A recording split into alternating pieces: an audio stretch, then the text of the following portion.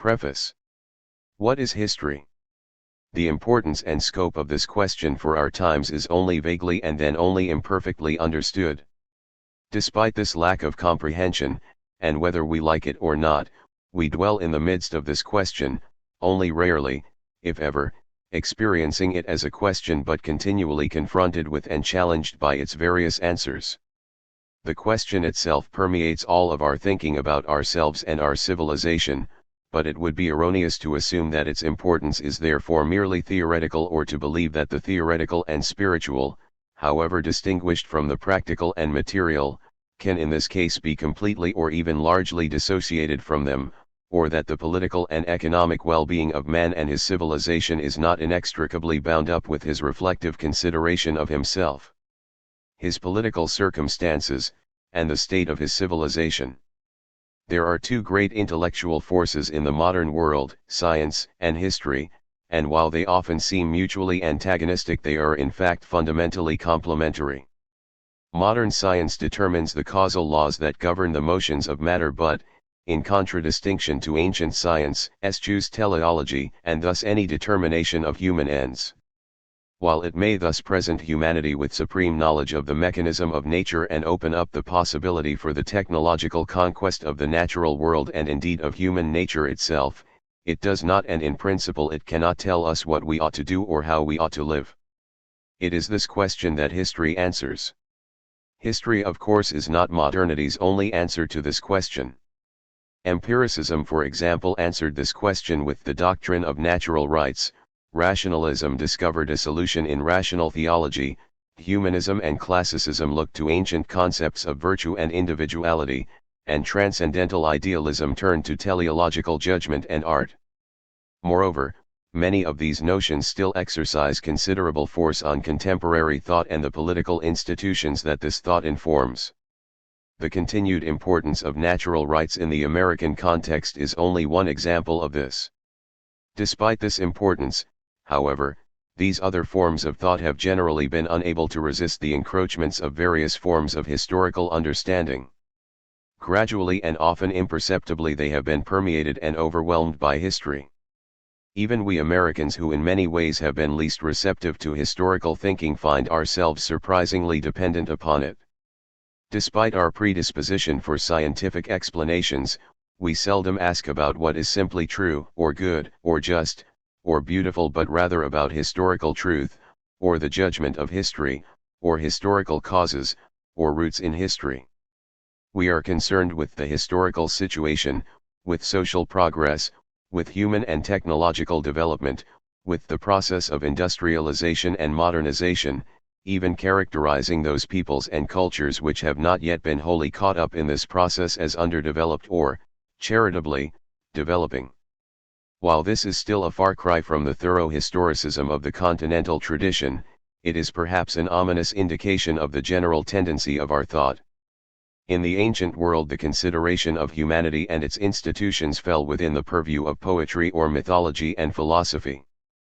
Both claimed to comprehend not merely man but both man and the cosmos, and thus to establish man's place and duty in a cosmological hierarchy. In our world, the task of such reflection upon human ends and duties has been assumed by history. For antiquity, rhetoric was the chief form of practical and especially political deliberation. The wisdom of philosophy, which contemplated the general and necessary, was turned to a consideration of the particular and possible in and through rhetoric. In our times, this classical function of rhetoric has been superseded or supplanted by propaganda, which implements the ideologically determined laws of history, and by public policy, which employs the knowledge gleaned by natural science to determine the most efficient means for the transformation of man and nature in accordance with historically determined social and technological goals. Nowhere, however, is the importance and depth of the question about the nature and ground of history more evident than in the debate about its answer. Unfortunately, this debate is not merely the concern of learned men and societies, nor is it contested only with words. The debate about the nature and ground of history has become ideological and revolutionary, it has become bellicose and cataclysmic. The greatest event of our times, the Second World War, in whose unperceived shadow we stand, was in principle an internecine struggle about the nature of history. The current state of international tension is no less the result of the conviction and fervor of some and the perplexity and paralysis of others about the answer to this question. As depressing as these reflections may be, they certainly would be made more bearable by the prospect of an unequivocal answer to the question of history or the dissolution of history itself as a way of understanding. But who today can soberly hope for such an answer or such a dissolution? Our thinking, our speaking, and our activity are so suffused with and dependent upon history and historical categories that any thought of such a transformation must be rejected by anyone who seriously considers the matter.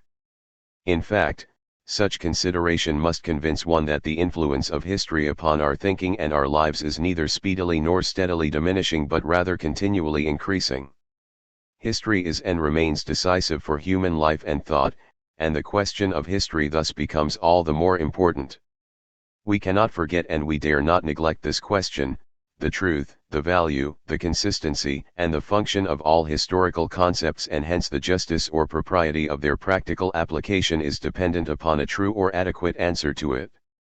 Without such an answer or the dissolution of the question itself, we are undoubtedly consigned to a debate between the convinced and the perplexed, with the ever-increasing danger of a new but nonetheless final solution.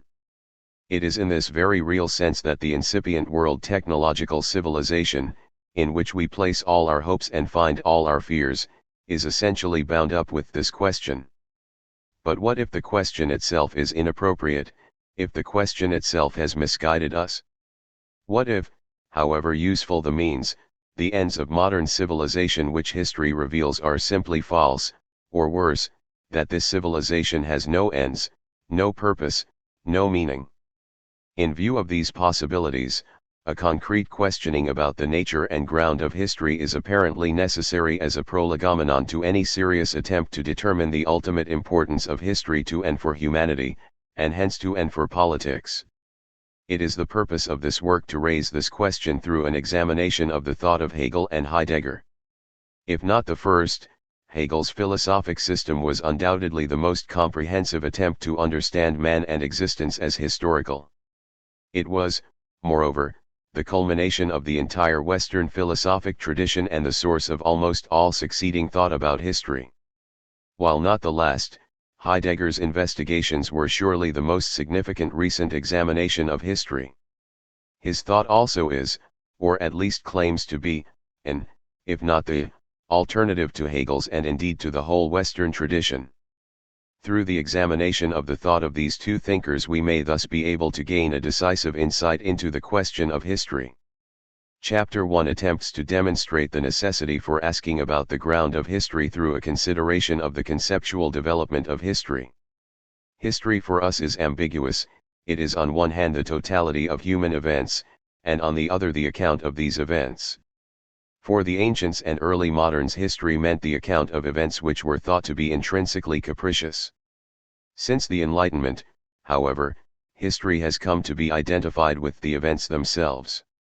This is the result of a fundamental transformation of our understanding of man and the relationship of nature and convention.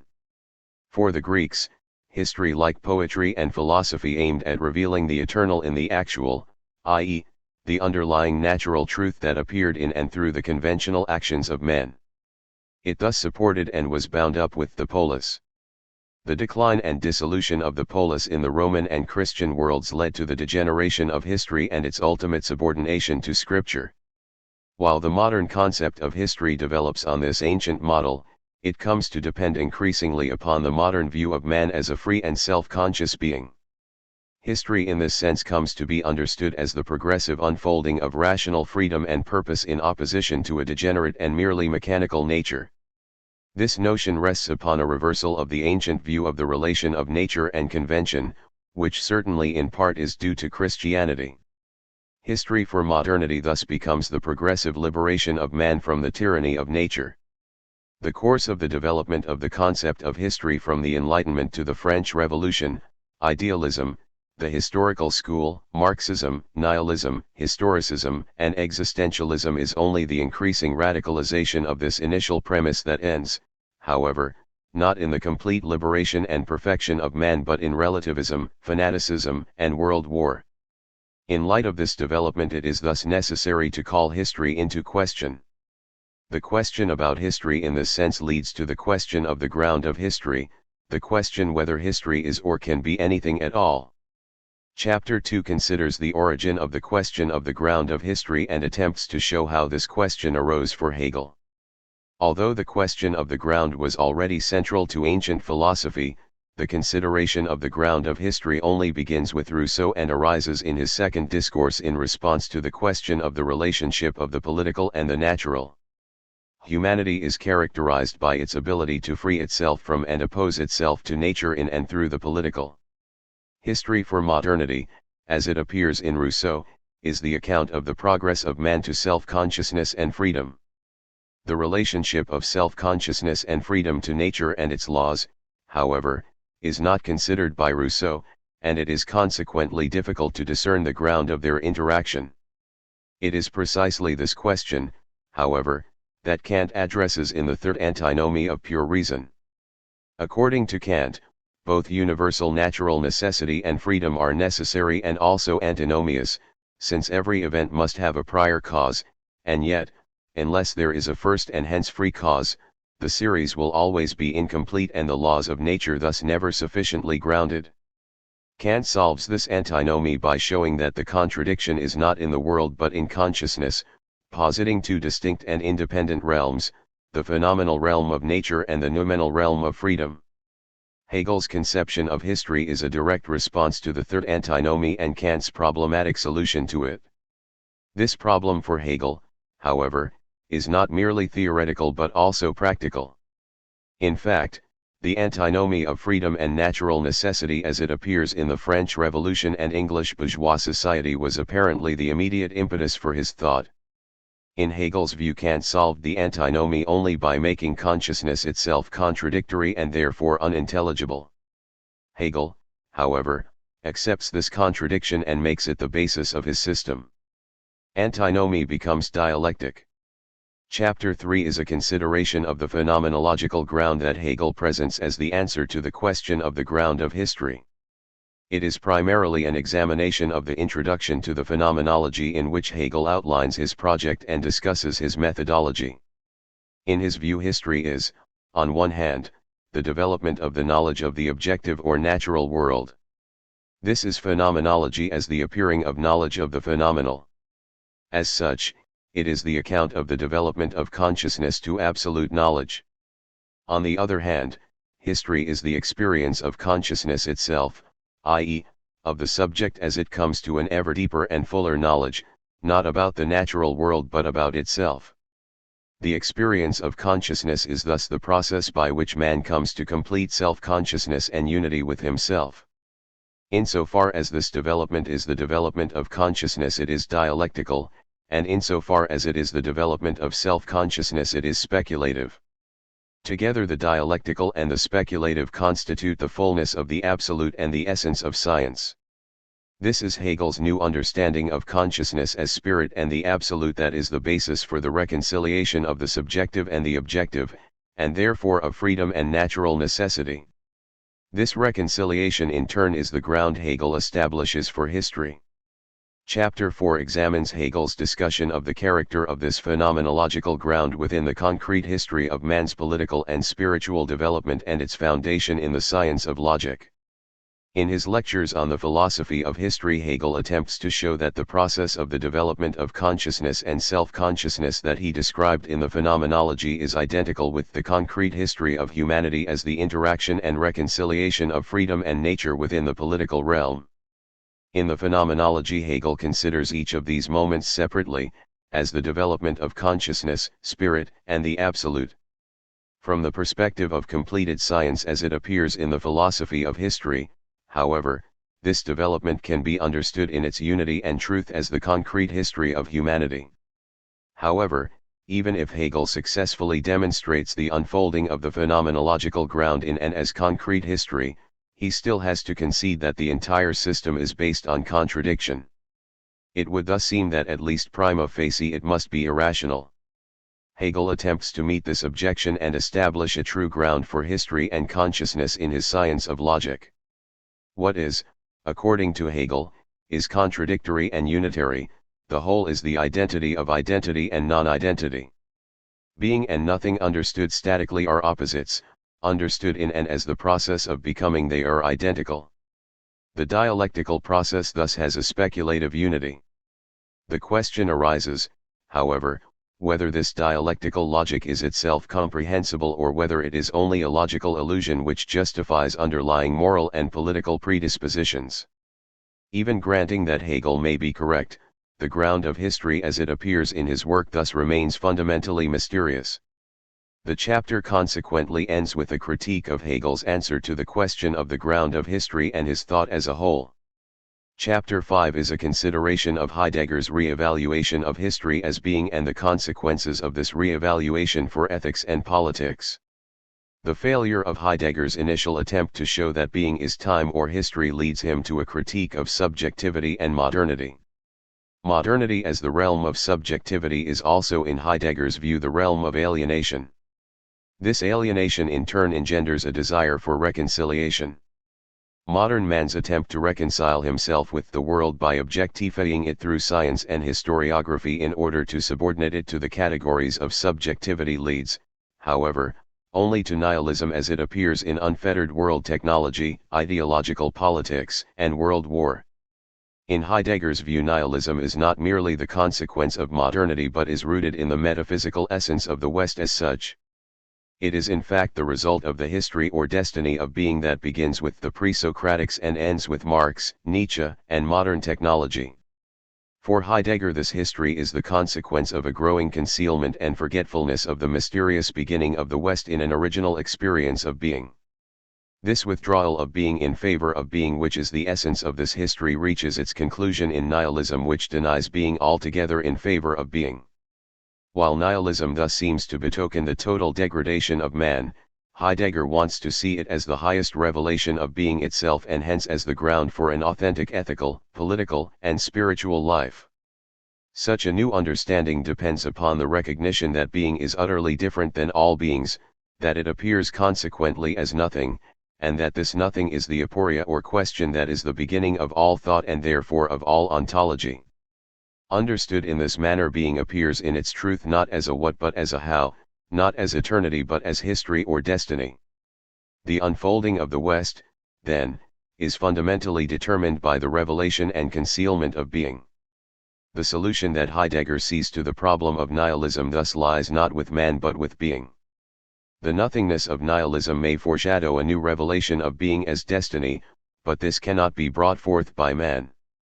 For man at the end of modernity, and that means at the end of Western civilization itself, there remains only a preparatory waiting that steps back out of technology and ideology, out of science and metaphysics, into the question or abyss of being in hopes of a new revelation.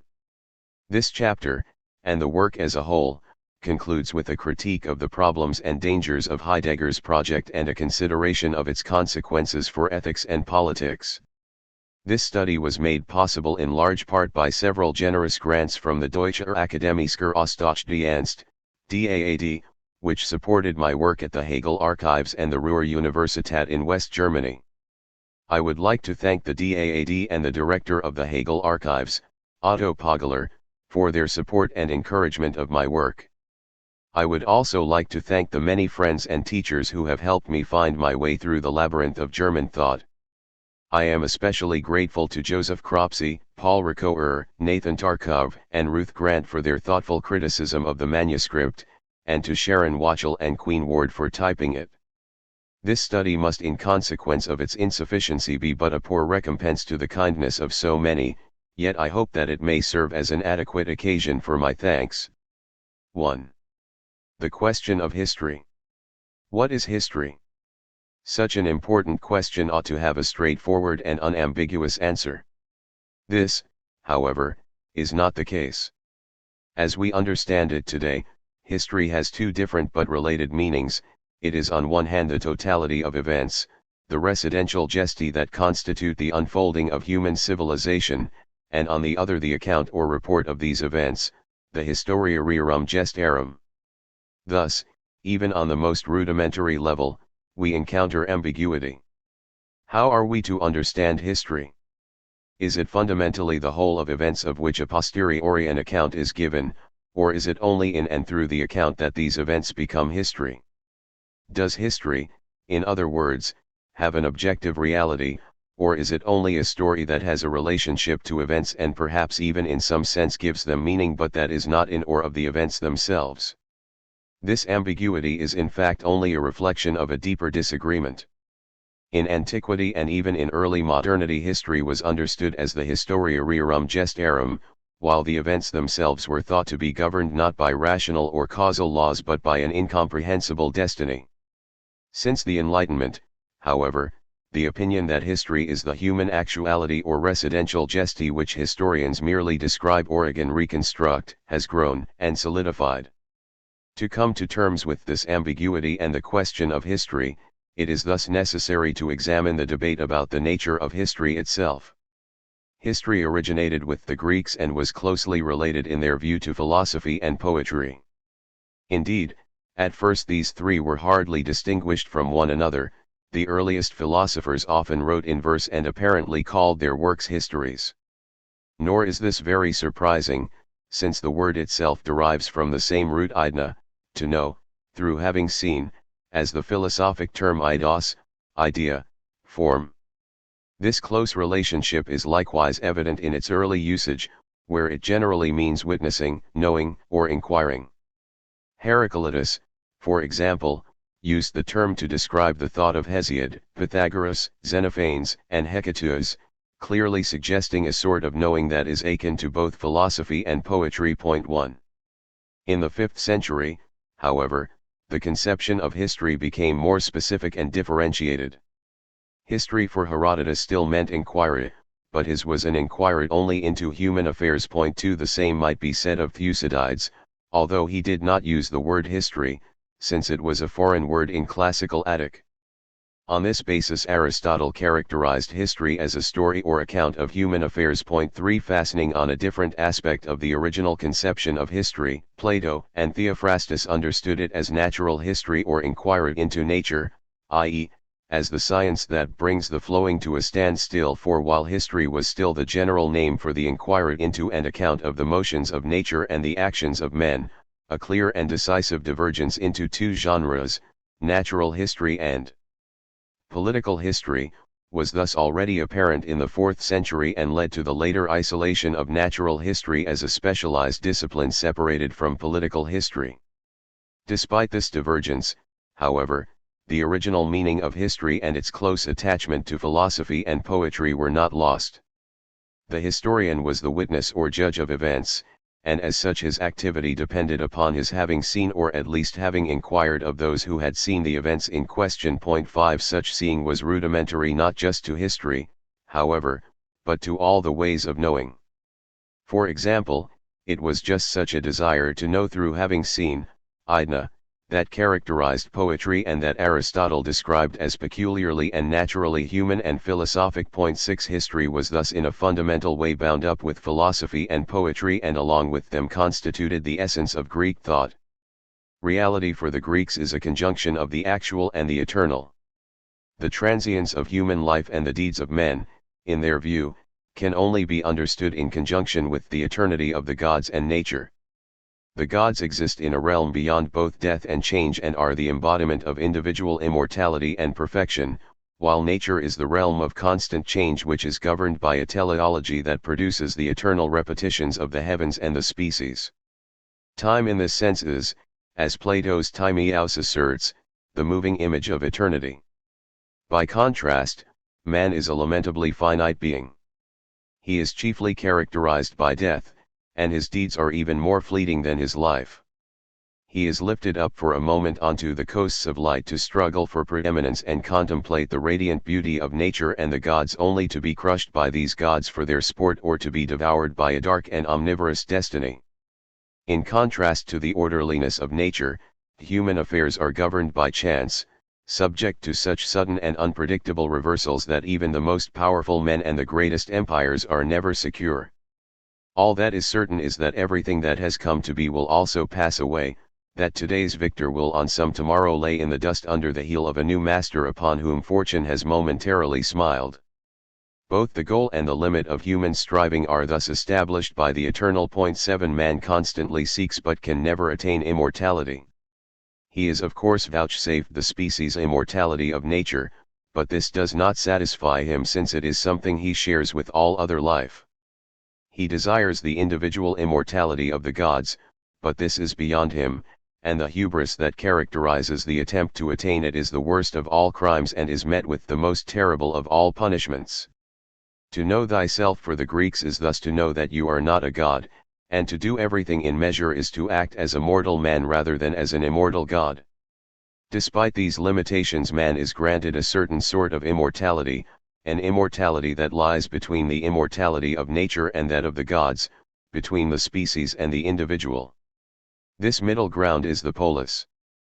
The polis is the place of human life, and those who live outside it, as Aristotle maintained, are for the Greeks either beasts or gods. Man is the zoon politikon, the political animal, and whatever immortality is granted him as a man must be bound up with the polis. This immortality, however, cannot simply be due to the eternity of the polis itself, for every polis, as the Iliad made apparent and as every Greek well knew, had at one time come into being and would just as certainly pass away. Thus it is not the eternity of the polis that is the source of human immortality. Human immortality is rather bound up with the polis because the polis is the place of speech, the place in which the eternal is brought to light in the actual through speech.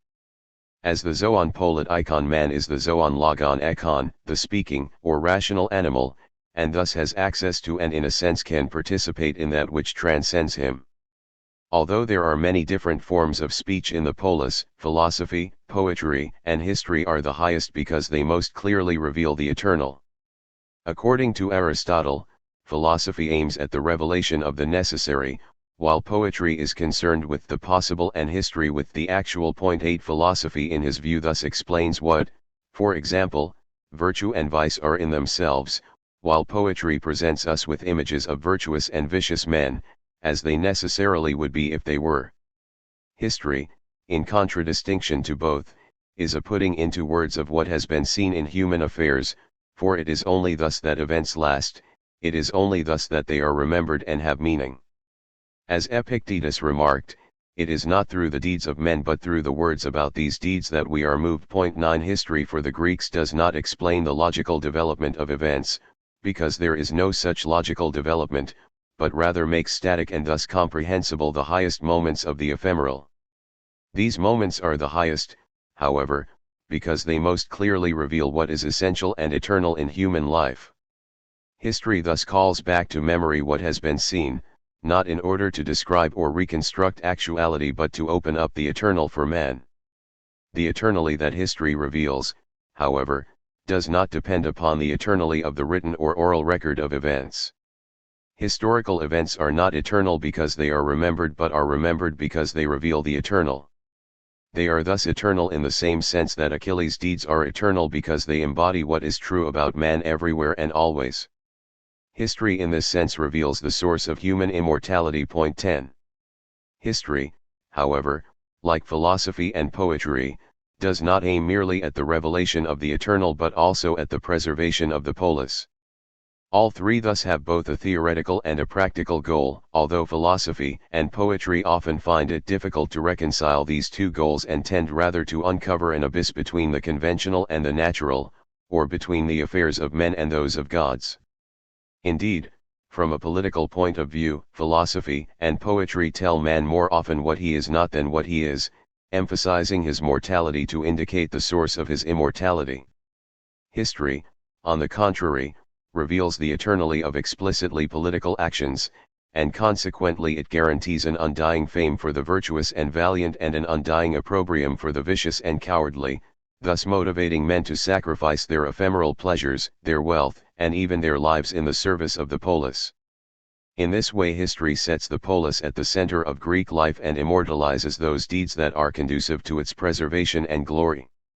Such an immortalization of the actual, however, is only possible because the eternal shines forth out of the events themselves. This does not mean that the Greeks believed that the actual is the eternal. On the contrary, actuality and eternity in their view are for the most part fundamentally severed. There are, however, occasions when the shape of actuality approaches that of eternity, i.e., when the eternal appears in and as the actual. It is such occasions that the historian immortalizes, and through them that he approaches the truth of philosophy and poetry. Thus, Thucydides, for example, could write a work for all time, because he had before him the greatest war of all time. Even in such a case, however, he did not merely describe the actual but also recomposed the speeches of the various orators to bring out what was appropriate to the occasion.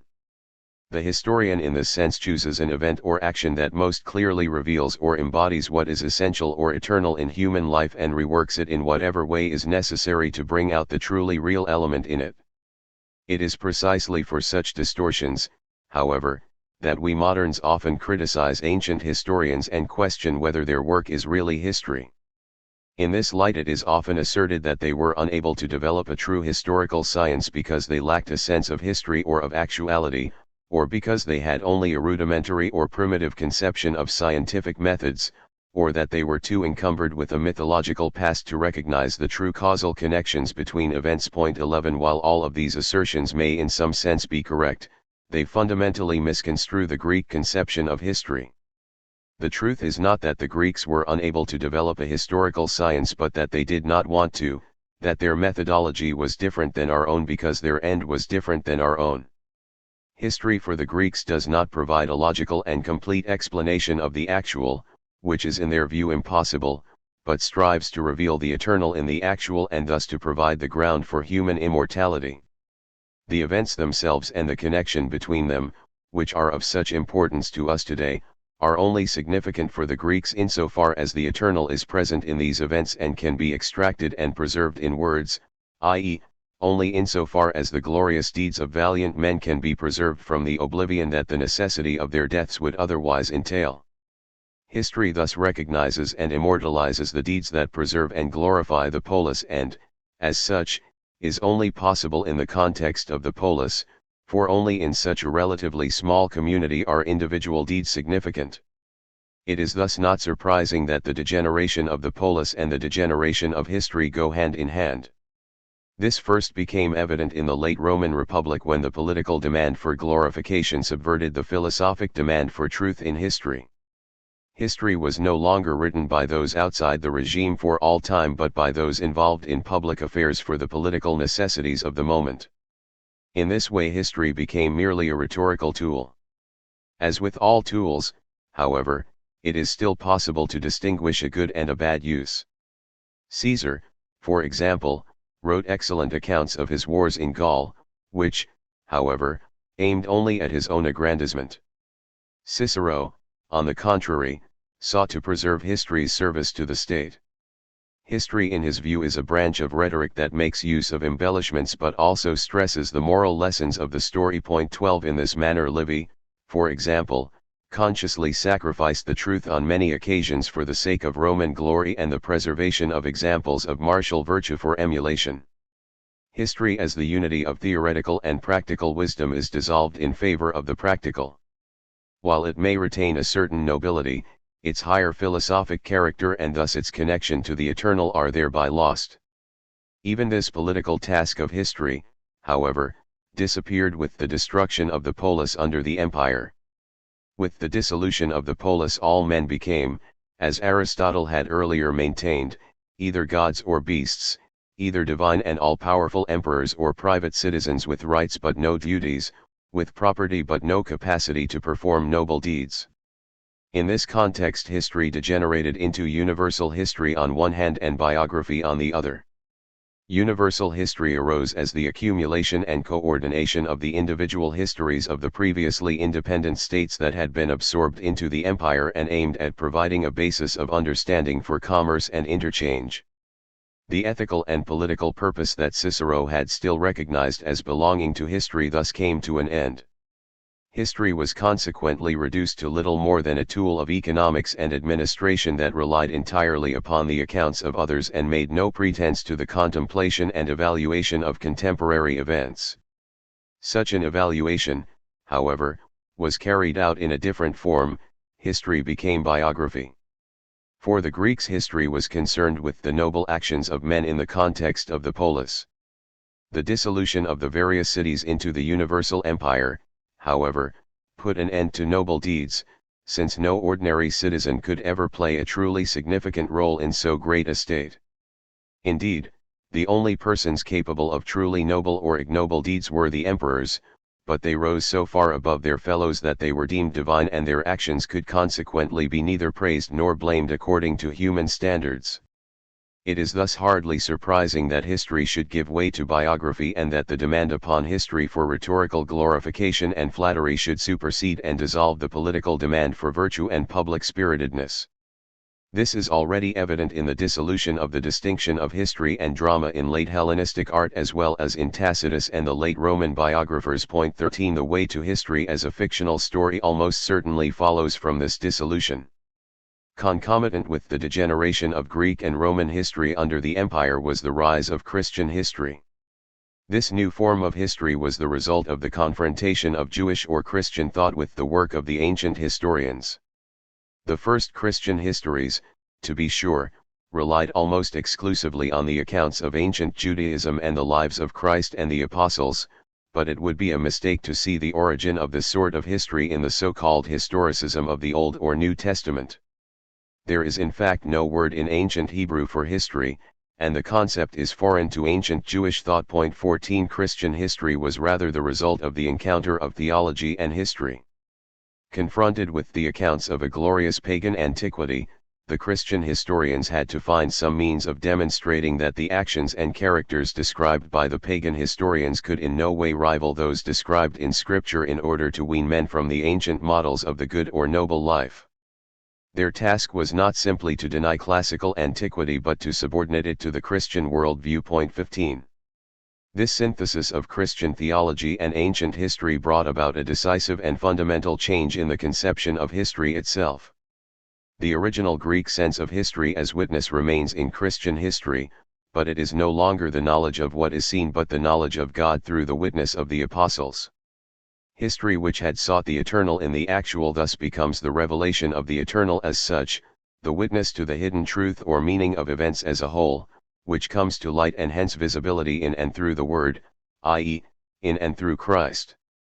History thus comes to rest not upon seeing or contemplation, i.e., not upon the immediate experience and apprehension of the eternal, but upon the authority and through the mediation of Scripture, i.e., through the Word itself. Thus history for Christianity is not the inquiry into or the account of events with a view to extracting and immortalizing noble deeds, but the faith in the single event, the kairos, that reveals the hitherto hidden truth and order in all creation. All Christian history in this sense is written sub specie aeternitatis. Time is no longer understood as the realm of transience, governed by caprice or destiny, but the unfolding of eternity backwards and forwards out of the moment of creation, i.e., out of the kairos in which Christ comes into the world. This single event is thus the key to all creation, since every other event follows from it and is only comprehensible in terms of it. History in this sense becomes prophetic, for just as the Old Testament prophets were able to foresee the coming of Christ by means of divine inspiration, so on the basis of this new dispensation the significance of the entire past and the entire future becomes comprehensible. Henceforth it was not the experience of the eternal in the actual but the revelation of the eternal in Scripture that was the measure of all things. The fidelity to the original witness that characterized ancient history, however, remained and was in fact intensified in no small part because the witness was conceived as divine or at least divinely inspired. The importance of the immediately seen and thus of man, however, was thereby correspondingly diminished.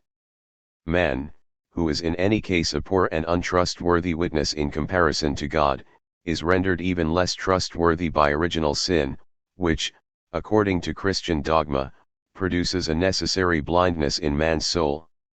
Moreover, the significance of all other events is infinitesimal in comparison to the event and can hardly be worth observing or recording. Consequently, Scripture is always more important in understanding events than an inquiry into the events themselves. Scripture also determines the substance of history. Point 16 Since history is an account of God's purposes with man from creation to parousia, it is universal or ecumenical. It is the history of all men. This does not of course mean that all men are equally important, they are distinguished by their relationship to God. Christian history is thus the account of the struggle of believers with non-believers, of the city of God with the city of the pagans. Both, however, are understood as agents of divine will, and the struggle itself as the trial of faith that will determine salvation. Even the outcome of this struggle is foretold in Scripture. In this sense, Christian history teaches the same lesson as Scripture, that it is not noble deeds or wisdom but faith, not worldly success but the proximity to God that is the source of human immortality. In this manner Christian history offers a bulwark against the lure of the ethical and political life portrayed by the ancient historians. Christian history is fundamentally a meditation on the relationship of God and man, and aims not at political stability or glory but at the propagation of the faith, not at the discovery of the eternal in the actual but at the demonstration of the actual as the unfolding of the eternal and the determination of its completion in the prediction of the parousia. With Christianity, history, as the Greeks and Romans understood it, comes to an end. History for the ancients is that form of speech which reveals what is essential and thus eternal in the actual affairs of men. For Christianity, however, the eternal appeared only once in the actual and thereafter transcends it. The glittering immediacy of the eternal that shone forth out of the actual for the ancient poets, philosophers, and historians retreats into the darkness of a transcendent reality that can be attained and understood only through the mediation of revelation. As a result, history almost entirely disappears in the Middle Ages. Point 17 Even chronicles and annals are rare and then are often little more than lists of popes and emperors. Medieval man understood time on the basis of eternity and found it difficult to believe that merely temporal differences could be very significant. Man lived at the end of time and sought only to determine the proximity of his translation into eternity. The tension between the actual and the eternal that had characterized antiquity was thus resolved in favor of the eternal by Christianity, and history consequently became superfluous. The relevance of history for human life only again became apparent in modernity. Early modernity, however, still understood history on the ancient model as the historia rerum gestarum, and it was not until the middle of the 18th century that it was understood as the res gesti. 18 In the 15th century, for example, it was held to be a close neighbor of rhetoric and poetry, and in 1651 Hobbes still considered it the register of the knowledge of fact and divided it into the two classical genres, natural and political history. 19 History for early modernity was thus still only a literary form and not in or of the events themselves. Although such Renaissance historians as Machiavelli recognized the ability of man to influence his own destiny, they were still convinced that history was not ultimately governed by reason or purpose but by fortune. How then did history, which had always been understood as the historia rerum gestarum, come to be understood as the residential gesti? We who are so accustomed to think of history in this way perceive nothing so extraordinary in this transformation and are perhaps only surprised that the ancients themselves failed to recognize such an obvious truth. They, however, would certainly have found such a notion as ludicrous as the idea that there was an actual or objective realm of philosophy or poetry. This is thus no mean or insignificant transformation, nor is it easily understood. It is clear, however, that it is peculiarly bound up with modernity itself. Modernity is characterized by the rejection of traditional authorities and the articulation of a new standard of truth. In contradistinction to antiquity, which discovered the truth in the blossoming of the eternal in the actual, and Christianity, which believed it had found the truth in the revelation of an eternal and transcendent God, modernity finds truth in man himself as a conscious and self-conscious being. Modernity is thus characterized by consciousness and recognizes as real only that which arises through consciousness, either through observation or introspection. Consciousness thus becomes the standard of truth for modernity. Consciousness is not mere thinking. On one hand it is the awareness or sensation of objects, and on the other it is self-consciousness, i.e., the consciousness of consciousness that characterizes the subject. Consciousness is thus not merely the empirical consciousness in the head of a subject but the twofold of subjectivity and objectivity, or in Descartes terms of the residential extensa and the res cogitans that constitutes the fullness of reality for modernity. Both the extensive realm of nature and the inner realm of the human self arise out of and rest upon consciousness, which consequently supplies the standard of truth for each realm. Only that which man can see and ascertain through observation or introspection is real, and everything else is merely a projection of the imagination. The proper study for man is consequently not the exegesis of scripture but the study of nature and the human soul. Early modernity concentrated its attention on nature, and modern natural science, which seeks to determine the causes of events and ultimately to manipulate nature for the benefit of man, was the result. The investigation of human nature takes place within this same horizon as empirical psychology, which attempts to determine the causes of human as opposed to merely natural motion. Man in this view is motivated by passions induced by natural objects. Certain passions, however, are more powerful and decisive than others, example the desire for self-preservation, or a ceaseless striving for power after power. On the basis of such an understanding, the early moderns believed they could determine principles of natural justice or right. If happiness arises out of the satisfaction of the passions, they reasoned, justice must consist in the greatest possible satisfaction of the passions of each consistent with the satisfaction of all. As a minimum, government must provide for the security of all and allow everyone the opportunity to satisfy his desires. This is, of course, the basis of modern individualism and liberalism and the modern doctrine of natural right. In this manner, nature seemed to early modernity to present man with an eternal standard of right or justice against which he could judge human actions and evaluate the legitimacy of political institutions. This modern doctrine of natural right, however, rests upon a weak foundation, for it is not nature that is the final standard for modernity but man, and not natural necessity that is determinative but human freedom. As self-consciousness, man is not merely in himself but also for himself, i.e., he is not simply subject to the universal law of natural causation but he rises above it to the realm of freedom. To be free in this sense means to be free from the laws of nature, from the bondage to one's passions. This freedom is thus not license or caprice but the freedom to live according to rational laws. To be free is thus to be rational. To be rational, though, means to be self-conscious in the fullest sense, to rise above the state of merely reactive consciousness into the state of complete self-consciousness where I equals I.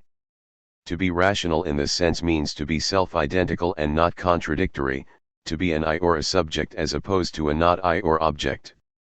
Freedom is thus the liberation from nature and natural desire, from all tyranny of objectivity.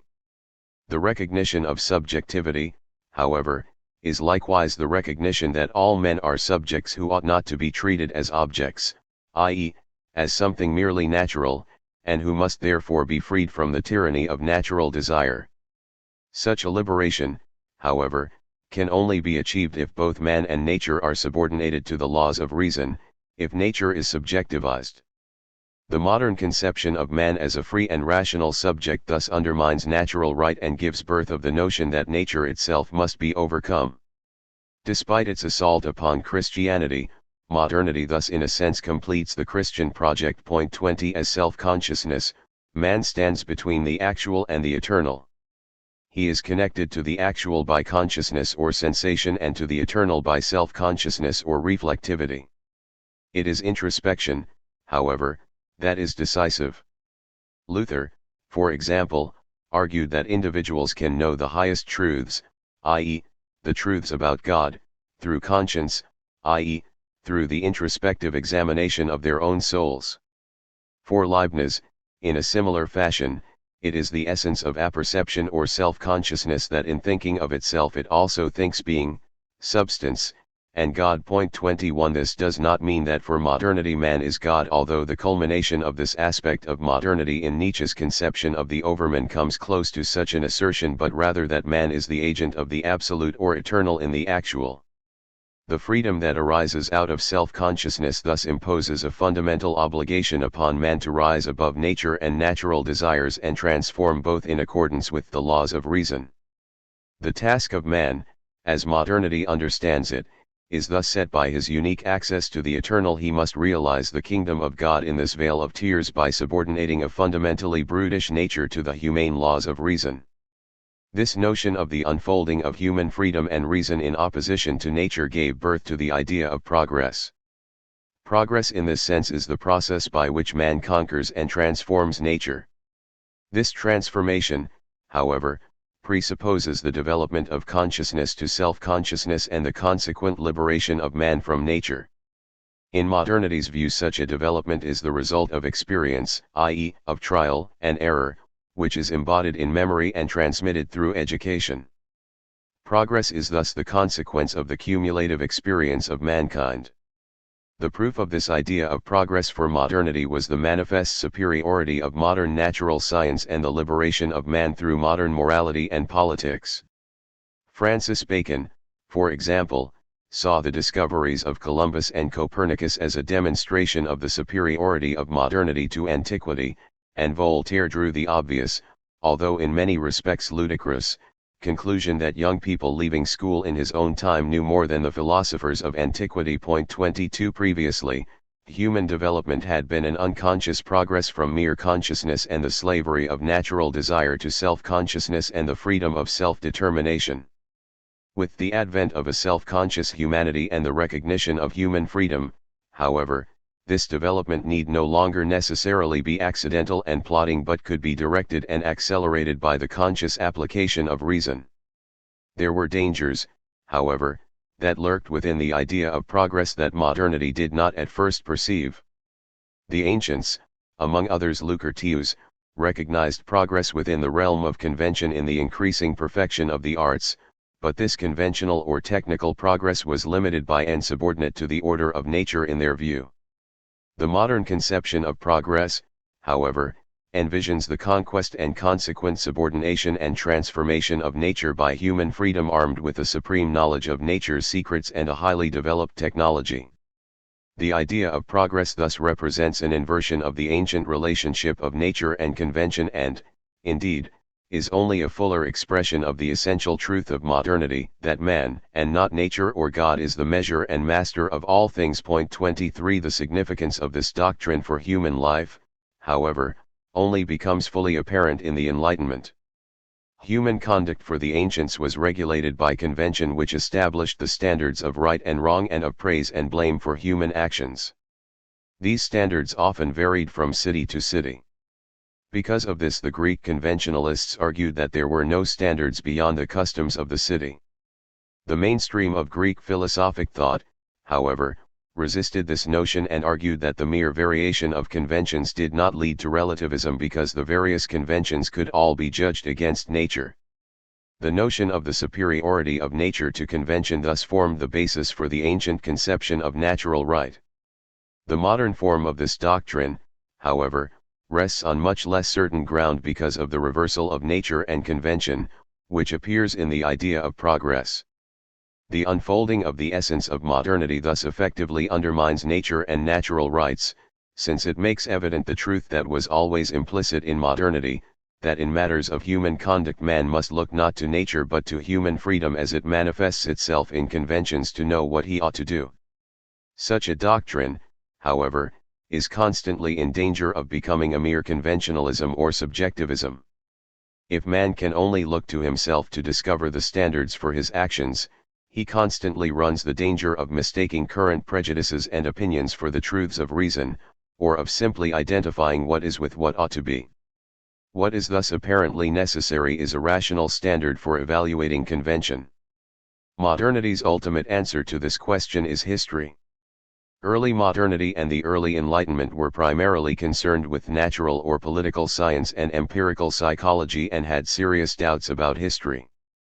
This was hardly accidental. These sciences rested upon the immediate experience and observation of man and nature, and their results could be ostensibly verified or ascertained. History, on the contrary, depended upon memory, which is less certain than sense experience, and upon authorities, whose judgment could not be evaluated or trusted. It thus did not seem to meet the standards of a legitimate science. Voltaire, who was himself a historian, doubted for example that historical sources before the Renaissance could be trusted. For the early Enlightenment history was at best but unfable convenio, which might reinforce the truths of reason but really had no independent authority of its own. The growth of the idea of progress and the collapse of nature as a standard for human conduct, however, gave rise to the modern conception of history. Whereas nature had hitherto seemed to form a rational whole in comparison to the irrationality and caprice of human affairs, the discovery of rational human freedom that transcended nature led, on one hand, to the recognition of the incompleteness or insufficiency of nature and, on the other hand, to the realization of the basic rationality of human affairs. Modernity thus came to conceive of the unfolding of human freedom in and as progress as the basic truth of actuality. It was this new conception of human affairs as a rational development that led to the notion of history as the res gesti. 24. This modern conception of history first appeared in the latter half of the 18th century in the work of Vico, Montesquieu, Voltaire, Gibbon, Herder, Turgot, Condorcet, and others. 25. While only a few of these writers examined history as a whole, they were all anxious to demonstrate the reality of progress that was responsible for the superiority of modernity to antiquity. History in this sense, though, is not merely the history of man but the history of the unfolding of the eternal in and through man, and the end or goal of history is the complete conquest and rationalization of nature, the perfect institutionalization of a secularized and fundamentally logical city of God. This recognition of a rational end to historical development fills the moral and political vacuum left by the collapse of the doctrine of natural right. History presents a rational standard that lifts man above mere conventionalism or capricious subjectivism because it allows man to judge all conventions in terms of their state of progress toward the perfectly just society which is the rational end of history. The doctrine of historical progress, however, not only establishes standards of justice and right by which to measure conduct and political institutions but also creates a goal or destination for humanity and a concomitant historical duty or moral imperative. The conscious recognition of the hitherto unconscious development of history and of its necessary goal or end leads to the obligation, as Condorcet for example understood it, to accelerate historical development and thus to shorten man's way to perfection. 26. In this way the idea of historical progress ends in a doctrine of acceleration and mobilization. All man's efforts must be turned toward this goal, and all resistance is understood as the consequence of naturally self-interested and irrational passions, which must consequently be beaten down. In this view the recalcitrant must be forced to be free and all men obliged to obey the law of universal reason that is the necessary ground of human perfection. The rise of history thus leads man not to social reformation within the confines of an expansive liberalism but to millenarianism and revolution. The French revolutionaries were possessed by this vision of a rational state and driven by the moral imperative of what they perceived as their historical duty to seek its institutionalization. The revolutionaries, to be sure, were attempting to remedy real injustices, but their remedy was chiliastic.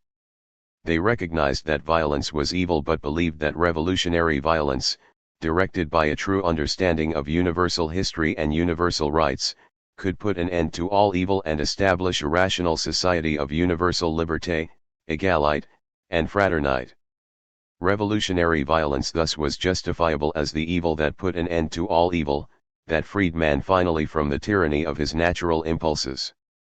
The bright beginnings of the revolution, however, ended not in universal justice but in the terror and in European war. The attempt to establish the millennium brought about the rule of violence and death. This led to a general reconsideration of the revolution and the conception of history and rights that lay at its heart. There were, of course, those who attempted to redeem the idea of revolution from the failure of the revolution. They argued that the revolution failed not because of an innate human irrationality that appeared when all traditional constraints were removed but because the time was not ripe, or because the revolution was subverted to the selfish interests of a new but nonetheless nefarious oligarchy, or because the revolution had not been radical or ruthless enough, and as a result the old ruling class had been able to mount a successful resistance that turned man back at the very gates of paradise. They argued in short that the failure of the revolution was not a failure of principle but merely the result of accident or circumstance, and that consequently revolution was still the necessary and legitimate means to a just and rational society.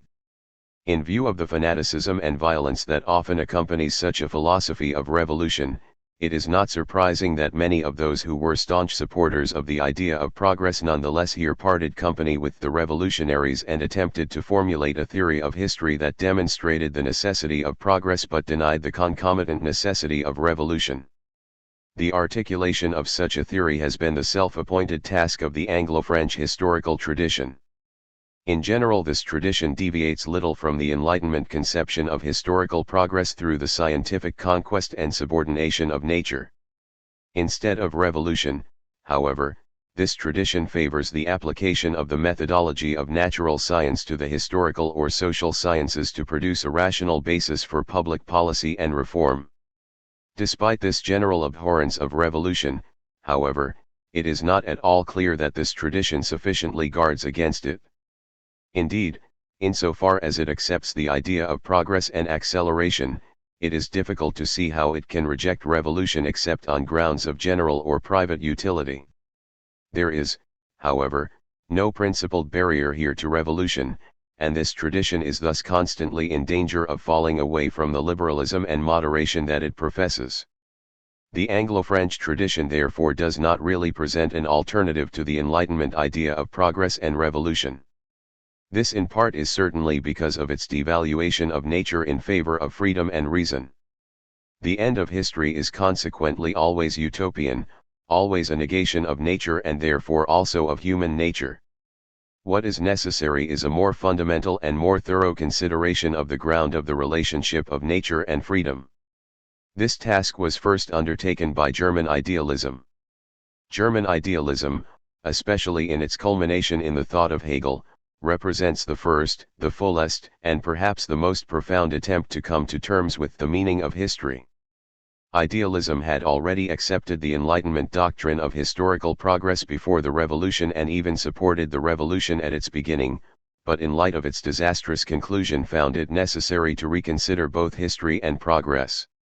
The result was a new view of historical progress based on a new understanding of the relationship of man and nature. Early modernity had given precedence to nature and natural law, while the late Enlightenment had recognized human freedom and revolution as decisive. Idealism attempted to reconcile these two elements in a new understanding of reality. Nature, according to idealism, does not dictate laws to animalistic man, nor does man stand as the absolute master of nature. Both are necessary to one another and are reconciled in consciousness and reason. History thus is no longer understood as the total liberation of man and the utter subordination of nature, but as the dialectical process of their reconciliation. The end of history is thus not a self-positing humanity free from all natural constraints, but a humanity whose freedom is coincident with a rational nature. History itself is thus conceived not as a linear development or the mere accumulation of knowledge, but as the dialectical development of consciousness. History thus repeatedly leads man into contradiction and guides him to his goal only by first misguiding him through every possible error. It is, therefore, impossible to extrapolate from the present on the basis of mere calculative reason in order to predict the future, because such a prediction is always only a universalization of the present, and that means the universalization of one particular error. Consequently, any revolution that seeks to establish total or radical human freedom is necessarily misguided. Hegel, however, claims that history has come to its end and fulfillment in his own time, and that it is possible to retrospectively survey the totality of historical development and to know absolutely. This knowledge is not, however, the basis for a revolutionary transformation or fundamental reformation of society, and leads in fact only to the completion of the basic changes that have already occurred. Idealism thus ends in the notion of acceptance and reconciliation.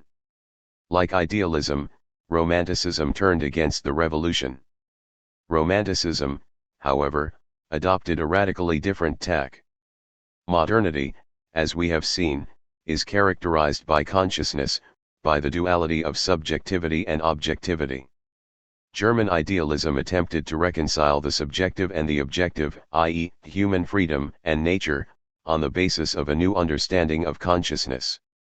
The Anglo-French tradition, in contrast, thought that the objective, i.e., what is seen and experienced, was decisive.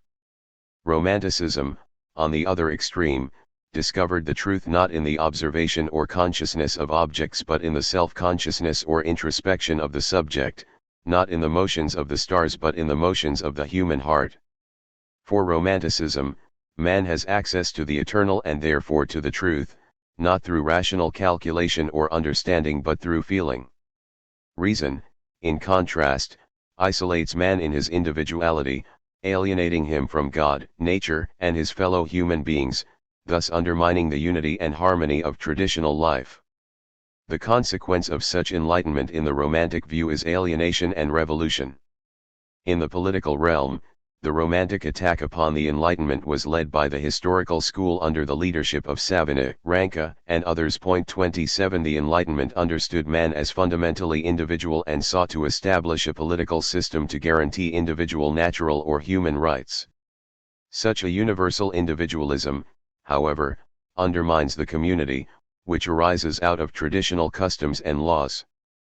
According to the historical school, however, such a traditional community is the true center of human life and the basis of all individual development.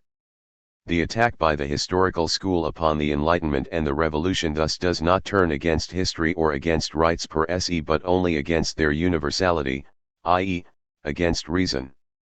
The result is a conception of national or regional histories which attempt to glorify and strengthen the community. History for the historical school is not a linear or dialectical development of human freedom and universal reason but a garden of many different flowers, each with its own peculiar character and needs. One set of rights thus could not satisfy all men, and so it is necessary to isolate and articulate specific English, French, or German rights through an investigation of the histories and traditions of the various peoples themselves. 28. Such a conception of localistic or nationalistic history did indeed establish a bulwark against millenarianism and provide a basis for traditional community, but the cost was high. This view of history gave rise on one hand to a romantic nationalism that has thrust itself forward in various and often bellicose forms, and on the other to a cultural relativism that regards all standards as idiosyncratic and circumstantial. Both of these were unfortunately exacerbated by the inability of the historical school itself to construct a convincing system of specifically national rights. Indeed, almost every conception of right proved to have some historical justification, thus allowing almost any doctrine, however perverse or alien, to parade under the banner of nationalism or evoke and fortify its own fanaticism with an ardent patriotism. The collapse of philosophy and especially metaphysics after 1848 and the consequent growth in the stature and influence of natural science gave rise to the notion that history should also be a positive science. This led, in turn, to a partial rapprochement of the Anglo-French and German traditions. This was especially evident in the movement within the historical school toward a more positivistic science of history. Sibyl, a student of Savigny and Ranke, argued, for example, that history was superior to philosophy not merely because it was concerned with the nation rather than mankind as a whole but also because it dealt with facts rather than reason and hence was more compatible with natural science. The result of this development was the increasing identification of historical with mechanical causation and the development of a historical logic analogous to the logic of the natural sciences. While this application of scientific methodology to the study of history enormously increased its range and explanatory power, it did so only by sacrificing any claim to determine standards for human conduct. Science and scientific history in this view are concerned with facts, not values. This conception of history consequently found its philosophical home in the neo-Kantian separation of science and morality, which allowed it to neglect the question of values with a good conscience in the name of science. This value-free historical or social science thus only solves the question of values by abdicating all responsibility, with the assertion that values arise in some general but undefinable way out of concrete historical situations. This, however, is nothing more than a return to the conventionalism that history was meant to overcome. With the failure of this neo-Kantian or positivistic science of history to answer the question of values and provide a ground for the interaction of nature and freedom, thought turned back to a reconsideration of Hegel, who had articulated a conception of history based upon the reconciliation of nature and freedom and of facts and values. Indeed, the further development of the conception of history in essence has been nothing other than an ever-increasing radicalization of the Hegelian position. Few of course have accepted Hegel uncritically, but even those who have rejected him remain within the Hegelian horizon. The first and certainly most politically significant of these Hegelians was Marx. In Marx's view there is no distinction between history and nature or facts and values. In this respect he remains within the idealist horizon. His thought, however, takes a distinctly materialist turn. History in his view is the interpretation of things as they actually are and have occurred, and consequently every profound philosophical problem dissolves into an empirical fact. 29 The historia rerum gestarum is thus merely the reflection of the truly real residential gesti. Actual history, however, is understood not as the reconciliation of human freedom and nature but as the concrete development of the means of production that will ultimately allow man to master nature and establish a realm of perfect human freedom and creativity. In this sense Marx returns to the Enlightenment idea of progress. This doctrine in his hands, however, is radicalized even further through the subordination of philosophy to history. Whereas the Enlightenment and idealism had both recognized that philosophy is prior to history, i.e., that the eternity of reason first makes the actual comprehensible, Marx believed that history as the residential gesti determines the character of all philosophy. Philosophy for Marx is ideology, and far from revealing the truth about man and values only reveals the prejudices and desires of a particular age and class. Marx, however, does not thereby fall into relativism. History gives man direction. Indeed, it alone is the source of truth and it alone can tell us what we ought to do. It is our one and all 30. History directs man by indicating what is to come next, thus presenting him with a moral imperative to join the avant-garde and prod his slower-moving contemporaries into action. But since history is dialectical, its ultimate goal only appears on the threshold of its actual completion. Marx, like Hegel, recognizes an absolute moment in which the whole course of history and its final destination become apparent. In contradistinction to Hegel, however, this knowledge arises in Marx's view before the actual completion of history and thus serves not so much as an explanation but as an instigation to action.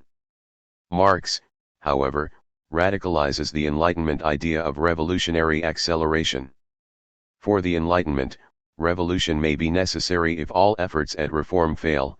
For Marx, revolution is an inevitable and unavoidable aspect of progress. Marx thus views revolution not as a lamentable necessity but as a positive duty, not as a course that man can enter upon only with a heavy heart and deep distrust but as the most noble and glorious of human deeds. In contrast to Marx, Nietzsche rejects the Hegelian notion of history as a rational process and characterizes it instead as the process of unreason or nihilism. For Nietzsche, as for Schopenhauer and Kierkegaard, it is not history but eternity that is the source of truth and the standard or guide for human conduct. The eternity to which he turns, however, is fundamentally restless. The attempt to press onto becoming the character of being likewise necessarily presses the character of becoming onto being. Thus the entire distinction of actuality and eternity disappears for Nietzsche. There is no eternity apart from the eternal repetition of the actual. Moreover, the fundamental antagonism in the actual is not overcome or reconciled as it is in Hegel and Marx because there is no end of history. Contradiction is eternal. The result is an absolutized relativism or perspectivism that understands every theory as the expression of an age, and history as the struggle of equally perspectival worldviews for predominance. Herewith any idea of a rational historical development and hence a rational determination of values is put to rest, and all that is left of the historical task is a fatalism that tells man to be hard and guarantees him only death and defeat. Here is the same propensity to glorify struggle that we saw in Marx, but in Nietzsche's case it is not the struggle for a rational end but only the expression of the eternal struggle that lies at the heart of actuality. Man is thus only what he makes himself. His highest task is to attain power, to create something magnificent through struggle, and everything is permitted. Relativism thus becomes a creative nihilism that continually creates meaning then again destroys it. Man is radically free and the truth is the product of his creative freedom, but this freedom no longer aims at the institutionalization of reason. The consequences of this conception of nihilism for history are drawn by historicism and existentialism. Historicism, as developed by Dilthey and Croce, represents an explicit appropriation and further radicalization of Hegel's thought. 31 It began with the assumption that history is not merely one realm of being but all reality and that there is nothing behind or beneath or above history, not even a restless eternity of becoming such as Nietzsche supposed. What is real is life experience, and this cannot be explained either by natural science or introspection but only by history. Man's understanding of history, however, is really only a self-understanding that never escapes the present. Man has no eternity of nature, no end determined by historical development, not even a restless eternity turning round in its incomprehensible cycles, but only the moment of his life in terms of which to judge himself, his deeds, and his political institutions. Such a doctrine, however, finds it hard to avoid relativism and nihilism. Dilthey and later Weber thought that it was possible to recognize the recurrence of certain archetypes and on this basis to construct a science of the human spirit, Geisteswissenschaft, and Mannheim attempted to show that the perspectival character of knowledge did not necessarily undermine values because values arise out of social reality. Such a view, however, seems to assume that most human beings are not affected by theoretical discourse and will not notice that what they take to be absolutes are in fact merely the projections of momentary necessities, or that human beings can live contented lives despite the recognition that their standards have no basis other than their own subjective desires and judgments. Historicism in fact assumes that men can live without reference to the good as long as they have a good, however ephemeral or contradictory, to guide their actions. Such a view, however, undermines all moral obligation and only more securely attaches men to the dictates of their own passions and desires. The realm of historicism is the realm of unrestricted subjectivity and absolutized relativism.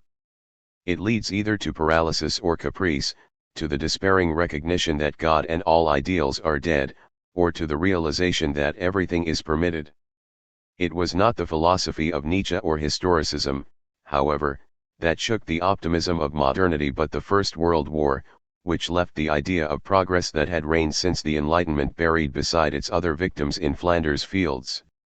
The collapse of the idea of progress, however, did not lead to a rejection of history but only opened the way for even more radical and politically more bellicose forms of historical thought.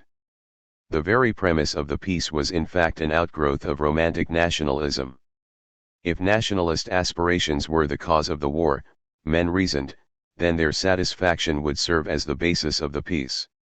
Marxism, on the contrary, understood the war as the necessary consequence of capitalist competition and saw the way to peace and justice not in nationalism or a general social progress but in a revolutionary transformation of society.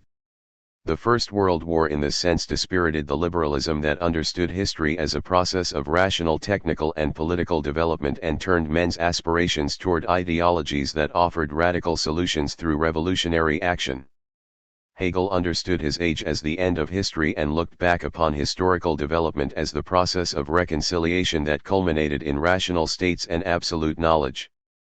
For Nietzsche this path had become the path of nihilism that led man not to reason or God but to the recognition that God is dead and that all forms of knowledge and political life are only ghost bridges thrown over unfathomable abysses. The First World War seemed to many to have blown away all the gossamer imaginings of modern man and to have opened up the hard truth of his destiny beyond all his shattered illusions. It thus led to a fundamental reconsideration of history and modernity, and indeed of the West itself, that sought a way out of the rubble in which modern man suddenly found himself. Troeltsch saw this crisis as the result of the defective character of the modern natural rights teaching and proposed a return to the ancient interpretation of natural rights. 32 Spengler, on the contrary, saw this as the fateful and inescapable setting of the West and suggested that men accept their destiny. Existentialism finally considered this crisis as the necessary consequence of the spiritual presuppositions of the West and urged even more radically that men reject Western civilization as a whole. This rejection, however, is itself based upon a further radicalization of historicism.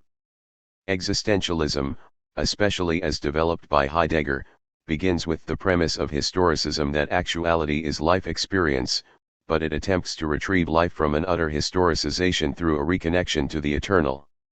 This reconnection is achieved through a phenomenological or existential analysis of life experience that strives not to ground history in being or reason or to press becoming with the character of being but to demonstrate that being itself is history or time.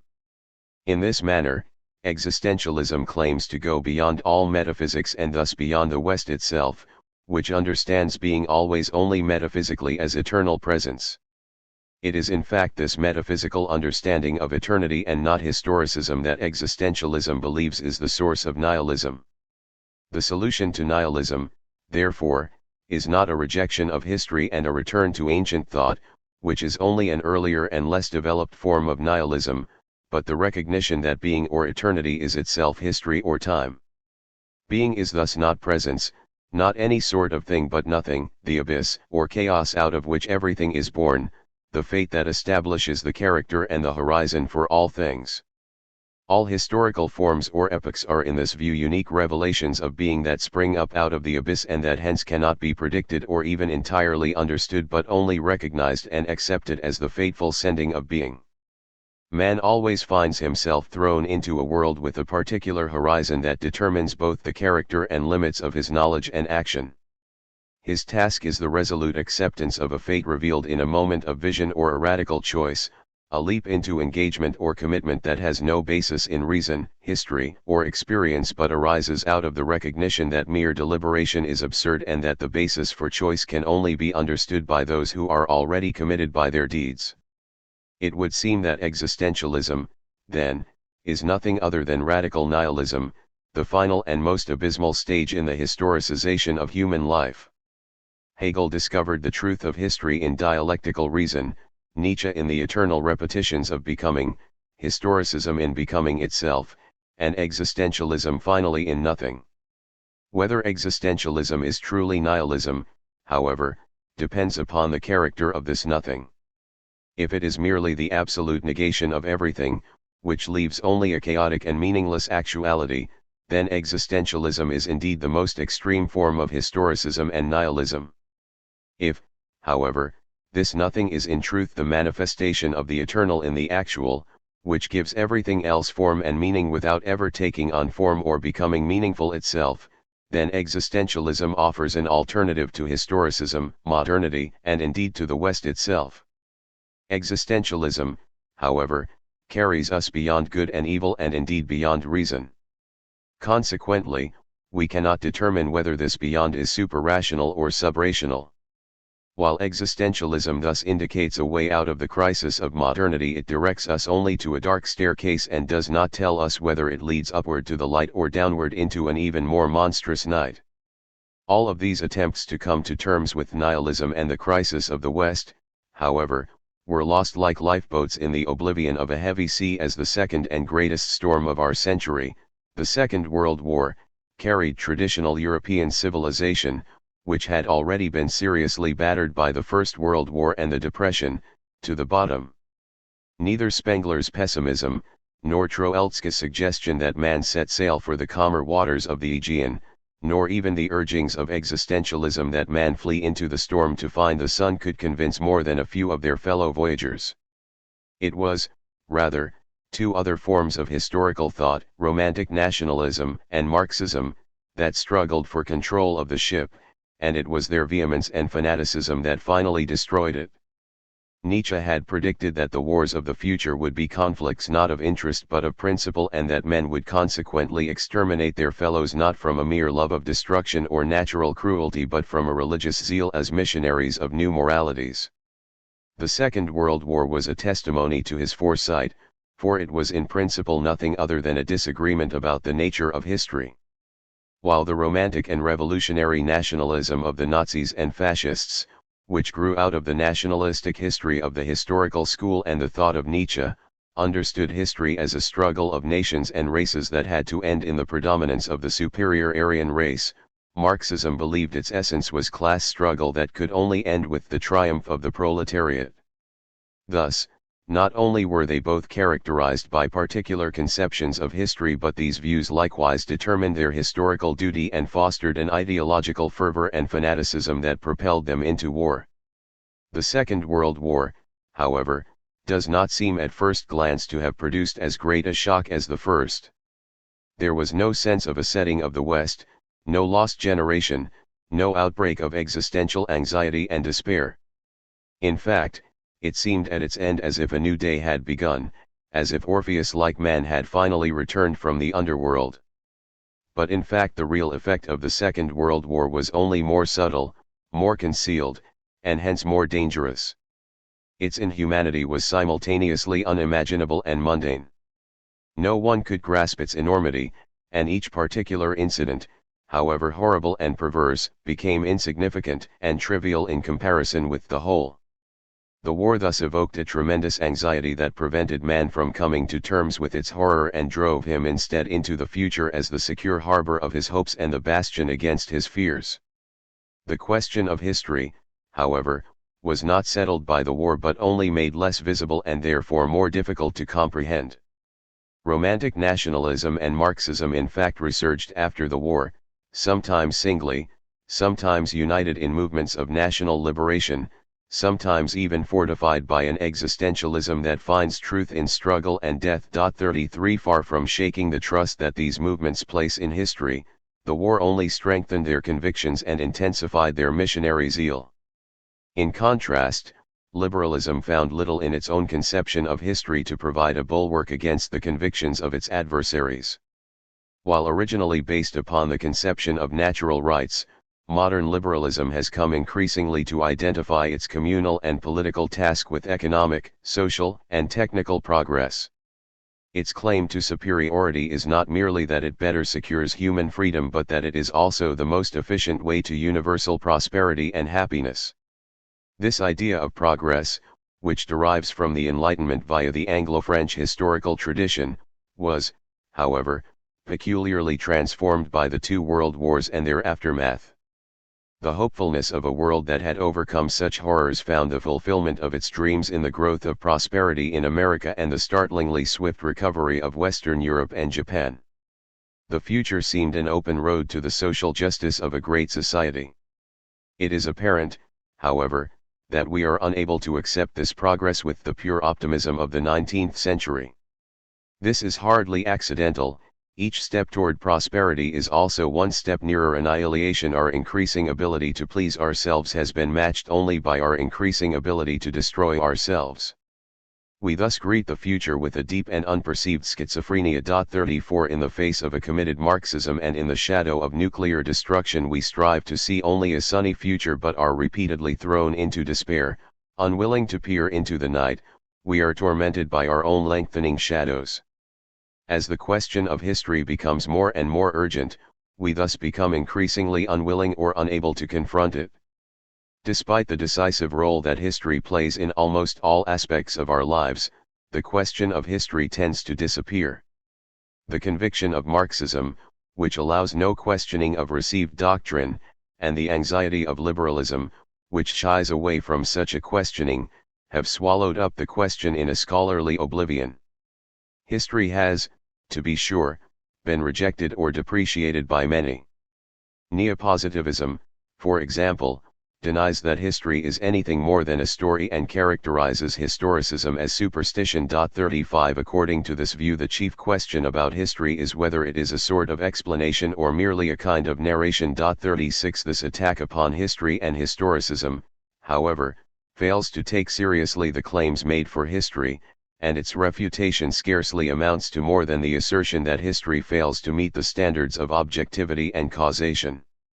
Characteristic of natural science. 37 History cannot, however, merely be rejected.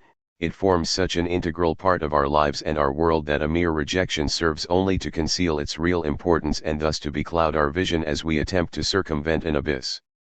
What is thus necessary is a fundamental reconsideration of the question of history. Whether we like it or not, our world has come to conceive of history as the human actuality. It is thus all the more perplexing and disheartening that we are unable to articulate a conception of history that can consistently sustain human dignity.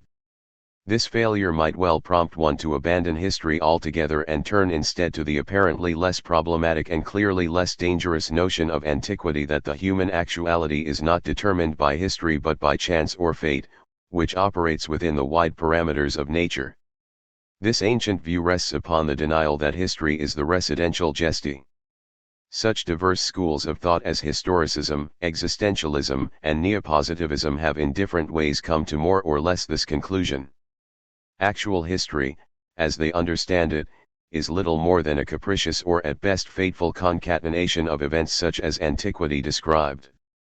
The crucial difference between the ancient view and these contemporary notions, however, is that we today have no cosmology or theology to fall back upon that can give meaning to our lives.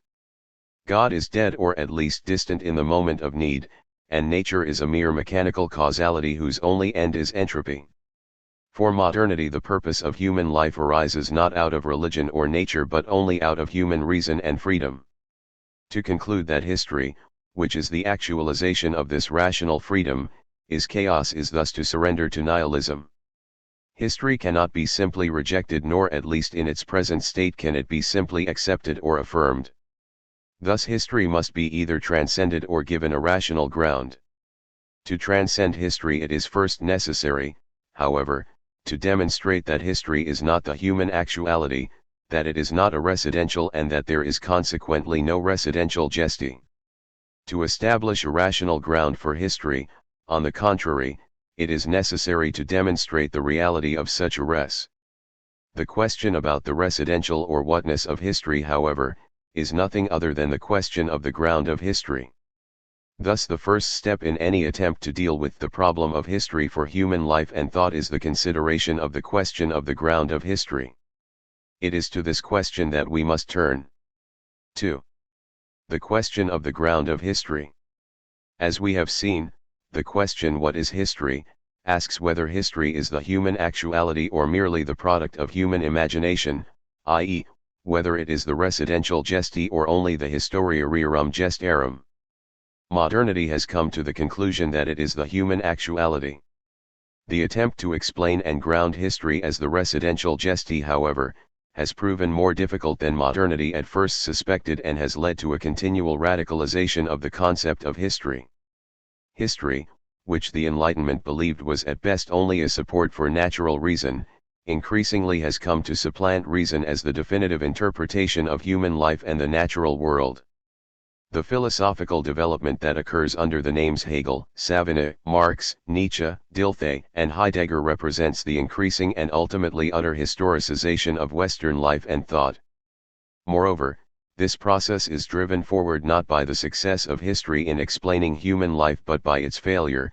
Just as men have sought to cure the ills of democracy with more democracy, so they have sought to cure the ills of history with more history. This cure, however, has left the patient, if not fatally weakened, at least thoroughly confused and frightened. It is thus not accidental that in our times we note an ever more vehement and partisan attachment to particular conceptions of history on one hand and a total rejection of history as the residential geste on the other. Both the unthinking acceptance and unreflective rejection of history arise from the same source, the chaos and confusion that the historicization of human life and thought has produced. History, however, cannot be merely accepted or rejected. For better or worse, it is an integral and inescapable part of our lives. What is necessary, then, is not action but thought, not acceptance or rejection but reflection. Thinking, however, is not the mere comparison of dogmatic assertions that, for example, puts Aristotle and Nietzsche onto a philosophic or ethical balance and discovers that one is weightier than the other. Thinking means rather a willingness to dwell in questions and aporiae, to suspend both action and belief, and to follow the bleak path from one perplexity to another, in the recognition that what is good can only be fully or adequately determined on the basis of what is true. In the present case that means suspending judgment about history, either for or against it, until we can determine what history is. What then is history? For our times this question has become the question of the ground of history, the question whether history is or can be a res, i.e., a what or a being. The question what is history, thus becomes what is history, as the question of the whatness of history, and that means before all else the question whether history can be a what at all. Only when this question about the ground and possibility of history has been answered does the question about its particular character arise, and only on the basis of an adequate answer to the question of the ground can the question about the nature of history be answered. The what question is the philosophic question and differentiates philosophy from poetic mythology, which asks about the who, and modern science and technology, which asks about the how. It has its origin in, and is the hidden impetus of, the thought of the Greeks. Their answer to this question took many forms, but these might be summarized as nature or, more abstractly, as being. This answer, however, is not an answer in the ordinary sense of the term but rather the highest and most perplexing aporia. In face of the question what is being? Aristotle concludes, being is what is one. The ultimate mysteriousness of the ground is thus neither solved nor dissolved. It is, rather, embodied and concealed in this answer, which is not a mere tautology that puts an end to thinking but an expression of the fundamental perplexity that everywhere and always gives rise to thinking. Philosophy for antiquity begins with questions and is a continuing and ever-deepening questioning that ends in the consideration of first causes and principles that are themselves perplexing and mysterious and apparently have no demonstration. They are first not because they are the most certain but because they are the most aporetic, they are that which is everywhere at hand and yet utterly impenetrable and incomprehensible.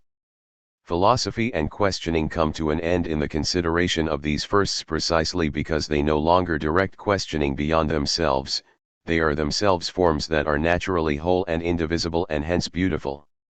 These forms themselves cannot be analyzed, they can only be contemplated.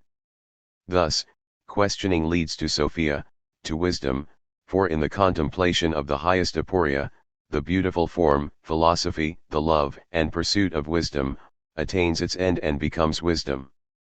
Ancient philosophy is thus in the most literal sense skeptical, questioning and contemplative, interrogating nature without destroying the natural, falling into neither the abyss of endless reflection nor the superficiality of mere observation. Point 2.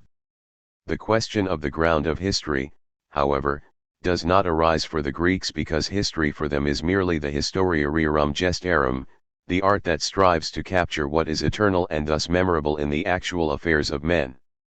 History in their view is thus not a residential or being about which one could even ask such a question. Indeed, the question of the ground of history would have made no more sense to them than the question of the ground of poetry or philosophy. For modernity, on the contrary, the question of the ground of history has become increasingly important as history has replaced nature as the predominant explanation of actuality. This growing predominance of history has also continually undermined the ground that the Greeks discovered in the unchanging and increasingly revealed not the beauty and mystery of irreducible forms but the leering face of the abyss. In part this is certainly because modernity seeks the ground not in nature but in man. Man for the Greeks was one part of nature, for modernity nature is one realm of human consciousness. Hence, the ground can hardly be something merely natural. This becomes particularly apparent when we consider causality. For antiquity causality is essentially teleological. The motions of nature and the activities of men are conceived for example by Aristotle as a continual striving for perfection and completion. The measure of this perfection and thus the principle or ground, action, that governs change is the natural form. 3. It is this eternal and unchanging moment in nature that, for example, guides the craftsman when he fashions his product. he is merely the immediate or efficient cause, that through which the thing comes to be. Modernity, on the contrary, eschews a teleological explanation of causality and recognizes instead only a mechanical or efficient causality. The ground of motion or change is thus not found in the natural end or form but in the preceding state of motion. Each preceding state, however, is itself something caused and thus cannot serve as the final ground. Even an infinite sequence of causes offers no real solution to this enigma.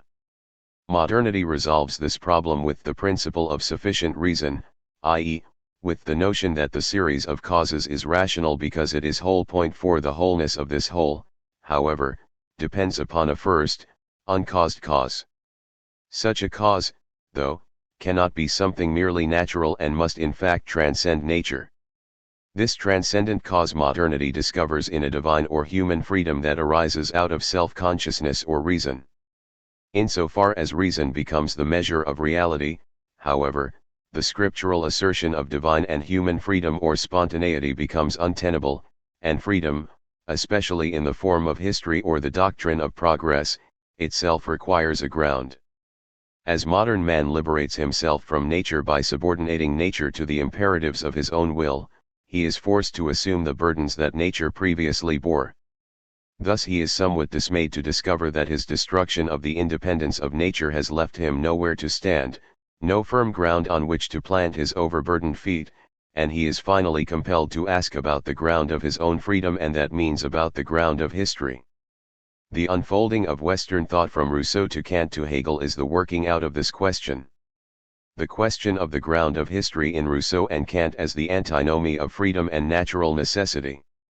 Although preceded by Vico's New Science, 1725, Rousseau's Discourse on the Origin and Foundations of Inequality Among Men, 1755, is the real beginning of the consideration of the question of history and its ground, for while Vico's work was little known outside southern Italy until the 19th century, Rousseau's second discourse touched off a debate that occupied European thought for the rest of the 18th and much of the 19th century.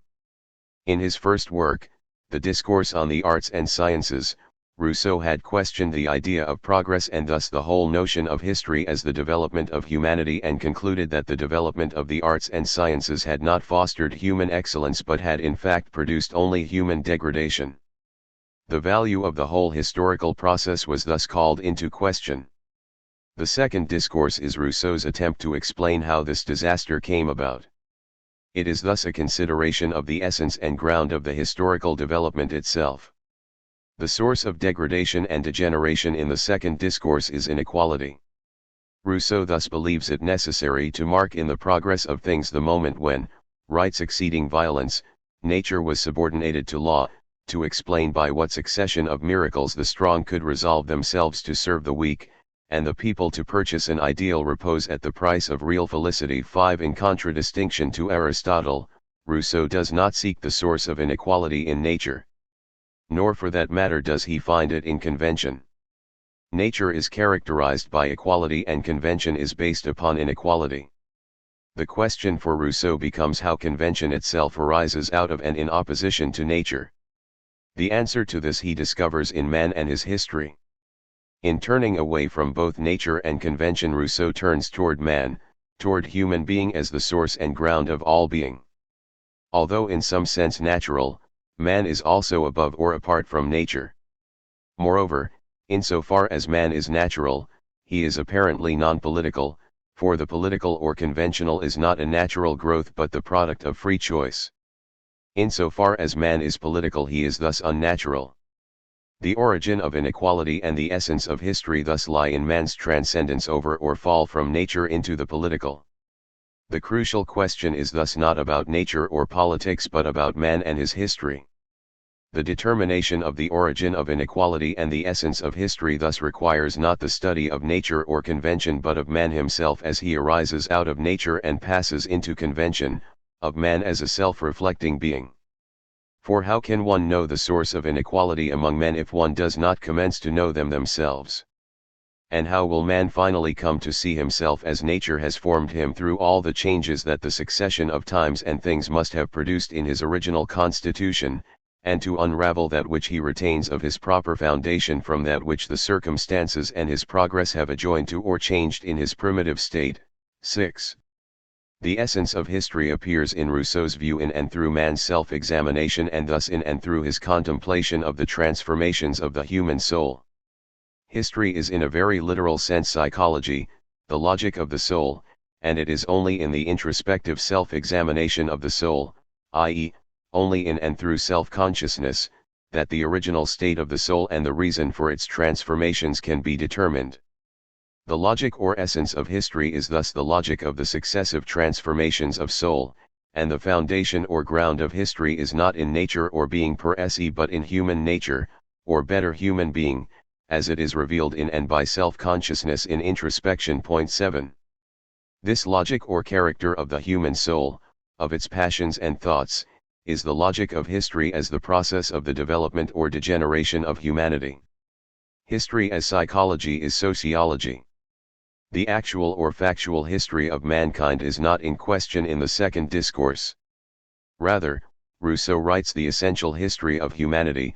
He does not strive for the factual accuracy of historical scholarship but seeks through hypothetical or conditional reasoning to give the account or the logic of the character or essence of man and history as the journey of soul from the freedom and basic equality of the state of nature, which exists no longer, which perhaps did not exist, which probably will never exist, to the slavery and inequality of civil society, from love of self, amour de soi. A natural sentiment to pride, amour propre. A sentiment which is relative, artificial, and born in society, from one state of soul to another. Point 8. The second discourse is thus the description of history as the soul's coming to consciousness of itself, i.e., becoming what it always, at least potentially, was and is, self-consciousness, and hence the description of the loss of its natural unity and ground. The savage, according to Rousseau, lives within and in unity with himself, as simple or natural soul or consciousness. Social man lives constantly outside of himself, as self-consciousness, not in the natural unity and individuality of soul but in the diremption or alienation of his particular self from his general or social consciousness. Point 9. The question of the essence of history for Rousseau is thus the question of the twofold of the natural and conventional as it appears in the human soul. The decisive and characterizing moment of the soul and hence of history is the differentiation of these two states. It is this moment that distinguishes the natural from the political and destroys what in Rousseau's view constitutes the unity and real happiness of the soul. The first who, having enclosed a piece of earth, thought to say, "This is mine, ceci est à moi," and found men simple enough to believe him, was the true founder of civil society. 10. The decisive moment of human history as the spiritual history of humanity is itself an act of soul, namely, the assertion of a part of the world as mine. This assertion is complex. It is the assertion of the distinction of world and I and the concomitant assertion of, a part of, the world as mine, as for or to me, as being, with respect, to me, est à moi, which itself presupposes the distinction of you, he, she, it, and I, and therefore mine and yours, and we and they, and consequently ours and theirs. This event is in truth the advent of self-consciousness. Self-consciousness distinguishes world and I and reunifies them as being to or having and hence as property and ownership. Self-consciousness, however, also destroys the unity of the soul itself. The I is not individual and indivisible natural soul but the particular self which is necessarily bound up with the we and hence with the political. This decisive moment of all history is thus the separation of man from nature and the diremption of the soul into a particular self or I and a social consciousness. The nature from which man is alienated is his own human nature, which itself was immediately related to nature as a whole. As self-consciousness, man is related only mediately, i.e., only through custom and language, to nature. Moreover, self-consciousness is not something that belongs to any single self but that in which all selves take part. It is the opinions and beliefs, the customs and conventions of political society. It is general or universal and as such it is the political. Point 11. As general, it is outside of or transcends any one self and hence is generally conscious or aware of each single self as a part of its own generality, i.e., it is the perception and estimation of each by all. Self-consciousness is thus self-consciousness, the social or general consciousness and estimation of each self, of each I, you, he, etc., and hence the ground and determination of what is proper to each self, of what is its own, and thus the source and ground of property and inequality. History is the history of human being, of the transformation of natural soul into social or political self-consciousness and the subsequent development of this state. The actual events of history are past and remain conjectural, but the truth of history is in the human soul, in the unfolding of its possibilities. Thus, while the immediate cause of any particular historical event may be accidental, the course or direction of events as a whole is necessary. Point 12. The status of the soul with respect to nature, however, is ambiguous. Rousseau suggests that man is in some sense natural, but it is precisely that which Rousseau attributes to him as natural, i.e., freedom and perfectibility, that distinguish him from nature. In exercising his natural capacities and removing himself from nature, man destroys his own natural unity. Soul in nature is isolated from other soul. Its only thought is of its own existence and preservation. It is the whole. Nature itself, however, is or presents difficulties for the soul in the shape of droughts, overpopulation, etc., that give rise to scarcity, forcing the soul to exercise its freedom, i.e., its ability to oppose nature, and in perfecting itself to raise itself above or out of nature and the difficulties of nature. The soul is driven back upon itself and its own freedom into a kind of reflection and the recognition of the humanity of other men. In the moment the soul becomes social, it loses its independence and unity. Through language, the family, and the polis, the diremption of itself and consciousness is continually augmented. Through the exercise of its own natural faculties, the soul separates itself first from nature and then from itself. The soul becomes self-consciousness. Point 13. This history of the spiritual development or degeneration of man is thus intertwined with nature but ultimately independent of natural necessity. The soul is affected by natural necessity but ultimately is dependent upon itself. Here, though, Rousseau's questioning apparently reaches an end. The question of the relationship between human being and nature is not raised. If human being is grounded in nature and hence is itself something natural, how can it be free or perfectible and hence above or removed from nature? Is human being that moment of nature in which nature transcends itself, or is human being itself something supernatural? Both of these alternatives are problematical. If there is freedom and hence purposive causality in nature, how can there be anything like natural laws or, for that matter, any unity to nature at all? If, on the other hand, human being is not natural, how can nature have any effect upon it? Yet is it more satisfying to accept what seems to be the only alternative, namely, that human being is both natural and supernatural? Thereby, we may preserve the consistency of nature and natural law and the unproblematic interaction of man and nature, but only by making human being itself incomprehensible. If human being is both natural and not natural, how can it be a unity? This is perhaps even more perplexing than the other alternatives. What is then the relation of human being, i.e., of freedom and perfectibility and therefore the political, to nature and natural necessity? This is not an idle question but the decisive question with which idealism begins and in a sense ends. For Kant this question appears in and as the third antinomy of pure reason, which forms the philosophical center of his critique of pure reason. Kant had already considered the antinomy in his dissertation in 1770 and wrote in a letter to Garve late in life. Not the investigation of the existence of God, of immortality, etc., but the antinomy of pure reason was the point from which I began. The world has a beginning, it has no beginning, etc., to the fourth. There is freedom in human being against, there is no freedom and everything is natural necessity. It was this that first woke me from my dogmatic slumber and drove me to the critique of reason itself to dissolve the scandal of the contradiction of reason with itself. Point 14.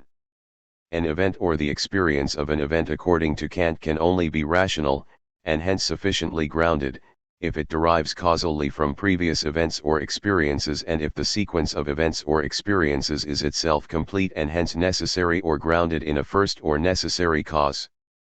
Kant apparently believed that he had proven the causal consistency of events or experiences in the second analogy, but this fulfilled only the first condition of rationality. The question of the consistency and sufficiency of events as a whole is the topic of the third antinomy. According to Kant, what reason establishes or setzt, as true is a law, ein Gesetz. Reason thus is inherently thetic, from the Greek tythemi, I set, and thereby establishes nomoi, laws, or conventions, and is hence nomothetic. Law-giving. 15 Reason is not merely thetic, however, for it does not merely set or establish laws at random but sets or puts laws together with one another. Reason as thetic is thus also synthetic. This putting together of laws that it has established brings reason into conflict with itself, for it discovers that two laws which it has established as true contradict one another, and hence that its synthesis is in fact an antithesis. Reason as both nomothetic and antithetic becomes antinomious. The third antinomy is the antinomy of causality, which arises when reason tries to grasp the causal character of the world as a whole.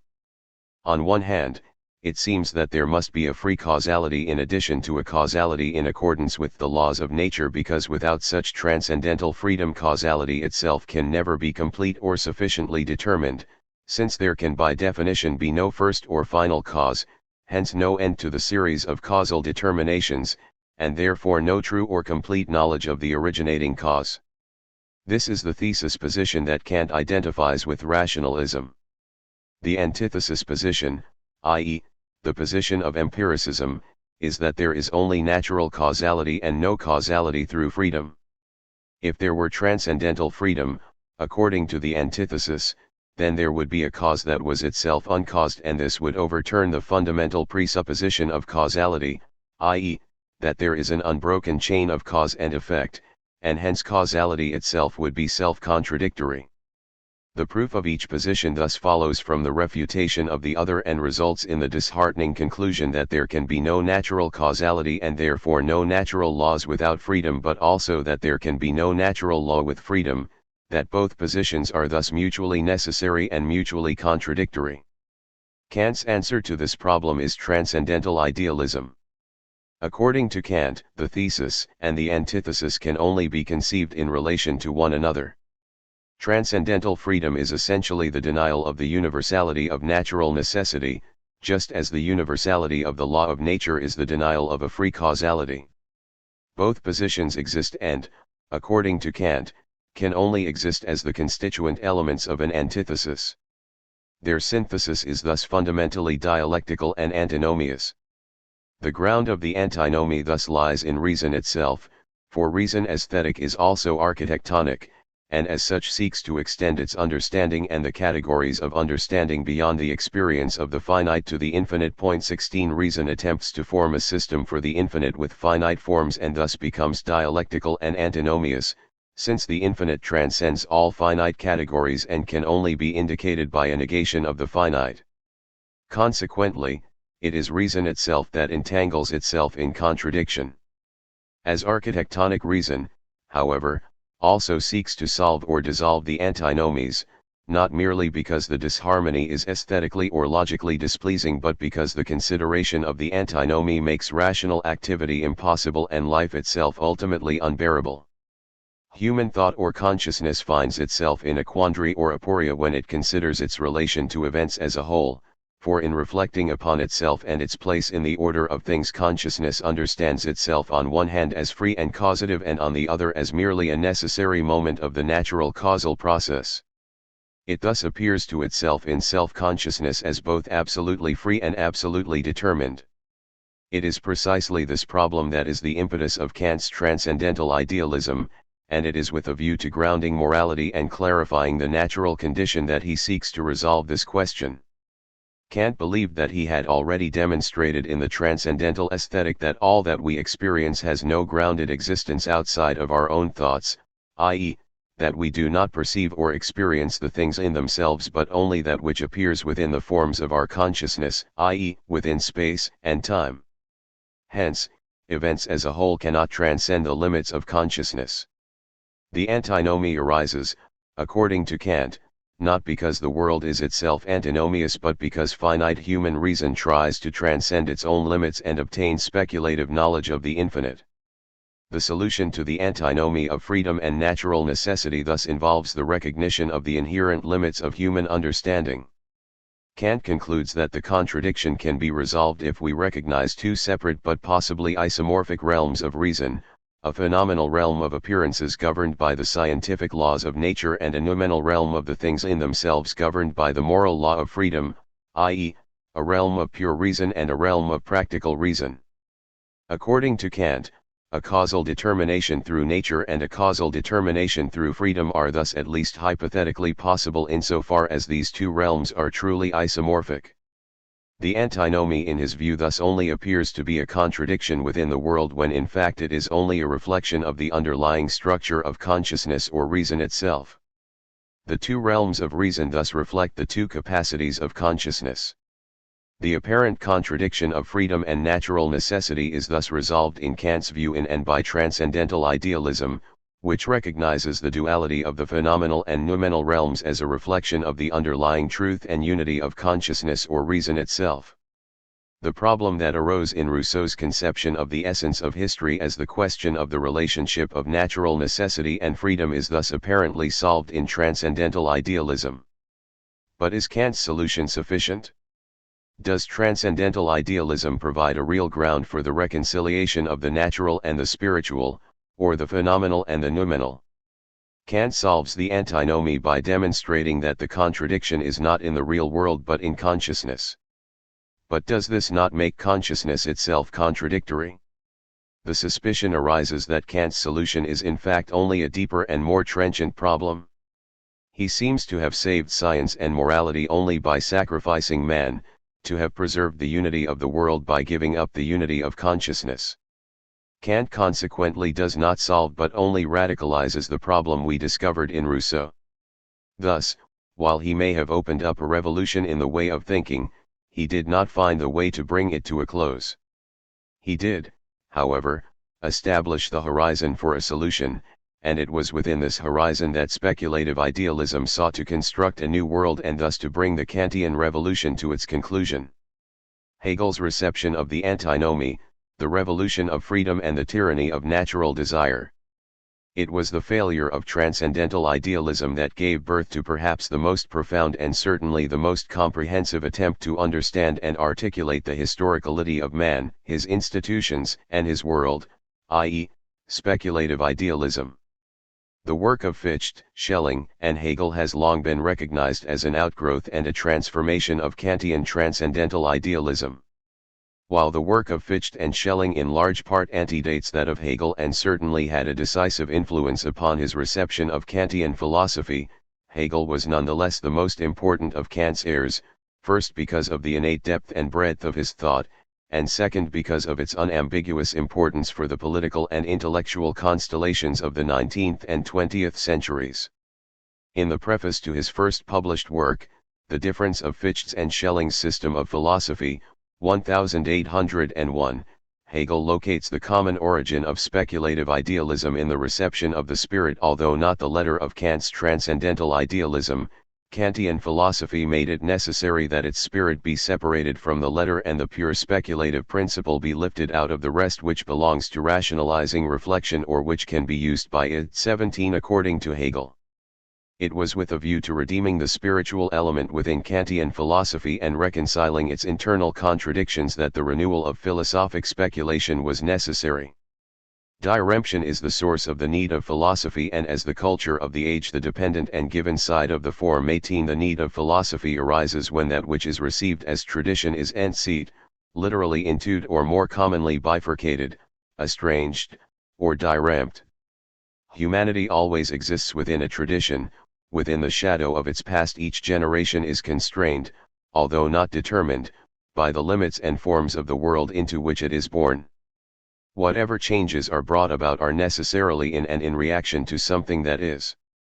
So long as this received tradition is unproblematic, so long as harmony and unity prevail over discord and contradiction, there is no need of philosophy, which is not to say that in such ages there is no philosophy, but only that there is no social or spiritual necessity for a new form of philosophy.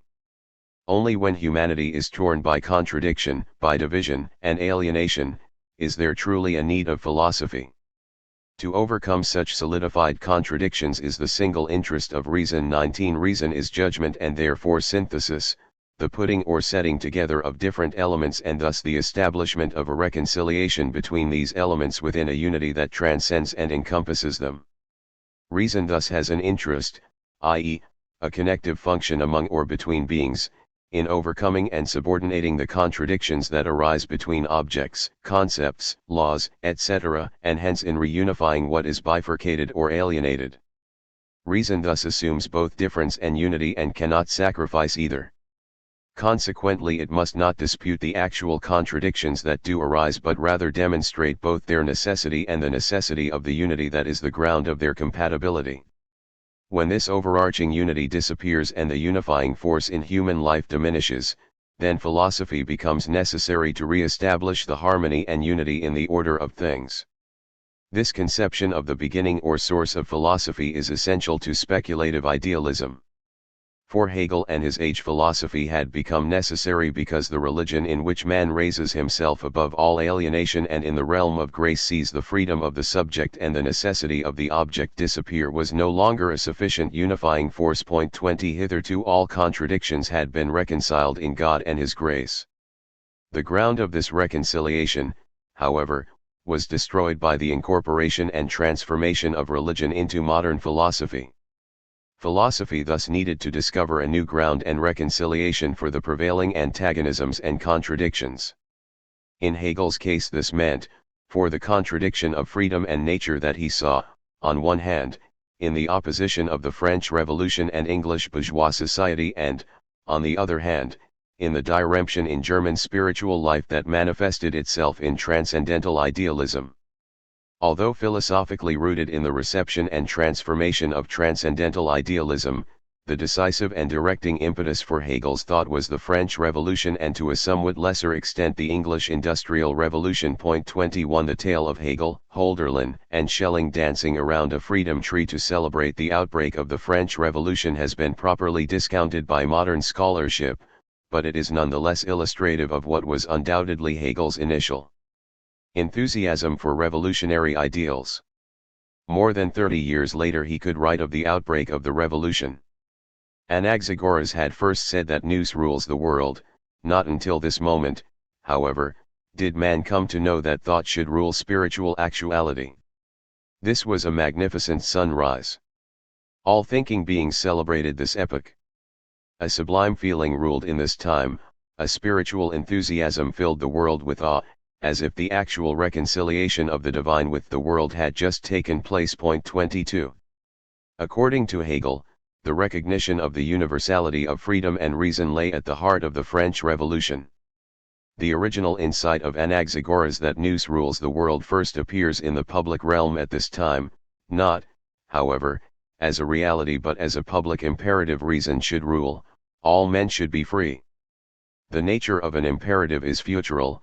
It directs one not to contemplation but to action, it establishes a task, and in this case a public task involving the transformation of man, his institutions, and his world. It is not imperative that philosophers become kings or that kings become philosophers, but rather that philosophy, i.e., spirit, be set to rule over nature and that nature be recognized as essentially spiritual, that the same reason rule in nature as in spirit. This vision, while compelling, was illusory. The French Revolution ended not in the unification of heaven and earth but, according to Hegel, in the coldest, most insipid death, without any more meaning than the hewing of a head of cabbage or a drink of water, in the abyss of terror and war.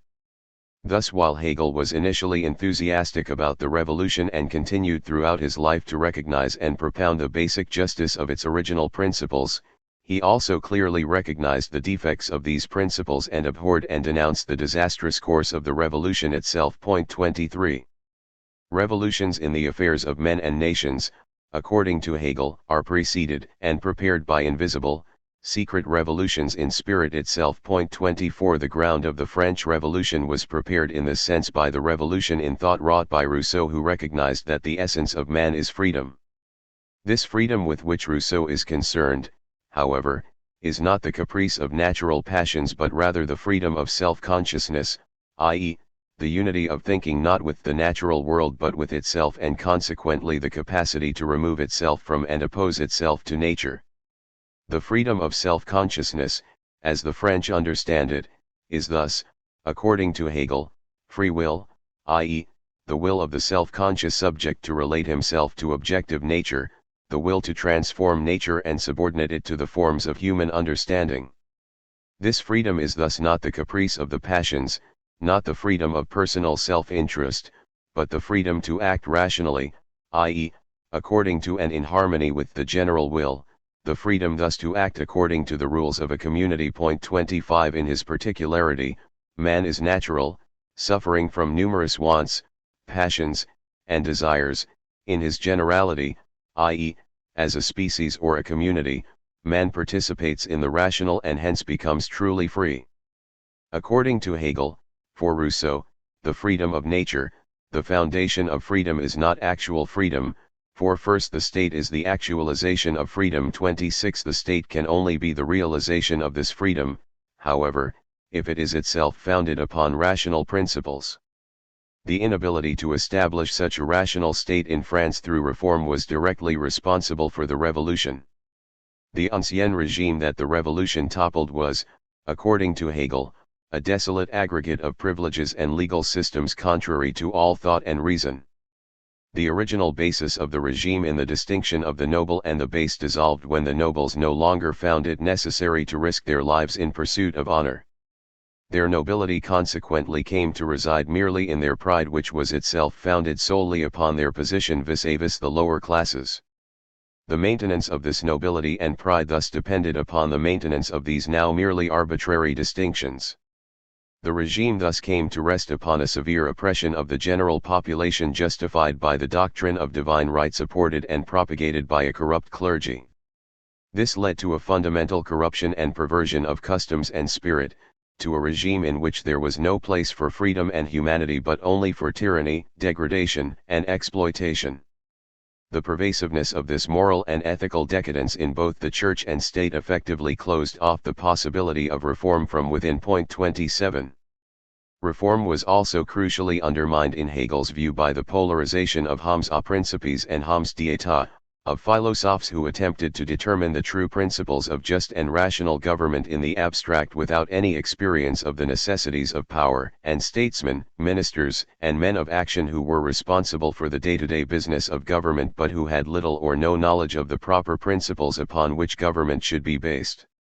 The idealistic dreams of the former and the stubbornness and stupidity of the latter made a mutual education or reconciliation and thus any effective reform impossible. Injustice and irrationality once recognized, however, could not be tolerated.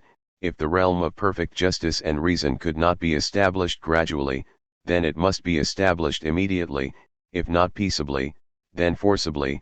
If there was no possibility of reform, then the only remedy that remained was revolution. Point 28. The revolution began, according to Hegel, with abstractions and, instead of recognizing the necessity of a reconciliation of the abstract and the actual, sought to transform the actual to conform to the abstract. For Homs a principes, the rights of man and the citizen established a sufficient constitution for the new regime. No concern for the establishment of an administration seemed necessary to them. Hegel argues further that administration was in fact contrary to the doctrine of liberty and equality in their view, for it established a framework of command and obedience. They believed that the world should be administered not by men set above their fellows but purely according to the laws of thought. These laws of thought were in their view to be determined by the general will. This general will, however, was not concretely general and rational but rather the universalized abstract will of the individual, not the will of a complex and intricately related whole but the prejudiced and implacable will of an atomized and arbitrary mass. It was this will that became absolute. So men practically applied themselves to actuality. As much as freedom in itself is concrete, so it was applied indeed as undeveloped in its abstraction to actuality, and making abstractions valid in actuality means destroying actuality. 29. Freedom thus appeared in the political realm in and as the negation and hence annihilation of the actual, i.e., of human nature and natural necessity. Therewith, freedom enthroned itself as the sole legitimate end of all human endeavor, as the sole criterion of all justice and injustice, of all rationality and irrationality, and in its unrestrained exclusivity became tyrannical. It became absolute, sweeping away the world that had resisted it. As unitary and absolute, however, it was illimitable. There was no check, no power that could resist its excesses. It countenanced no object outside of itself, nothing that might have opposed it, and consequently it could not arrive at a positive accomplishment of anything. This freedom is only contradiction or negation, there remains for it only negative activity, it is only the fury of disappearance. 30. The legitimate assertion of human freedom against the absolutism and corruption of the ancien regime was in its execution illimitable and engendered in its restricted generality not a realm of fraternity and justice, not a humanely rational ethical community, but madness, terror, and war. The tyrannical power which Robespierre exercised grew in Hegel's view out of this demand for absolute freedom, especially the demand that everyone act virtuously, i.e., that everyone hearken to the dictates of the general will, and the concomitant belief that those who were even suspected of acting viciously, i.e., of acting in their own particular interest, should be forced to be free. Virtue as Robespierre understood it, however, was utterly abstract and thus lacked any real content. He thus represented the fanaticism of the abstract and of the empty, his sole work was death and destruction. The answer that Robespierre gave to everything here one had thought this, done that, wanted this or said that was, la mort. Its uniformity is highly boring but it fits everything. You want the coat, here you can have it, also the vest, here, you strike one cheek, here is the other cheek too, you want the small finger, cut it off. I can kill everything, abstract from everything. Such obstinacy is indomitable and can in itself overcome everything. But the highest thing that could be overcome, that would be precisely this freedom, this death itself. 31. All private interests are merely particular, deriving not from reason but from the desires and thus from nature. Virtue, however, especially among those in power should be rational and general. The government, though, is always particular, a group less than the whole, and thus a faction that is opposed to the general will. Since by this logic only the general will is truly free and rational, the faction must be destroyed. The fanaticism of freedom, put into the hands of the people, became terrible. 32. The attempt to institutionalize the general will results in the tyranny of all over each, and the attempt to establish an ethical community on the basis of the absolute freedom of the general will establishes only the terror and chaos of universal death. Becoming absolute, freedom becomes terrible. The ethical community that the revolution sought to engender was thus swallowed up in the Cranian chaos of the utter negativity of freedom. As much as Hegel may have admired the principles and intentions of the French Revolution, he could not help but be horrified by its conclusion. Unless and until the positive principles of the Revolution could be reconciled with the necessities of nature and in particular human nature, they would remain only a negative and destructive force. Freedom must become concrete. It cannot be based upon either the purely individual or the purely general will, because neither of these exists, but must instead be founded upon the rational will, i.e., the will of the ethical community as it appears in and through the mediating institutions of the modern diversified state. 33. The modern world is the world of freedom in Hegel's view, but, if that freedom is to be made safe, it must be made rational, and that means concrete.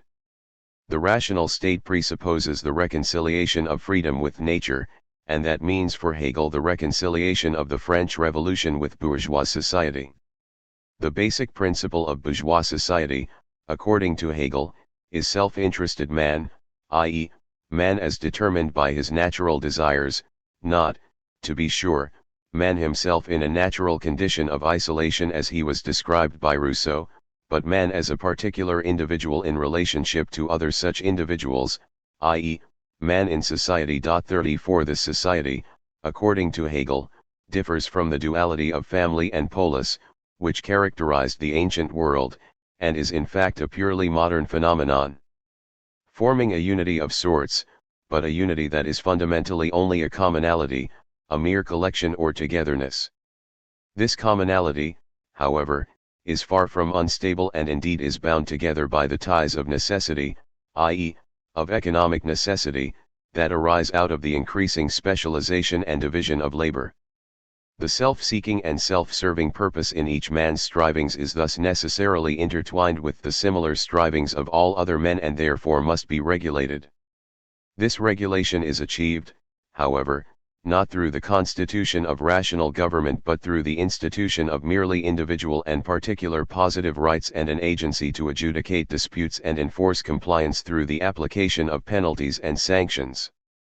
In this manner the traditional basis of human community in the family or polis is destroyed and supplanted by the natural bond of interrelated passions or needs. Justice thus becomes a mere tool to regulate the competitive pursuit of individual self-interest and pleasure. Right as such and hence a true ethical community are thereby lost. This, according to Hegel, was essentially the state of English society. In the philosophy of history Hegel remarks, England's constitution is put together out of purely particular rights and special privileges, the government is essentially administrative, i.e., perceiving the interest of all special societal orders and classes. 35 English government in Hegel's view merely regulates pre-existing societal groupings, which arise in consequence of the accidental similarity of interest and natural desires.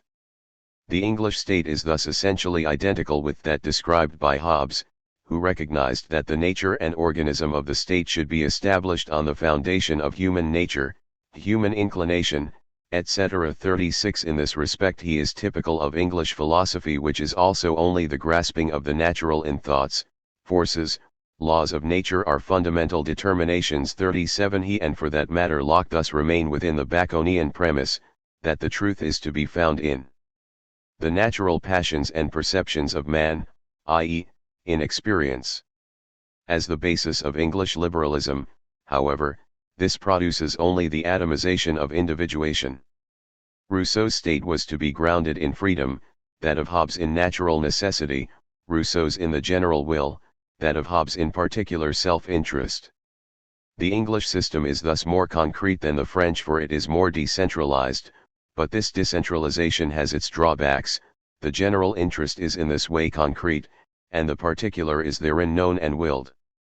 But these institutions of particular interest allow no general system at all. 38. The English political system in Hegel's opinion is not based on general will or centered in a predominate community spirit, but resides in the individual self-interest of rational, i.e., calculating, animals. Government does not establish the national character but merely coordinates the various special interest groups.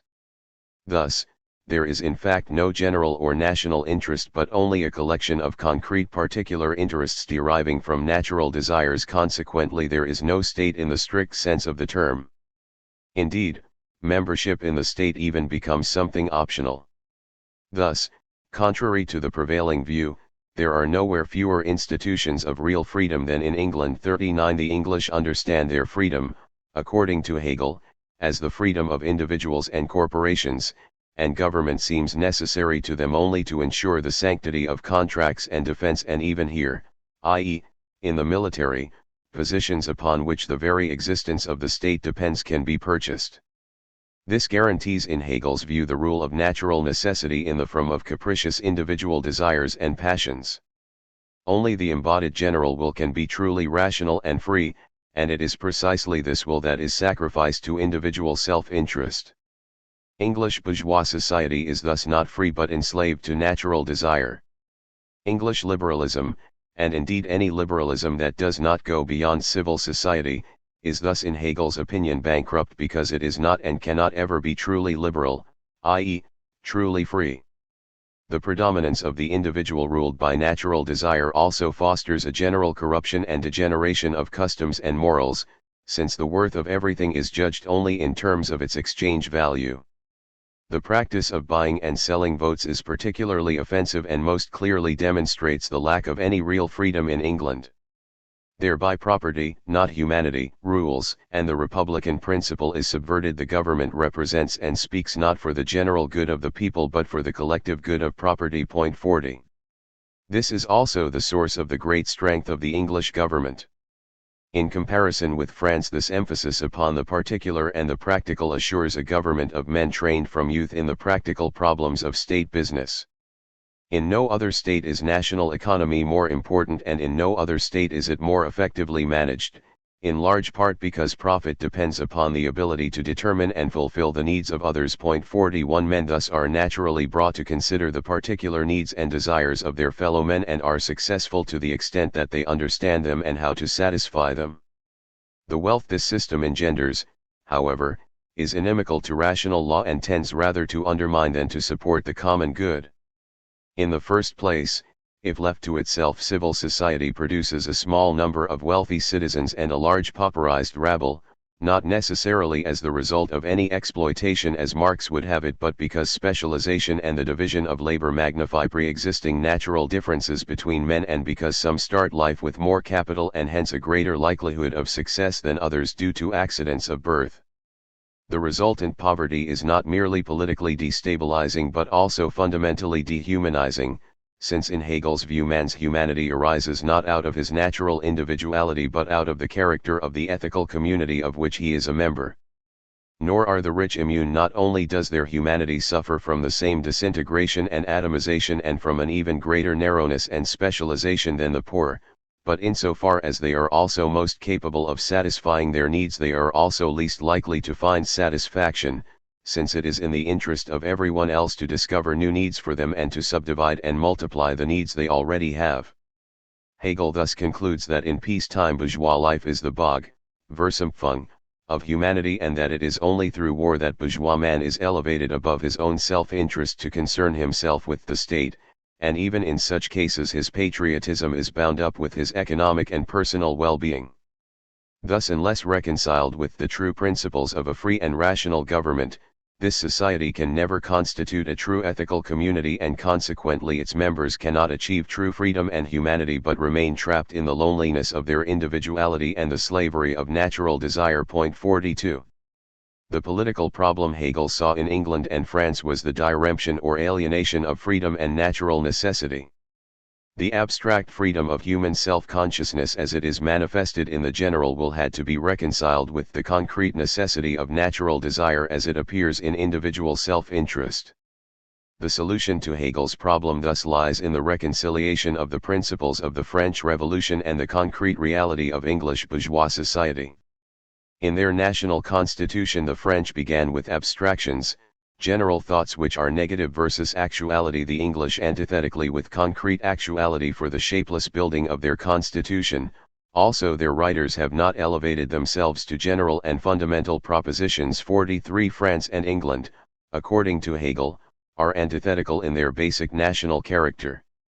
The French accept as fundamental the concept of abstract freedom, which is nothing more than the negation of the actual, of the natural. The English, on the other hand, hold natural man in his concrete actuality of needs and desires to be fundamentally real, thus excluding the very possibility of freedom.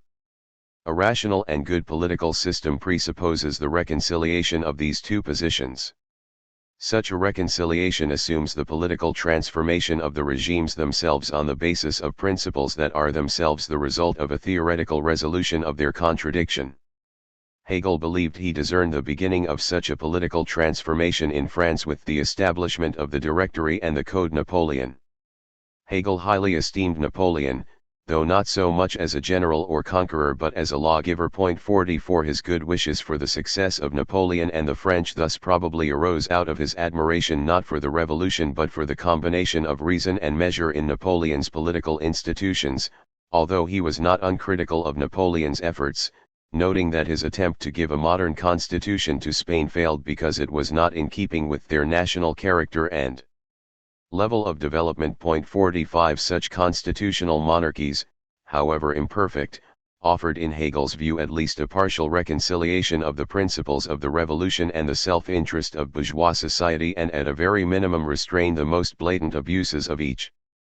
Thus, Hegel believes, it is, however, visible that through the 10-year struggle and the misery of a great part of Europe enough at least in concept has been learned in order to become more intractable in opposition to the blind cries of freedom.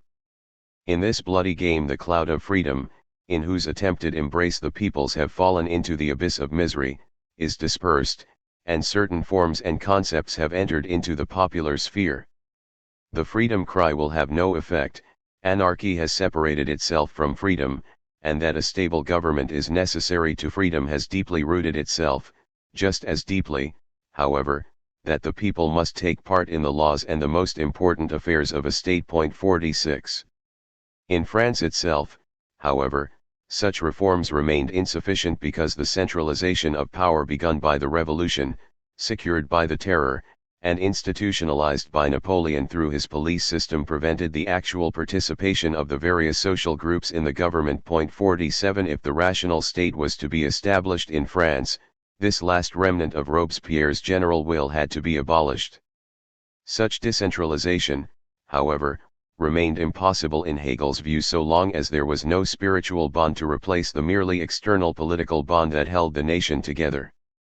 Hegel believed he discerned a similar although in itself insufficient transformation in England with Peel's reform of the criminal law and the introduction of the Reform Bill. Due in large measure to the recognition of irrationality of a regime based upon the particular interests of various individuals and groups, pressure had arisen in favor of a parliamentary reform to institute a greater symmetry in place of the chaotic and distorted system of representation with a view to what Hegel saw as a reconciliation of natural desire and free rational government. 48. It is of course true that Hegel believed the Reform Bill was inadequate to rectify the abysmal conditions of English society. Nonetheless, it would be incorrect to assume that he did not see an expansion of the franchise and an elimination of the most flagrant abuses as first steps towards such a rectification. However, such reforms necessarily remained insufficient in Hegel's view because there was no spiritual basis in England for a rational, more centralized state. While France and England each represented crucial elements of modern political life, neither could really serve as a model for the rational state. Such a state must necessarily combine elements of each, but without a fundamental spiritual transformation such a combination would be impossible. All reform must, therefore, ultimately remain insufficient without a true solution to the spiritual problem of this contradiction. Hegel had already indicated this as early as 1796 in reference to his own native Württemberg. So long as all the rest remains in the old condition, so long as the people do not know their rights, so long as no general spirit is present, so long as the strength of the bureaucrats is not limited, general elections would only serve to bring about the complete downfall of our constitution. 49. Hegel saw his task as the establishment of the foundation for a solution to this problem. Both the French Revolution and the bourgeois society that arose in England with the Industrial Revolution were made possible by previous spiritual revolutions in France and England. Since philosophy was responsible for these ills, it thus could in Hegel's view also effect their cures, as Rousseau prepared the way for the French Revolution, as Hobbes and Locke prepared the ground for bourgeois society, so Hegel believed he could prepare the ground for the reconciliation of the two respective principles first in Germany and then in Europe as a whole. The collapse of spiritual unity in Germany. That this reconciliation should occur first in Germany was in Hegel's view not accidental. He felt such a spiritual reconciliation was more necessary in Germany than in England or France, first, because the Germans were more spiritual and, second, because they lacked even the imperfect political institutions present in France and England and hence could rely only upon spirit as the source of unity. According to Hegel, in both their practical lives and philosophic speculations the English were rooted in the empirical particularity of experience, the French similarly in abstract generality, while Germany began with the concrete idea, with concrete emotional, Gemütswollen, and spiritual inwardness. 50. Philosophy and religion were thus inherently more important to Germany than to England or France and indeed were the primary basis of national affiliation. This spiritual unity had long been embodied in the Holy Roman Empire. This institution had constituted Germany, but in Hegel's view it had not been a state with powers and real political authority, i.e., a political actor, but an empire, i.e., a concept, a moral being with no motion in itself. The failure of the Germans to form themselves into a real state Hegel attributes to their misunderstanding of the true nature of freedom, a misunderstanding commensurate with their own characteristic inwardness. Freedom for them was not general but particular, based not upon a system of rational laws and rights but upon custom and positive property and political rights. Moreover, the particularism this conception of freedom engendered was enormously magnified by the rise of bourgeois society with its own atomizing force. This spiritual inwardness and the consequent lack of any real sense of rational responsibility and obligation effectively undermine the possibility of rational political institutions. This same inwardness, however, also increased the binding force of religion to such an extent that religion, supported by philosophy and art, replaced law and political institutions as the basis of communal life. 51. For this reason the Reformation threatened the very existence of Germany. The spiritual unity that religion maintained was shattered, and the nation divided and set at war with itself. Rather than separating itself from the state, religion carried its divisions into the state with disastrous results. At the end of the 30 Years' War, with much of Germany in ruins and without a real victor, these divisions were recognized and institutionalized by the Treaty of Westphalia. However, this treaty served only to institutionalize the tension and antagonism that the religious schism had created, and indeed augmented even purely political differences, as in the case of the 7 Years' War. 52. Although it undermined German unity, the Reformation, and in particular the Protestant principle, also created the ground for the reconciliation of freedom and natural necessity and hence for the establishment of the rational state. The Protestant principle, according to Hegel, is the principle of free spirituality. Luther's insight that the truth of spirit does not have to be mediated by a privileged class but is open to all men was decisive. All men thus can know and understand what is fundamentally true, hence what is fundamentally right, and consequently what they ought to do. Human beings can act morally on the basis of their own conscience and without direction from their superiors. The Protestant principle thus gives rise to a new modern sense of freedom. This is not the old German freedom as positive right, nor the English freedom of capricious desire, nor the French freedom of the general will but freedom as self-determination. This is the essential content of the Reformation. Man is determined through himself to be free. 53. This freedom is thus individualistic insofar as it is open to every man to determine himself, but it is not capricious and does not liberate the desires because it is the freedom to act morally, i.e., in harmony with the divine and therefore concretely rational will as it manifests itself publicly in the Christian community and privately in conscience. This principle in Hegel's view found its actualization not in England or France but in Germany because of the inwardness of German sentiment. In France access to the spiritual remained limited to the clergy, and the general population could only indirectly come to understand the fundamental truths. Hence, they were in principle incapable of knowing what they ultimately should do and depended upon the clergy for instruction in their moral duty. Consequently, the revolutionary demand for freedom necessarily turned against the Church in France and into the caprice of unfettered, utterly abstract subjectivity. In Protestant Germany the demand for freedom did not have to turn against religion because religion itself was a doctrine of freedom. Political freedom in Germany thus could be achieved in accordance with basic and general principles of morality and order. England, like Germany, was a Protestant country. Religion, however, was less important for the English and in any case, because the monarchical principle had no validity, there were no restraints upon the decentralizing influence of the nobility, who through their control of benefices were able to choose their pastors to suit their principles. 54 While reformation is thus necessary as a prerequisite of the rational state, the principle it engenders is insufficient without the support of an enlightened monarch. Hegel's chief example is Frederick II. The greatness of Frederick II in Hegel's mind lay not in his military genius but in his success in secularizing and institutionalizing this Protestant principle in the laws and thus establishing the framework for the reconciliation of the particular and general wills, i.e., for harmonizing individual self-interest and the needs of state. He found in the Protestant principle the grounds for the supremacy of the state over all other social groups as the spokesman and guarantor of every man's rights. The state consequently replaced religion as the ultimate authority in matters of justice and right. Hence, Frederick II was able to separate church and state and overturn the provisions of the Treaty of Westphalia in granting religious toleration, whereas Joseph II's similar attempt in Catholic Austria was defeated when the particular interests insisted upon retaining their traditional rights and privileges and refused to recognize the legitimacy of the natural or universal rights of man. 55. The Protestant principle thus cannot merely be imposed from above by an enlightened monarch but must also flow up out of the sentiments of the people. Hence, it must already be present in the state at least in a vague sense before any political transformation is attempted and must then be systematically articulated and propagated so that the general public is informed by it.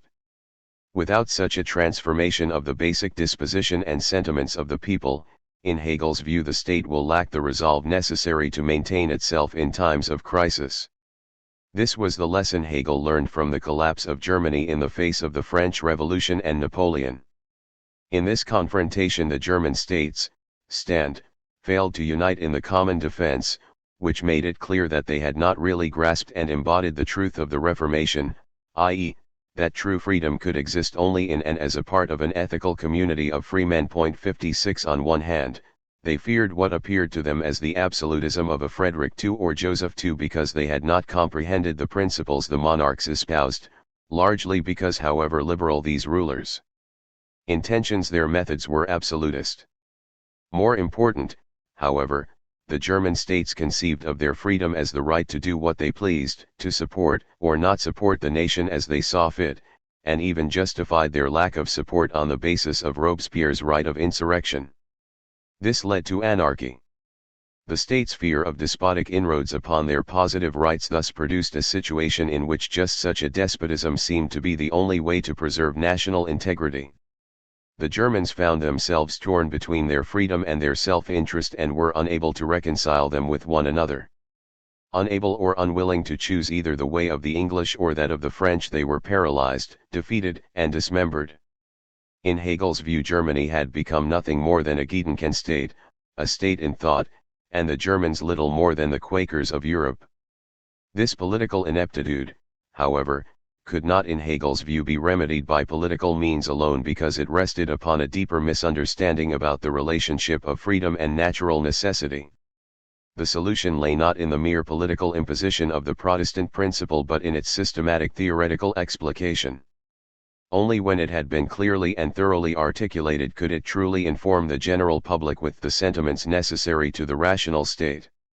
A new way of thinking, a philosophic revolution, was necessary, and it was Kant in Hegel's view who set this revolution in motion. 57. Transcendental idealism is an outgrowth in Hegel's view of English and French philosophy. Hume and Rousseau, he asserts, are the 2 points of departure for German philosophy. 58. Kant thus remains within the horizon established by Bacon and Locke, on one hand, and Descartes, Rousseau, and the French Enlightenment, on the other, and his thought is an attempt to resolve the contradiction between these two traditions and reconcile them with one another.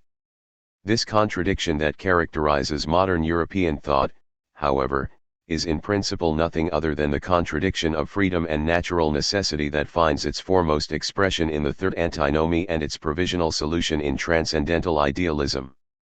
For Hegel, the third antinomy thus embodies the conflict that appears in the French Revolution and English bourgeois society. The practical political problems they represent appear in their clear juxtaposition in German spiritual life.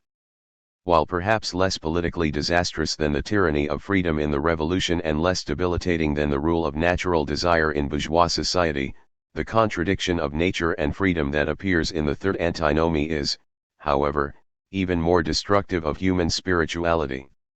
The failure of transcendental idealism to account for the relationship of the two sides of the contradiction opens up not merely the possibility but the actuality of utter alienation. According to Hegel, transcendental idealism thus brings about the downfall of metaphysics, which as the bulwark of religion had provided the ground for the reconciliation of the antithesis of spiritual freedom and natural necessity. This collapse produces what Hegel calls the strange play. To see a cultured people without metaphysics. 59 The same conflicting forces that had erupted so disastrously in France and obliterated so completely the ethical community in England lay in the very heart of human spirituality, and there was no longer even a metaphysical or theological ground for their reconciliation. Thus the prospect of the disintegration of human spirituality, even more than what for many of Hegel's contemporaries must have been the more fearful prospect of the triumph and tyranny of either unrestrained freedom or unconstrained naturalism, in short the prospect in all-embracing nihilism and the social and moral disintegration this entailed for Germany, revealed the need of philosophy to Hegel and called out for a new metaphysics to establish a new ground for the relationship of freedom and natural necessity, and thus for history. The source of Kant's failure in Hegel's estimation lay in his negative methodology.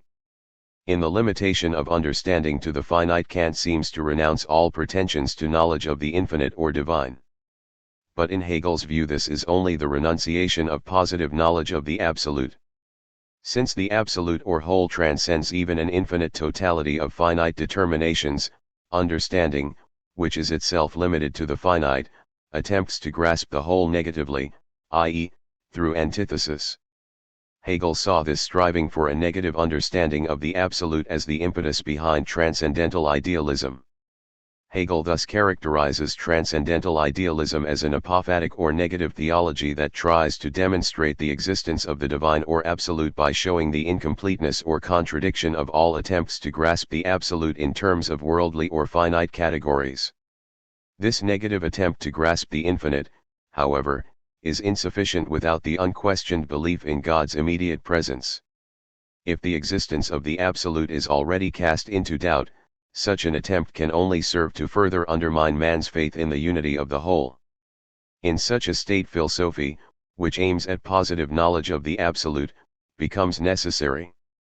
The contradiction in the antinomy between the objective realm of phenomenal or natural necessity and the subjective realm of noumenal or logical freedom through which Kant seeks to understand the absolute thus further undermines spiritual unity and opens up the possibility of utter political and spiritual alienation.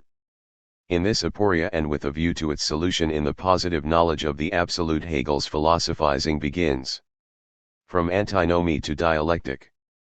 Hegelian philosophy is fundamentally dialectical. The meaning and character of this dialectical essence, however, arises out of Hegel's reception and transformation of Kant's antinomy doctrine. While his discussion of the antinomies and especially the third antinomy is thus, in one sense, a straightforward explanation of their importance for Kantian philosophy, in a second and philosophically more important sense it is a fundamental radicalization of the antinomy doctrine that provides the basis for Hegel's own system of philosophy.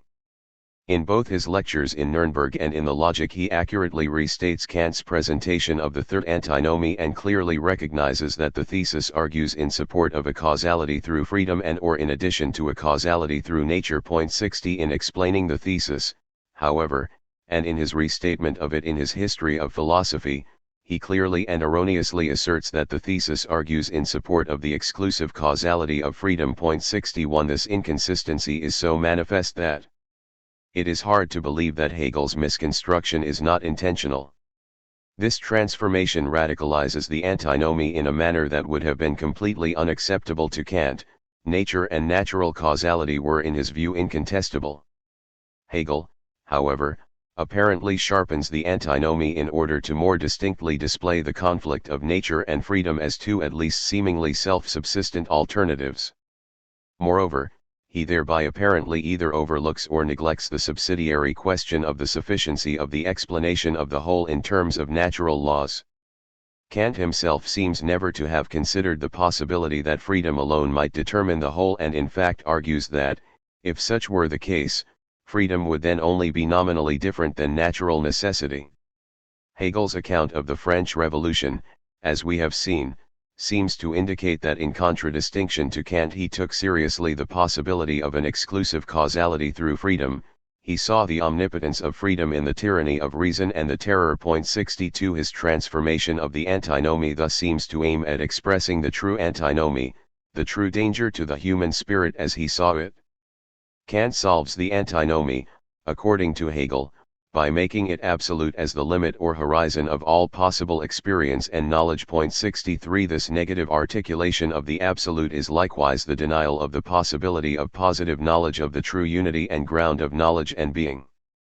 Kant's philosophy thus ends not in knowledge but in belief, i.e., in a beyond knowledge can never attain. Transcendental idealism, according to Hegel, thus never reaches the highest things and especially never discovers the true ground. 64. Kant solves the antinomy in Hegel's view only through the absolute separation of two utterly different but concomitant and, in Kant's view, possibly harmonious realms, a separation which, as Hegel points out, Kant positively asserts in his critique of speculative theology. Kant thus transforms what hitherto were always recognized as things into phenomenal appearances of the truly real noumenal things in themselves. Kant thereby is able to argue that not things in themselves but only appearances are contradictory and that this contradiction is produced by the limitation of human capacities, i.e., by the categorical forms of consciousness.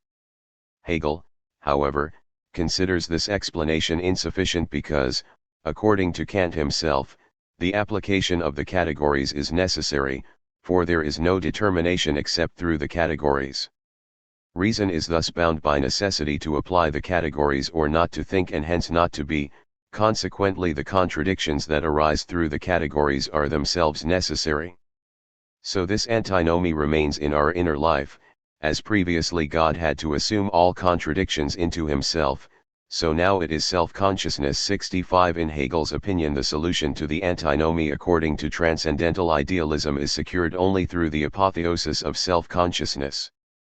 In assuming the aspect of the transcendent and inscrutable God, self-consciousness is able to preserve the consistency of the things in themselves by subsuming their contradictions within its own substance.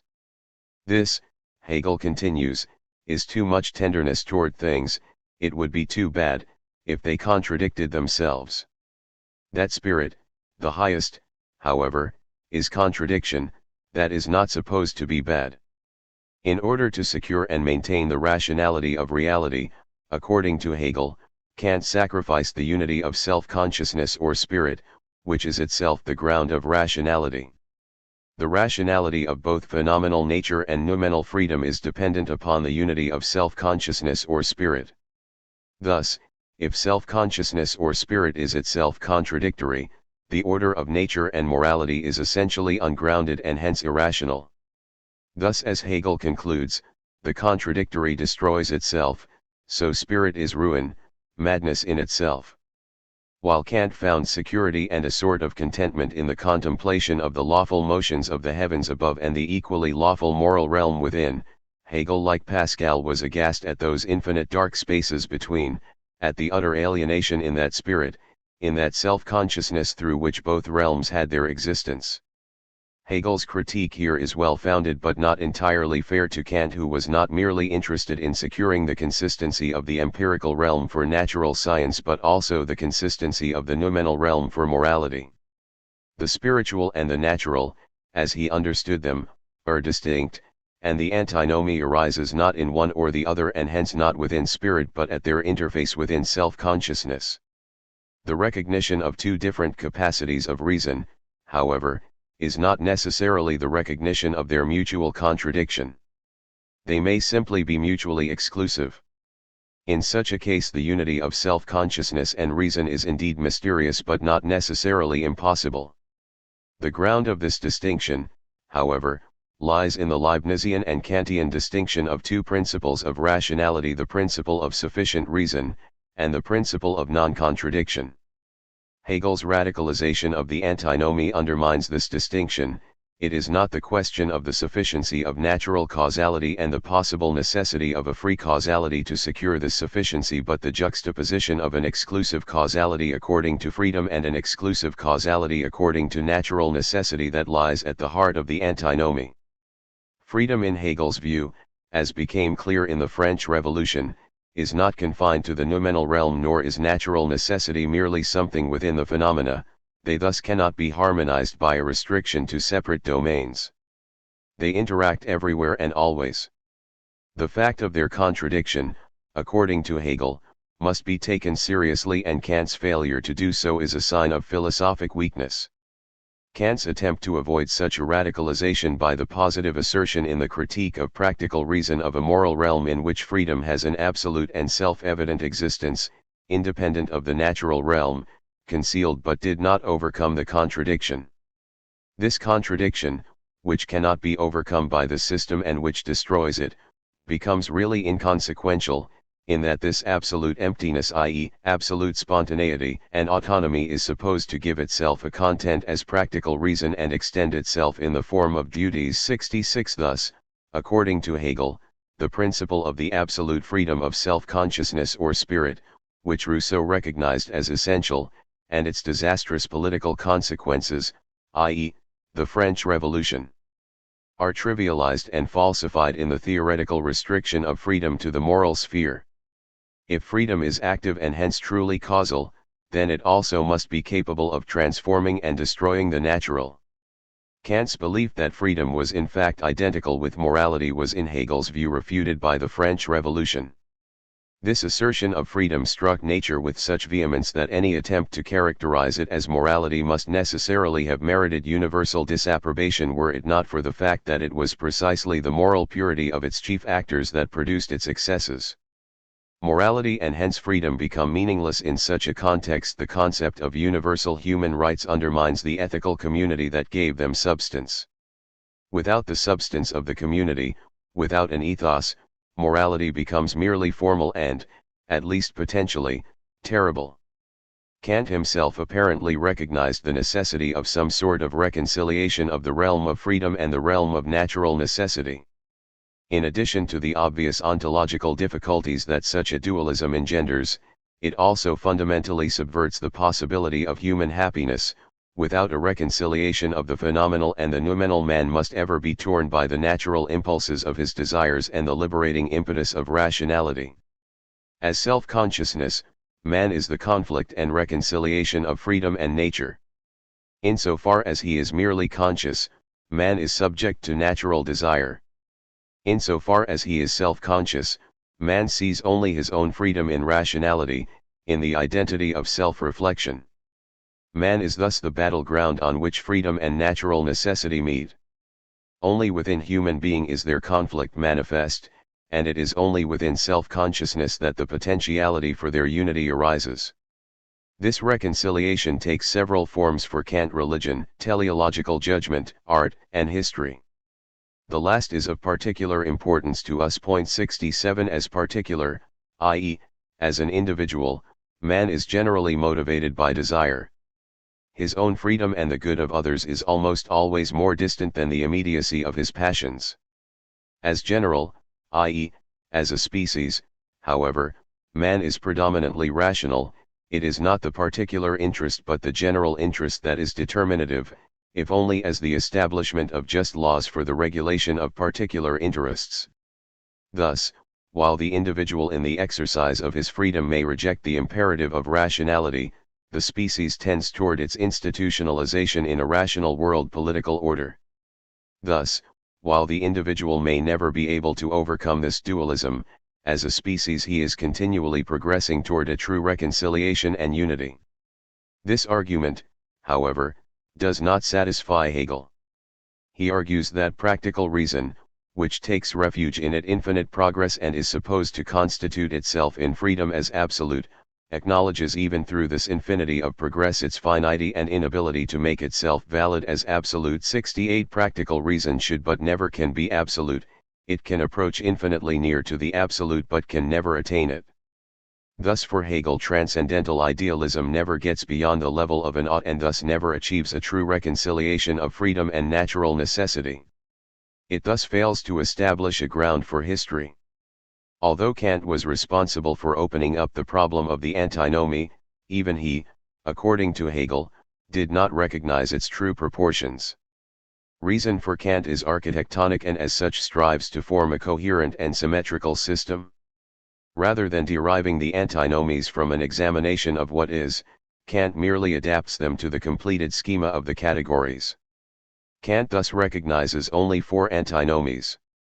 This may preserve the symmetry of the Kantian system but, according to Hegel, it also leads Kant into a fundamental error, for he thus does not see that the antinomy is not only found in the 4 special objects taken from cosmology but much more in all objects of all species, in all representations, concepts, and ideas. 69 The more profound insight into the nature of reason, the insight fundamental to all speculative idealism and to Hegel's philosophy in particular, sees that every concept is a synthesis of antitheses, which could be put in the form of an antinomy.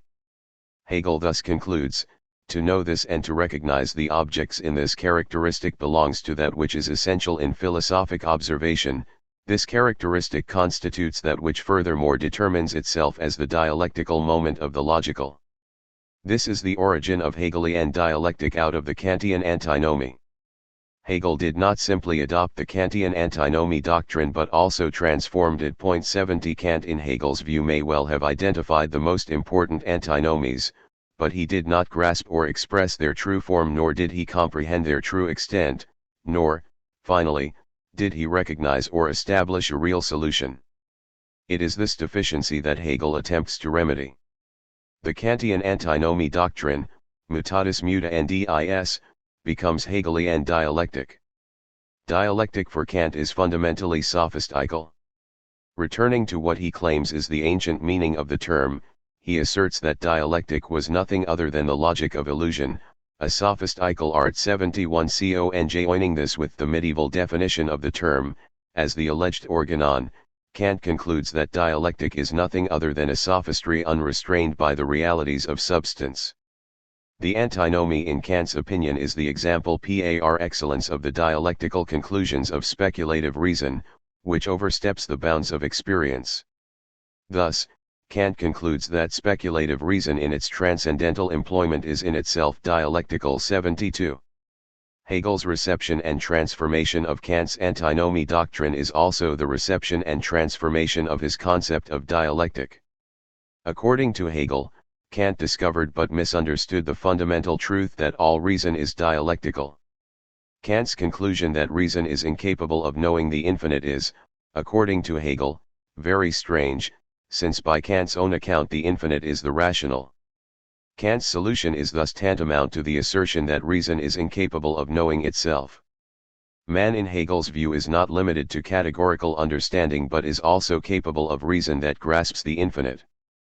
Herewith Hegel denies the conclusion that Kant draws from the antinomy without, to be sure, denying the antinomy itself. Man is not fundamentally finite and isolated in his self-reflective subjectivity but a conscious being who takes part in the general and ultimately infinite activity of reason and spirit. Man is not isolated from the absolute but bound up with it through reason. In contemplation of the antinomy, reason does not give up its speculative enterprise in a recognition of its own limitations but recognizes its own most self, recognizes that reason is fundamentally dialectical.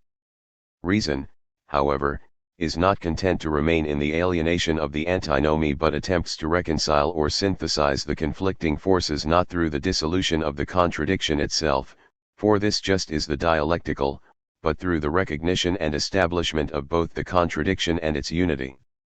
This reconciliation is the recognition of the mutual interaction and interdependence of the apparently contradictory and mutually exclusive positions.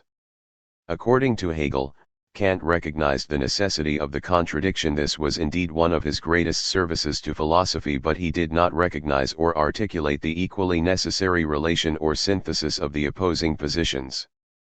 Kant's insight into the nature of the antinomy and hence into human knowledge as such, however, was insufficient, for he did not perceive that the contradiction just is the elevation of reason above the limitations of understanding and the dissolution of these limitations. 73 For Kant the antinomy demonstrates the supremacy of understanding and the illusion of speculative reason. For Hegel, on the other hand, the antinomy is precisely the demonstration of the insufficiency of understanding and the superiority of reason. This is the beginning of Hegel's reversal or transformation of transcendental idealism. Reason recognizes in the antinomy both contradiction and interaction. The purer form of the dialectic of causality, which Hegel develops, is an explanation of this interaction and interdependence. Cause is formally differentiated from effect as the original and active element, the free element from which motion arises. Substantively, however, the cause is not distinguished from the effect and in fact is and can only be a cause in becoming an effect, just as the effect is and can only be an effect because it was a cause. The cause becomes the effect and the effect thus becomes the cause of the next effect. Moreover, this transformation of each into its opposite, i.e., of cause into effect and of effect into cause, is necessary, for each only has meaning in relation to the other, only is therefore in and through the other. Thus, the cause in Hegel's view is also necessary and the effect is also free. The true resolution of the antinomy thus lies in the recognition that the truth of the cause is in the effect and the truth of the effect in the cause. This reciprocity means that neither of the two moments of causality is for itself absolute, neither freedom nor necessity is self-sufficient. Each is established, gesetzt, in opposition to the other as an antithesis, entgegengesetzt, and hence has no independent self-subsistent existence but resides only in the unity of their establishment. Setzen, point 74. This reversal, however, already involves a subtle but nonetheless decisive transformation of the antinomy itself. Kant understood the antinomy as a conflict between opposing laws, Gesetze, or propositions, Sätze. Hegel, in his reinterpretation of the antinomy, is no longer concerned with either laws or propositions but with contradictory concepts, objects, representations, and ideas. Point 75 Hegel thus appears to transform Kant's antinomy of nature and freedom into the merely logical question of the apparent contradiction and mutual exclusion of the phenomenal and the noumenal, i.e., of nature and spirit, but in fact this transformation is an attempt to isolate the essential element in the antinomy, the relationship, and especially the interrelationship of the phenomenal and the noumenal, and thus to establish a truly phenomenological ground upon which and out of which the twofold of nature and spirit can arise. Point 76 Kant attempts to demonstrate the necessity and contradiction of both freedom and natural necessity and the possibility of their compatibility. Hegel attempts to show that the necessity of the contradiction is their actual reconciliation, each exists only as the opposite of the other and each is only in becoming the other. This is the necessity that is the bond of their unity. For Kant the contradiction excludes and isolates, for Hegel it relates and reconciles. Hegel is not concerned with the empirical or phenomenal question of truth as sufficiency nor with the noumenal or logical question of truth as non-contradiction but with the phenomenological question of the true ground that arises in and as the antinomy itself. This is the task that is posed for Hegel by the antinomy, to grasp not merely the interaction of spirit and nature but the ground of their wholeness and thus the whole as such. Kant denied the man had access to this sort of knowledge and believed that the antinomy was the proof of this. It is precisely this knowledge, however, which Hegel seeks. The highest kind of knowledge in his view is not transcendental but speculative. Man is not confined to understanding the finite but can comprehend the infinite in and through reason. This just is the reversal of transcendental into speculative idealism. In the introduction to his Logic Hegel writes, "This result Kantian dialectic, grasped in its positive side, is nothing other than the inner negativity of the same, as its self-moving soul, the principle of all natural and spiritual life as such. The speculative consists in the dialectical, as it is here understood, and therewith in the comprehension of the antithesis in its unity or the positive in the negative." Point 77. The inner, true principle of all natural and spiritual life is the negativity of contradiction. This is dialectic, which for Hegel is the motive principle in the essence of all that is. However, if all concepts, objects, etc., are merely and utterly contradictory, if the issue of contradiction itself is and engenders only further contradiction, then the diremption in the heart of things remains. Thus, it is not sufficient merely to grasp the contradiction and the issue of its interaction, rather one must comprehend the antitheses in their unity, one must go beyond the interaction of the thesis and antithesis to the original unity out of which they arise, to their ground. This is the essence of the speculative, to discern and comprehend the fundamental unity and ground. Hegel thus accepts Kant's insight into what is consciousness or spirit, and that this consciousness or spirit is fundamentally contradictory. He rejects, however, Kant's transcendental solution.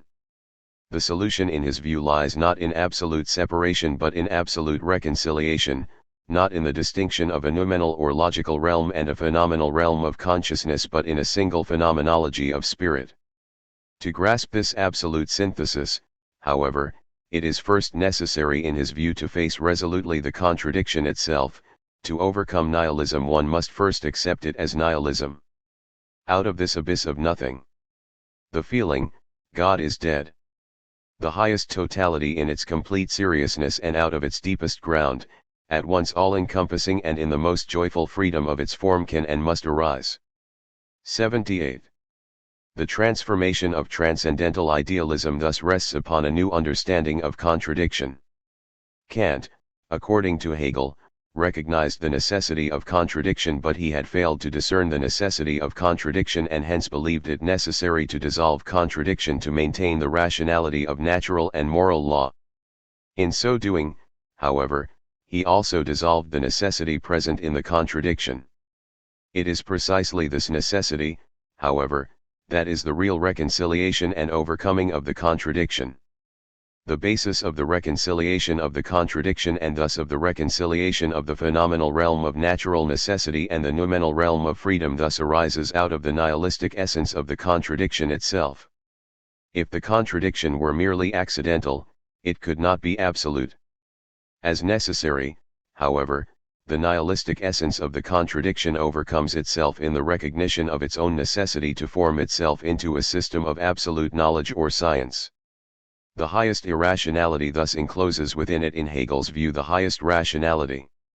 Hence, philosophy, in performing its perennial task of reconciling what has been separated here, comes to its conclusion and can finally lay aside the name love of wisdom and become wisdom itself, because it has achieved the highest reconciliation. It has demonstrated the rationality of irrationality in demonstrating that contradiction, that nihilism is the highest reason. The essence of the transformation of transcendental idealism into speculative idealism is the reinterpretation of dialectic and the resurrection of the possibility of speculative knowledge. For both the truly real is self-consciousness or spirit, herein they are both idealism. Both likewise recognize that self-consciousness is antinomious. Kant, however, understands the antinomy as the manifest proof of the transcendental character of self-consciousness, i.e., that there is a limit or horizon to both knowledge and experience that is determined by the form or shape of self-consciousness itself. For Hegel, the antinomy is the foremost expression of the essentially dialectical character of self-consciousness and reason, and gives rise to the speculative, to the knowledge of the unity and ground of the contradiction. This is the fundamental impetus of Hegel's philosophizing, to reveal the ground and unity of the antinomious or dialectical, to establish a ground for the twofold of nature and spirit, to reconcile the political and spiritual diremption in a rational political order grounded in the perfect knowledge of man, his institutions, and his world, in the knowledge of the phenomenological ground of history. 3. The ground of history as phenomenology. The search for reconciliation in Hegel's early thought. The antinomy of freedom and natural necessity, as we have seen, was the immediate impetus for Hegel's philosophizing. Hegel recognized this antinomy and its disastrous consequences in the political and spiritual constellations of his own age, in the terror of the French Revolution, the tyranny of natural desire in English bourgeois society, and the nihilism of German spiritual life. This antinomy, however, was in his view not merely a contemporary and ephemeral problem but a universal human dilemma. Indeed, According to Hegel, it is precisely this diremption that characterizes all human history and impels man to seek a reconciliation. Hegel's early thought and work is dominated by a search for such a reconciliation. His early admiration for the Greeks led him to believe that a reconciliation of the antithetical elements of the antinomy might be achieved through a revitalization and reinstitution of classical political ideals. While studying at Tübingen and later as a private tutor in Bern, Hegel along with Hölderlin and other friends believed that such a reconciliation had once been attained in the freedom and virtue of the Greek polis and that it consequently might be achieved again. This belief was apparently fostered by the perception Hegel and his friends shared that Kantian moral philosophy and the French Revolution were bringing about a fundamental change in European social and political institutions conducive to such a reinstitution of classical ideals. Their enthusiasm apparently fostered a real hope among them that the ethical community, Sittlichkeit, of the polis might be resurrected through a combination of the doctrine of liberté, Egalität, et fraternité, promulgated by the French radicals, and the universal or categorical imperative of Kant's moral doctrine. Together these two doctrines seemed to them to contain the kernel of ancient republicanism. The course of events and of their own thought, however, brought about the recognition that these doctrines were fundamentally insufficient.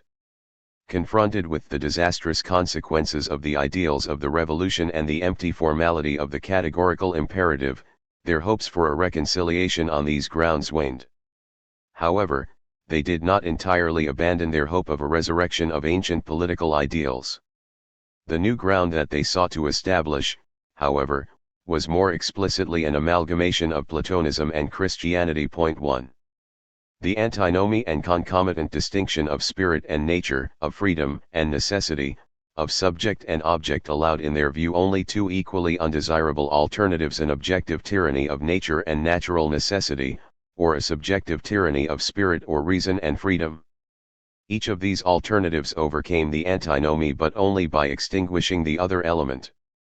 Each alternative thus seemed to deny, if not to destroy, an essential element in human life.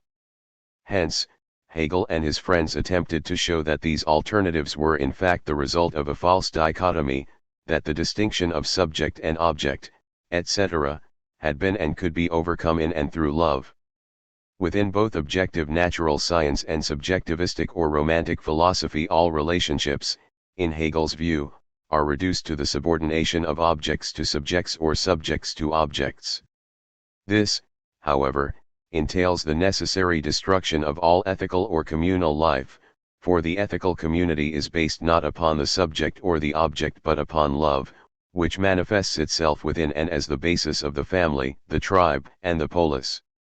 This love sees in others not a possible object of use or another moral being but a do, a thou, and is thus always within and yet always outside of itself in communion with another. Hence, it is both subject and object.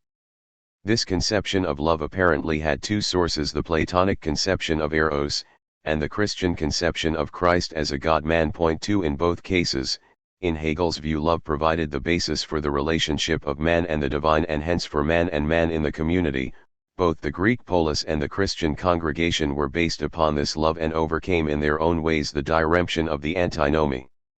It was on this ground that Hegel and his friends hoped to re-establish an ethical community. Hölderlin held fast to this hope into madness, but Hegel soon recognized that such a resurrection and reinstitution was impossible, due largely to the consideration apparently prompted by his reading and detailed study of a German translation of Sir James Steuart's An Inquiry into the Principles of Political Economy, that the scale and complexity of modern society and especially the functional differentiation of the economy necessarily precluded any return to ancient ethical life. Such an ethical community as the polis, or for that matter the congregation, and the love upon which they were based depended upon an immediate attachment of man to man, upon the possibility of all men knowing one another, but in the large modern state such immediacy is impossible. One cannot really love those whom one has never even seen. Hence, modern social and political circumstances seem to Hegel to render any retrieval of the substance of ancient life, i.e., of the ethical community based upon love, impossible. the reconciliation of spirit and nature through a revitalization of the ancient ethical community that Hegel sought to achieve in his early work, thus founded on the terror of the French Revolution and the economic necessity of modern society. Hegel, however, did not abandon his aspirations but recognized instead that they had to be made compatible with the modern world. Thus, while he came to understand that the immediate, beautiful, ethical community, die schöne Sittlichkeit, that characterized the polis could not be re-established within the bounds of modern society, he hoped to establish the basis for a mediated community through the reconciliation of freedom and nature within science. It was to this task, which was to occupy him for the rest of his life, that Hegel turned in Jena. The speculative idealism of Fichte and Schelling, with which Hegel came into immediate contact in Jena, was an attempt to overcome the duality of transcendental idealism and to establish a speculative ground for the reconciliation of its contradictions in science, Wissenschaft. While Hegel's thought is deeply indebted to both Fichte and Schelling, he was not convinced that either had established a true reconciliation of the natural and the spiritual or had really come to grips with the political and social problems this antinomy entailed. While it is generally true that all speculative idealism attempts to resolve the diremption of transcendental idealism by articulating what it takes to be the concrete and absolute character of identity, of what Kant called the transcendental unity of apperception, the manner in which this resolution is achieved is crucial for both political and spiritual life. It is in this respect that Hegel parts company with Fichte and Schelling. According to Hegel, Fichte remained within the horizons of modern subjectivism. Nature for him was ultimately nothing more than the negation of the self-conscious, self-positing I, and thus fundamentally subservient to the subjective categories of understanding. Moreover, in his consideration of moral and political subjects, Fichte seemed to Hegel to approach all too near the tyranny and terror of the French Revolution, which recognized no natural constraints upon the regime of reason. Indeed, Hegel himself went to considerable lengths to point out what we today would characterize as the totalitarian tendencies of Fichte's moral and political philosophy. Point 3. Schelling's philosophical speculations were much more congenial to Hegel. Hegel, Hölderlin, and Schelling had been close friends in their university days in Tübingen, and with Hölderlin's collapse, which Hegel experienced in the closest proximity, the hopes of a fruitful philosophic intercourse with Schelling drew him to Jena. These hopes were hardly disappointed. Although Hegel's junior by some 5 years, Schelling was then the rising star on the German philosophic horizon and in fact threatened to eclipse its older and more established luminary, Fichte. Indeed, the philosophic community was to a large extent torn by the debate among the two schools that centered around Fichte and Schelling. Arriving in Jena, Hegel found himself caught up in this often heated and generally partisan debate. His first published work, for instance, was entitled The Difference of Fichte's and Schelling's System of Philosophy. During his first years in Jena, he and Schelling co-authored the Critical Journal of Philosophy in such close cooperation that they did not even distinguish their separate contributions. The intercourse of their ideas proved enormously fruitful for them both. Indeed, the concept of the absolute, which was decisive for both their systems, apparently developed as a result of this interchange. Hegel, however, became increasingly disenchanted with Schelling's system. In his view, Schelling's attempt to establish the ground in the absolute was ultimately insufficient. He was unable to return from this ground to the concrete multiplicity of the actual, but fell instead into the Spinozistic abyss of an undifferentiated, absolutized nature, into the night in which all cows are black, and thus failed to reconcile the absolute subject with actual human and natural existence. Hegel's philosophizing can perhaps best be understood as the attempt to establish what he found in neither previous nor contemporary philosophy, a ground for the reconciliation of the contradiction that he believed characterized the modern world. This attempt to establish or reveal such a ground as a fully developed system was the project of his system of science. The first part of this system was entitled Science of the Phenomenology of Spirit. Hegel's Science of the Phenomenology of Spirit. Written in Jena between 1804 and 1807, the Phenomenology was originally to have been the first part of Hegel's system of science, and to have been followed by a second part including the science of logic and the two concrete sciences of philosophy, the philosophy of nature and the philosophy of spirit.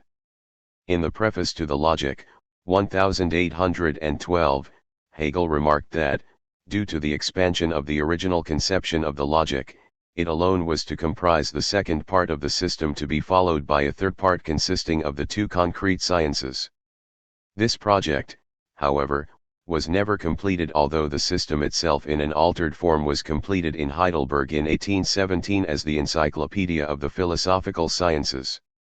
In this work, phenomenology as such was not included as a distinct part of the system, although some of the same material appeared in the last section, the philosophy of spirit.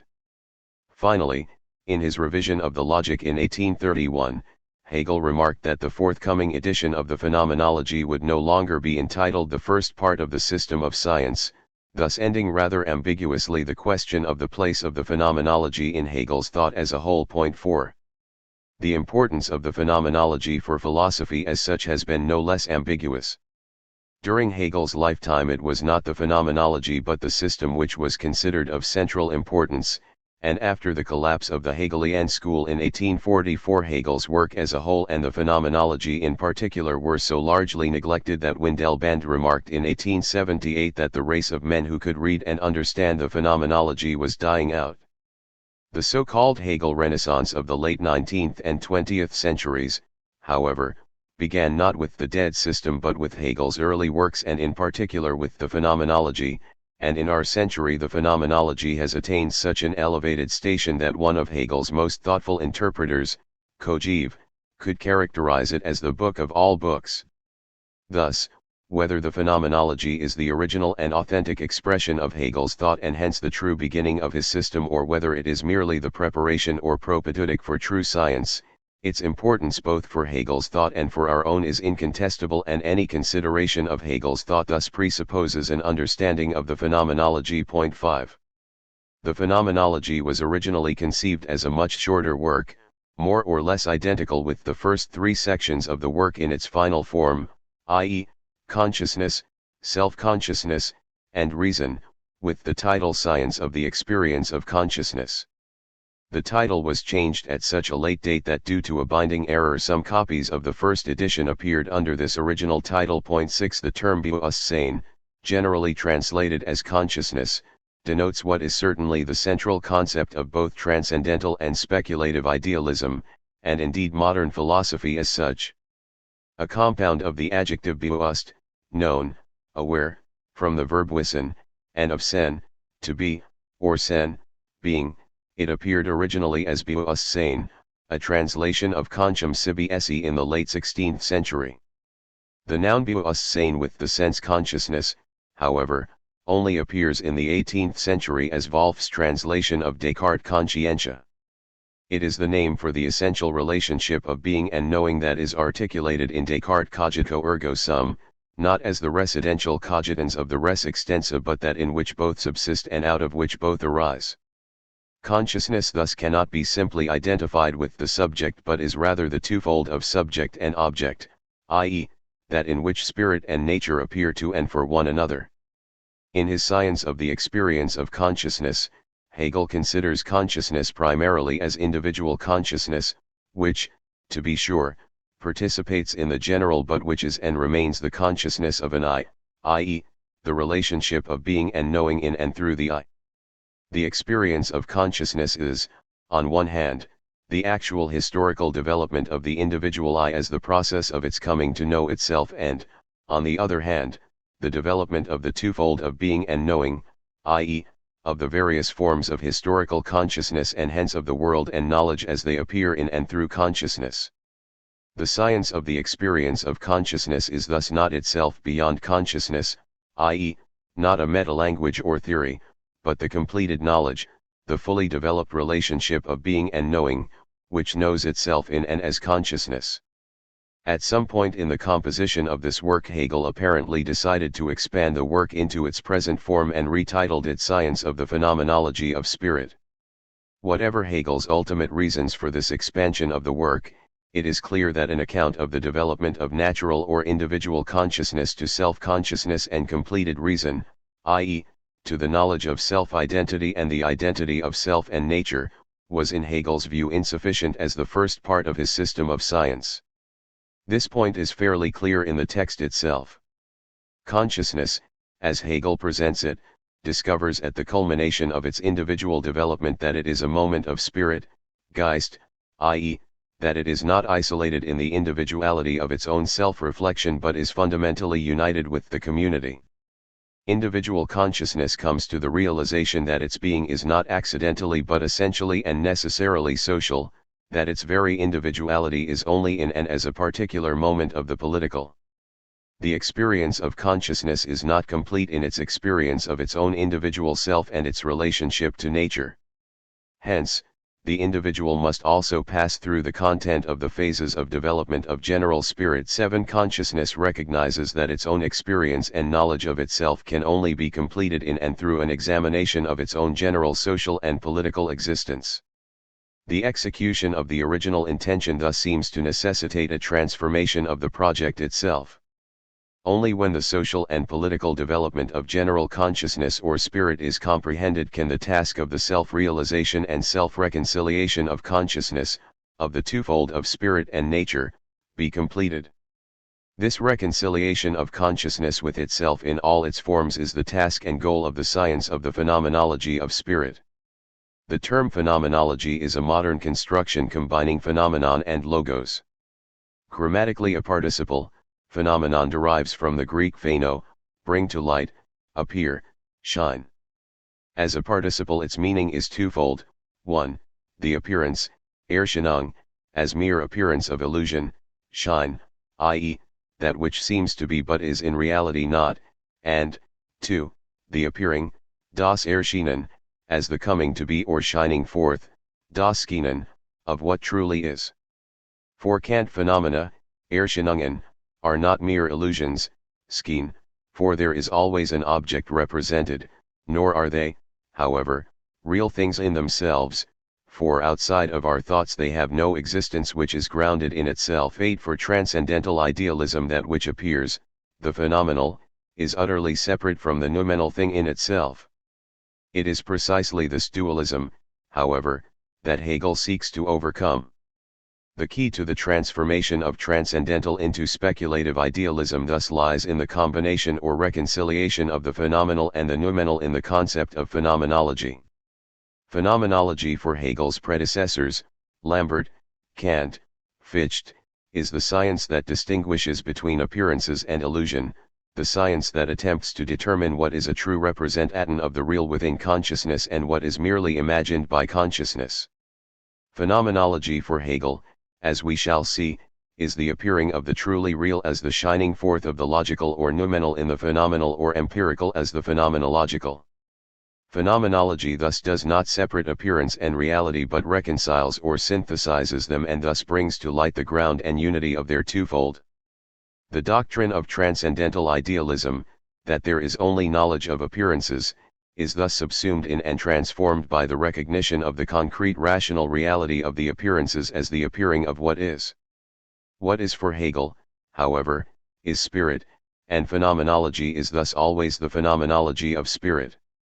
The concept of spirit, Geist, plays a decisive role in Hegel's thought, and his usage encompasses its various connotations from its original Greek and Latin sense of breath, wind, and soul, pneuma, spiritus, through the Christian conception of the Holy Spirit, hagios pneuma, to the modern sense of spirit as a thing that thinks, Descartes, the universal soul or genius of a nation, Montesquieu, and the general character of humanity, Condorcet.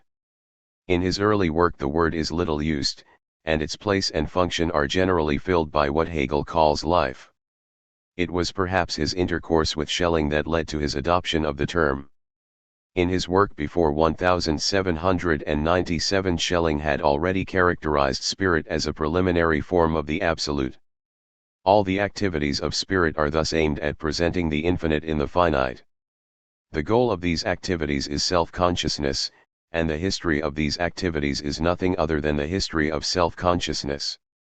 The history of the human spirit will thus be nothing other than the history of the various circumstances, through which its spirit gradually comes to the intuition of itself, attains pure self-consciousness. The external world lays open before us, in order that we may find in it the history of one spirit. We will thus not come to rest in philosophy until we have accompanied spirit to the goal of all its striving, to self-consciousness. 9. Spirit is thus fundamentally universal or absolute consciousness for both Schelling and Hegel. However, in contradistinction to Schelling, who understood this reconciliation as the discovery of the absolute self in nature and indeed after 1797 replaced spirit with nature, Hegel understands spirit as the process of reconciliation of the individual and the community, of the natural and the conventional, and of the human and the divine. Spirit thus constitutes the concrete history of man, his institutions, and his world, and at the same time the ground and unity of each age and of the historical process itself. In its fully articulated form as the absolute, it thereby embodies that which Hegel hitherto sought as the ethical community of the polis and the love that binds man to man. Consequently, it replaces consciousness as the name for the fundamentally real but retains the character of consciousness as the relationship of being and knowing. The phenomenology of spirit is thus the development of spirit to the realization of itself as absolute, i.e., as the reconciliation and ground of the psychological, social, political, and historical. Spirit for Hegel is what is. 10 What is, however, is as it appears, it is phenomenological. Phenomenology names the way of the appearing of what is, of the various moments of spirit, consciousness, self-consciousness, reason, spirit, religion, and absolute knowledge, and is thus the determination of their relationship to one another. The science of the phenomenology of spirit is the account of the way in which spirit comes to be and to know itself in and as the unity of these various forms. The original title and intention are thus subsumed within the phenomenology. The experience of consciousness is completed in and as the phenomenology of spirit.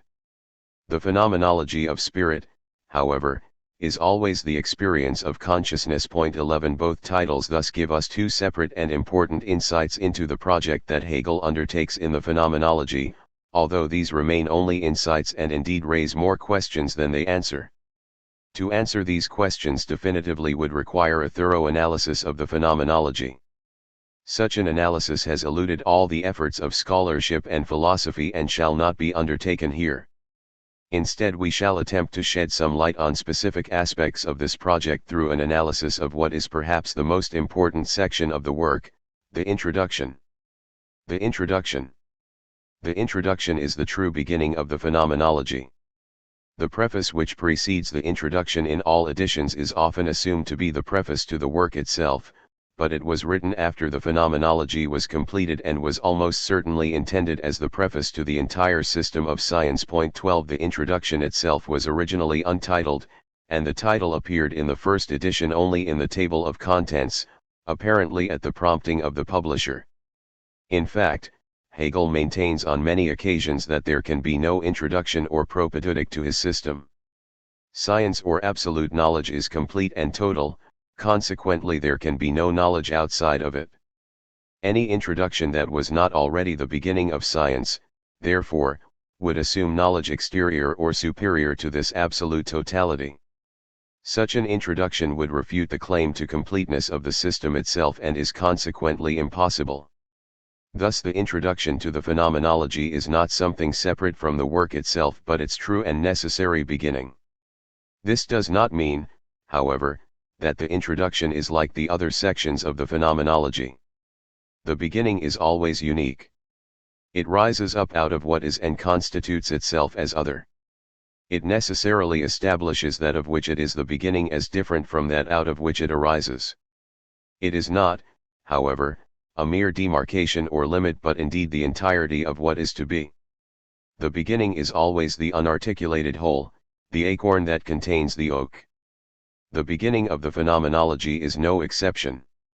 It is the seed out of which springs the body of the phenomenology, which distinguishes the phenomenology from that which precedes it and constitutes it as it is. This does not mean that it is likewise the historical beginning, indeed it arises for consciousness only at the last, rather it is precisely because it is last that it is always first. It is the final realization in Hegel's view of the true character of what is not, however, as the fully worked out system of the phenomenology of spirit but as its fundamental idea.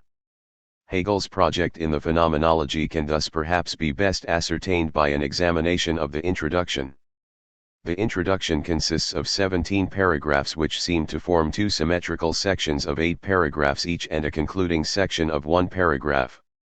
The first major section, paragraphs 1 to 8, is an account of natural consciousness or being that knows as the development of consciousness from knowledge to science. It is thus an account of the manner and necessity of this development. The second major section is an account of self-consciousness, i.e., the noumenal aspect of consciousness or self-knowing being as the development of consciousness itself to complete and therefore absolute knowledge. It is thus an account of the method which consciousness employs in its own movement and hence of the freedom of self-moving and, therefore, self-causing consciousness. The final section, paragraph 17, indicates the reconciliation or synthesis of these two moments, of the natural and the spiritual, of phenomenal necessity and noumenal freedom. The two major sections each consist of 4 parts of 2 paragraphs each with a 1-to-1 correspondence of both parts and paragraphs between the two sections. The introduction might thus be schematized as follows: 13. I. The development of natural consciousness, 1-8. A. The critique of modern philosophy as theory of knowing, 1-2. 1. The character of modern philosophy, 1. 2. The presuppositions of modern philosophy, 2. B. The determination of the nature of truth, 3-4. 1. The question of truth, the true versus the truthful, 3. 2. The criterion of truth, phenomenology versus relativism, 4.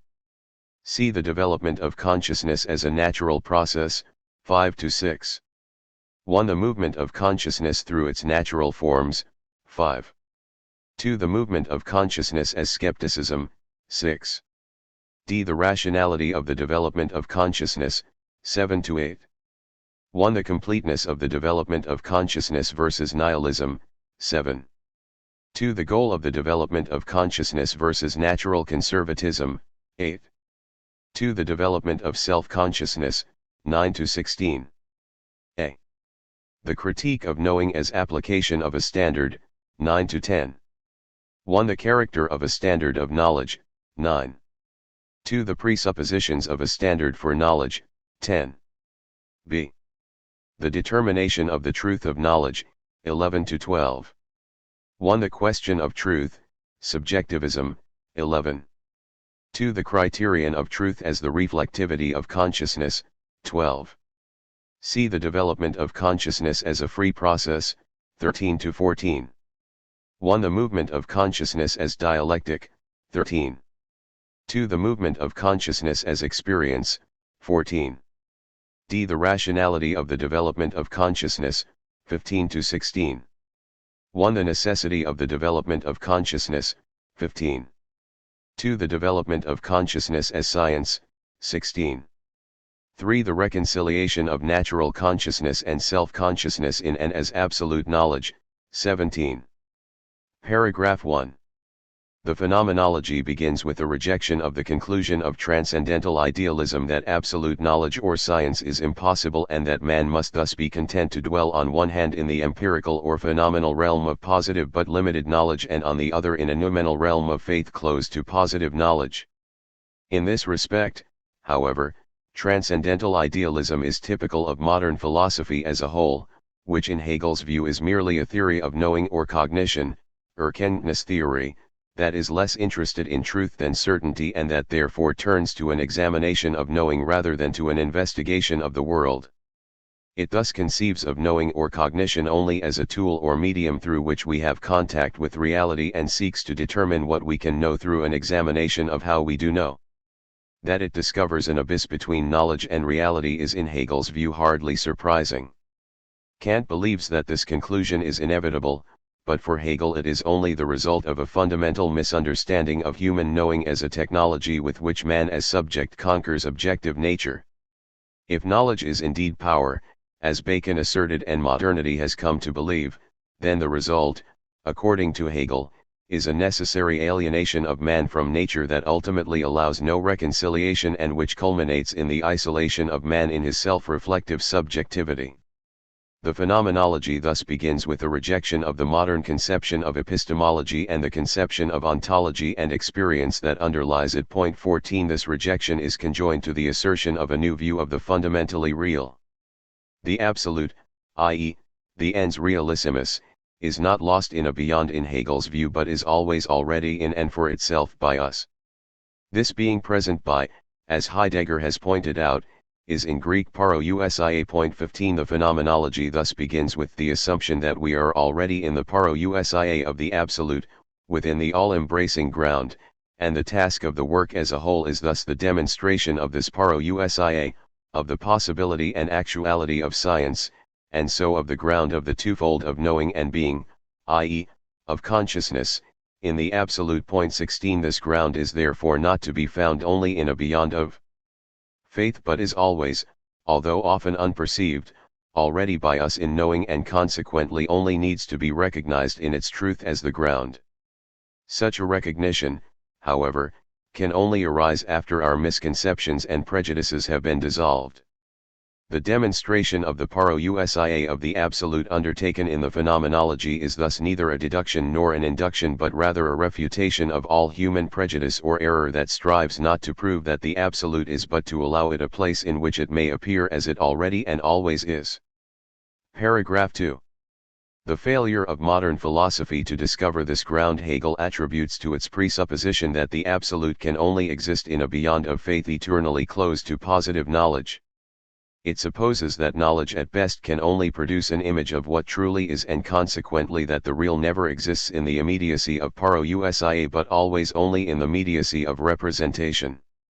The failure of modern philosophy in Hegel's view is thus not that it is too critical but that it is not self-critical enough. Modern philosophy claims to fear error but in fact is in his view motivated by fear of the truth. Paragraph 3. Modern philosophy in Hegel's view would thus rather plunge man into a perpetual ignorance of the real than admit what is undeniable, i.e., that the absolute alone is true and the true alone is absolute. 17. Modern philosophy and Kant in particular want to maintain that, in spite of man's inability to grasp the absolute, there is still a truthful knowledge of appearances. For Hegel this is an equivocation, there can be no truth of mere appearances, of the phenomenal or empirical, unless the absolute is present in and as the phenomena. All other knowledge, even the limited knowledge of natural or social science, is thus only relative or apparent knowledge. Hegel's critique of modern philosophy here is fundamentally a critique of the Enlightenment. The Enlightenment in his view fought a necessary and successful battle against the superstition of religion. Its separation of faith and knowledge was crucial to the establishment of the modern conception of truth, which in turn served as the basis for natural and social science as well as secular humanism and liberalism. However, it paid a high price for its victory, for it found itself obliged to construct a science of the merely phenomenal that explicitly denied any ground in the ultimately real. The triumph of the Enlightenment over religion, over the kingdom of darkness, was thus achieved only by admitting a new darkness, a perhaps even more dangerous darkness, which obscured the highest and most important things. The assertion of the real, of the parousia of the absolute, is Hegel's response to this darkness. The identification of the true and the absolute provides the link between the real ground and the phenomena and thus provides the ground for his refutation of modern philosophy and transcendental idealism. The absolute is the true, i.e., the most fundamental reality, but the true is also the absolute, i.e., in the truth about everyday things the absolute is always already by us. In this sense Hegel seeks to overcome the distinction of the divine and the natural, of the noumenal and the phenomenal, to which the Enlightenment gave rise. He argues that there can be no reconciliation of these two realms and consequently no real natural or social science except on the basis of the recognition of this parousia. Point 18. Why then does modern philosophy fear the truth that provides the basis for such a reconciliation? One might assume that this fear is the result of the real or perceived danger that religion and religious zeal or fanaticism pose to social and political peace. Hegel, however, discounts such an interpretation. The real danger to man lies not in the fanaticism of religion but in the fanaticism of revolutionary freedom and the tyranny of nature in bourgeois society. Modern philosophy fears the truth in Hegel's view not because the truth is dangerous but because the truth upsets the world of its satisfaction, i.e., the realm of subjectivism that finds everywhere and always only what it wants to find, the world in which all standards are established by the individual himself, the world governed by unfettered natural desire or the emptiness of the categorical imperative and public opinion. Modern philosophy fears the truth in Hegel's view because the truth means absolute knowledge and hence absolute standards that cannot be overturned by the caprice of passions and opinions. Modern philosophy is thus perhaps distraught by the lack of a real ground, but it fears an absolute science more than the abyss of diremption and alienation. Modern philosophy thus remains fundamentally subjectivistic and relativistic. Paragraph 4. Hegel admits, however, that the claim to truth of absolute knowledge or science at first appears no greater than that of any other system of knowledge. The difficulty in demonstrating its superiority lies in the relativistic criterion of truth modern philosophy has promulgated. Modern philosophy asserts that the truth of a theory or system of knowledge can only be established by an appeal to being, which shows that the theory is the true image or representation of reality. The trouble with this correspondence or verification theory of truth, however, is that it is ultimately being itself that is in question. Hence, such a theory can provide no more than a mere assurance of truth. Being thus cannot serve as a standard, one assurance is as valid as another, and so truth has no standard outside of the theory itself. Modern philosophy in Hegel's view consequently ends in relativism. If man has no knowledge of what truly is, as transcendental idealism concludes, then truth is always only a comparison of thought with that which thought produces, of the logical with the phenomenal moment of consciousness. Truth of this sort cannot transcend the bounds of an essentially capricious human imagination and hence ends in relativism. If there is only the duality of the phenomenal or empirical and the noumenal or logical, there can be no ultimate determination of what is true and thus no way to justify one system of knowledge vis-a-vis another. Hegel's solution to this problem is phenomenology. Phenomenology, or what Hegel characterizes in the introduction as the presentation of appearing knowledge, is the criterion of truth that he raises up as an answer to modern philosophy's conception of truth as verification.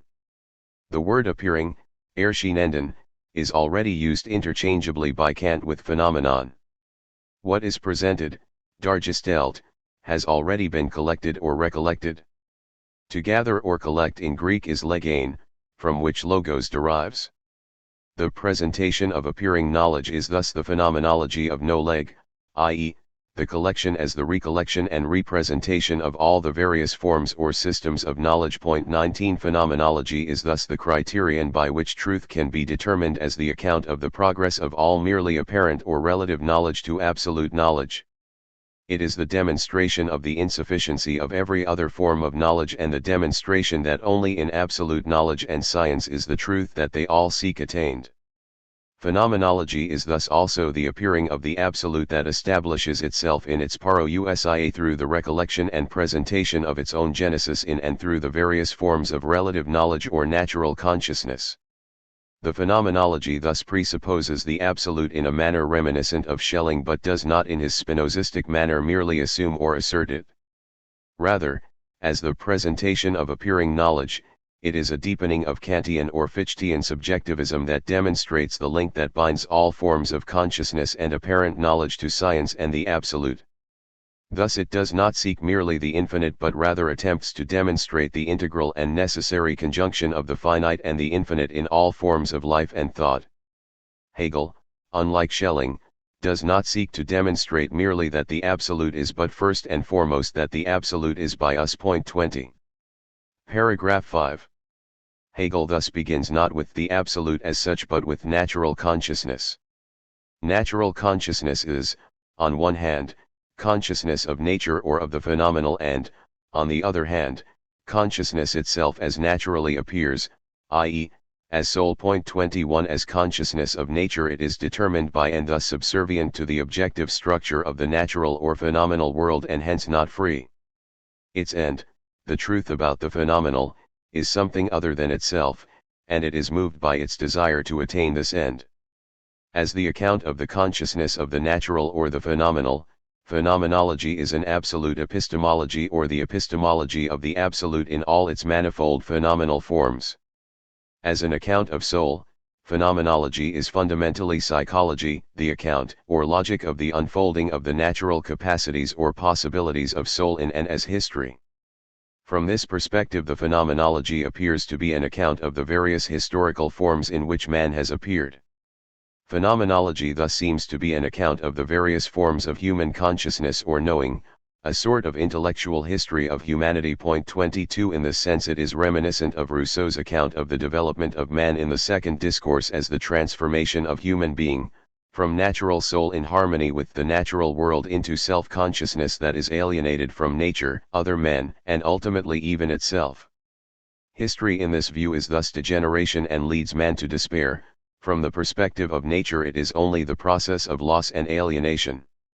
Phenomenology, understood from the same perspective, thus also seems to be only a negative science, i.e., only the revelation of the insufficiency of all knowledge, the imperfection of all forms of life, of all morality, ethics, and politics, of all art, religion, and philosophy. This impression arises, according to Hegel, only because the end of phenomenology, i.e., science, has not been grasped.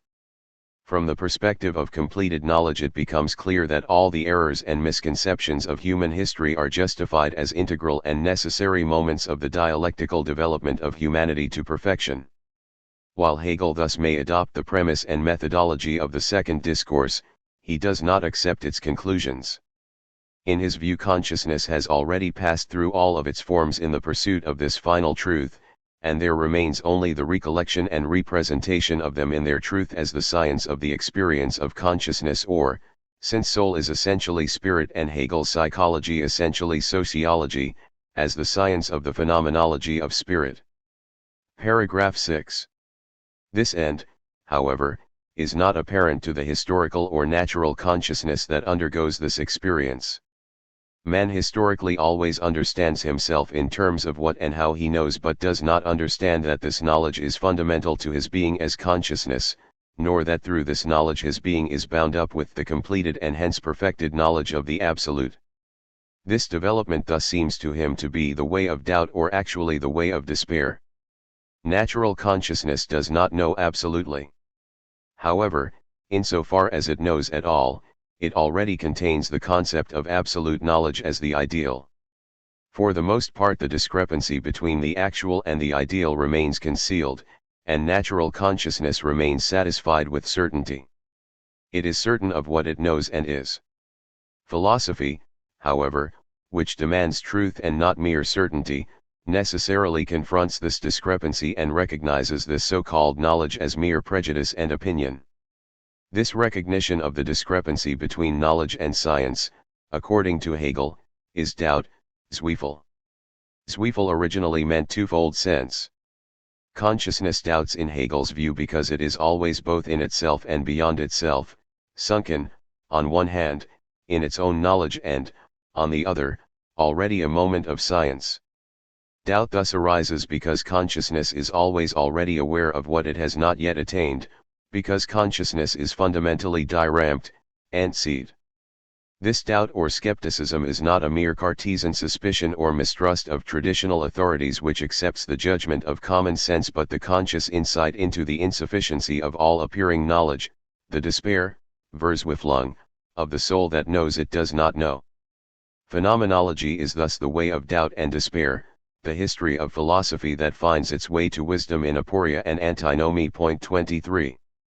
Hegel is primarily interested here in distinguishing true skepticism from Cartesian positivism. He had already considered the differences between ancient and modern skepticism in the Critical Journal of Philosophy and rejected the latter as unphilosophic. Ancient skepticism, as he indicates in Self-Consciousness, gives rise to the despair of the unhappy consciousness, to an unconquerable sense of sadness and loss. Nor is this unhappiness merely a psychological disturbance. The doubt and despair that skepticism suffers arises in consequence of concrete human experience, as a result of the loss of everything of value. Doubt and despair are in this sense the driving force of natural consciousness that propels it to science. They are the natural response to the loss of unity in life that gives rise to the need of philosophy and that leads to a new reconciliation. Phenomenology is thus the painful education, Bildung, of natural consciousness to science. To natural consciousness, however, this end seems to be only an ideal, a beyond that can never be attained. It recognizes its immediate progress when it overcomes one form of alienation and despair, but it does not understand this development as a whole, i.e., as the way of soul to complete self-knowledge. It is, however, precisely because consciousness does not grasp this truth that the series of forms which consciousness passes through is the history of the education of consciousness itself to science. 24 If this truth were already present at the beginning, there would be no alienation of consciousness and hence no need to overcome alienation. The pain that this alienation engenders and that consciousness overcomes is thus the immediate source of historical motion that propels consciousness toward reconciliation. The Via Dolorosa of doubt and despair is thus also the education of humanity as the process of reconciliation of spirit and nature, of the noumenal and phenomenal in and as the parousia of the absolute. In this sense the phenomenology is a vehicle not merely for the education of those already predisposed towards speculative science but for those who dwell in the blindness of partial or apparent knowledge. It is an account of the journey of the soul, like that described in the allegory of the cave in Plato's Republic, out of mere opinion into the sunlight of true knowledge. This way, to be sure, is not the pure vision of the eternal forms, i.e., not science itself, but the gradual recognition by natural consciousness of the limitations of its own particular self, of its own prejudices, and the consequent recognition of its essential unity in and with spirit as a moment of the community and the absolute. 25. This way for Hegel is the way of aporia and dialectic, the path on which natural consciousness is continually confronted with the contradictions implicit in its prejudices and opinions and thus forced to abandon what it holds dear, its customs, its community, and its gods. However painful, this way is justified as the way to truth. The aim of the phenomenology in this sense is both descriptive and pedagogical, an account of the way to wisdom which consciousness has both followed and can follow, which indeed the individual must follow to free himself of his natural prejudices and raise his thought from the capricious ratiocinations of individuality to the true rationality of the general movement of spirit. The phenomenology is the recollection and representation of this way. True knowledge for Hegel, as for Plato, thus arises in and through the recollection, anamnesis, of what is always and therefore already present. This recollection, however, depends upon experience which evokes the memory of what is already implicitly known. Thus, while science is eternal, the presentation of God, as he is in his eternal essence before the creation of nature and a finite spirit, it can only be known in and as it is recollected. 26 Science thus presupposes history as both the dialectical journey of the soul and as the collection of the concrete forms of human consciousness through which it passes. Science is not history, but history is a necessary presupposition of science, and the truth itself thus can only fully be insofar as history is not, i.e., insofar as history has come to its conclusion. If consciousness has not passed through all its possible forms, it cannot recollect them in their totality and thus cannot know absolutely. 27. Paragraph 7. The question of course arises how a process of dissolution can be complete and sufficiently grounded or determined. At least natural consciousness sees this dissolution of its truth and world not as a rational historical development but as the presencing of nothing, the utter and continual annihilation of everything. For natural consciousness all change seems to be degeneration. According to Hegel, such skepticism, or what is perhaps better called nihilism, is lost in the negativity of the present, in the moment of its own loss, and objectifies its particular pain as universal and utter negation. Properly understood, however, this nothing that skepticism experiences is only the nothingness of that which passes away, and change is not the result of utter but of determinate negation, negation that is a bridge to and the source of a new form. Thus, while natural consciousness may despair of finding reason in history, this despair arises out of a misconception of the essence of history itself. Understood as a process of determinate negation, the necessity of the sequence of forms and the completeness of the series itself becomes apparent. This concept of determinate negation that Hegel introduces here is thus the crucial concept in his transformation of transcendental idealism.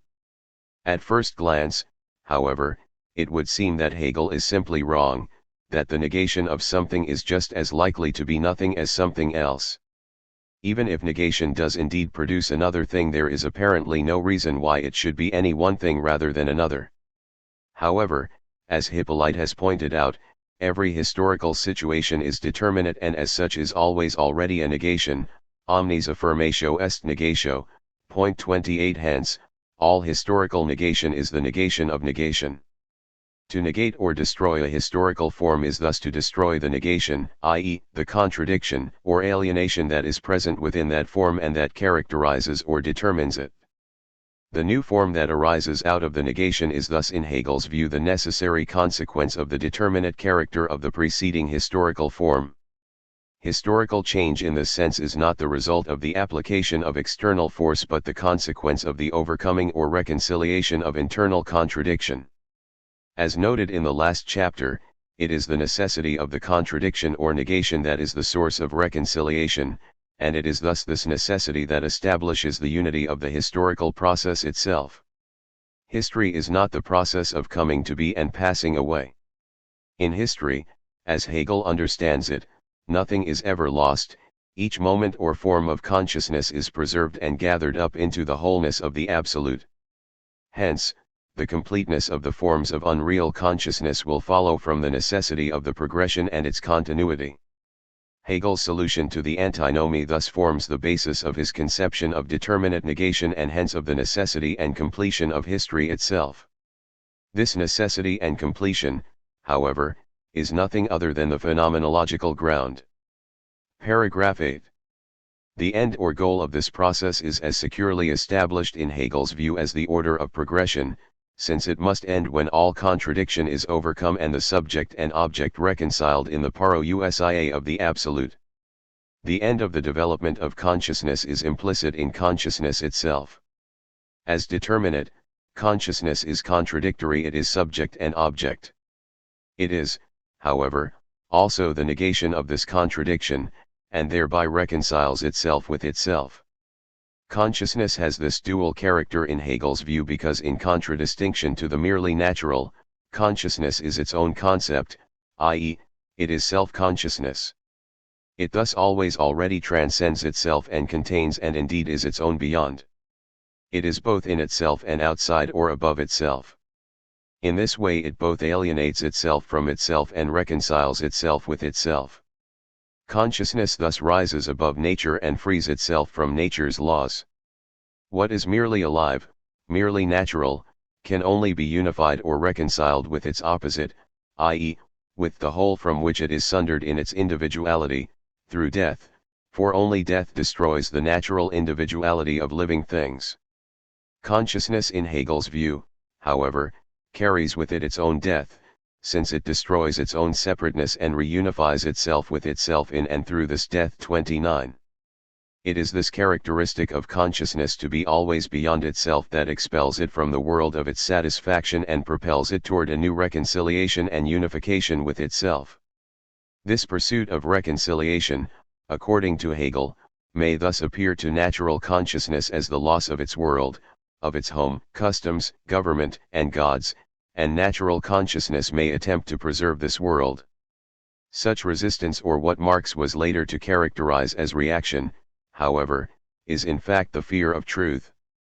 The truth in this case is a sort of violence that consciousness exercises on itself, and consciousness naturally tries to avoid this violence and conserve its traditional world.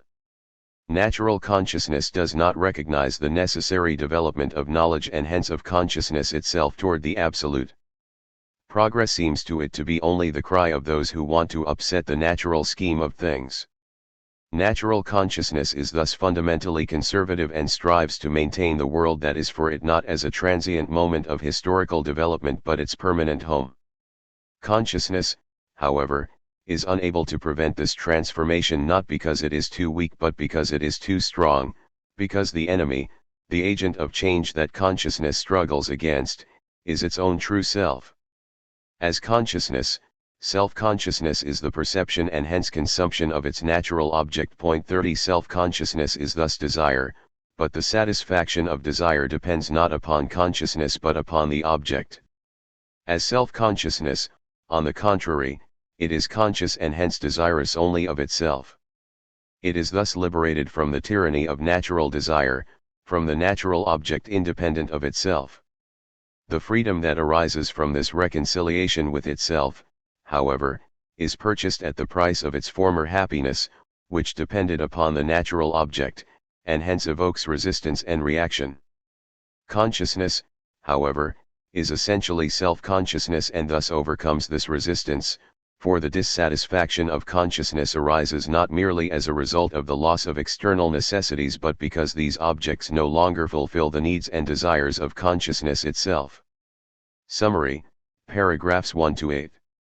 The first section of the introduction is an account of the development of natural consciousness as phenomenology. The section began with a consideration of modern philosophy's denial of the possibility of science.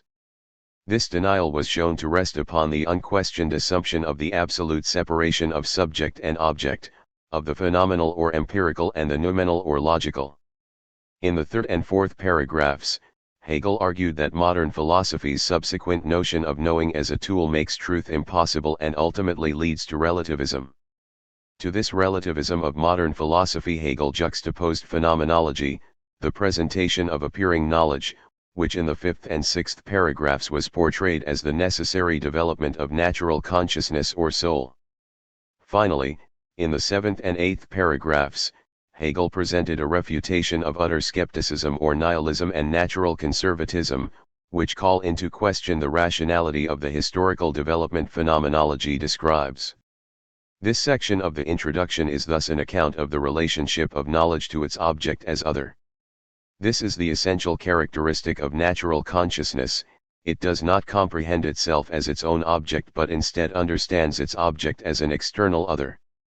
Hegel opposes the doctrine of natural consciousness and modern philosophy that knowing is fundamentally separate from its object, and argues instead that both subsist within and arise out of the parousia of the absolute. His proof is phenomenology, the conceptualized history of consciousness or spirit as the rational development of knowledge to science and hence as the mediation between all forms of natural consciousness and the absolute. 31. This account, however, is insufficient. Consciousness is not merely natural consciousness but also self-consciousness. It is not merely the knowledge of the phenomenal or empirical but also of the logical or noumenal. The first section of the introduction is an account of the knowledge and truth of modern philosophy and the knowledge and truth of phenomenology from the perspective of nature. The second section is a consideration of the same subjects from the perspective of self-consciousness and spirit. Paragraph 9. The second section of the introduction parallels the first. Whereas in the foregoing section Hegel considered the manner and necessity of the development of consciousness, he concerns himself in the second section with the method of execution. This method of execution is not, as is often mistakenly assumed, the method of Hegel's inquiry but rather the method of consciousness itself in carrying out its development. The first section of the introduction described this development, the second section is an account of its inner mechanism. Method, which derives from the Greek meta, with or after, and hodos, way or path, literally means with or after the way. The way, as we saw in the first section, is phenomenology as the presentation of appearing knowledge, as the way of consciousness from knowledge to science. The method of phenomenology thus lies in consciousness itself as the way in which free and self-moving consciousness develops itself. 32 The way of consciousness, as Hegel argued in the first section, seems to be determined by nature. Grasped from within, this way appears not as a series of natural forms but as the experience of consciousness. Experience, however, is to be understood not as that which consciousness undergoes but as the way in which consciousness itself is, as its inner essence and truth that determines the course of its development. While history in one sense is thus only a great temporal stream in which individual human beings are caught up and hurled to and fro by contrary currents only to be shattered on the rock of death, it is in another sense the free movement of consciousness itself, of consciousness directing its own course, continually transcending and continually reconciling itself with itself. This second section begins like the first with a discussion of modern philosophy's conception of knowing. Hegel previously argued that modern philosophy conceives of knowing as a tool. 1. He here explains the way in which this tool is supposed to function. The tool of modern philosophy, according to Hegel, is the standard, Maßstab, with which it measures reality. Modern philosophy, which conceives of knowing as technology, understands the method of this technology as measurement or calculation. From the perspective of modern philosophy, it thus seems that science cannot test the reality of knowing without first establishing a standard of its own. This demand for an independent or self-subsistent standard poses a real difficulty for speculative science. Unlike modern philosophy that accepts the cogito or the percipio as the standard against which all knowledge must be measured, science, as Hegel understands it, attempts to transcend such a subjective or objective standard and to establish an absolute standard. Such a standard, however, can apparently only arise as the result of a standardless wandering through error, i.e., only at the end of the phenomenological development of consciousness. Thus, it seems that science must presuppose what it wants to prove in order to accomplish anything at all, and hence can be nothing more than a labyrinthine tautology. Hegel discovers the solution to this dilemma in the structure of consciousness itself. Paragraph 10. The demand modern philosophy makes for an objective standard is in Hegel's view the necessary consequence of its misunderstanding of consciousness and knowing. Just as it assumes that knowing is a tool or medium which stands between man and reality or the absolute, too, modern philosophy conceives of what is known as mere being for consciousness, which it distinguishes from what it takes to be truly real, i.e., being in itself. It thus seems to modern philosophy that we can have at best only a truthful knowledge of representations, as Kant argues, and must eschew any claim to speculative knowledge, since that would presuppose access to the unattainable being in itself. This apparent disjunction dissolves in Hegel's view when consciousness is properly understood. Consciousness, according to Hegel, is what is. There neither is nor can be anything that is not consciousness. This is not, however, the empirical consciousness of a subject confronting an alien, external object. Rather, consciousness is the twofold of knowing and being. Consciousness, Bewusstsein, in Hegel's view distinguishes something from itself or projects itself outside itself as being, Sen, and then relates itself to its projected or objectified self through its knowledge, Wissen, of that thing as known, Gewiss. Being for consciousness and being in itself are thus, according to Hegel, two moments of consciousness itself. As such, consciousness always contains its own standard. For the twofold of knowing and being, it is the comparison of knowing and being and hence the measurement of each in terms of the other. Consciousness is thus always its own standard. The phenomenology as the presentation of appearing knowledge is the conceptualized history of humanity as the development of human consciousness through all its forms to science. Each of these forms of consciousness, Bewusstsein, in Hegel's view is a particular form of the relationship of knowing and being. According to Hegel, the phenomenology does not measure the truth of these forms according to a preconceived standard but adopts the standard that each form of consciousness recognized and employed itself.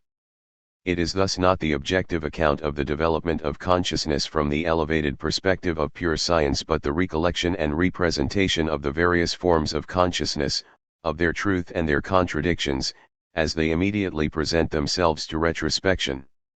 Every historical epoch in Hegel's view has some standard of its own to measure the truthfulness of its own knowledge or the propriety of its own actions. In Nietzsche's terms, each age has its own set of values which, according to Hegel, are determined by the particular relationship of being and knowing in that age, i.e., by the phenomenological or ontological structure of that age. The ontological structure, which provides each age with the standards of truth and propriety, is thus determined by the character or form of consciousness of the age. It is this ontological structure that Hegel attempts to retrieve and represent. The standard that guides the phenomenology at each stage is thus the standard of that stage itself. That these standards are faulty goes without saying.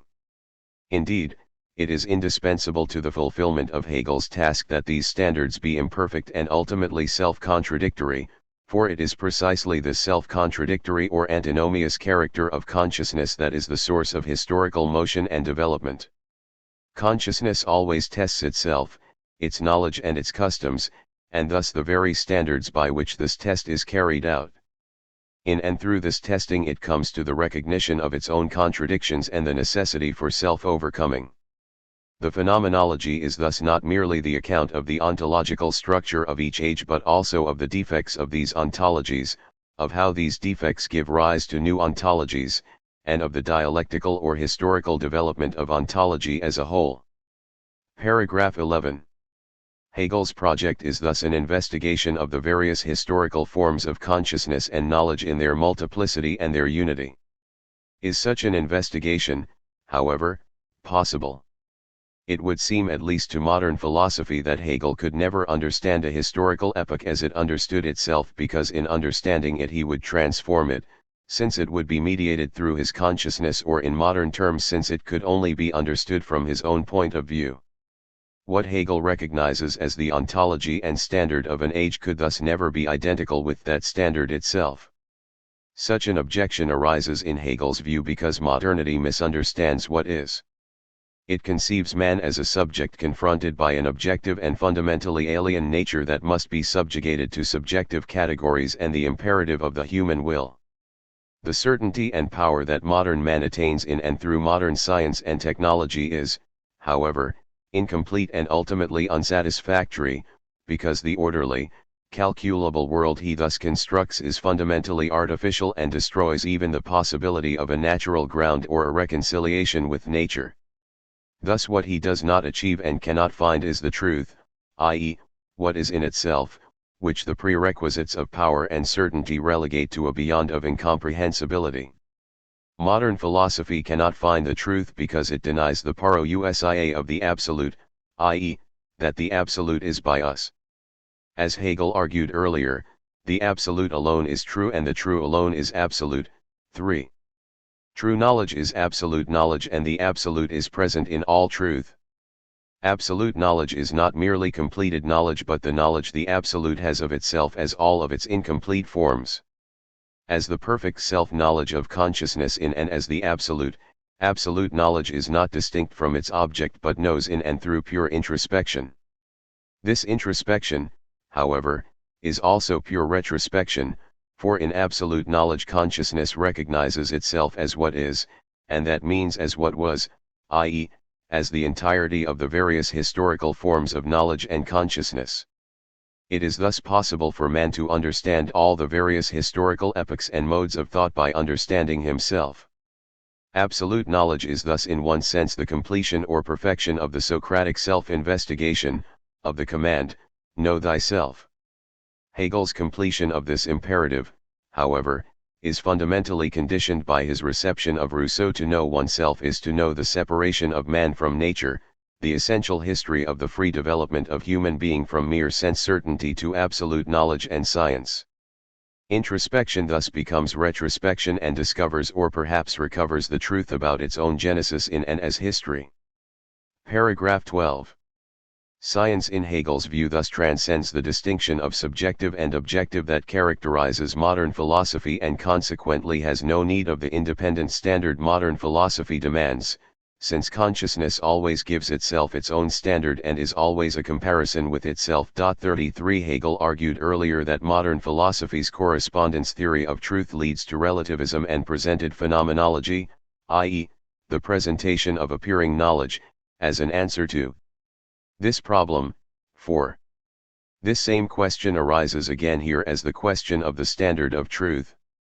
What appeared from the perspective of natural consciousness as the presentation of appearing knowledge or phenomenology appears here as the self-examination of consciousness or spirit. In absolute knowledge, consciousness recognizes itself as the unity that embraces all the various forms of consciousness, spirit, and the absolute. This retrospection or historical recollection is thus not merely the objective account of the development of the twofold of knowing and being, i.e., of consciousness, as pure introspection.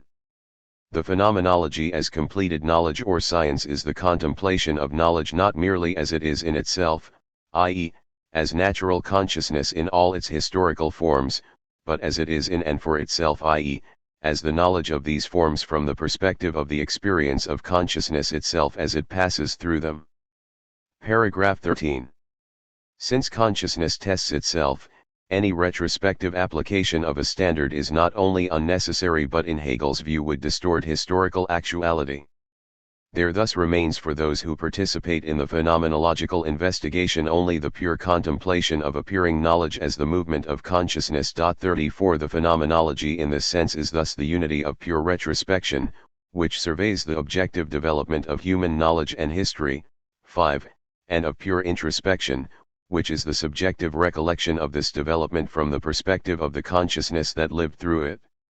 Phenomenology is thus always also the science of the experience of consciousness as introspective retrospection, as the contemplation by consciousness of its own genesis, of consciousness as it is both in and for itself. 35.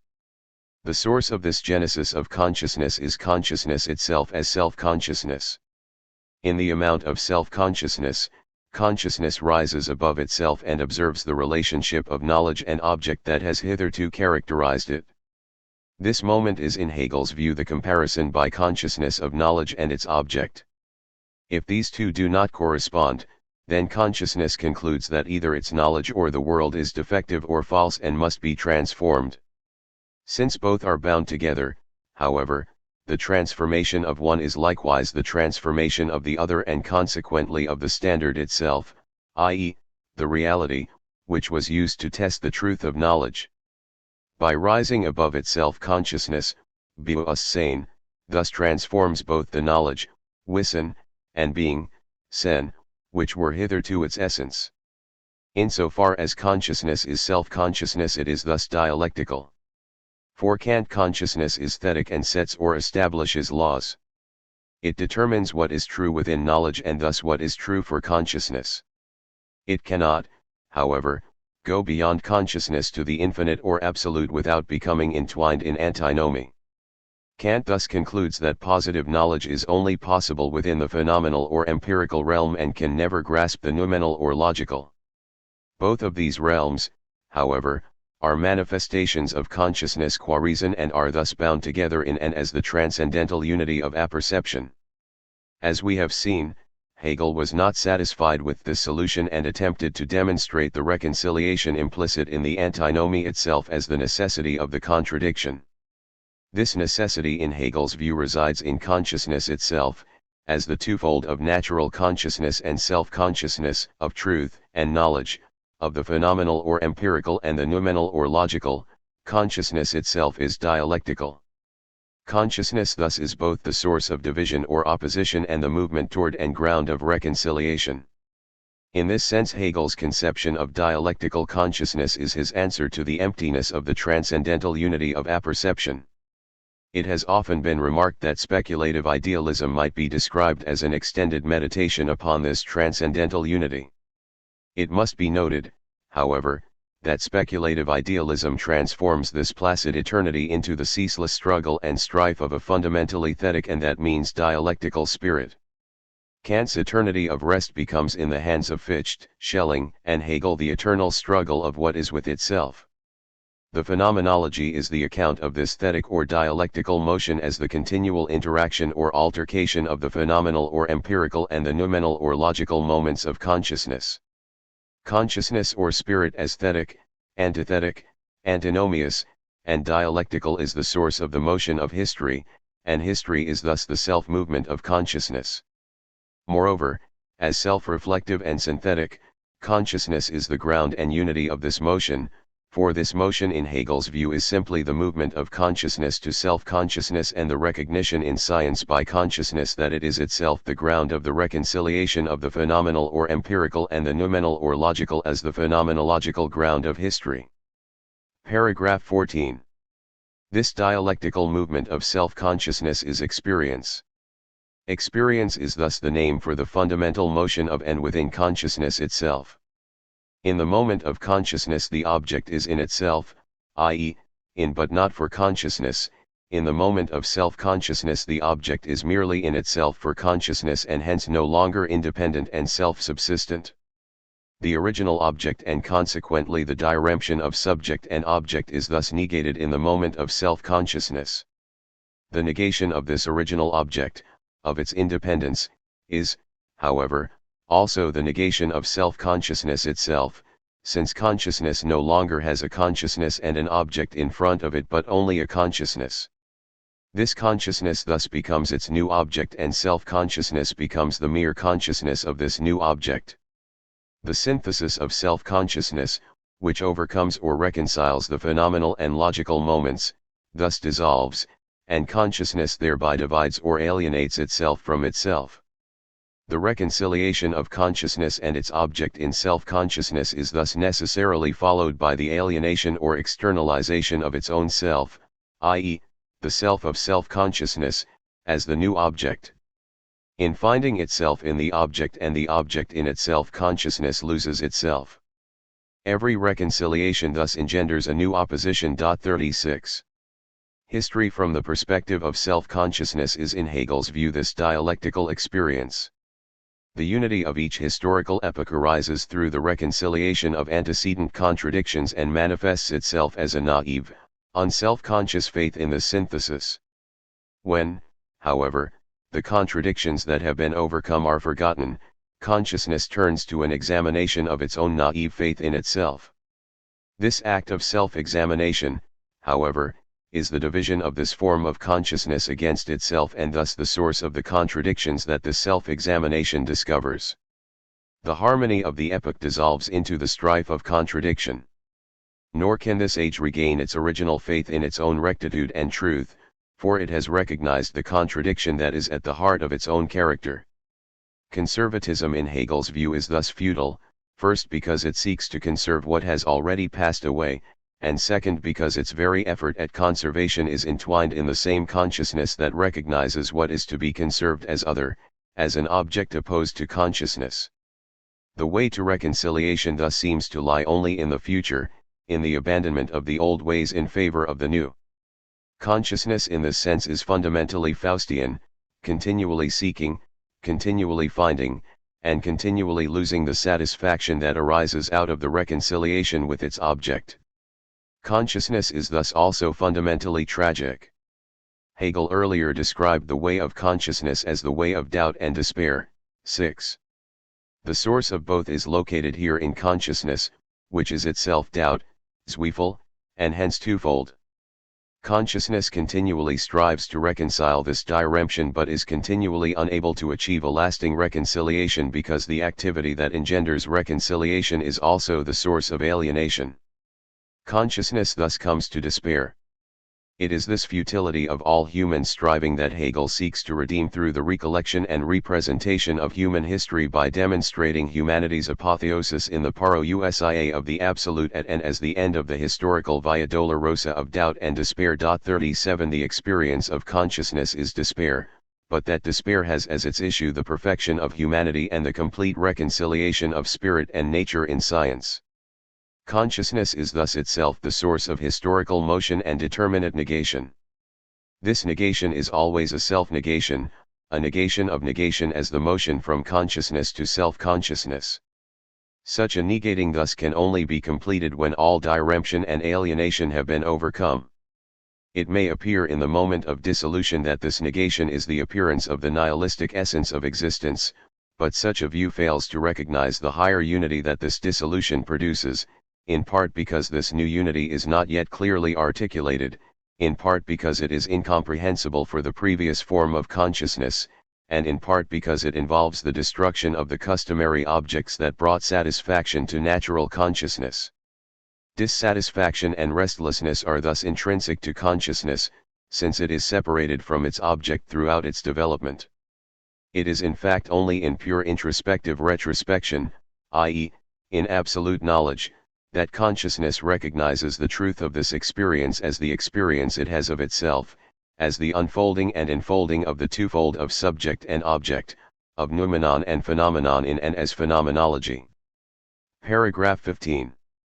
Historical consciousness does not recognize its new object as the negation of its previous object and believes, on the contrary, that it simply experiences or discovers a new truth that refutes and supersedes its previous truth. Hence, it does not recognize the necessity in the series of objects that arise out of negation. This underlying identity, however, is not merely the capricious addition of retrospective reason, according to Hegel, but the consequence of a turning around of consciousness itself, of the alienation or externalization of the self of self-consciousness as object and the return of self-consciousness to consciousness. The recognition and delineation of historical change as the method of self-moving and therefore self-causing consciousness or spirit thus is available only in absolute knowledge, and that means only to a skeptical introspective retrospection that has also become speculative, and that as science recognizes and establishes the true ground in and as the parousia of the absolute. Hegel earlier argued that the skeptical way of natural consciousness leads to a thorough skepticism or nihilism that grasps change as utter rather than determinate negation. 7. Referring explicitly to his previous discussion, he indicates here the source of that misconception.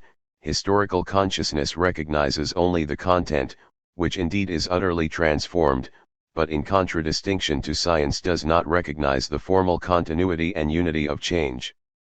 This is the active element in an otherwise passive and contemplative science. In its observation of the dialectical movement of consciousness, science refrains from acting and merely observes self-testing, self-transforming consciousness. However, it is science alone that sees this underlying speculative unity and ground in the historical development. Its seeing is thus an establishing of this ground and hence its true activity. 38. Science establishes this speculative unity and ground for the dialectical movement of history in and as the twofold of consciousness. The being, sen, of consciousness, bewusstsein, is always as being known or being that knows, bewusstsein. Knowing is the self-testing of consciousness, i.e., skeptical introspection. This skeptical introspection, which previously appeared as the irreconcilable dialectic of consciousness and world, appears here as the continual reconciliation of consciousness with itself. The new object that arises out of the dialectical process contains the previous object as its necessary presupposition. It is that object as it was in itself for consciousness in the moment of self-consciousness. The dialectical process thus is the self-gathering or self-collecting of consciousness or spirit as the reconciliation of the phenomenal or empirical and the noumenal or logical. This self-gathering is thus the establishment of the phenomenological ground of history.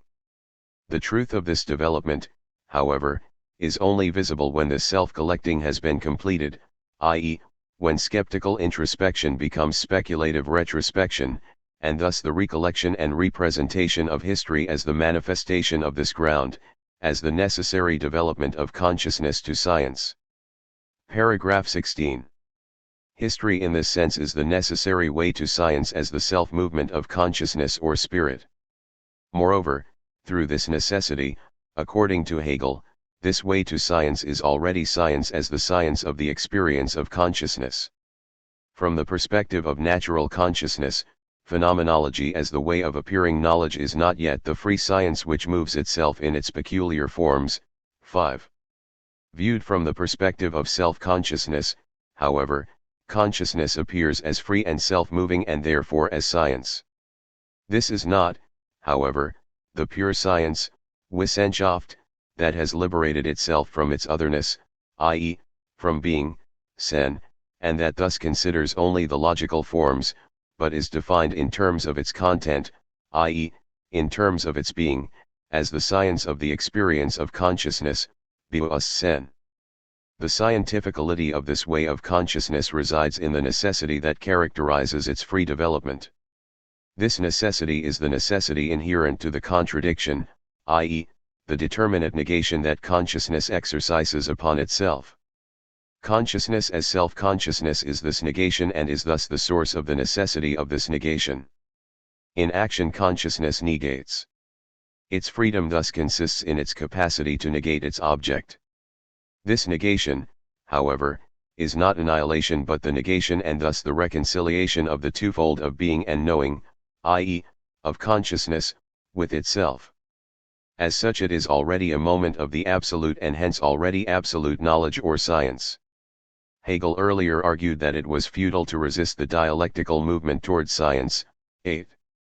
Here he indicates the ground of that futility.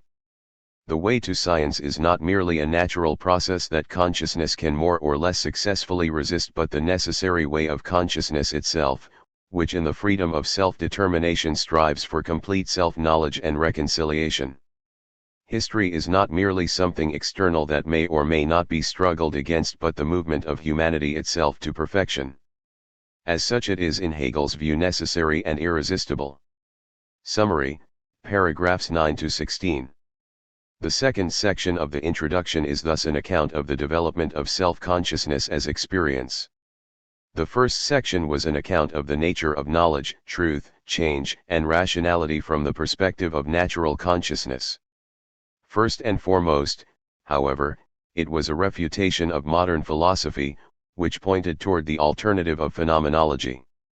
This second section is a consideration of knowledge, truth, change, and rationality from the perspective of self-consciousness, and is as a whole the presentation of Hegel's alternative to the erroneous conceptions of modern philosophy. The two sections thus represent the two moments of consciousness or spirit that appear in and as the third antinomy and transcendental idealism. They are, however, also the implicit ground for the reconciliation of this diremption.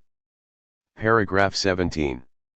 The end or goal of the phenomenology as a whole cannot merely consist in the delineation of the phenomenal development of natural consciousness and the noumenal development of self-consciousness but must necessarily reside in the demonstration of the unity and ground of both in and as absolute knowledge. This ground, however, can only arise in Hegel's view as a result of the completion and presentation of the entire system of the truth of reason and spirit. This is absolute knowledge or science in which natural consciousness finally overcomes the last vestiges of otherness and in which self-consciousness recognizes itself as its own all-pervasive object.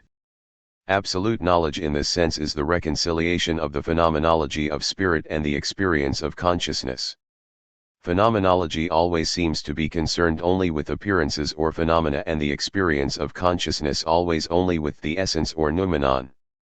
The end of both, however, is their reconciliation. The science of appearances becomes the appearing of science, and the experience of consciousness becomes the consciousness of experience. Skeptical introspection and speculative retrospection are united in and as the pure seeing or contemplation of absolute knowledge. This pure seeing is nothing other than the parousia of the absolute as the immediate presence of the ground and unity of the twofold of phenomenology or consciousness as science. Phenomenology is always the representation of appearing knowledge. Consciousness, Bewusstsein, is the twofold of knowledge, Wissen, and being, Sen. Science, Wissenschaft, is, on one hand, the completed form of consciousness, Bewusstsein, that has freed itself from its object, from being, Sen, as other and thus recognized itself as its own self-being. It is, on the other hand, the completing of appearing knowledge as the recognition of the true and eternal knowledge of the necessity of appearances. Both phenomenology and consciousness become science in and as the recognition of the parousia of the absolute. Science is thus skeptical speculative introspective retrospection and therefore not merely the recognition of the momentary presence of the absolute but of its eternal, albeit concealed, presence as the phenomenological ground of history. 39 Science is absolute knowledge, not merely as perfect or complete knowledge but as knowledge of the absolute, as knowledge of the ground of the twofold of the phenomenal or empirical and the noumenal or logical, of spirit and nature, and therefore of history. It is thus the self-gathering of the Absolute as the recollection and representation of its own unfolding and enfolding as the twofold of phenomenology or consciousness. 40 This recollection and representation is the science of the phenomenology of spirit. 4.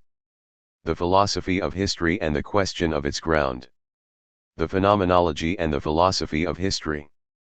The phenomenology, as we have seen, is the recollection and representation of history as the parousia of the Absolute, as the presencing of the unfolding enfolding twofold of nature and spirit. This representation is not merely the historia rerum gestarum of the residential gesti, i.e., not merely the recollection and preservation of the apparently accidental events of history, nor is it simply the logical or conceptual organization of the parousia of the Absolute as the science of appearing knowledge. The former, which is the concern of the science of history strictly understood, is concerned solely with the phenomenal or empirical realm of practical actuality, i.e., with what actually took place, and thus can attain at best only empirical truth. The latter, which strictly speaking is not history at all but psychology or historical epistemology, is concerned only with the logical realm of theoretical activity, i.e., with the development of knowledge, and thus is capable of only logical truth. The phenomenology is rather both together, conceptualized history, the conceptualized or phenomenological history of humanity. 1 This does not mean that the phenomenology is merely history and logic but rather the togetherness, the speculative synthesis of the phenomenal or empirical and the noumenal or logical as the phenomenological, i.e., as the phenomenological ground of history out of which both the residential gesti and the historia rerum gestarum arise and in which they subsist. The phenomenology thus is Hegel's attempt to establish a ground for history. The phenomenology is consequently the presupposition of the philosophy of history. Hegel argues in the philosophy of history that there are three types of historical observation: original history, reflective history, and philosophical history. The first is merely the contemporary account or chronology of events, the second the retrospective reflection upon these events, and the third the recognition of the rational order of or in these events. Philosophical history thus is distinguished from the other forms of historical knowledge that are concerned merely with the observation and delimitation of events by the attempt to discern and explicate the rationality, generally conceived to reside only in the eternal truths of logic and mathematics or in the cyclical motion of nature, in the apparently capricious sequence of historical events. The single thought which philosophy brings with it is the simple thought of reason, that reason rules the world, that therefore world history also has taken place rationally. 2 This is the presupposition of a philosophy of history that speculative philosophy must justify. Such a justification is necessary because the traditional and natural presupposition is that history in contradistinction to nature is inherently irrational, since it is dependent upon unpredictable and essentially capricious human actions or fortune. The philosophy of history as the account of the rationality of history thus necessarily presupposes the speculative demonstration of the phenomenological ground or rationality of historical events. The phenomenology proper is the detailed execution of the tripartite program established in the introduction, as the development of natural consciousness, spirit, and their reconciliation, religion, to absolute knowledge and unity. The development of natural consciousness is the subject of the first section of the phenomenology, i.e., the chapters consciousness, self-consciousness, and reason. The development of spirit is considered in the chapter spirit and the development of their reconciliation in the chapter religion. These three paths of development are considered separately and successively in the phenomenology, but it is clear that Hegel understood them as simultaneous and interdependent moments of a unified whole, for, as becomes evident in Hegel's discussion of absolute knowledge, it is only the whole of which these three are moments that truly develops. Whether the phenomenology successfully coordinates or demonstrates the correspondencies between these three moments is questionable, but that Hegel attempted such a demonstration is relatively obvious. At the beginning of the second section of the work in Chapter 6, Spirit, Hegel argues that all of the preceding forms of consciousness, i.e., sense certainty, perception, understanding, self-consciousness, and reason, are merely moments of spirit and that they have only been abstracted from it for purposes of examination. At the beginning of the third section of the work in Chapter 7, Religion, Hegel attempts to show that the historical development of religion parallels the development of individual consciousness in the first section of the work. The development of individual consciousness in the first section is thus, despite its character as an abstraction, a historical progression. Indeed, it seems to be an abstraction not of the logical or psychological from the historical and concrete, but an abstraction of the historical development of individual consciousness from that of general consciousness or spirit. This then establishes, at least in principle, the parallel and coordinate development of individual consciousness, chapters 1 to 5, general consciousness or spirit, chapter 6, and religion, chapter 7. Chapter 8, Absolute Knowledge, is the account of the reconciliation and unity of these three moments in the parousia of the absolute. Point 3. The phenomenology is thus the attempt to demonstrate the unfolding phenomenological ground of history as the interaction and reconciliation of nature, spirit, and the absolute. The philosophy of history, on the other hand, is the consideration of historical development, not with a view to the demonstration of the interaction and reconciliation of the phenomenal and the logical as the presencing of the phenomenological ground, but rather the account of the rational development of the absolute itself in its concrete actuality as history. Whereas the phenomenology is a consideration of the apparently independent movement of the three moments of the whole toward reconciliation in and as the absolute knowledge or science, the philosophy of history is the consideration of this same movement from the perspective of science as the unified movement of the political whole. The three fundamental moments that comprise the phenomenology, i.e., natural consciousness, spirit, and religion, do not, however, disappear in this account but remain intact as the formal and hence implicit elements of historical actuality. Natural consciousness is, on one hand, consciousness of nature and, on the other hand, consciousness as it naturally appears, i.e., as soul. As consciousness of nature, it is pure I. 4. Pure I, according to Hegel, is non-reflective. Pure consciousness, Bewusstsein, as the unmediated relation of knowledge, Wissen, and being, Sen. As non-reflective, consciousness is not cognizant of its own existence and hence of its own part in its apprehension of being, i.e., it does not distinguish itself from its perceptions and hence does not characterize its perceptions as mine. It is and only is what it perceives. Hence, the diremption of knowing and being that otherwise is the characteristic condition of consciousness is not present for the pure consciousness of nature. As soul, natural consciousness is reflective I, i.e., individual self-consciousness. According to Hegel, this is the negative moment of pure I as the negation of the subsistence and independence of the objective. Soul as self-conscious individuality recognizes and knows only itself. Objective being is understood only in and as a moment of the self, only as mine. Natural consciousness as soul is thus distraught and hence impelled by the apparent independence and self-subsistence of objects, by its apparent separation from the objective moment of itself, toward reconciliation. Soul, according to Hegel, is therefore desire, the process of taking into and making part of oneself, for it is only by consuming and subsuming its object that soul can alleviate the pain engendered by this estrangement from itself and attain satisfaction, i.e., reconciliation with itself. Point 5. This natural consciousness, i.e., the knowing and desiring individual, in Hegel's view is the motivating force in history. Needs, desires, and passions, which are essentially natural, are the immediate source of all human and therefore all historical motion. In a real sense, the individual human being is these natural forces. According to Hegel, these natural forces lie immediately nearer to man than the artificial and protracted training in order and measure, in law and morality. Man by nature is individual, for the individual is such that is there, not man as such, for he does not exist, but rather a particular one, and is motivated not by general rational concerns but by his particular appetites. Point 6. If, however, the individual alone is the source of all historical motion and is himself determined in his knowledge by the natural realm of objects and in his action by the impulses of natural desires, how can history, which is the totality of such actions, be rational or grounded in any sense of the term. This problem, which led the Greeks to deny the rationality of history, is a real obstacle for all conceptions of rational historical progress.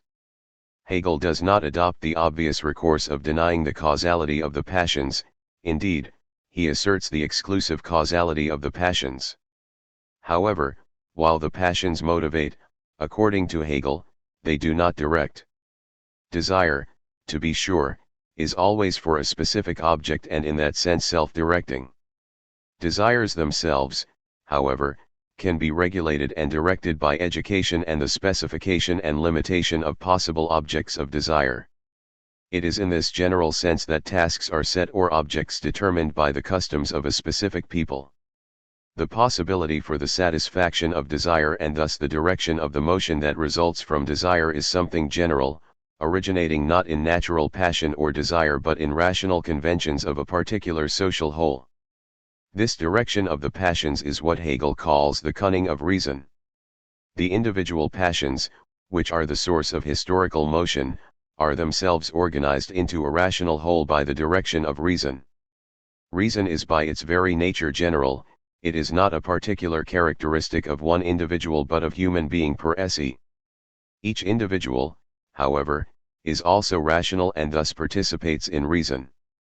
He has, to be sure, his own particular needs, passions, and desires, which motivate him, but the specific objects toward which these desires are directed and the means of attaining them are determined not by the individual but by the society in which the individual is reared and resides. All men in all ages may desire the good, as Aristotle argued, but the specific character of the good, the sources of pleasure, the activities that are honored, the sorts of wisdom men pursue are determined by convention and thus vary from age to age. The variety of convention, however, is not an indication of its irrational basis. On the contrary, convention in Hegel's view is the province of reason, it is the structure of reason's rule, which encompasses without extinguishing the natural individual. Moreover, insofar as the individual pursues the objects these conventions establish for his desires, he serves the purposes of reason in its general movement towards science, for it is precisely the pursuit of these conventional objects that is the source of the transformation of these conventions themselves. The pursuit of honor and glory among the Greeks, for example, was in Hegel's view the bulwark for the defense of the polis and the reconciliation of individual desire with the public good. The continual pursuit of martial glory, however, ultimately undermined the polis itself, for it drew the Greek cities ineluctably into an ever more destructive conflict with one another.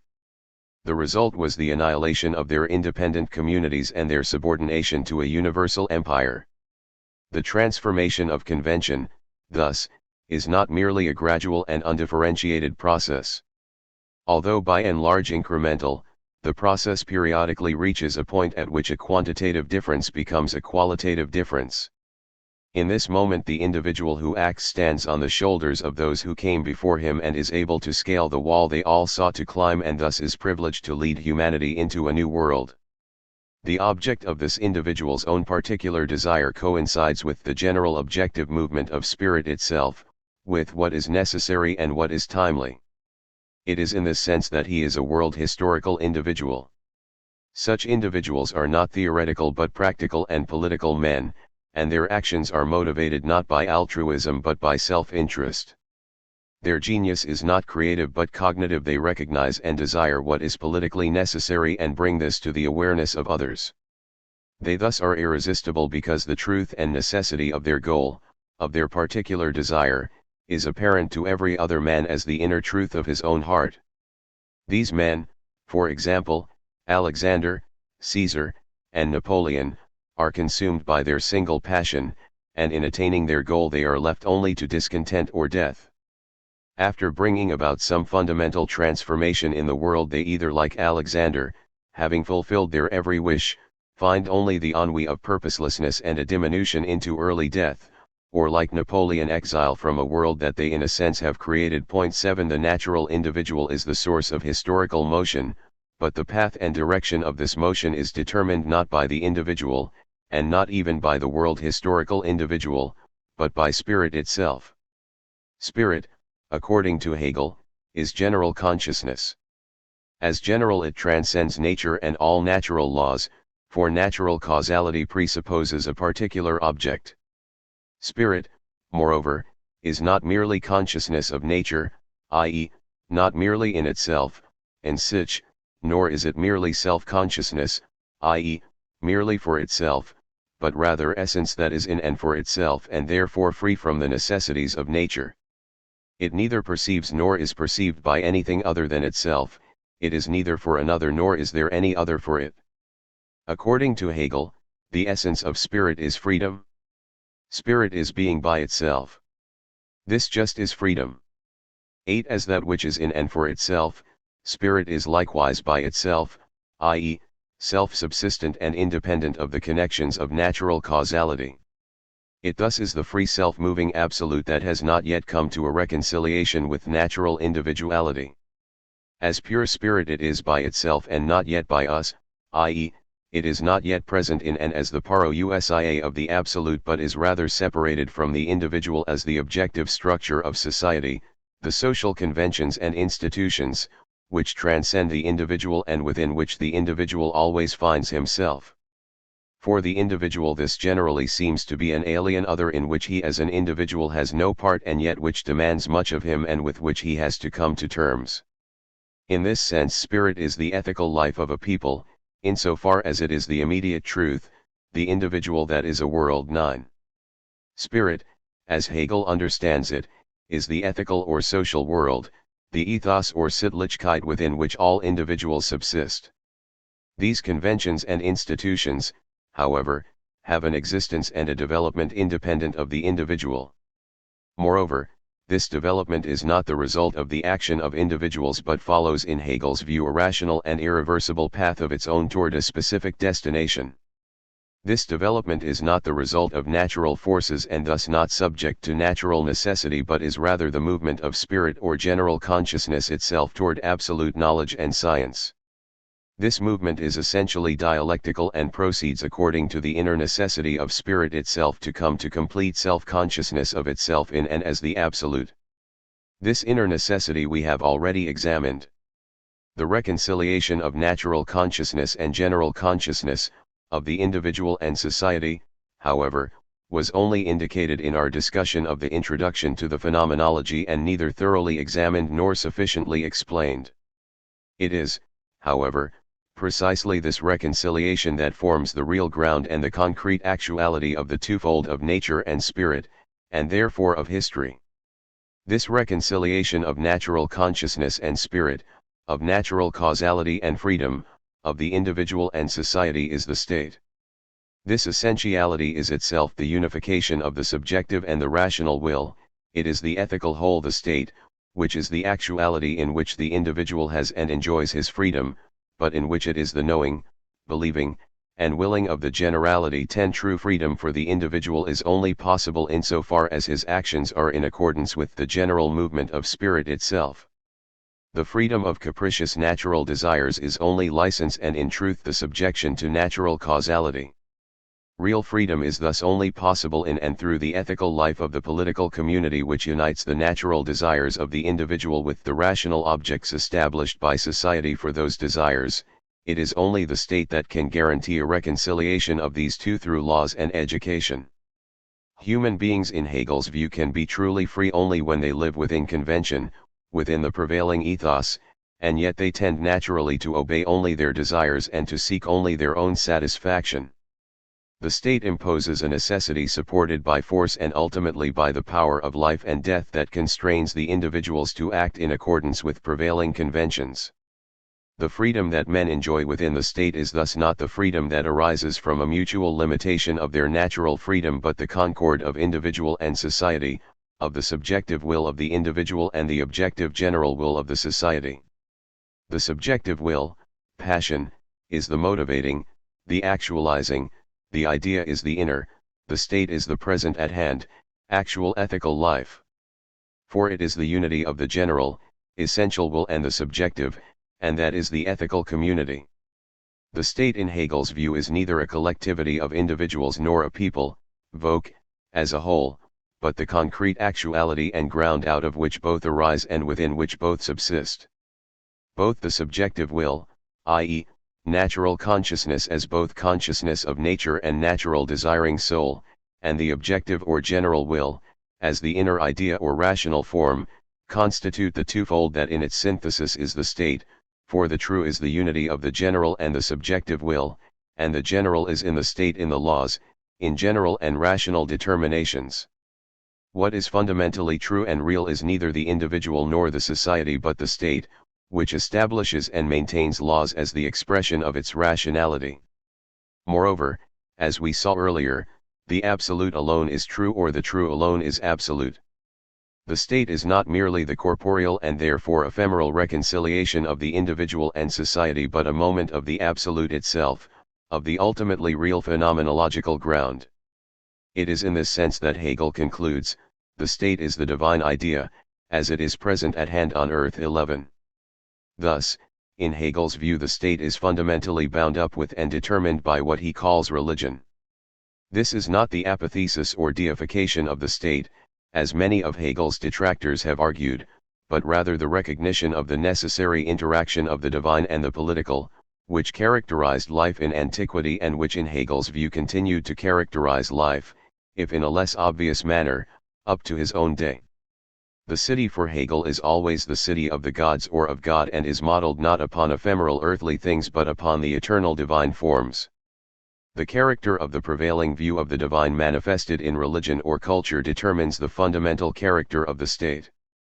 As the religion thus is constituted, so the state and its constitution, the state has actually come forth out of religion. 12. Religion as Hegel understands it here is not religion in the narrow sense, i.e., not merely the devotional service and adoration of the gods or God, but the entire cultural life of a people.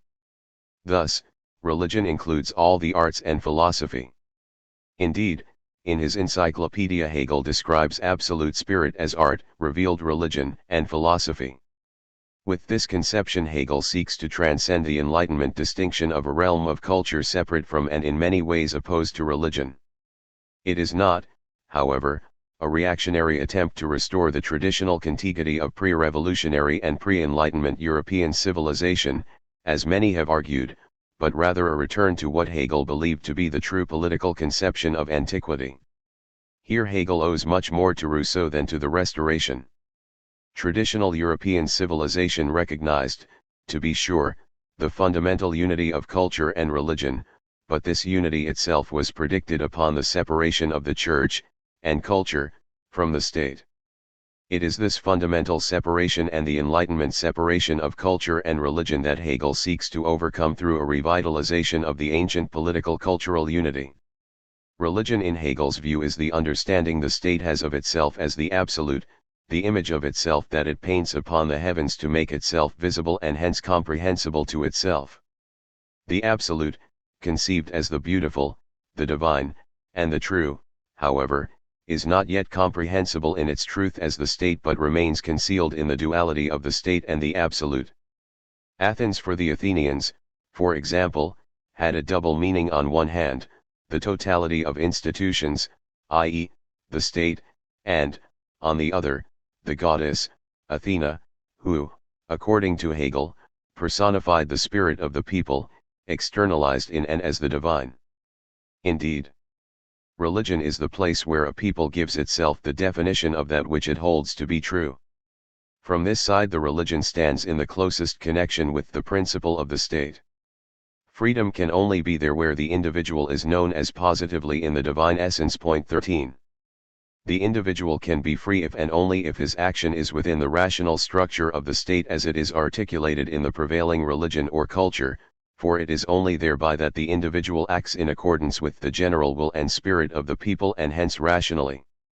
Hegel's early search for reconciliation, for a revitalization of classical ideals, thus finds its solution in the foundation of the state in art, revealed religion, and philosophy, i.e., in culture understood in the widest sense. The attempt to resurrect the immediate political unity of spirit and nature in the modern world is in Hegel's view impossible and leads in fact not to a reconciliation of this diremption but to the terror of the French Revolution. It is not the substance but the spirit of antiquity that must be recaptured. The recognition of the impossibility of an immediate synthesis and reconciliation does not prove the impossibility of all synthesis but indicates the necessity of a different sort of synthesis and reconciliation, the necessity of mediation. Such a mediated reconciliation, a reconciliation grounded neither in the amalgamation of the ideals of the French Revolution and Kantian moral philosophy nor in the Platonic and Christian conception of love but in the all-embracing synthesis of speculative idealism or, in short, in science, Wissenschaft, is the solution that Hegel develops in the phenomenology and the philosophy of history to the problems of his youth, to the antinomy of the French Revolution and English bourgeois society and the insufficiency of transcendental idealism. This reconciliation, however, is discovered not in an examination of existing institutions nor in a consideration of nature but in and as the investigation of the historical appearance of the state. The absolute that hitherto appeared over against man appears for Hegel in and as the political history of humanity. From this perspective the antinomy of spirit and nature that was predicated upon the distinction of the individual and society and of the state and the absolute dissolves. In that the state, the fatherland, constitutes a community of life, in that the subjective will of man subjects itself to the laws, the contradiction of freedom and necessity disappears.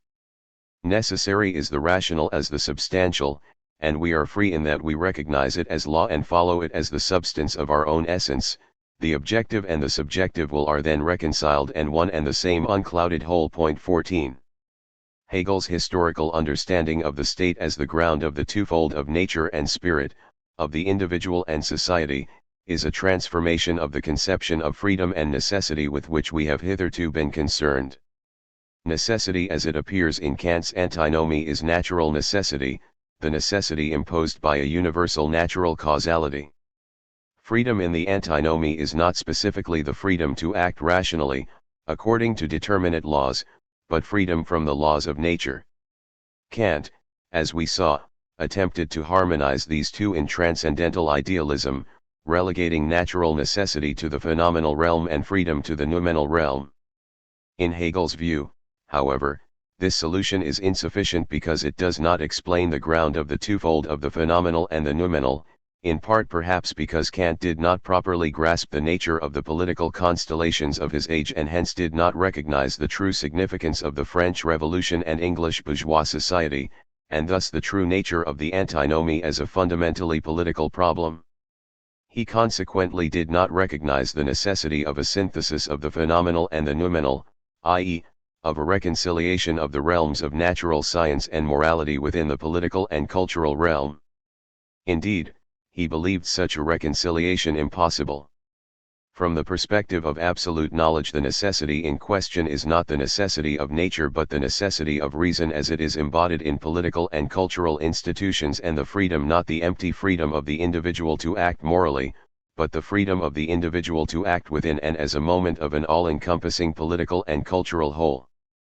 As we have seen, history for Hegel is essentially the process of the reconciliation of individual natural consciousness and general consciousness or spirit in and as culture and the state. History in Hegel's view is thus fundamentally the political development of humanity. The phenomenology is the account of the independent historical development of these three moments, of natural consciousness or the individual, spirit or society, and culture or religion. The development of these three moments constitutes the essence of political development and consequently of history itself.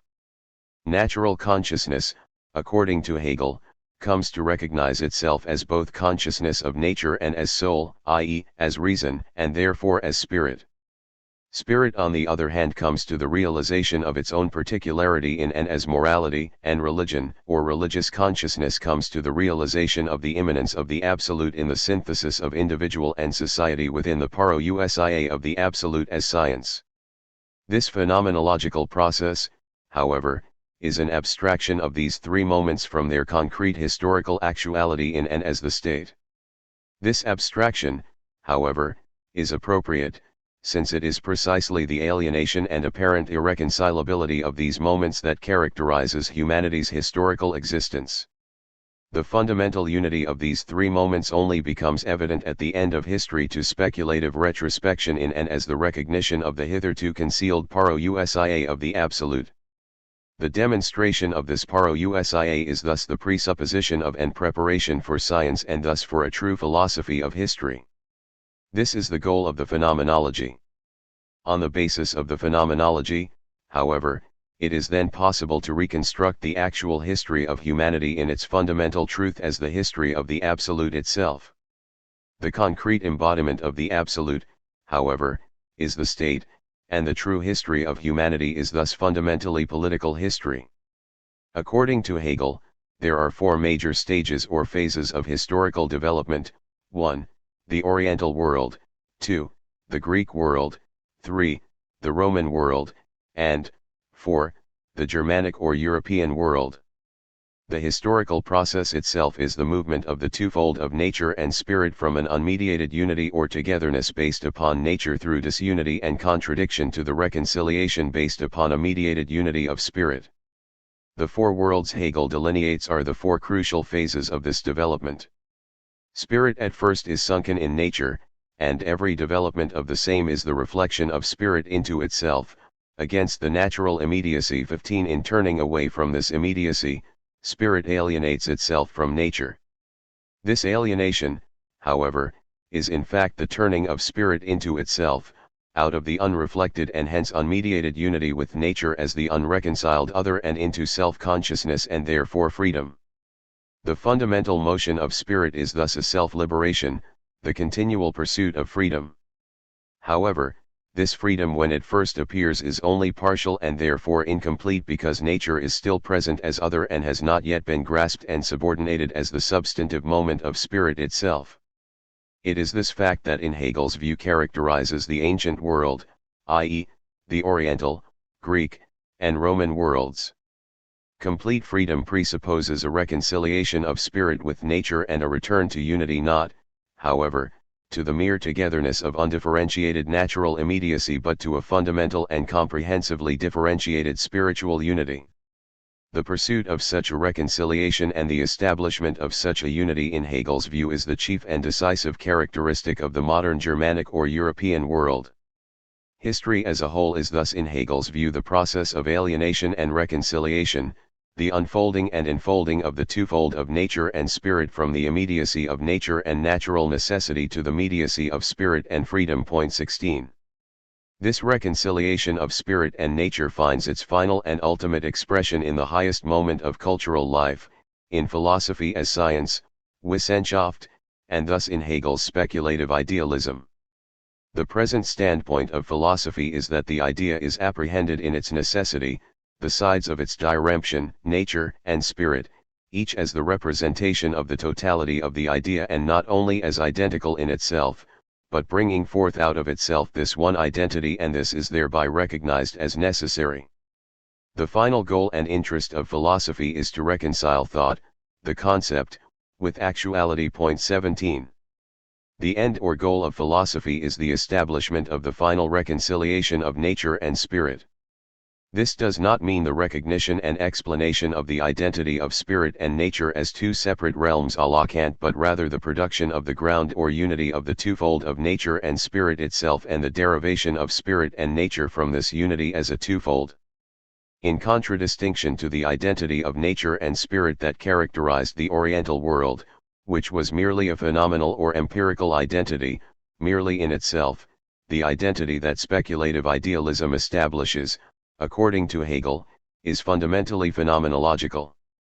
Philosophy is thus needed to establish the phenomenological ground of the twofold of nature and spirit, i.e., of history, as the parousia of the absolute, and it is the fulfillment of the task established by this need that Hegel undertakes in the phenomenology and the philosophy of history.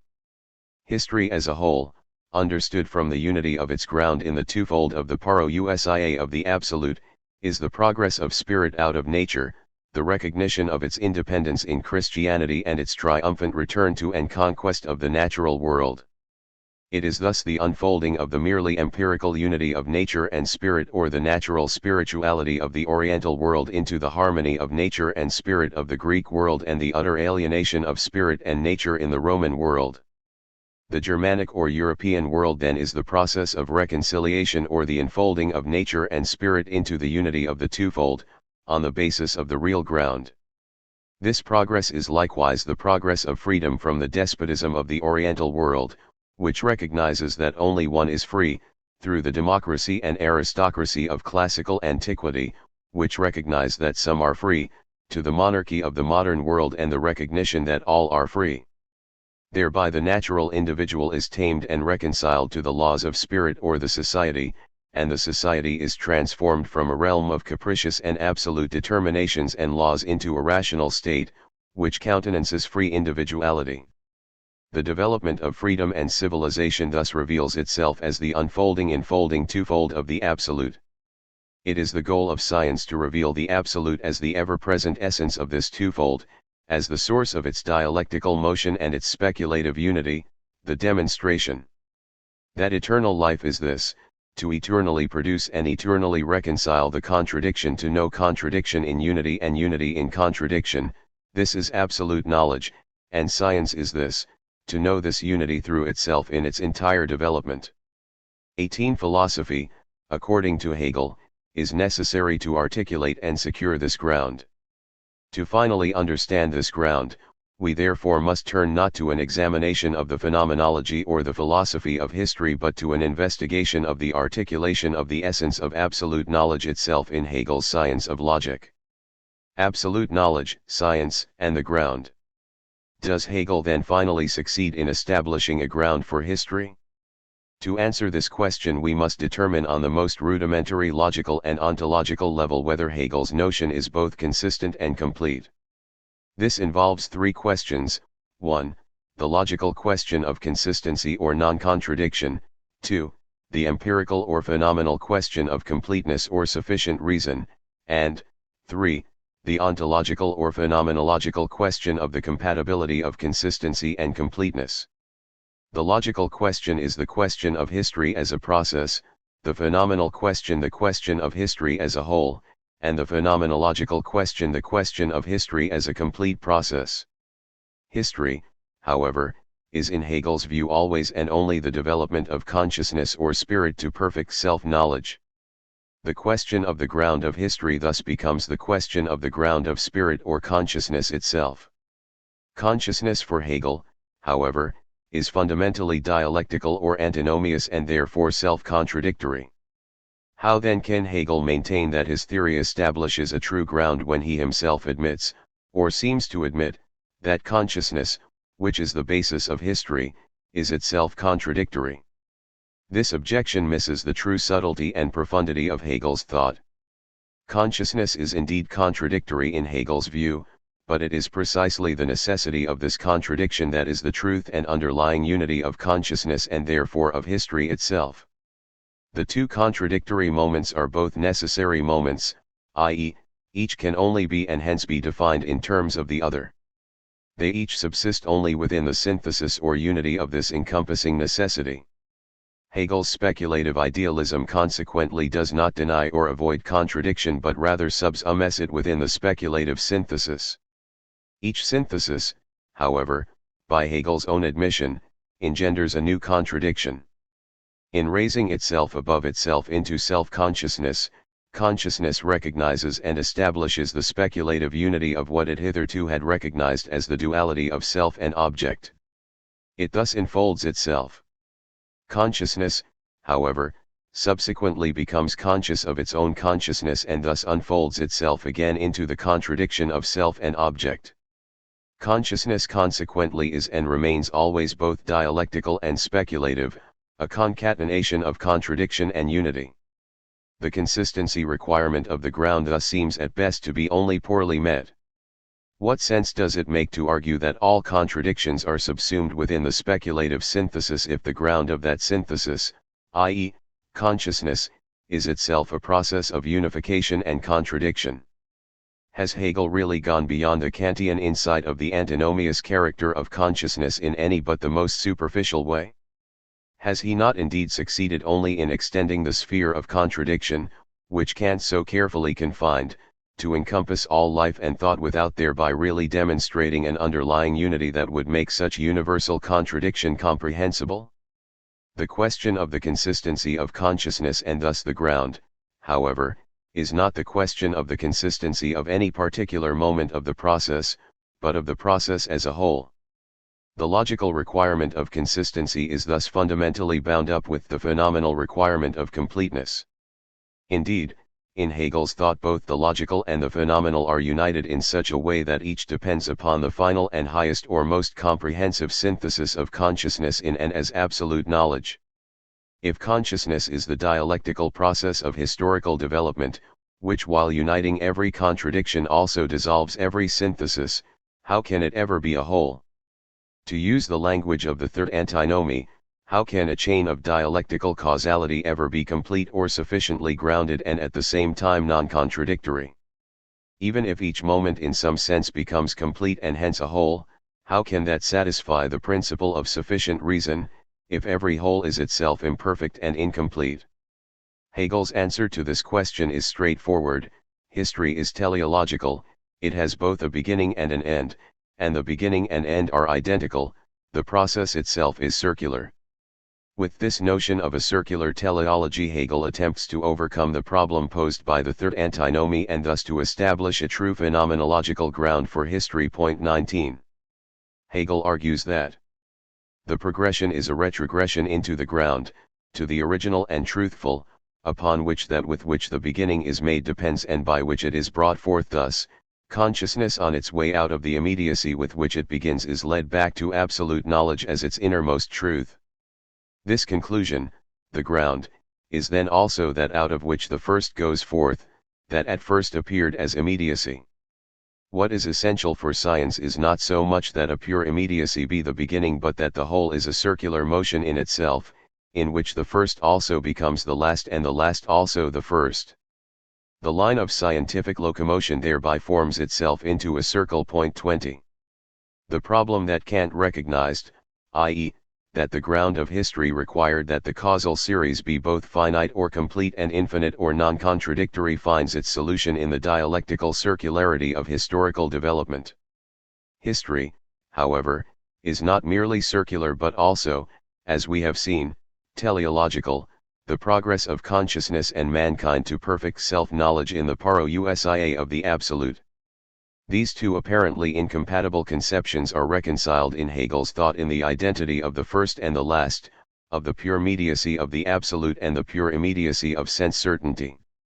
In absolute knowledge, absolutum wissen, consciousness, Bewusstsein, comes to know, wissen, itself as absolute.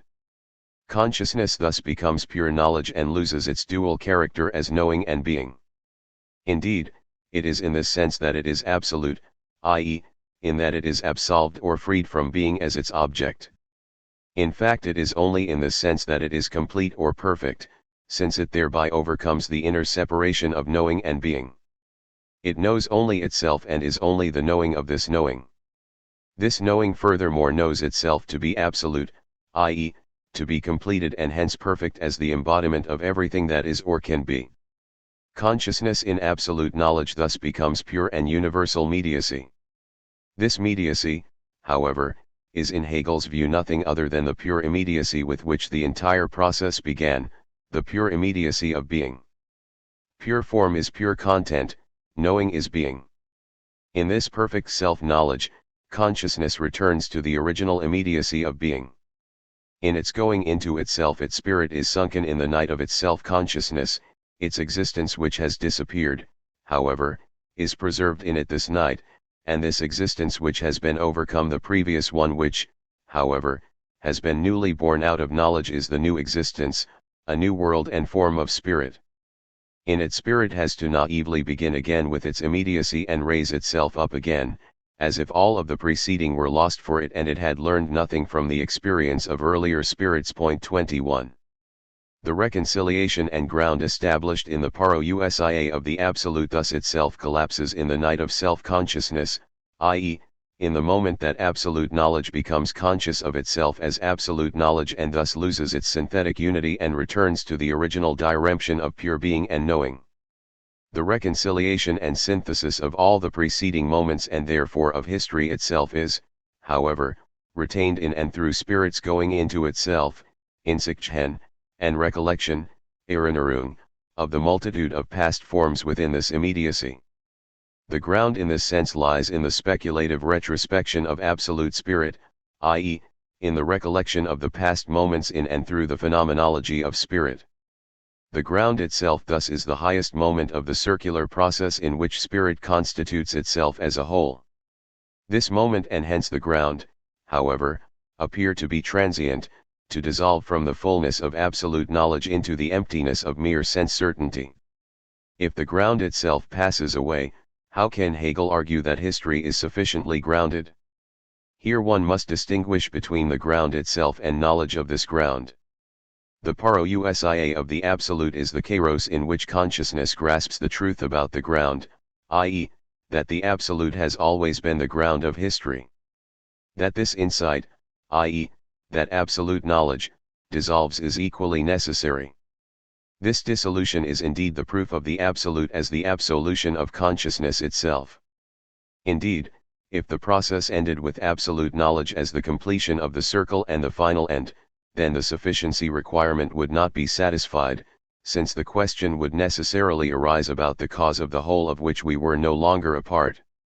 Absolute knowledge is the knowledge of the absolute, i.e., the knowledge that the absolute is the ever-present all-encompassing ground.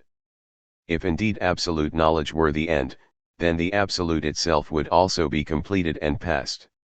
The absolute must thus absolve itself from itself, i.e., it must give itself as perfect knowing over into unknowing being and thus free itself from itself. This just is the characteristic of consciousness that makes it absolute, that it continually absolves itself. Is there, however, a ground for consciousness and absolute knowledge if it is a continual self-overcoming or self-absolving? Can the parousia of the absolute as absolute knowledge serve as the ground?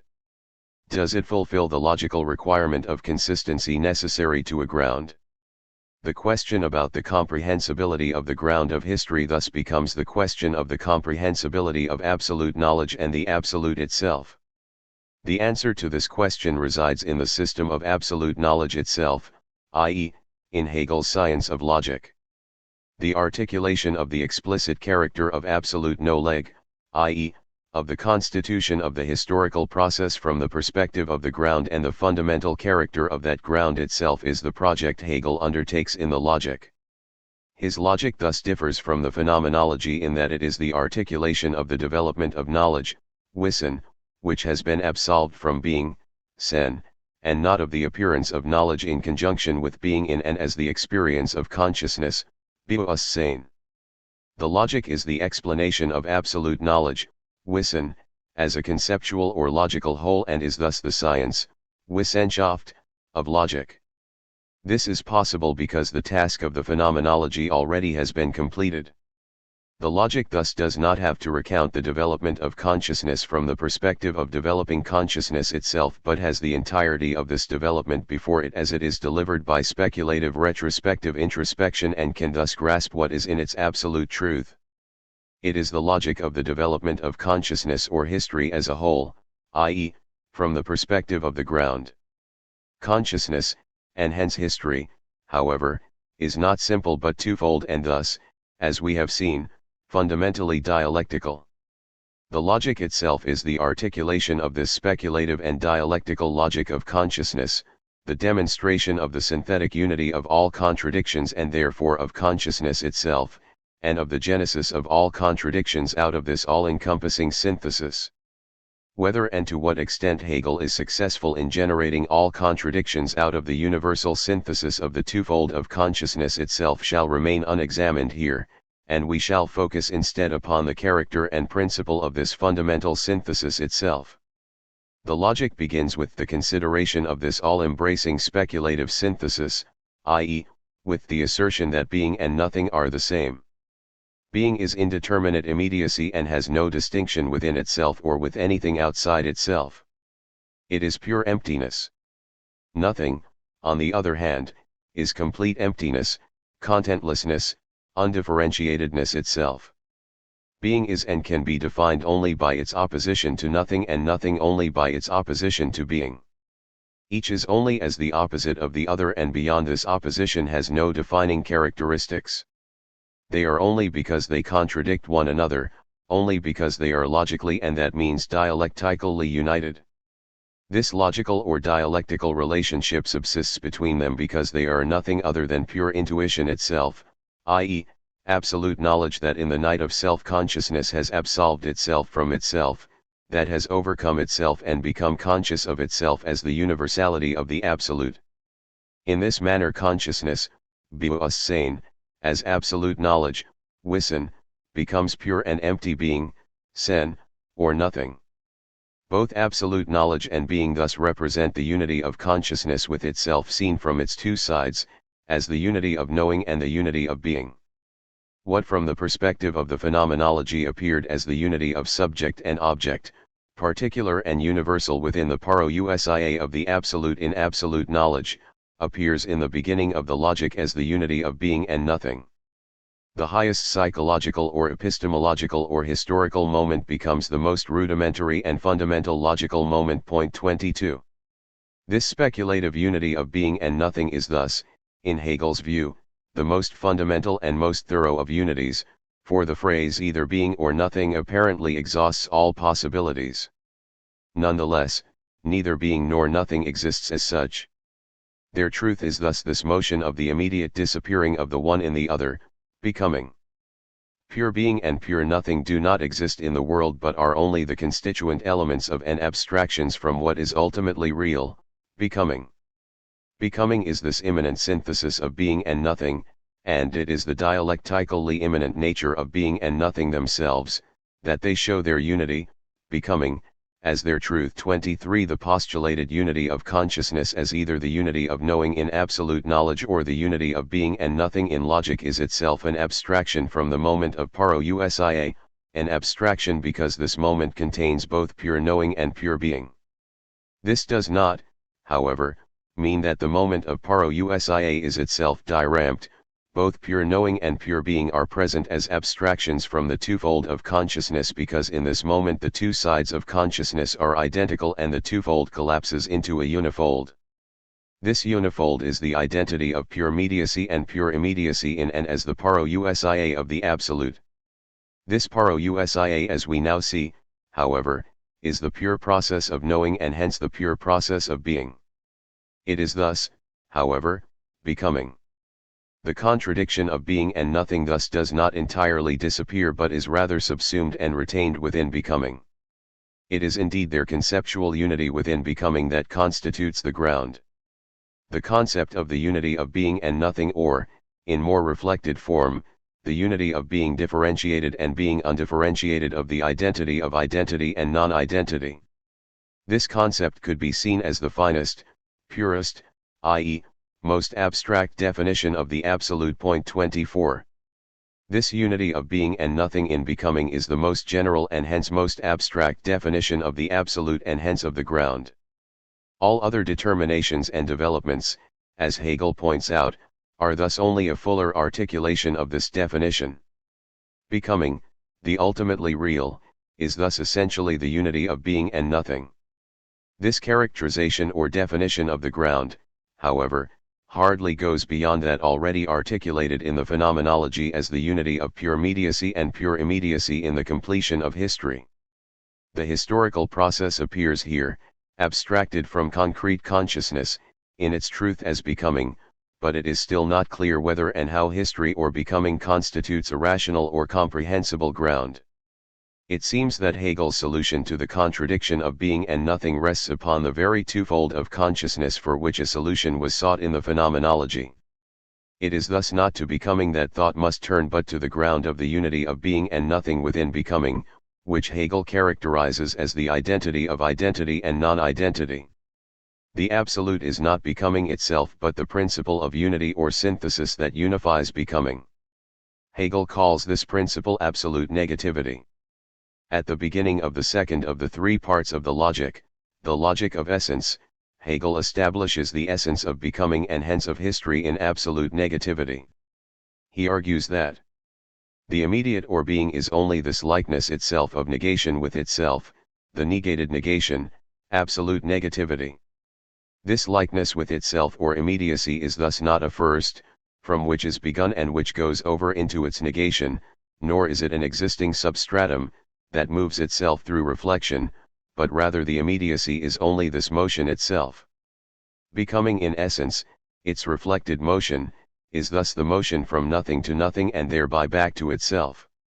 The transit or becoming overcomes itself in its transit, the other, that becomes in this transit, is not the non-being of a being, but the nothing of a nothing, and this being the negation of a nothing, constitutes being. Being is only as the motion of nothing to nothing, so it is essence, and this does not have its motion in itself, but rather is it as absolute appearance itself, pure negativity, which has nothing outside of itself, that negates it, but which negates itself through its negative itself, that only is in this negating point. 25.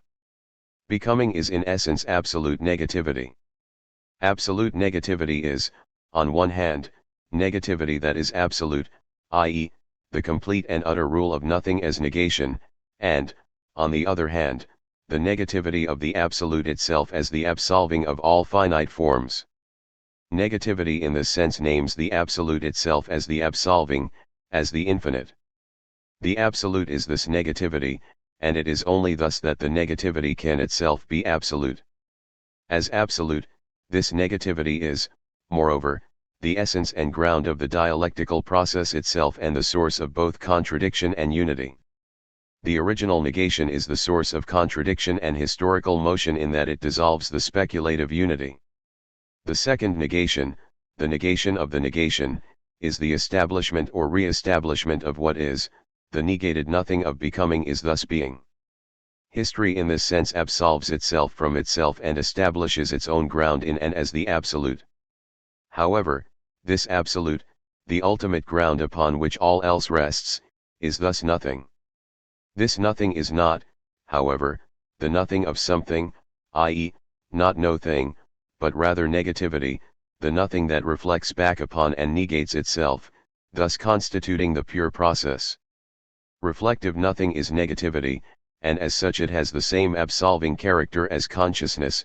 In constantly negating itself, negativity does not obliterate its present but subsumes it within itself as that which it has absolved itself from and hence overcome.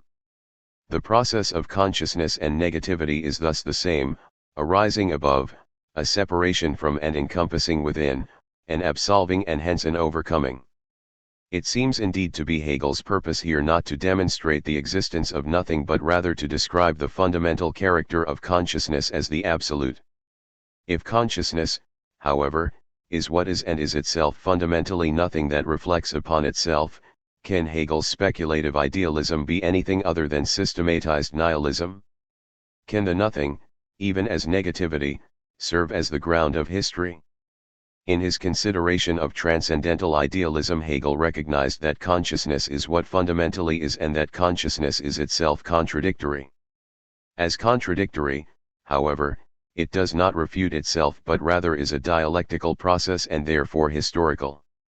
This process, however, is consciousness's coming to itself, coming to know itself as the absolute.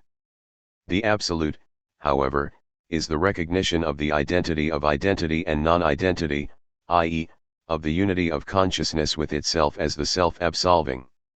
This unity, however, is itself the unity of absolute negativity and hence nothing.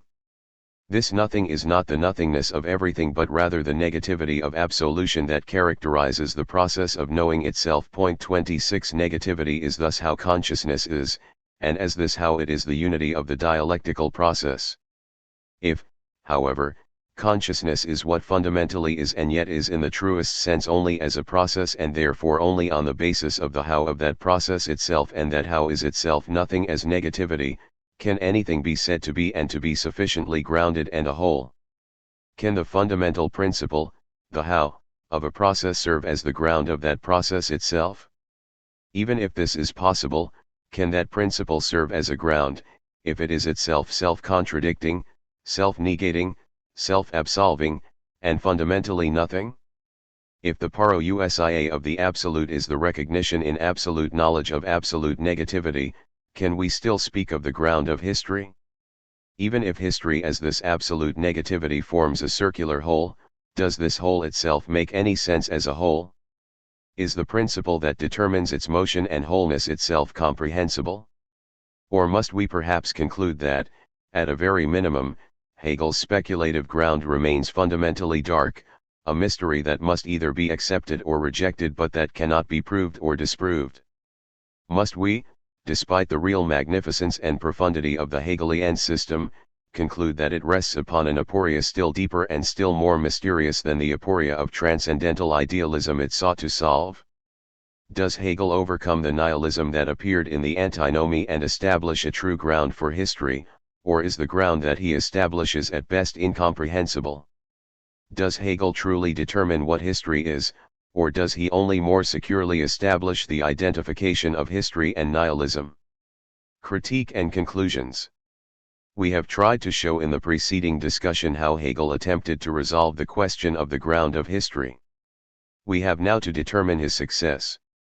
Does Hegel then manage to establish a ground for history that is both compatible with actuality and logically satisfying, or does he only present us with a new and more dangerous mystery that leads us even deeper into the nihilism he himself attempted to overcome? This question seems obvious to us, but many critics do not confront it largely because they do not believe that it captures the essence of Hegel's thought. Hegel in their view is not interested in the ground of history but either only in the ground or only in history.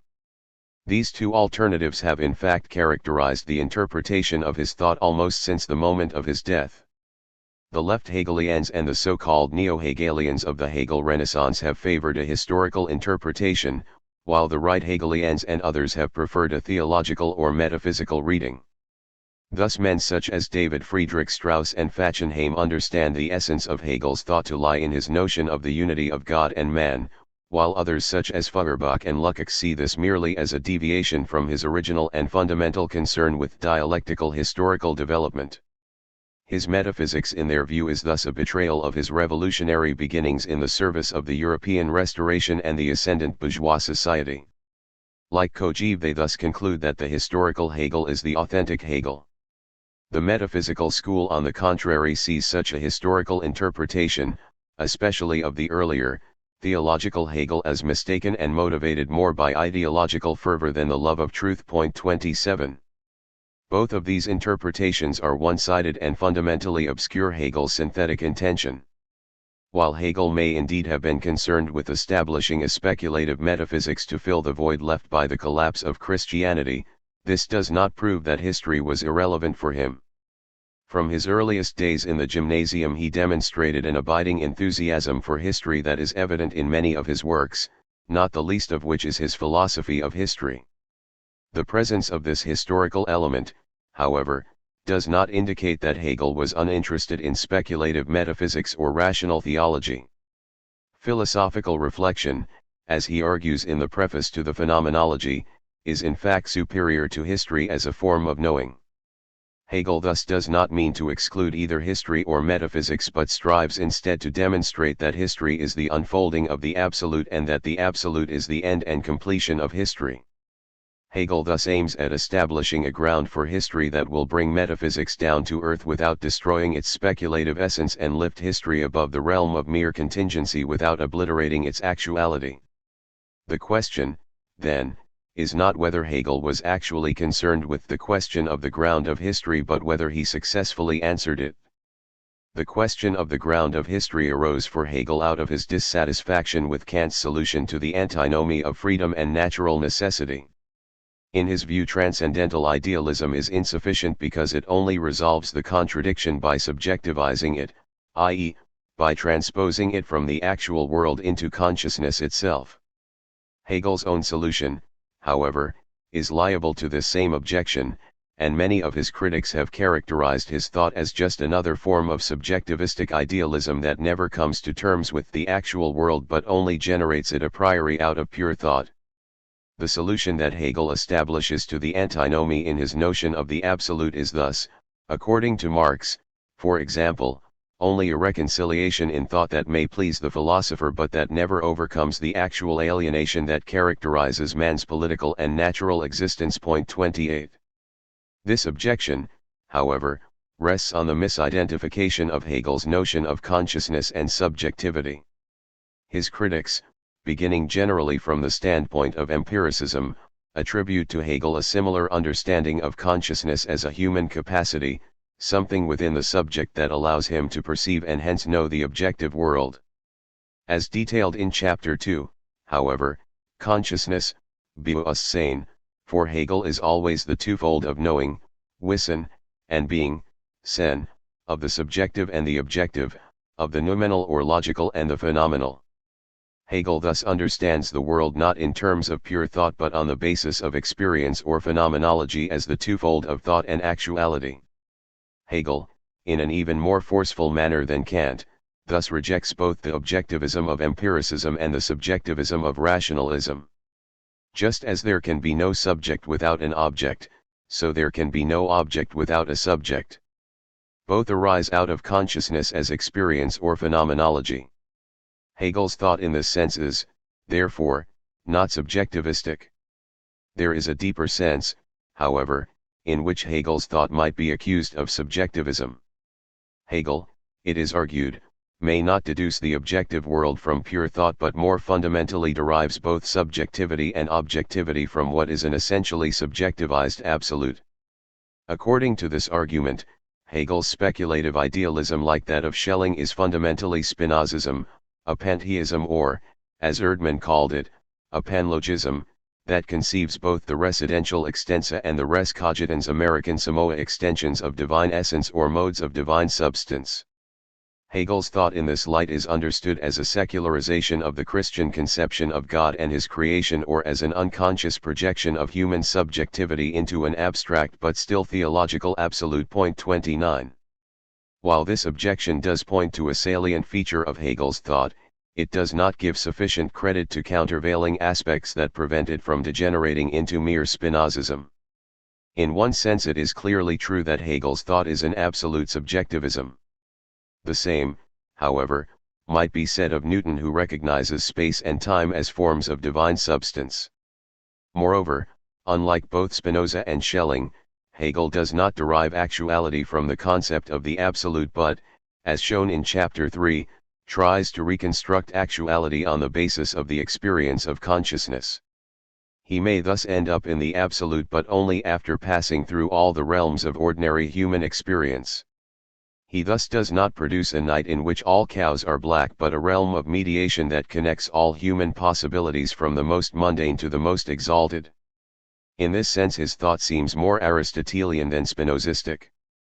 Even if we grant that Hegel's thought has an experiential component, however, we cannot completely remove this objection.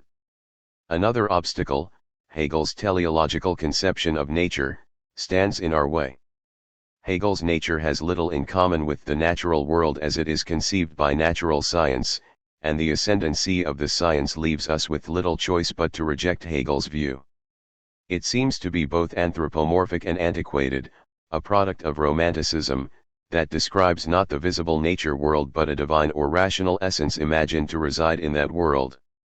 In point of fact, even many of Hegel's most avid supporters have found it necessary to reject his philosophy of nature, and the Hegel Renaissance of the late 19th and early 20th centuries was predicated upon such a rejection.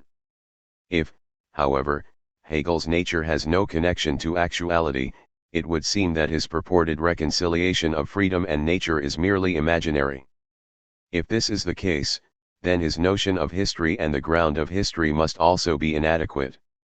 Some have attempted to circumvent this problem and retrieve Hegel's philosophy of history by simply rejecting his philosophy of nature.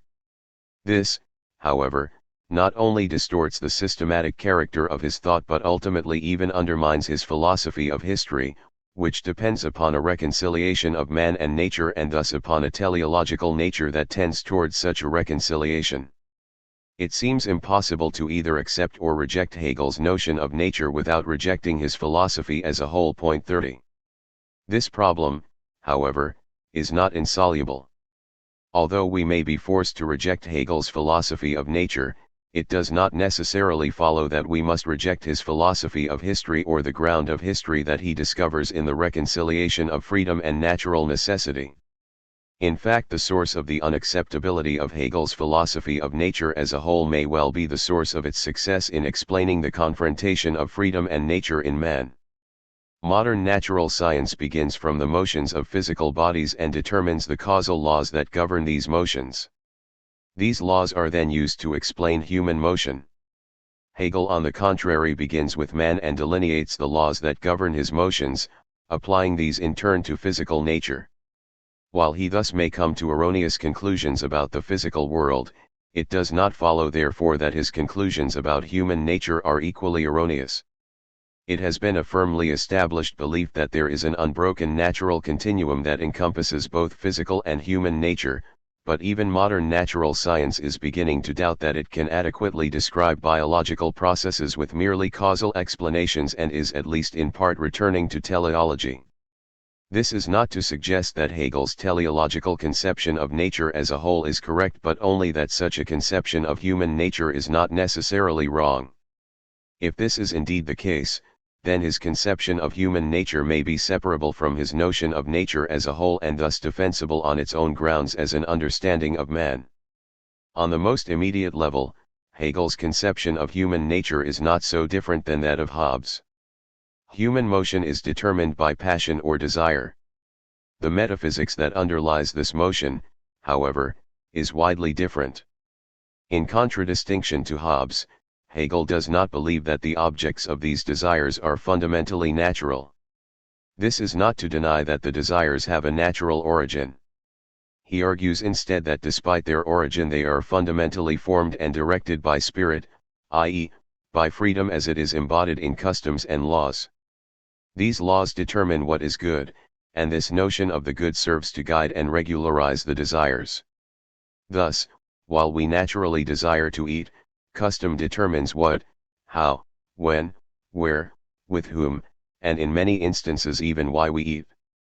Freedom, however, cannot simply ignore nature in its determination of the good. Man's physical nature is in fact counterposed to his freedom and plays a role in determining the character of this good. In the most radical case, i.e., suicide, freedom in Hegel's view demonstrates its superiority to nature and all desire, but this demonstration is also self-negating.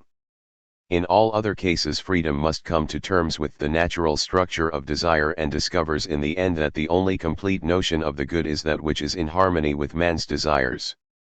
Thus, just as freedom informs natural desire, so human nature sets limits upon and directs freedom. It is in this sense that history for Hegel is the process of reconciliation of freedom and nature. Thus, the rejection of Hegel's philosophy of nature does not inevitably entail a rejection of his notion of history and its ground. Such a conclusion of course rests upon a distinction of physical and human nature that is foreign to Hegel. The objection that Hegel is guilty of distortion is much more plausible when leveled against his philosophy of history. Such an objection has often been raised. Dilthey among others argues that Hegel distorts history in order to harmonize it with the rest of his system. 31 The reliance upon untrustworthy sources, the disregard for historical evidence, and the commission of numerous errors are certainly clear to anyone with even a passing knowledge of history. It is thus probably true that Hegel's account distorts historical actuality. To blame Hegel for this, however, is to misunderstand his fundamental intention. Hegel, as we noted at the beginning of this chapter, is not concerned with historical actuality but rather with the demonstration of reason in history, with what he calls conceptualized history. Conceptualized history is the account of the development, Bildung, of human consciousness and thus of reason to its completion in absolute knowledge and science. 32 To this end Hegel turns not to the objective understanding of the past established by modern historiography but to the understanding each age had of itself.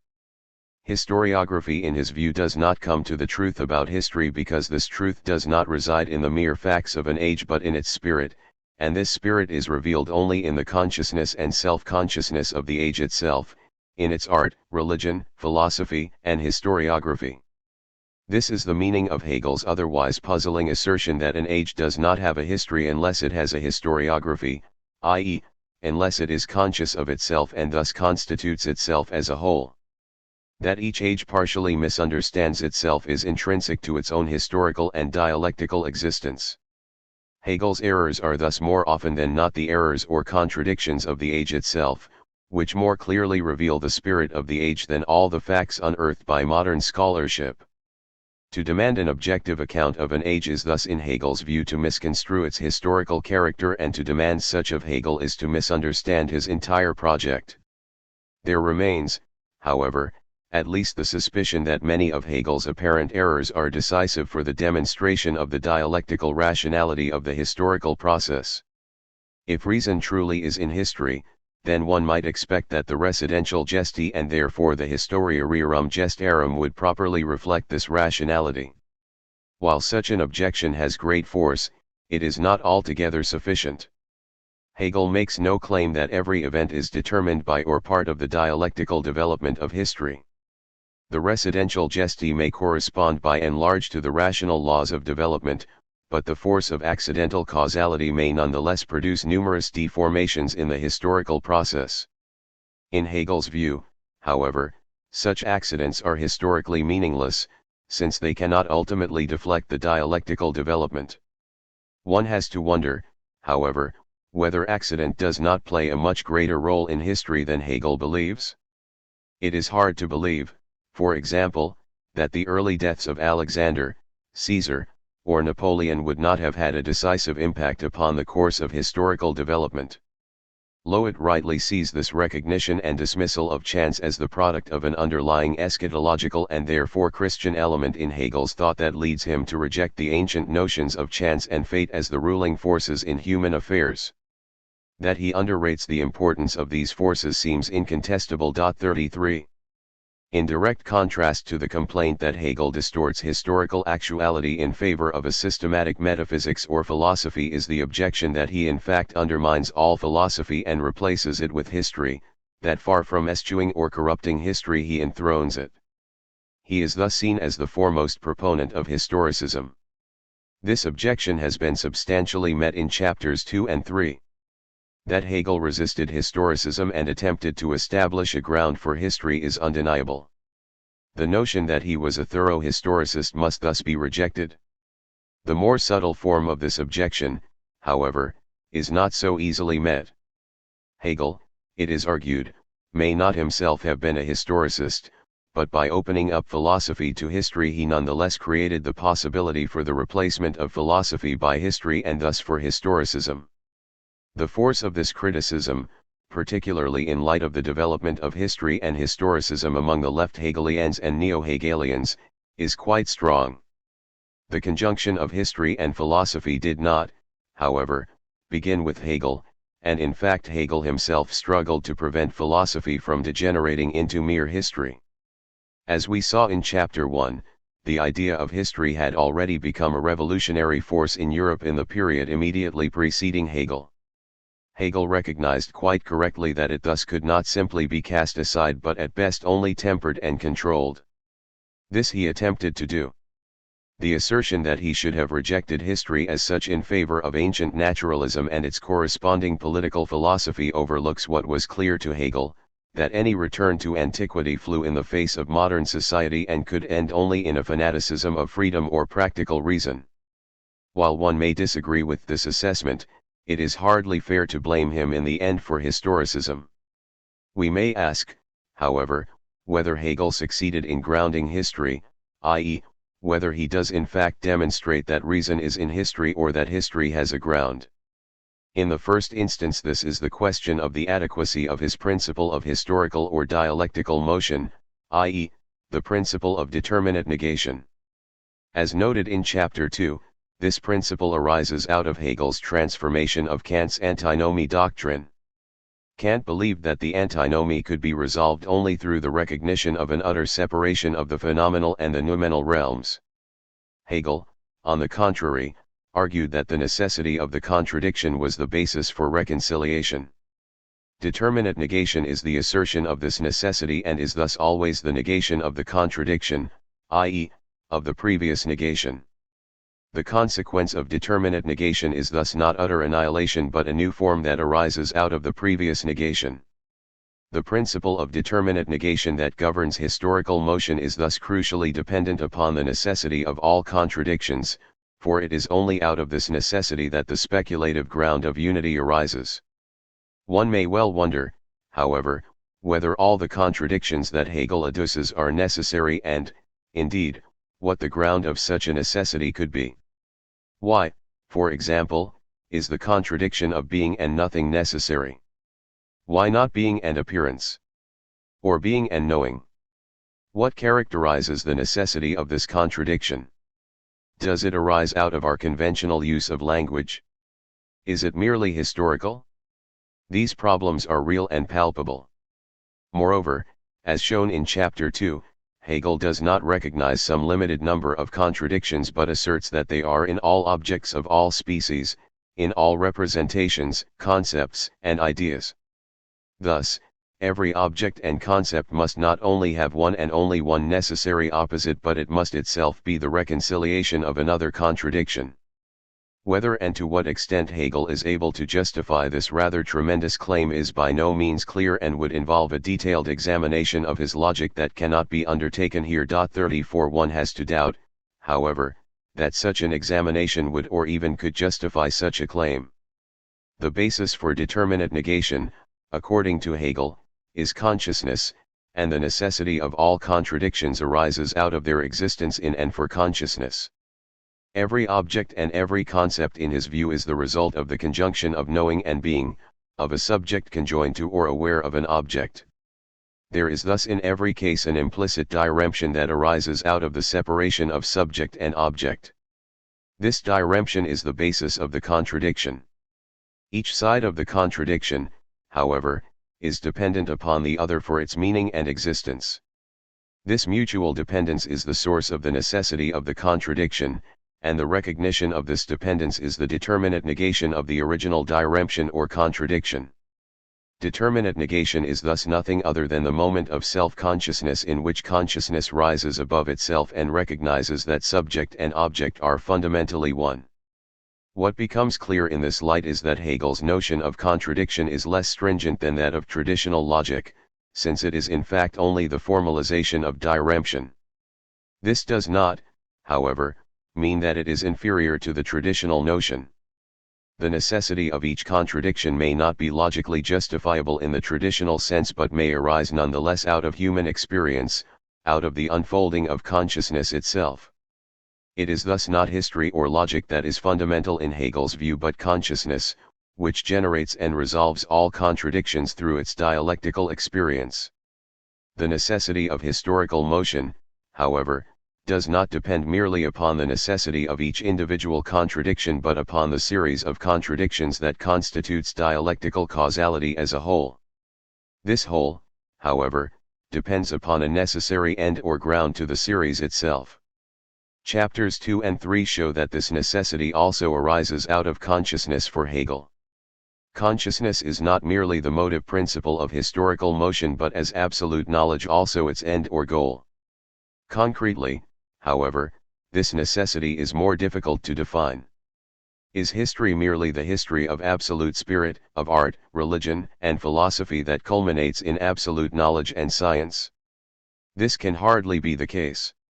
History is not merely the development of human thought but also of actuality. These two are inseparable. The end of historical development in science must have its concrete embodiment. This concrete end is in Hegel's view the rational state. Insofar as the state is the culmination of historical development, it is also the concrete solution to the problems that have driven history forward.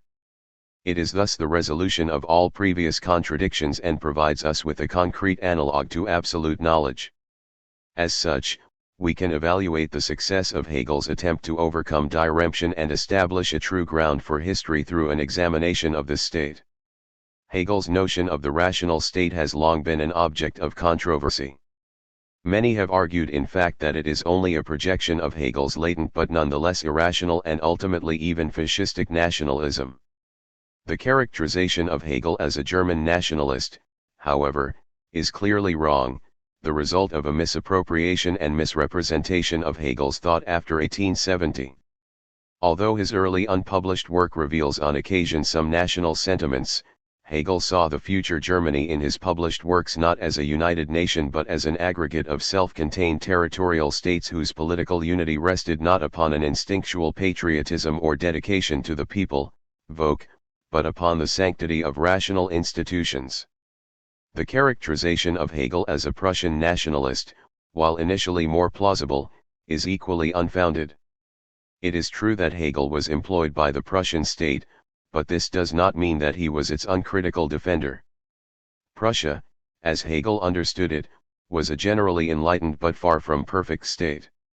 Indeed, while it is often argued that Hegel deifies the Prussian state in his philosophy of right, a comparison with actual Prussian institutions reveals that his notion of the rational state is decidedly more liberal than even the generally liberal Prussia of Hegel's time, let alone the more conservative Prussia of the years following 1848.35. This characterization of Hegel as a nationalist is often, however, only a superficial reflection of a more profound disagreement with his notion of spirit. His belief that man's humanity lies not in his individuality but in his connection to the people or community contradicts one of the most deeply held beliefs of modern liberalism. Liberals often see in this notion of spirit an insidious denial of individual rights that opens up the door for collectivist fanaticism. Such an objection, however, is simply wrong. Hegel's notion of spirit is directly opposed to the expressivist or romantic notions of Herder, the historical school, and fascism. Moreover, he also clearly recognizes the dangers of such notions, as his critique of Fries in the preface to the Philosophy of Right indicates. He is equally aware of the necessity of institutions for restraining the tyrannical will of the majority in the interest of individual rights. The dangers of a general will that was not also a rational will had been made all too apparent to him by the French Revolution. Hegel, however, also saw the dangers of individualism in the degradation and atomization fostered by the economic life of liberal society. His notion of spirit aims at avoiding both untamed collectivism and atomistic individualism. He does not mean to deny the empirical reality of the individual human being, but he does not believe that it is the source of man's humanity. As an individual, man is characterized by his natural desires and only becomes human through the rational organization of these desires by the laws and customs of the community. On this level, Hegel's notion of spirit differs little from that of Montesquieu. The difficulty arises in its connection to the absolute, which seems to inject a religious or mystical element into community life that excessively elevates the collectivity above the individual and grants it a claim to absolute obedience, while removing all grounds for individual resistance. Such an interpretation, however, misconstrues Hegel's notion of the absolute. The absolute that manifests itself is not some dark God but reason, a dialectical reason that by its very nature eschews the contradictory extremes in pursuit of synthesis. This reason manifests itself in rights and institutions aimed at guaranteeing a rational liberty in the context of a spiritual community. Far from transforming the state into an omnipotent being, Hegel thus strives to give it a rational foundation and limitation. The question of course is whether the rational state is in fact rational, i.e., whether it successfully resolves the basic contradictions that characterize political life. This question cannot be unambiguously answered. Hegel's political solution to the contradiction of freedom and natural necessity is achieved through the separation of bourgeois society, which embodies the so-called subjective freedom of the individual's natural desires, and the state, which is the concrete expression of the objective freedom of rational laws. 36 This has led many critics to conclude that Hegel either fails to understand the interpenetration of economics and politics or prescribes an artificial separation that leads, according to the left, to the predominance of the bourgeoisie in the state or, in the opinion of the right, to an unjustifiable intrusion of the state into the economic realm. Such complaints, however, do not do justice to Hegel, since he himself clearly recognizes the necessity for the mediation of these two realms and consequently argues, for example, that corporations must be represented in the legislature and that the state must intervene in the economic realm to ameliorate the inhumanities that arise out of unfettered economic activity. Indeed, the very basis for his separation of the two realms seems to be his awareness of the dangers they pose for one another. He also recognizes, however, that a total separation is neither desirable nor possible. Is not such a mechanical or institutional solution to the contradiction of freedom and natural necessity, however, the admission of the failure to find a true ground for their reconciliation?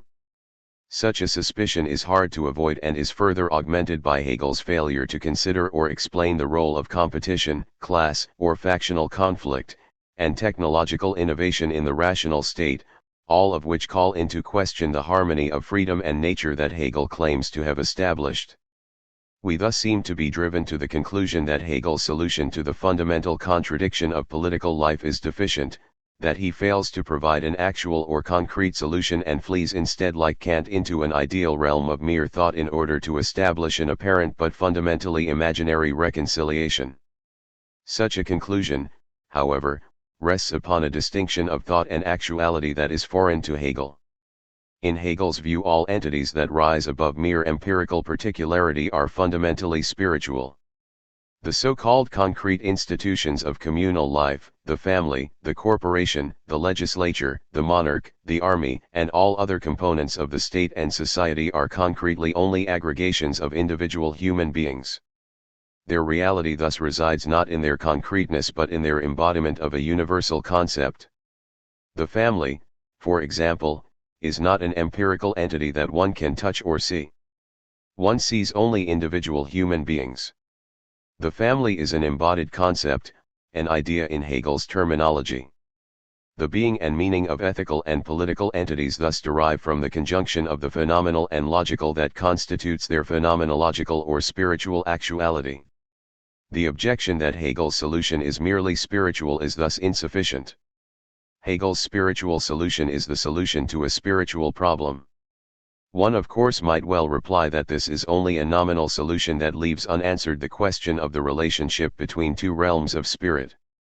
Such an objection, however, is considerably weaker than the assertion that Hegel's solution is merely ideal, since it grants that the distinction between the real and the ideal is merely a distinction in thought. It is thus vulnerable to the Hegelian demonstration of the dialectical conjunction of these two realms and is reduced to an attack either upon Hegel's logic as a whole or upon the specific dialectical transition between the two realms. Such an objection also runs into the practical obstacle of the human historical experience, which Hegel uses to support his argument. As we saw earlier in this chapter, Hegel attempts to show that this conjunction of politics and religion is neither unique nor revolutionary, that in fact all states arise out of and are maintained by a religion. Indeed, Hegel sees the rational state as the conclusion and perfection of this conjunction of religion and politics. Just as all past states have understood themselves politically in and through their religions, so in Hegel's view men in the rational state will grasp the unity of their political life through absolute knowledge and science. This is not, however, a merely ideological synthesis of actual antagonisms. As the recognition of the real necessity of these antagonisms or contradictions, it is the basis of their underlying unity. The contradiction that seems to exist within the rational state between natural necessity and freedom as the contradiction of bourgeois society and the state is, to be sure, both real and necessary, but it is precisely this necessity that both overcomes and preserves the contradiction. The contradiction thus remains, but remains only as a constituent moment of a higher and more comprehensive unity. In itself it has become meaningless. The crucial and decisive question about Hegel's thought is not whether he adequately and accurately demonstrates the unfolding of consciousness or reason as the absolute in historical and political actuality, but whether the absolute as the final synthesis of freedom and nature, of the subjective and the objective, of the noumenal and the phenomenal is itself rational and comprehensible. Hegel's system stands or falls with his notion of consciousness as the absolute. Reality for Hegel is consciousness, and the rationality of the ground thus depends upon the rationality of consciousness. This rationality, however, depends upon the completion of the experience of consciousness in absolute knowledge and science. Absolute knowledge, however, rests upon absolute negativity, upon the negation of negation or the identity of identity and non-identity.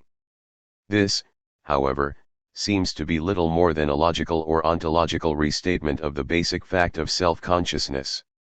The highest ground thus seems to be a rather mysterious tautology that consequently serves as the first principle or premise of Hegel's thought. Is this premise, however, correct? Hegel claims that reason or consciousness can penetrate and understand all reality, that it can know absolutely, because this reality is nothing other than consciousness itself. The end of absolute knowledge, however, is the recognition that absolute knowledge itself rests upon the mysterious factuality of consciousness. Reason may be able to penetrate all reality, but it seems that its final discovery is only the brute fact of its own existence. If consciousness is the fundamental reality, of course, then no further investigation or explanation is possible. Even if this is the case, however, we might still be dissatisfied. Hegel claims to begin with the most immediate and simple experience or form of consciousness, sense certainty, but even this proves to be complex and contradictory. Nowhere in his thought do we find a simple moment that is immediately accessible in its own right. 37 All knowledge except for absolute knowledge is partial, a mixture of ignorance and opinion, and absolute knowledge itself rests upon the mysterious notion of absolute negativity. We are thus called upon to accept a ground that can neither be demonstrated nor observed. Here, however, the distinction of reason and faith dissolves. This dissolution, however, points to what is perhaps the real truth, that consciousness is not fundamental, and hence that reason does not permeate all reality but rests upon an underlying darkness that is the true source of human motion and life. The 150 years since Hegel's death have witnessed the ascendancy of this darkness that has broken with astounding vehemence into political life and increasingly captured the interest of thought. We today look back upon Hegel with both nostalgia and disdain. We wish for such an optimistic rationalism but see it at the same time as naive. Who today, after Nietzsche and Freud, after Hitler and Stalin, after Verdun and Dachau, can still believe in the triumph of reason? How can we avoid the conclusion that not reason but unreason rules in history? The brutal facts of the post-Hegelian age thus seem to necessitate a rejection of Hegel. Yet even in our extremity we cannot overlook the possibility that Hegel may have run ahead of us, that he may have understood us more fully than we can understand ourselves. At the end of the Phenomenology he explains that, when consciousness has overcome all diremption and constituted itself as absolute knowledge, it is enveloped in the night of self-consciousness, the night in which everything is lost, in which reason which has coursed through all reality is cast again upon an unknown sea. Spirit must begin again from the beginning, and there remains only the recollection of its previous development, which in its entirety as science forms what Hegel terms the Golgotha of spirit. Ordinarily, it is assumed that this new journey to which Hegel here refers is nothing other than the journey of thought through the categories of the logic and the rest of the practical sciences. This, however, captures only one side of Hegel's conclusion. The brightness of this recollection is bound to a darker and more ominous possibility that reflects the fateful character of Hegel's project as a whole. In fact, on one level Hegel here admits that his answer to the question of the ground is ultimately ephemeral, that the parousia of the absolute passes away, and that man is again separated from the truth. This does not mean, however, that the world is fundamentally irrational. It means only that the human condition is a continual striving for perfection, a continual attempt to rise above error and opinion to true knowledge. This striving is not, however, an infinite progress toward the good that never in point of fact comes to its goal, but a circular process that continually finds and continually loses its perfection. In this light Hegel's project takes on a new meaning and his rationalism dissolves into a melancholy recognition of the inevitability of fate. Hegel, however, does not abandon himself to the wind and the waves. Like Faust, he builds his dikes against a dark sea to open up a free land for a free people. He recognizes, however, what is never clear to Faust, i.e., that the dikes will not hold and that it is only the recollection of the ideal they represent, the ideal of reason, that can offer us guidance and consolation in a world dominated by ignorance and opinion. Hegel's project that aimed at a demonstration of the universality of reason thus seems to end ironically and in a sense tragically with the melancholy recognition of the necessity of error, and consequently holds up the truth not so much to proclaim the advent of the millennium in the manner of the Enlightenment but to provide a distant ray of hope to guide us on our long voyage through the dark night of nihilism. 5. History as being. What is for Hegel is the absolute as the dialectical twofold of spirit and nature that appears in and as the history of consciousness. This dialectical motion is phenomenology and experience. The absolute is thus always the motion towards self-apprehension and only is in the fullest sense when it has come to complete self-knowledge, i.e., when consciousness recognizes itself as absolute. The absolute thus only truly is when it is by us in its parousia, i.e., when we recognize the absolute as the ever-present but hitherto unperceived reconciliation of spirit and nature. The absolute thus constitutes the ground of history in two senses, as the unity of consciousness throughout the course of its historical development and as the all-encompassing recognition of itself as the ground in absolute knowledge. Whether the absolute, as Hegel understands it, is ultimately comprehensible, however, remains questionable. Its fundamental premise, as we have seen, seems to rest upon contradiction.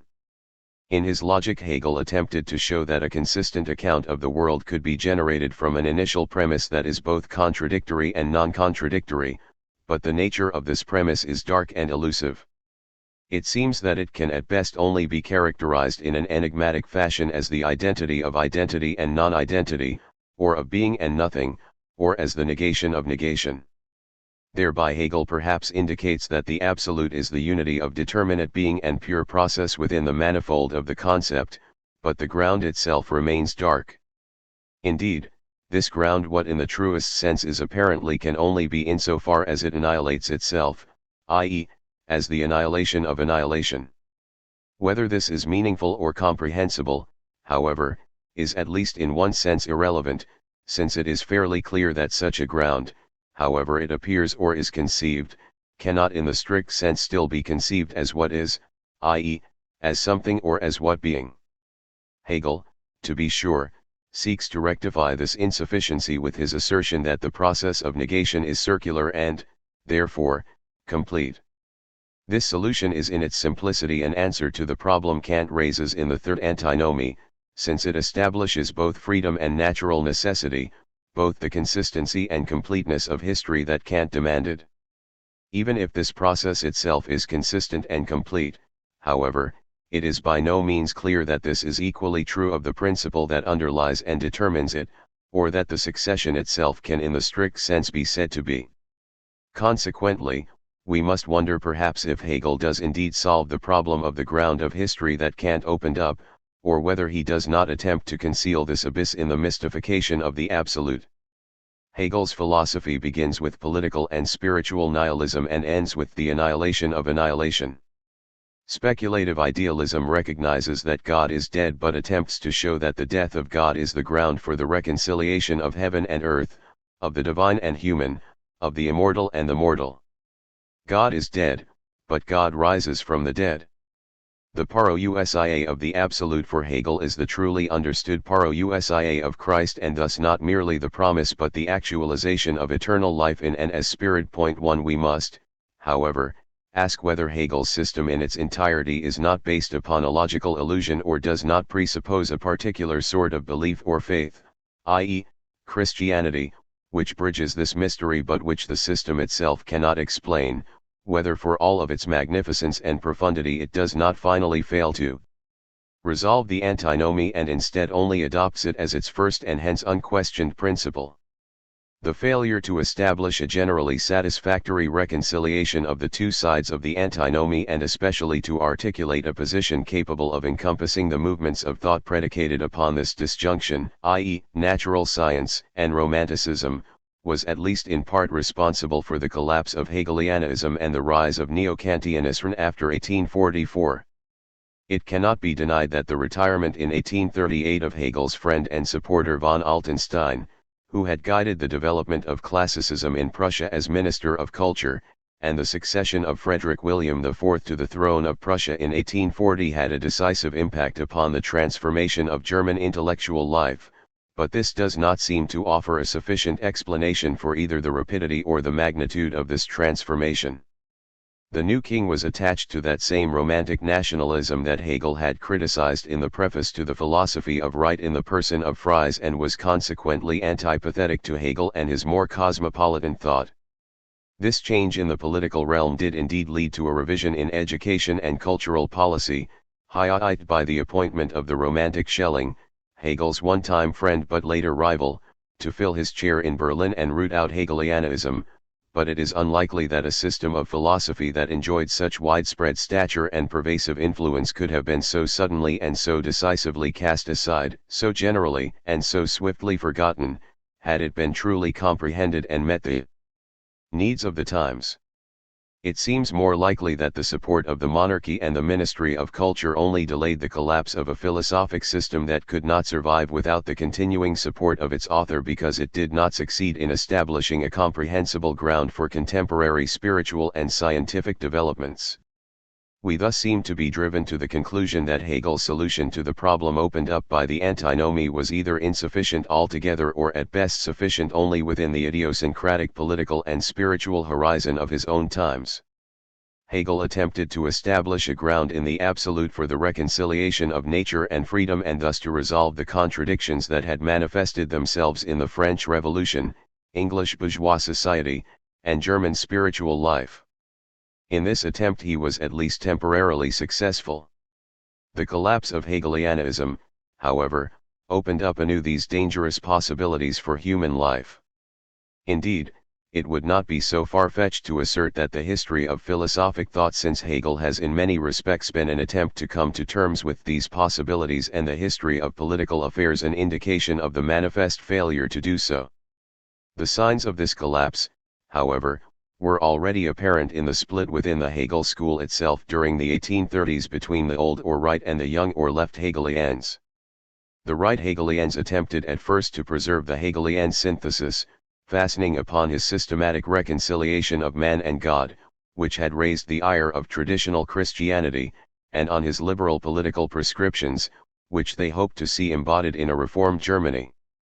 After the failure of 1848, however, they turned increasingly toward romantic nationalism and a rapprochement with traditional Christianity and the Bismarckian state.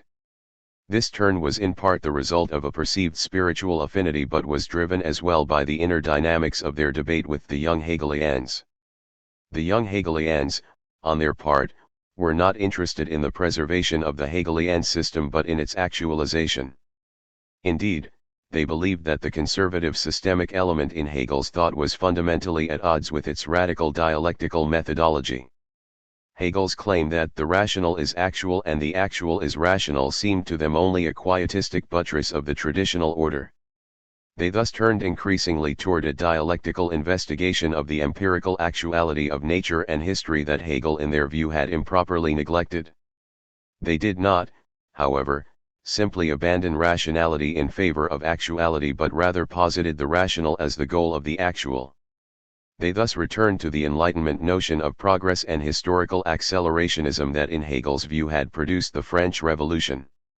In contradistinction to the right Hegelians who saw the nation or Volk as the real historical actor, the young Hegelians and especially Marx and Engels argued that the masses were the source of historical change, and that history was consequently not the development of the absolute through the various forms of national spirit or consciousness, but an ever-sharpening class conflict engendered by the dialectical development of the means of production. The young Hegelians and ultimately even the right Hegelians thus came to abandon Hegel's systematic resolution of the antinomy. They were consequently able to free themselves from the mystery of Hegel's absolute synthesis while preserving his dialectical methodology, but only by sacrificing his all-embracing ground and the political and spiritual reconciliation that it entailed. Thus, while the right Hegelians were able to come to terms with Romanticism and the young Hegelians with natural science, they failed to provide a real solution for the fundamental political and spiritual contradictions. At first glance, Neo-Kantianism seems even less likely to provide such a solution, and its success is thus somewhat surprising. On closer examination, however, the reasons for this success become relatively clear. From the perspective of Romanticism, on one hand, and natural science, on the other, the Hegelian synthesis of the truths of science and the truths of morality within the absolute seemed ridiculous and artificial. That the fervor of nationalistic feeling should be subordinated to rational laws, or that the exactitude of the experimental method should be beclouded with metaphysical speculation, seemed to those of the time and still to many today foolish or indeed obnoxious. Neo-Kantianism, however, accepted the separation of facts and values. It was thus compatible with both natural science and Romanticism, and seemed to provide the ground for their mutual coexistence, and indeed, in its notion of a progressive realization of the truth, for their mutual reconciliation. The ground for this reconciliation, however, was never demonstrated and thus remained fundamentally obscure, which consequently served only to conceal the real contradiction at the heart of modern life and thought. The superficiality of this rostrum philosophy and its failure to come to grips with the question of facts and values, did not, however, long remain concealed. The recognition of this failure, though, did not lead man back to a systematic metaphysics on the Hegelian model, but opened up instead the terrifying abyss of nihilism. Hegel had attempted to resurrect and preserve the metaphysical unity that Christianity had established through his speculative synthesis of the absolute. While many traditional Christians believed that this was little more than a concealed atheism or panlogism that in Spinozistic fashion denied the transcendent God, Hegel saw that the basis for traditional Christianity had been decisively undermined by the Enlightenment, and that consequently only a Christianity that could come to terms with reason henceforth would be viable. It was such a reconciliation of reason and revelation, of the finite and the infinite, that he sought to achieve. The collapse of the Hegelian system, however, obliterated the ground for such a rational Christianity and led, on the one hand, to the increasing predominance of pragmatic and positivistic reason in the form of natural science and technology, and, on the other hand, to the growing recognition that God is dead and that God does not arise from the dead, as Hegel had maintained, but that God remains dead too. The collapse of Hegelianism thus led to the implicit nihilism of a science and technology that, despite their magnificent capacity to improve the conditions of human life, are constitutionally unable to recognize or come to terms with the question of the ground, and to the explicit nihilism of a poetic thinking that grasps the question of the ground as a result of its experience of the meaningless flux of historical actuality, but that lacks the concrete foundation in practical life necessary to resolve it. This nihilism, however, also gave rise to the profound attempts of Kierkegaard, Nietzsche, Dilthey, and Husserl to provide an adequate answer to it. Kierkegaard, like the young Hegelians in general, was dissatisfied with Hegel's systematic solution.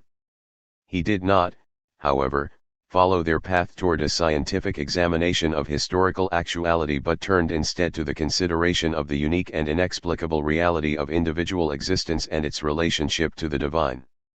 It was on this point that Hegel in his view had gone astray, for in reconciling reason and revelation he had undermined the basis for the real choice between reason and revelation that is central to an authentic Christianity and an authentic human existence. In establishing a merely intellectual connection in place of a passionate commitment of man to God, Hegel had thus destroyed the real basis for human life and thought. In view of this, Kierkegaard abandoned all systematic solutions to the question of the ground in favor of an all-grounding leap of faith. His solution, however, was not completely satisfying, for he was only able to overcome the contradiction at the heart of Hegel's absolute synthesis by driving a theological wedge between man's existence and the ground of that existence. He thus left man with a fundamental choice, but without any ground for making such a choice. In contrast to Kierkegaard, Nietzsche was unwilling to accept any solution that hearkened back to Christianity. God in his view was dead, and any appeal to the divine or absolute was consequently untenable. The world, as he saw it, was not the creation of an eternal God, nor was it governed by a universal reason. It was rather the chaos of becoming, the will to power that continually constitutes and reconstitutes itself in an unending variety of forms. Thus, the rationality of historical development that Hegel believed he had secured in the absolute becomes in Nietzsche's thought the irrationality of a world and history that rest not upon a ground but upon an abyss. The ground, therefore, cannot transcend the world, and thought cannot fly off into absolutes to explain or overcome the contradictions of this world but must confront historical actuality itself. The result of this confrontation, however, is nothing other than the explicit recognition of historicism, relativism, and nihilism, i.e., the recognition that there is no ultimate goal or purpose and thus no inherent reason or meaning to existence. Nietzsche, however, did not thereby simply abandon the notion of the ground but attempted to show that the ground was implicit in actuality itself. This is his doctrine of the eternal recurrence. While there is no eternal reason or being, according to Nietzsche, becoming constitutes itself into an eternally recurring circular whole. In this way he believed it was possible to press on to becoming the form of being and consequently to retrieve life from the utter meaninglessness that becoming seems to entail. The doctrine of the eternal recurrence, however, is merely posited and cannot be demonstrated on Nietzsche's own terms. It too, as Nietzsche at times seems to admit, depends upon a leap of faith in the form of the creative insight of a divine madness. Like Hegel's notion of the absolute and Kierkegaard's transcendent God, Nietzsche's conception of the eternal recurrence thus remains obscure. While Nietzsche and Kierkegaard seek to resolve the question of the ground by rejecting Hegel's systematic reconciliation of reason and history in favor of a transrational eternally, their failure to make this eternally and its connection to historical actuality clear and comprehensible led to an even deeper and more trenchant form of nihilism. Hegel had understood historical actuality as the external manifestation of the dialectical development of reason and spirit. Kierkegaard and Nietzsche on the contrary had denied the capacity of reason to form or grasp historical actuality as a whole. The success of their critique of Hegelianism and their failure to articulate a viable alternative to it, however, left man with nothing but the flux of historical actuality on which to take his stand. They thus prepared the way for Dilthey and historicism. In Dilthey's view, the ultimately real is not to be found in a transcendent or immanent eternally but in the concrete actuality of life and life experience. By life, however, he does not mean the particular life experience of an individual human being but rather the agglomeration of life experiences that characterize historical humanity. Each individual always exists within a certain historical horizon that determines the way in which he lives and interprets his own experiences. Man thus cannot simply rely upon his own individual experience in attempting to understand the natural world and human life because each man sees only partially and therefore imperfectly. What is necessary instead is historical study, which turns not to some supposedly objective account of the past but which imaginatively projects itself into the consciousness of past ages while recognizing at the same time the limits put on such a projection by the historical circumstances of its own time. On this basis Dilthey believed it was possible to isolate certain historical archetypes and thus to establish a basis for a rational science of the human spirit, Geisteswissenschaft. It is hard to see, however, how such a notion can resist relativism and nihilism. Dilthey argues that life is everywhere and always already organized and therefore meaningful, but his historicist assumptions call into question the basic principles at the heart of all forms of life. Moreover, he also calls into question the possibility of all immediate knowledge of the real and demands instead an apparently endless hermeneutic examination of the historical and epistemological accretions of meaning. Thus, to many critics Dilthey and historicism generally seem to obliterate the ground for all knowledge of what is simply true and to replace it with a relativism and nihilism that is intellectually debilitating and politically and morally corrosive. Among the foremost of these critics was Husserl. Like Dilthey, Husserl was convinced that philosophy had to come to terms with concrete existence, but he did not believe that historicism or for that matter positivistic naturalism had really done so. In his view both were in fact constitutionally incapable of grasping existence because they were insulated from it by their own historical and epistemological presuppositions. It was thus necessary to turn away from both historicism and naturalism and to return to the things themselves. Such a return was not, however, a new objectivism, for the real, as Husserl understood it, is discovered not in being but in consciousness.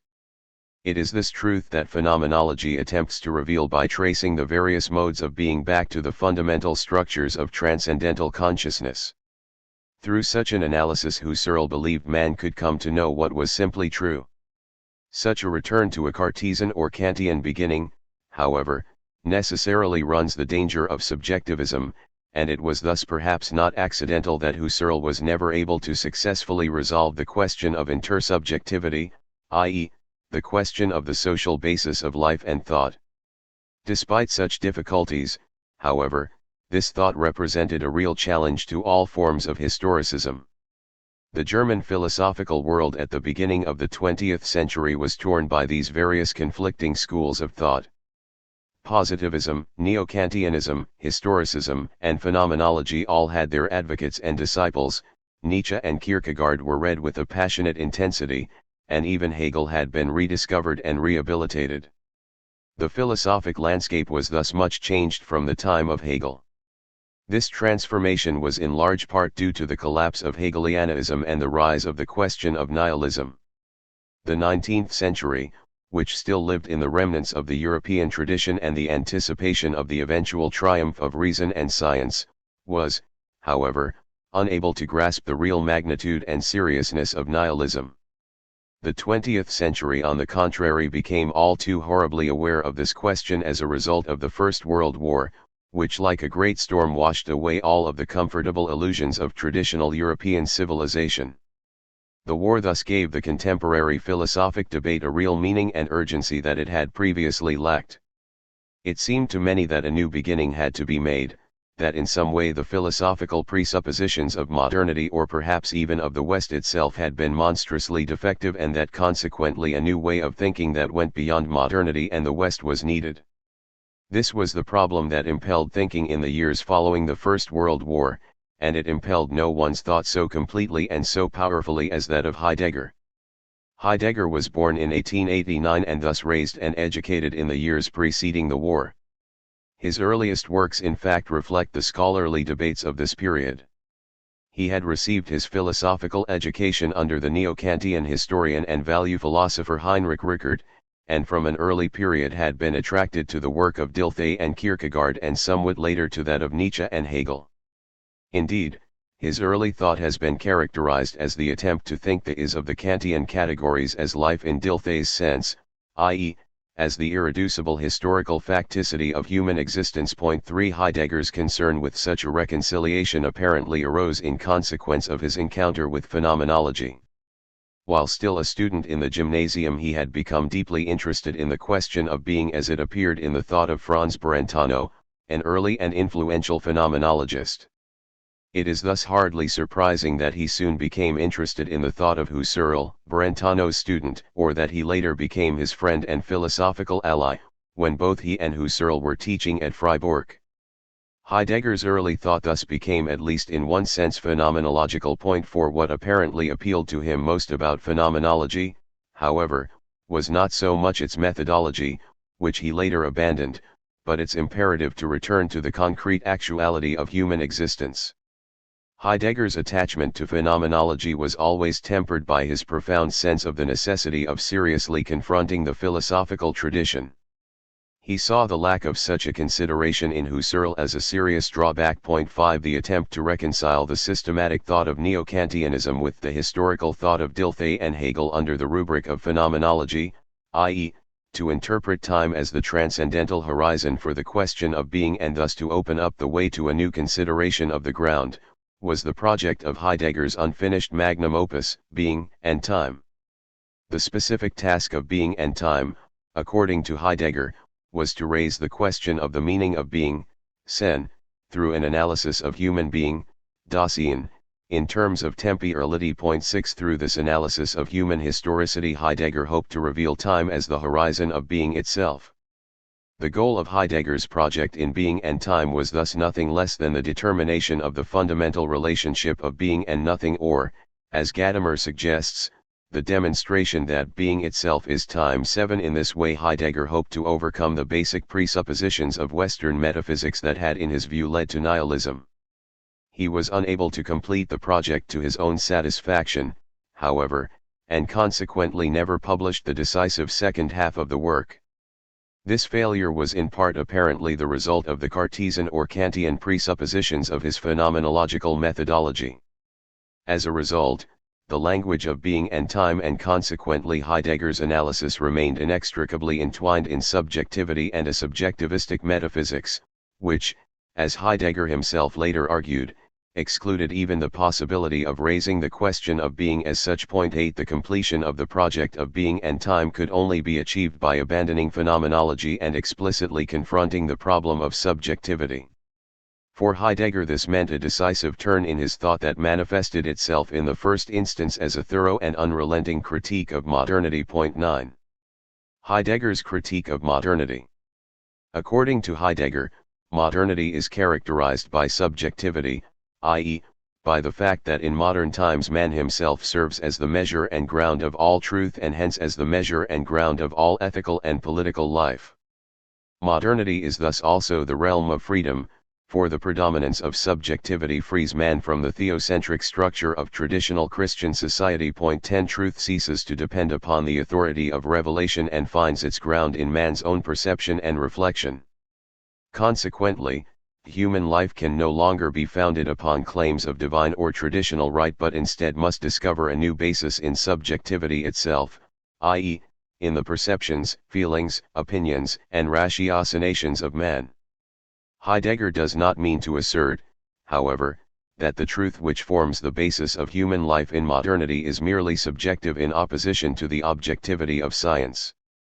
Rather, the universality of subjectivity is necessarily bound up with the universality of objectivity, the discovery of the self as the basis of truth and the subsequent legitimation of an ethics and politics based upon feelings, opinions, and desires has as its necessary complement the development of modern science, which establishes an objective criterion for all natural and historical being. There can thus be no subject without an object and no object without a subject, and modern man is fundamentally subjective not because he is incapable of objectivity but because he conceives of himself within the subject-object relationship. The dualism of subjectivity and objectivity thus constitutes the essence of modernity. The source of this new conception of subjectivity, according to Heidegger, is Descartes' revolutionary reinterpretation of man and of the world in the formula ego cogito ergo sum as self-consciousness. The sort of truth that characterizes self-consciousness, i.e., certainty, thus becomes the standard in terms of which everything else is measured and legitimate. The ground that had hitherto been conceived as the idea of the good or the universal natural substance or the transcendent God thus appears in Descartes as the human subject. Henceforth man is only insofar as he perceives and thinks, and the world is only insofar as it can be thought or perceived. Man's humanity thus is thought to reside not in his membership in the polis or the church but in self-consciousness, and man is no longer conceived as a creature of the earth but as an independent being who can measure, conquer, and transform nature. Man thus becomes something in and for himself, capable of establishing laws and judging both man and nature on the basis of himself alone. Modern man consequently becomes free in a hitherto unknown way and sets out to liberate the world from superstition and error and to refound social and political institutions upon man himself. The Cartesian revolution thus propels man in a new direction and gives him a new task. The history of modernity, as Heidegger understands it, is the completion of this task. Heidegger, however, does not mean to assert that subjectivity and hence modernity are simply Descartes' creation or even that Descartes is the historical beginning of modernity.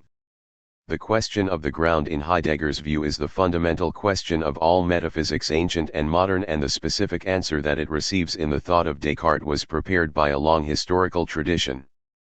The search for the ground as the fundamentum absolutum inconcussum veritatis already had a place in William of Ockham's nominalist distinction of word and thing and was crucial to Luther's conception of the certainty of faith and Galileo's conception of mathematical certainty. 11 Moreover, This conception of freedom and its political consequences were already recognized by Machiavelli. 12 Descartes' precedence in Heidegger's view is not historical but ontological. He was the first to articulate the new relationship of man and the world, which remained implicit and unthought in Luther, Galileo, and Machiavelli. Descartes is decisive because he was the first to determine the relationship of knowing and being as a whole, i.e., to develop a method and system that explains the character of subjectivity and freedom ontologically. Nor does Heidegger mean to assert that modernity is characterized by individuality. Subjectivity is not individuality. In fact, as a way of being, subjectivity in his view belongs as much to the we as to the I. Modernity frees man from the traditional dominion of the church and state insofar as it establishes a new ground for his existence in subjectivity, but the character of the subjectivity itself is not thereby determined. Thus, modernity creates a collective subjectivity as a necessary antipode to individual subjectivity. In fact, it is only because man has become a subject that the question arises for him whether he ought to be an I or a we, a personality in a community or a mere group member in a body social, an individual economic actor or a class, a citizen, or a human being. 13. As the realm of subjectivity and freedom, modernity is the realm in which man becomes something in and for himself. The consequence of man's elevation above nature and community, however, is a rift or separation of man and the world. The world of which he was hitherto a part thus becomes something opposed to him. It is no longer a place in which he can dwell and be at home, no longer an ethos in which ethical and political life are possible, but an alien entity which resists and threatens him. 14 In his uttermost being, man thus becomes alienated from the world and is consequently thrown into uncertainty and insecurity. Modern man finds the solution to this uncertainty and alienation not in a reintegration into the natural world or the community but in the conquest of nature and its subordination to the categories of subjectivity, i.e., in the objectification and mastery of the alien other. This objectification of nature, according to Heidegger, is achieved through science and labor. Man is established in subjectivity as self-consciousness. Self-consciousness, however, is nothing other than the consciousness of consciousness, i.e., in Descartes' terms, I am that being that is aware of itself as aware of the world, I am the thinking of thinking. The ground that is sought in subjectivity thus depends not merely upon the inner more or less formal self-certainty of self-consciousness but also upon the certainty of the world that provides the substance of the self, i.e., of thinking. The objectification of the world through science aims at a secure determination of nature as the substantial complement of the formal certainty of subjectivity. This is achieved by the objectification and subordination of nature to the categories of subjectivity. Man reinterprets the world in his image and comes to understand the world as a world picture, Weltbild, i.e., in terms of a scientific model. According to Heidegger, this rationalization of the world takes a number of different forms: the Enlightenment, reason and its laws, the humanism of classicism, idealism, and even positivism, all of which, however, merely represent an objectivity commensurate with human subjectivity, a system of laws that describe the necessary motions of objects and hence allow for the prediction and subsequent manipulation of nature to secure the subjectivity. On the basis of such a world picture, the mastery of the actual world becomes possible. Here, however, the application of human labor is necessary.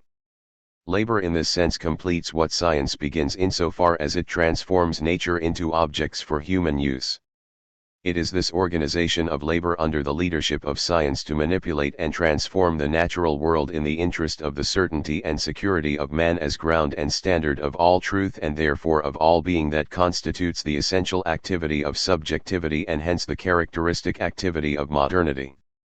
Thus, insofar as man is established in subjectivity, the scientist, homo conscientia as homo scientia, and the worker, homo faber, replace the priest and the noble as the model of man's humanity. 15 Henceforth, their activity becomes the human activity. This objectification of the world, however, fails to overcome the alienation and insecurity that characterize and motivate modern man. Not only is this task essentially unlimited, but it also continually brings man in conflict with his fellows. This competition, however, is not in Heidegger's view the consequence of political or personal ambition, as Machiavelli or the ancients understood it, nor simply the result of a universal desire for self-preservation, as Hobbes might have characterized it, but the consequence of a new understanding of man's humanity and the subsequent attempt of men to realize it. To be a human being for modern man means to be a subject and hence to objectify the world through science and labor according to the categories of subjectivity. This is true, however, for all men. The humanity and freedom of each is bound up with his ability to master and objectify nature. This necessarily brings men into conflict with one another and imposes limitations upon their subjectivity and therefore upon their humanity and freedom. Thus, no single subject is able to overcome alienation and insecurity merely through the objectification of the natural world. Moreover, mutual restraint produces only universal dissatisfaction and frustration. This in turn undercuts mutual restraint and radicalizes the problem. Man discovers that he himself is in danger of being objectified and enslaved, that he is both subject and object, and consequently that he is in constant danger of losing his humanity altogether, his subjectivity, and his freedom. For every man qua subject, every other man is both subject and object, both an opposing will and like the rest of nature a raw material that may be used and shaped by the will. The competition for the objectification of nature, i.e., for the conquest and exploitation of the earth, becomes in Heidegger's view the struggle of wills for mastery over one another and over the world as a whole. Man becomes human, therefore, insofar as he is able to subdue the will of others, i.e., insofar as he can treat them as objects or as means to his own ends, to his own security and freedom. This objectification of man comes to encompass all realms of human life. In the political realm it takes the form of a technical politics of power and control, which organizes man à la Machiavelli for conquest and rule, and in the economic realm the technical organization of men and machines which aims at the objectification and exploitation of nature. No realm of life can remain sacrosanct and no traditional social or political institutions can be tolerated because man's very humanity, as he understands it, is bound up with this transformation. All of those traditional institutions, which hitherto limited arbitrary power, are thus undermined and abolished by the demands subjectivity makes for its security and freedom. Thus, in a paradoxical fashion, the demand for freedom opens up the possibility of universal slavery and the pursuit of man's humanity produces a thorough inhumanity. If Heidegger is correct, then any modern conception of morality or politics that seeks to secure human freedom on the basis of either a natural or irrational law that recognizes men as subjects and hence as ends in themselves is ultimately untenable because the natural and human rights that arise with subjectivity are put in jeopardy and ultimately overturned by subjectivity itself. Subjectivity entails subjugation whether to a single man or a majority, a party or a class, a state or a race, or to a general will that forces each to be free. Thus, subjectivity, which frees man from traditional authority, creates in its stead a new bondage in many ways more terrible and universal than any of its predecessors. Subjectivity and modernity thus culminate in the will to power and the will to will, in nihilism and a totalitarian world technology. The will to power, according to Heidegger, is the penultimate form of modernity. In it the distinction of subject and object dissolves. As Nietzsche puts it, this world is the will to power and nothing besides. And you yourselves are also this will to power and nothing besides. 16. The will to power thus makes possible the universal objectification of everything, for objectification becomes nothing other than the subordination of the will to itself. The end of the will is the subjugation of man and nature, i.e., power. This power, however, has as its end only the security of the will to will. The will to power is thus implicitly the will to will. 17. As such it is merely the means to further means with no end beyond itself and thus fundamentally nihilistic. The will to power, which rests upon the recognition that God is dead, thus passes over into the all-encompassing and all-establishing will, G.E. Stell, of an irresistible world technology. 18. The advent of the will to power as the will to will opens up the possibility for the unlimited exploitation of everything. This occurs through the universal establishment of everything not merely as objects but as pure instrumentalities, bestand, and through the subordination of all subjectivity and freedom to the overarching necessities of the will implicit in technology. Man is organized on a global scale by political, social, and economic agencies for production and consumption, and the earth itself becomes nothing but a reserve of energy and raw materials that are brought forth and directed by a technology that aims only at its own continuation and growth. The absolute technical state itself serves only to guide the total mobilization of human and natural resources for the unlimited exploitation and consumption of the earth. Politics along with all other institutions thus becomes an appendage of technology.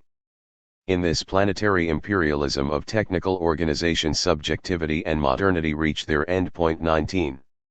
With the advent of world technology, freedom is extinguished. The general conception of technology as a tool in the hands of a self-determining humanity is in Heidegger's view a fundamental misunderstanding, for technology has a logic and necessity of its own that passes beyond human control. All men are governed by economic and technical necessities. The competition for the unlimited exploitation of the earth requires the objectification and subordination not just of some men to others but of all men to the world task. Man thus becomes human to the extent that he constitutes himself as a raw material that has no determinate characteristics, or as a pure instrumentality that can be used as momentary necessity dictates. Man becomes an interchangeable part. 20. In the midst of this technological frenzy of production and consumption, of subordination and exploitation, man fails to recognize, according to Heidegger, that it is the very subjectivity and freedom he regards as the essence of his humanity that uproots him and casts him into uncertainty, insecurity, and alienation. Hence he does not recognize that all his striving only more completely obliterates his place in the world and his true humanity. Indeed, man and the world are thereby so transformed that the very possibility of a place, of an ethos, and hence of an authentic ethics and politics is extinguished. Man who had a home in the world in the context of the polis and traditional life is at home in the modern world everywhere and nowhere. As a pure instrumentality, man can adapt himself to anything. As homo faber, man becomes mass man. 21. Man's reaction to this universal homelessness and alienation in Heidegger's view is not a thoughtful hesitation and reflection upon his own being but an overly hasty decision to fabricate a place for himself, i.e., to objectify himself and his tradition in such a way that every place becomes a necessary place, determined by the inevitability of historical development. The science that achieves this is history, history. As the science of the residential gesti, history is the objectification of what has occurred. Insofar as it is an objectification, however, history is severed from history, Geschichte, itself, from the tradition of which it was a part and in which it had a place, and hence can be made and remade according to the momentary necessities of power and technological development. In this manner history not only fails to establish a secure place for man but indeed itself becomes an, if not the, crucial weapon in the struggle for power and thereby more thoroughly fosters human insecurity and alienation. History thus serves only as an apologetic and polemic for the various conflicting forces concerned with unlimited objectification and exploitation and thereby becomes entangled in this conflict itself. The resulting disagreement about the historical interpretation of history in Heidegger's view leads not to the abandonment of history but to a relativism that rests upon the recognition of the subjective element in all history. However, this does not resolve the question about the character of history but only gives rise to a thorough confusion, which further obliterates the truth of tradition and man's place in the world. This historical confusion about history in Heidegger's view is historicism. Modernity's response to historicism, however, is not a return to or a reconsideration of the traditional but rather an ever more vehement attachment to a particular historical interpretation and an increasingly comprehensive attempt to persuade and indeed to force others to recognize and accept its manifest truth. History thus becomes ideology and replaces philosophy, politics, art, etc., as the determinative explanation of human life. 22. Ideology leads to a simplification of history. It purports to explain the historically necessary way of objectifying, using, and exploiting the world and the historically necessary social and political organization best suited to carry out this task. In the midst of modern uncertainty and confusion, it tells man in Lenin's words what is to be done in order to overcome alienation and secure himself in the world. According to Heidegger, ideology thus resolves the confusion of historicism through a totalistic explanation of man's origin and destiny, which provides a blueprint and imperative for political and economic action. This ideology manifests itself through the mass media as propaganda and journalism, which interpret and subordinate events within the historical structure that ideology defines. Point 23. In this way, ideology not only subordinates all individuals to its guiding interpretation of history but directs them daily according to the momentary demands of power and technological development. Ideology thus comes to form and transform human being without any concern for human freedom or rights or spirituality, and hence serves only to further solidify the rule of the inhuman and the institutionalization of a universal slavery. Moreover, the exclusive and ever more fanatical claim of every ideology necessarily brings it into conflict with every other ideology. The result is a propaganda war or a struggle of worldviews to determine, in Nietzsche's words, who shall be master of the earth, i.e., which ideological interpretation will direct the conquest and exploitation of man and nature. This struggle unfolds itself as world war and homo faber, as mass man thus becomes homo brutalitas. Point 24. This struggle in Heidegger's view is essentially a struggle to determine the character of the institutionalization of nihilism, i.e., which sort of political or social arrangement is best able to exploit nature and hence best able to overcome alienation and insecurity. World war is thus the necessary consequence of the establishment of man in subjectivity. War, however, does not decide anything because there is really nothing to decide, and in fact only more completely encompasses man in the struggle for mastery while simultaneously obliterating the last vestiges of traditional life. Man is thereby delivered into unconditional and unlimited servitude through the total mobilization and organization of mankind for total war on the basis of the totalistic imperative of the prevailing ideologies. World war thus does not solve the problems of modern man and in fact only propels him into totalitarianism. Point 25. Nor does war end in peace. The end of war is rather only a cold war, a continuing ideological struggle that dissolves the whole distinction of war and peace. At the bottom of this apparently insoluble conflict and competition lies not the simple desire for economic advantage or military superiority or even political domination, but rather universal homelessness and alienation that give rise to an unbearable uncertainty and insecurity that in turn motivate man in his fruitless technological quest for stability in and through the universal objectification of everything. There is thus a great danger in believing that this ideological dispute is really about politics or morality in Heidegger's view, for such a belief only reinforces the same striving for predominance and the same pursuit of universal objectification that is the source of the conflict itself. The greatest danger thus is not nuclear annihilation but the delusion of peace. Peace in Heidegger's view has become indistinguishable from war and is in fact a preparation for it. Point 26. The horrors of war and nuclear annihilation are at least apparent, whereas peace is cloaked with the benign aspect of progress. This progressive peace, however, is continually upset by new economic, social, and political crises that mobilize men to develop ever new technical solutions. Point 27. Such solutions, however, only further intensify alienation and insecurity. Indeed, the greatest danger to man in this sense is apparently prosperity, which conceals the nihilism of world technology.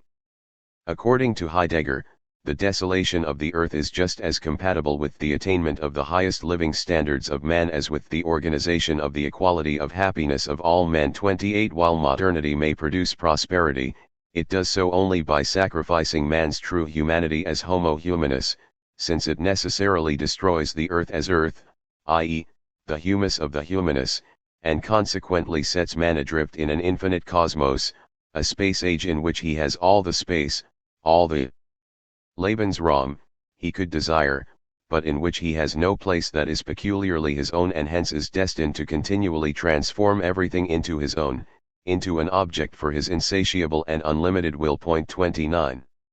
Heidegger describes three concrete forms of world civilization at the end of modernity: Americanism, Marxism, and Nazism.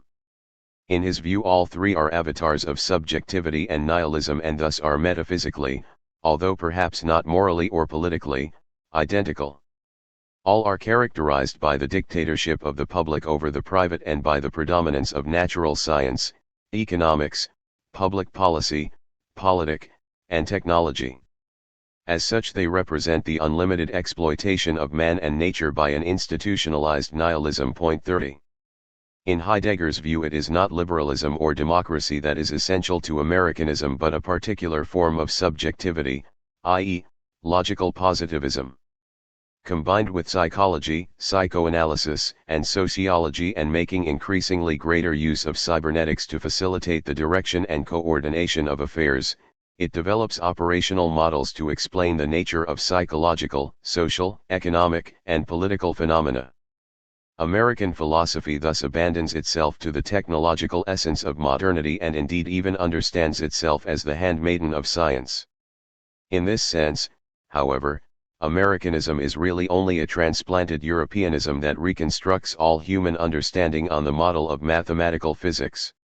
Although man thus may develop an enormously complex world picture, Weltbild, that renders events highly predictable through the application of a mathematical statistical methodology, this science fails to reach the essence of either man or nature, and in fact serves only to facilitate the technological exploitation of both. The reality of Americanism, according to Heidegger, is the industrial complex, which is the central agency of unfettered economic and technological striving. It is this agency that is responsible for the universal organization of the common man, and that extends its rule throughout the world through foreign aid and the development of a world market. 31. Marxism, like Americanism, is only another form of subjectivity, and the opposition that is supposed on the Soviet side between bourgeois society and industrial society, and on the American side between individualism and collectivism, is metaphysically untenable. Communism is not only a party or a worldview, and Americanism is not only a way of life. 32. Both are rather institutionalized forms of nihilism as technology. Heidegger does not mean thereby to deny that there are decisive moral and political differences between the two systems.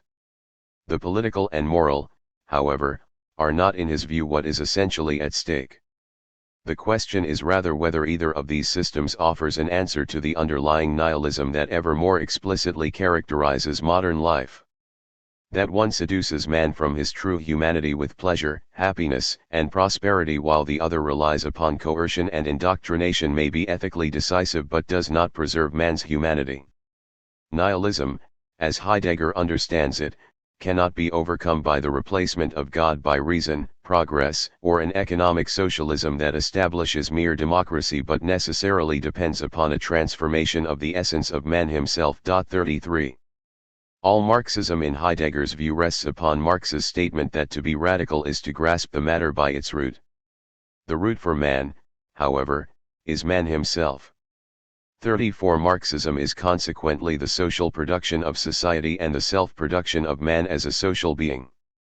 This is the essence of subjectivity as technology. Marx thus grasps being as the process of production, and believes that he thereby overcomes the subjectivism or idealism of Hegelian dialectic and replaces it with an objective and scientific dialectical materialism. On this basis, Marx can claim that previous philosophy has only interpreted the world, and that now what counts is to change it.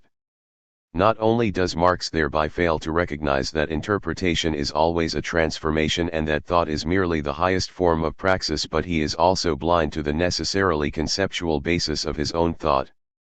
Dialectical materialism thus represents the end of all philosophy, for all questions in Heidegger's view die in its net, and the end of politics, for politics becomes just another means of man's self-production. 35. Both Americanism and Marxism fundamentally misconstrue human spirituality as calculative intelligence in the service of the objectification and exploitation of man and nature. This is also characteristic of Nazism. 36. Nazism in Heidegger's view aims at the creation of a humanity that is neither an individual nor a mass but a type, on the model of the Prussian soldier or the Jesuit. This type is the overman who has as his necessary complement the underman. This in Heidegger's view represents the end and reversal of modernity and indeed of metaphysics as such, in which man as the rational animal becomes an animalitas, who recognizes a higher truth than reason, the truth of instinct. In this way subjectivity unfolds itself as the brutalitas of the bestialitas. At the end of modernity Homo sapiens as Homo faber establishes his being in Nietzsche's phrase Homo est brutum bestial as the blond beast. 37. Subjectivity, which is utterly dissolved in the necessity of the will to power and the will to will, appears in the absolute instincts of the Führer or leaders who articulate the subjective essence of race and establish the universal exploitation of all human and natural material through world mastery. These leaders solve the problem of values insofar as their determinations eschew reason altogether and rest upon their unthinking and unknowable instincts. The opinion that these leaders are merely egotistical and self-seeking, however, fundamentally misconstrues their significance. They are rather the anger, that does not escape from the consequences of anger, the necessary response to the subjectivistic demand for direction and order, for certainty and security in a nihilistic world in which reason can no longer find a ground for choice. Their instincts rise above intellect, which is paralyzed by nihilism, to deed, tad, and give the illusion of certainty and stability. What Nazism fails to recognize is that there is no essential difference between the overman and the underman, since both have been reduced to beasts. The suprarational and the subrational are substantively identical. Nazism's distinction of the two according to race is thus utterly arbitrary, and hence in Heidegger's view only possible when subjectivity has become unconditional in a nihilism that overturns all standards of truth, morality, and right, when in Nietzsche's words everything is permitted. 38. Modernity, which begins in freedom, and the promise of science thus ends in nihilism, in world technology, totalitarianism, and total war. According to Heidegger, however, this disaster is not the fault of modernity. Modernity and modern metaphysics are in his view only the consequence of the unfolding of metaphysics and the West itself. Modernity leads to nihilism not because its own starting point is defective but because metaphysics itself is defective, because metaphysics as metaphysics is authentic nihilism. 39. Plato's metaphysics differs from Nietzsche's only in that the nihilism that comes to light in the latter remains concealed in the former. One might well wonder, however, whether Heidegger does not overlook an issue of paramount importance here. If indeed the world and life are at heart irremediably nihilistic, it would seem that the proper response would be to cloak this nihilism in the shining fabric of myth or rationality, so that this emptiness and its horrible consequences for human life might, at least by and large, go unnoticed, enabling most men to live relatively contented if fundamentally illusory lives. If such were indeed the case, then one might want to depreciate modern philosophy, which seeks increasingly to reveal such a nihilistic essence, and perhaps to foster instead an appreciation for the synthetic unity of ancient life. Although Heidegger is sympathetic to such a line of thought, he rejects it on three grounds. First, he believes that the contemporary world has succeeded in both revealing and covering up nihilism in such a way that, unless it is properly understood and overcome, the obliteration of human spirituality, which is already well advanced, will necessarily follow. The desire to obscure this nihilistic essence in the interest of humanity is thus too short-sighted, an opiate that relieves the pain while fostering a forgetfulness of the disease itself. Second, he does not believe that nihilism, at least as it is generally understood, is irremediable. Man may not be able to take effective action to ameliorate or resolve the problem of nihilism, but he can prepare the ground for such a resolution. Third, Heidegger believes that only on the basis of a real revelation or disclosure of the essence of nihilism, i.e., of the relationship of being and nothing, is a true ethics and politics possible. Nihilism thus cannot be overcome by merely rejecting modernity in favor of antiquity, but necessarily depends upon overcoming both modernity and antiquity, and that means overcoming metaphysics and the West itself. Heidegger's critique of metaphysics as the history of being. The reinterpretation of being as history or time presupposes the liberation of thought not only from the horizon of subjectivity but from the horizon of metaphysics as a whole. Overcoming metaphysics, however, is no mean task. Metaphysics has in fact become so pervasive in Heidegger's view that there is no realm of life or thought that is not subject to its categorical dominion. Metaphysics thus cannot simply be cast aside or rejected, and any attempted rejection can only serve to obscure and thus fortify the power of metaphysics over human life. Nor can it be simply negated, since every negation remains subliminally dependent upon its opposite for its substance and meaning. A mere negation of metaphysics thus remains entangled in the essence of metaphysics in the very moment it proclaims itself as a liberation from metaphysics.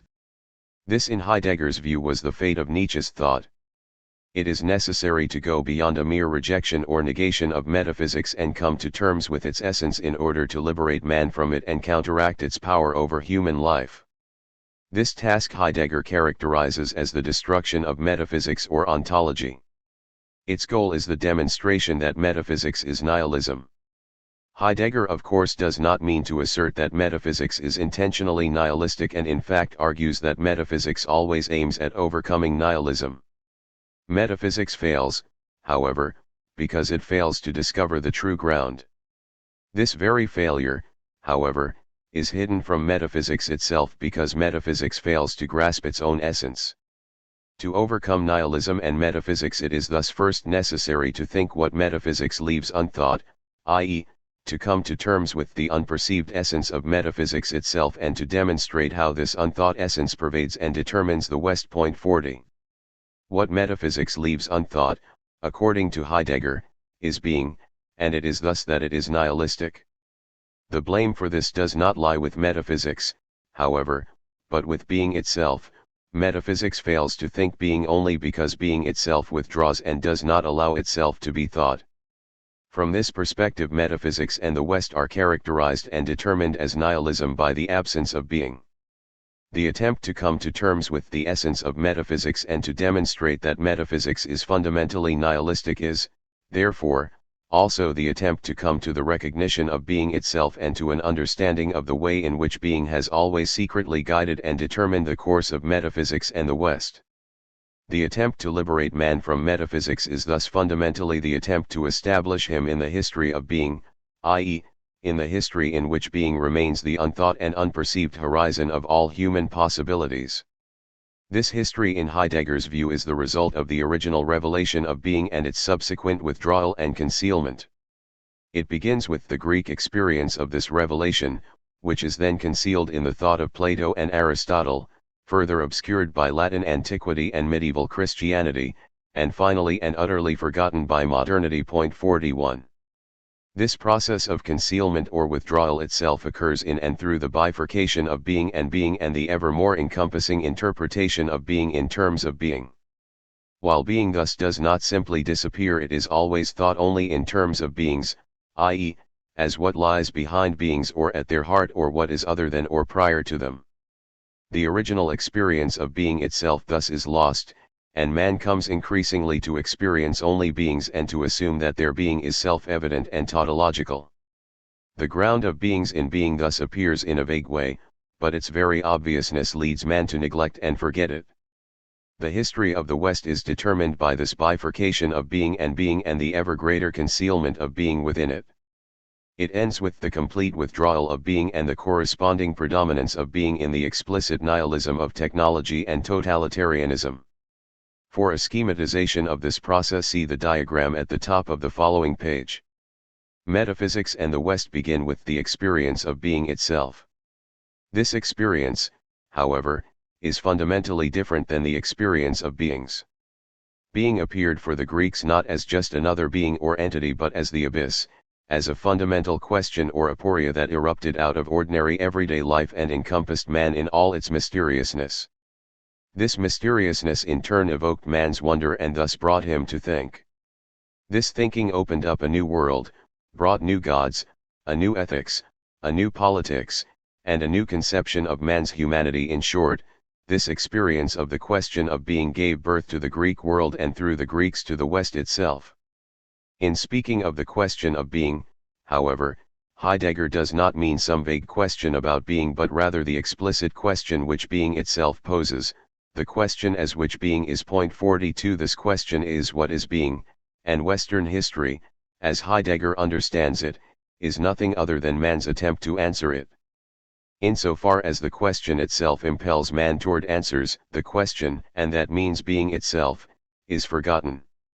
The history of the West is thus the ever greater forgetfulness of the original question of being, and the epochs that comprise this history are the consequence of the particular ways in which being withdraws and conceals itself. Each epoch is thus a particular form of misrepresentation or error that reveals the truth about answers, i.e., about beings, but disguises the truth about the question, i.e., about being itself, and the sequence of epochs that comprise this history is determined by the degree of this misrepresentation. It would be a mistake, however, to see this development as dialectical in the ordinary sense of the term. Every epoch and ontology in Heidegger's view conceals as much as it reveals and is thus fundamentally insufficient. He denies, however, that it is this insufficiency that gives rise to the new ontology and argues instead that this transformation is a consequence of the further removal of being itself as a question in favor of its answers. Each epoch or ontology is determined by the particular relationship of being and being. The transformation of this relationship brought about by the withdrawal of being out of this relationship thus necessarily undermines this ontology.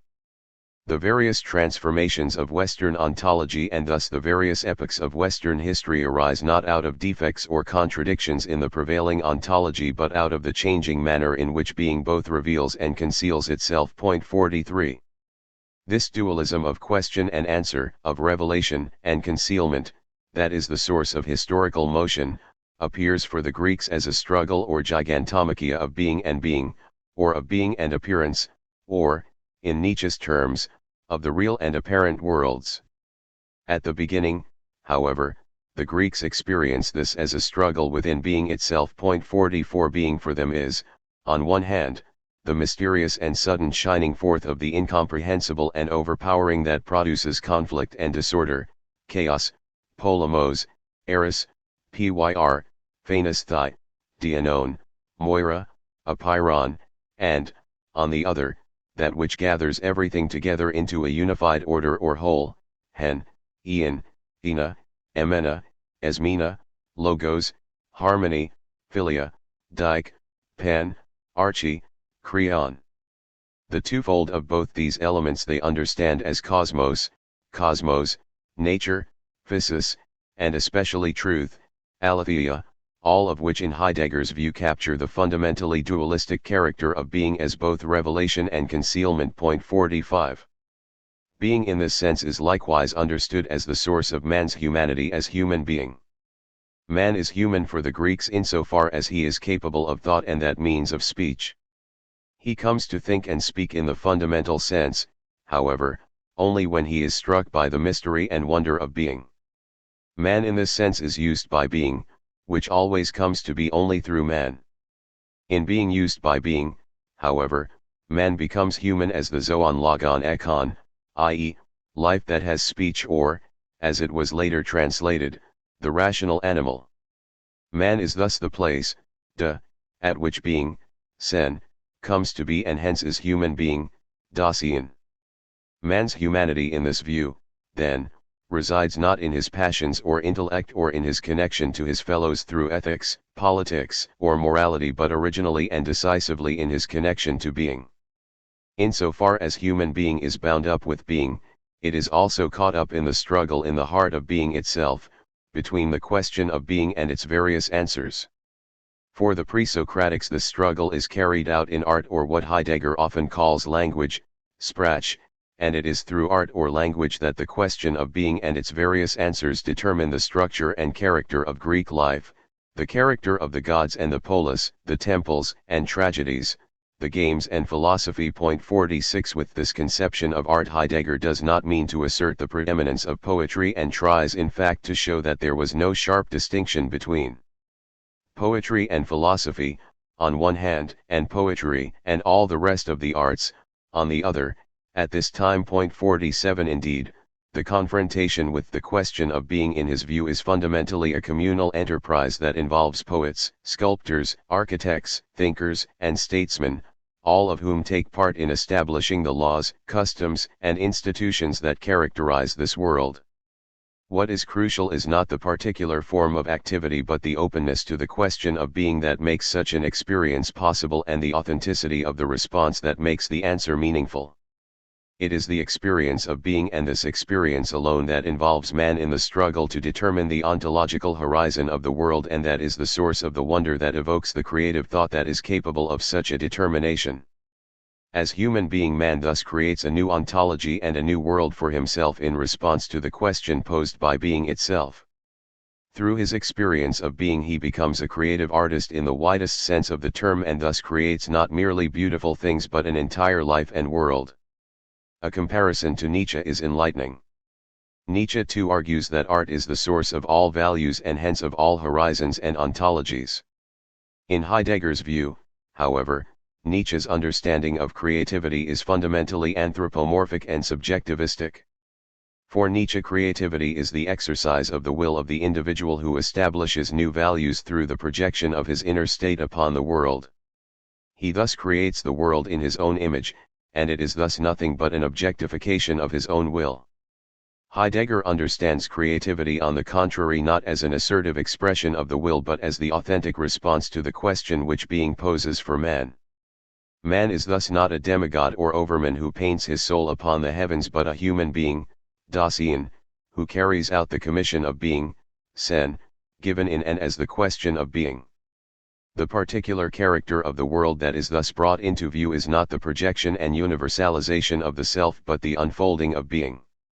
Heidegger thus concludes that man's struggles only reflect the basic struggle in being itself. 48. The foremost creation of the Greeks and the foundation of their world was in Heidegger's view the polis. 49. He understands the polis, however, not in the modern sense as the place where the business of state is transacted but, taking his clue from Hölderlin, as the place of the revelation of being, and thus as the place at which gods and men take up relationship to one another, as the place at which man first recognizes his earthly mortality in opposition to the heavenly immortality of the gods. 50. It is in the sense that the polis is the source of man's humanity as human being. The polis itself, however, arises in response to the question of being. The Greeks in Heidegger's view understood this revelation as chaos, as the yawning openness, out of which everything arises and within which everything subsists. Chaos in this sense is the source of destiny that gives shape to the world. As such, it is, on one hand, the whole, that is greater than all its parts, and, on the other, the holy, das Heilige, from the Indo-European root *kilo-, uninjured, whole, that is older than time and beyond both gods and men. 51. As such it decides over both gods and men, whether they are, who they are, how they are, and when they are. The question of being that appears in and as chaos or the abyss thus determines man's place in conjunction with or in opposition to the place of everything else, but especially with respect to the gods. Indeed, man's earthly mortality can only be understood in conjunction with their heavenly immortality. Insofar as man is determined with respect to the gods, he has a particular place or ethos that is his own and thus becomes capable of ethics. This place of the revelation of being at which the relationship of men and gods is established is the polis. Out of the severity of a comprehension that poeticizes, thinks, and builds, the Greeks were first able to approach the gods in a brightly structured presence. That is their founding and building of the polis as the place of the occurrence of history which is determined by the holy.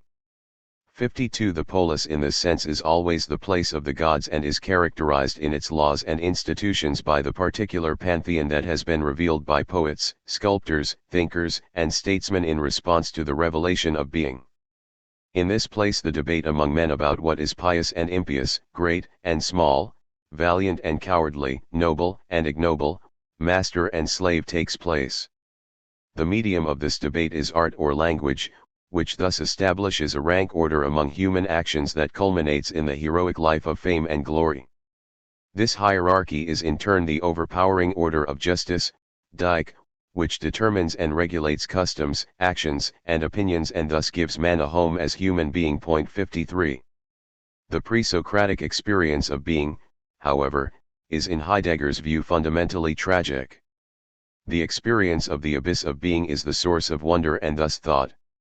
It gives birth to politics and ethics, but at the same time also opens up the fundamental mysteriousness of existence and casts man out of the everyday realm in which the prevailing order is accepted as a given. Those who are struck by being in this way become preeminent as creators and founders, but become at the same time apolis, without city and place, alone, alien, without a way out in the midst of being as a whole, at the same time without statute and limit, without structure and order, because as creators they must first ground all this 54 like Antigone and Oedipus, or for that matter Heraclitus. They are beyond good and evil, pariahs cast out not by their fellows but by their experience of the abyss of being, which calls everything into question and directs them in a new and as yet uncharted direction.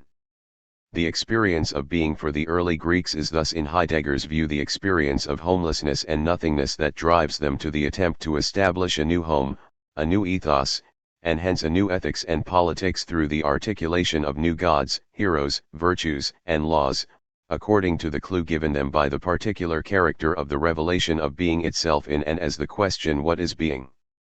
Like Heraclitus, such men seem apolitical, but this is only because they are not concerned with some immediate public use like those within the polis. They are concerned with what is far more important, the ground of the polis itself in being. Thus, whatever public opinion may think of such men and however resolutely they may seem to abandon political life, their attendance upon the question of being and the gods is the source of all ethics and politics and thus the authentic political act. In this heroic tragic sense, battered, blinded, and cast out, they thus represent for the Greeks the highest human possibility. 55. The tragic age in which such heroic figures have meaning and significance, however, is short-lived and comes to an end with the disappearance of the revelation and experience of being. The reasons for this disappearance lie in being itself. Being is always only as a question or aporia, i.e., as the abyss of being. As this abyss, being strikes man, evokes his wonder, and directs him toward a particular realm of answers. Being thus reveals a new realm and order of life, a new ontology and hence a new historical world. In the midst of its answers, however, the question of being itself withdraws, is concealed, and thus forgotten. The pre-Socratic world is characterized by the continual reappearance or reassertion of the question of being in opposition to the realms of answers, i.e., in opposition to the worlds it has engendered. Like Oedipus, the Greeks of the tragic age move in Heidegger's view from one riddle to another, continually struck by being and cast into homelessness, continually constructing a new home through their art. This world ends when the question becomes submerged in its answers and fails to resurface as a question, i.e., when being itself withdraws in favor of its answers. This eclipse of the pre-Socratic world and the original experience of being is thus not the fault of man, not due to the replacement of mythology or music by philosophy, as Nietzsche argues, but the consequence of the withdrawal of being itself. 56 The struggle of being and being thus ends with the triumph of being, not because it is stronger than being but because being itself as the question that opens up or reveals the realm of being retreats into concealment and oblivion. Why this occurs is in Heidegger's view dark and mysterious. That it occurs is the central and decisive fact of all Western history, is indeed the source of Western history as such. According to Heidegger, being involves concealment or hiddenness in two ways. First, insofar as it directs man to one realm of answers and hence to one interpretation of the world, it closes off all other interpretations, and, second, insofar as it directs man to answers at all, it directs him away from the question itself. The character of Western ontology as a whole rests upon the first sort of hiddenness, in the character of the question of being itself. Being appeared for the Greeks in and as the question what is being, and thus directed them toward the realm of the what. In asking what things are, the Greeks ceased to ask who they are and failed to ask how or why or when or where they are. All of these other questions subsequently were conceived as subsidiary to and derivative from the what question. 57 Being as the what question thus gave birth to philosophy and the West, but at the same time closed off the mythological or theological realm as well as all other fundamental ontological possibilities. In this sense the truth of being remained hidden even from the pre-Socratics. 58 They experienced being not as the question per se but as the what question, and thus did not recognize it as only one sort or mode of revelation. Even this one-sided experience of being was lost, however, when the question itself was submerged in its answers. This second sort of hiddenness, however, also lies in being itself, for as a question being directs man to answers and hence leads him to neglect the question of being itself. To remain in the vicinity of the question of being it is necessary to pose it ever more sharply and profoundly, but it was this that the Greeks failed to do. They merely accepted being as the question and did not ask about its truth. Consequently, they became concerned with the realm of beings that being opened up and hence no longer concerned themselves with being itself. 59. This withdrawal of being as a question begins with the Sophists and culminates in the thought of Plato and Aristotle. Characteristic of this decline in Heidegger's view is the disappearance of creative thought and its replacement by mere polemics and intrigue. This is particularly apparent in the Sophists, who were the first to understand appearing, which for the early Greeks had characterized the revelation of being, as mere appearance.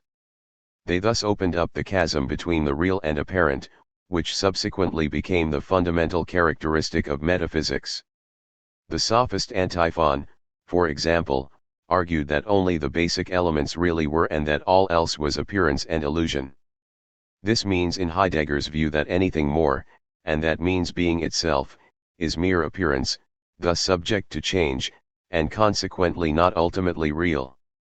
Insofar as the original experience of being was thus lost, the direction it gave to thought and life became obscure. Logos, which had established this direction in and through art or language, thus became a searching for direction in and as dialectic. 60. While being as a question directs man toward answers and thus withdraws from consideration itself, it does not completely close off the possibility of an experience of this question, since there is nothing to prevent man from following it in its withdrawal and lingering in its mysteriousness. Of all the Greeks, however, only Socrates followed this path. Through his entire life, even into his death, he did nothing other than set himself in the tailwind of this withdrawal, zugs, and hold himself there. Thus he is the purest thinker of the West. 61 The pre-Socratics were struck by the question of being and lived in its presence. Beginning with the Sophists, however, being withdrew in favor of its answers. Socrates thus experienced only the absence of being in his experience of the various answers to that question.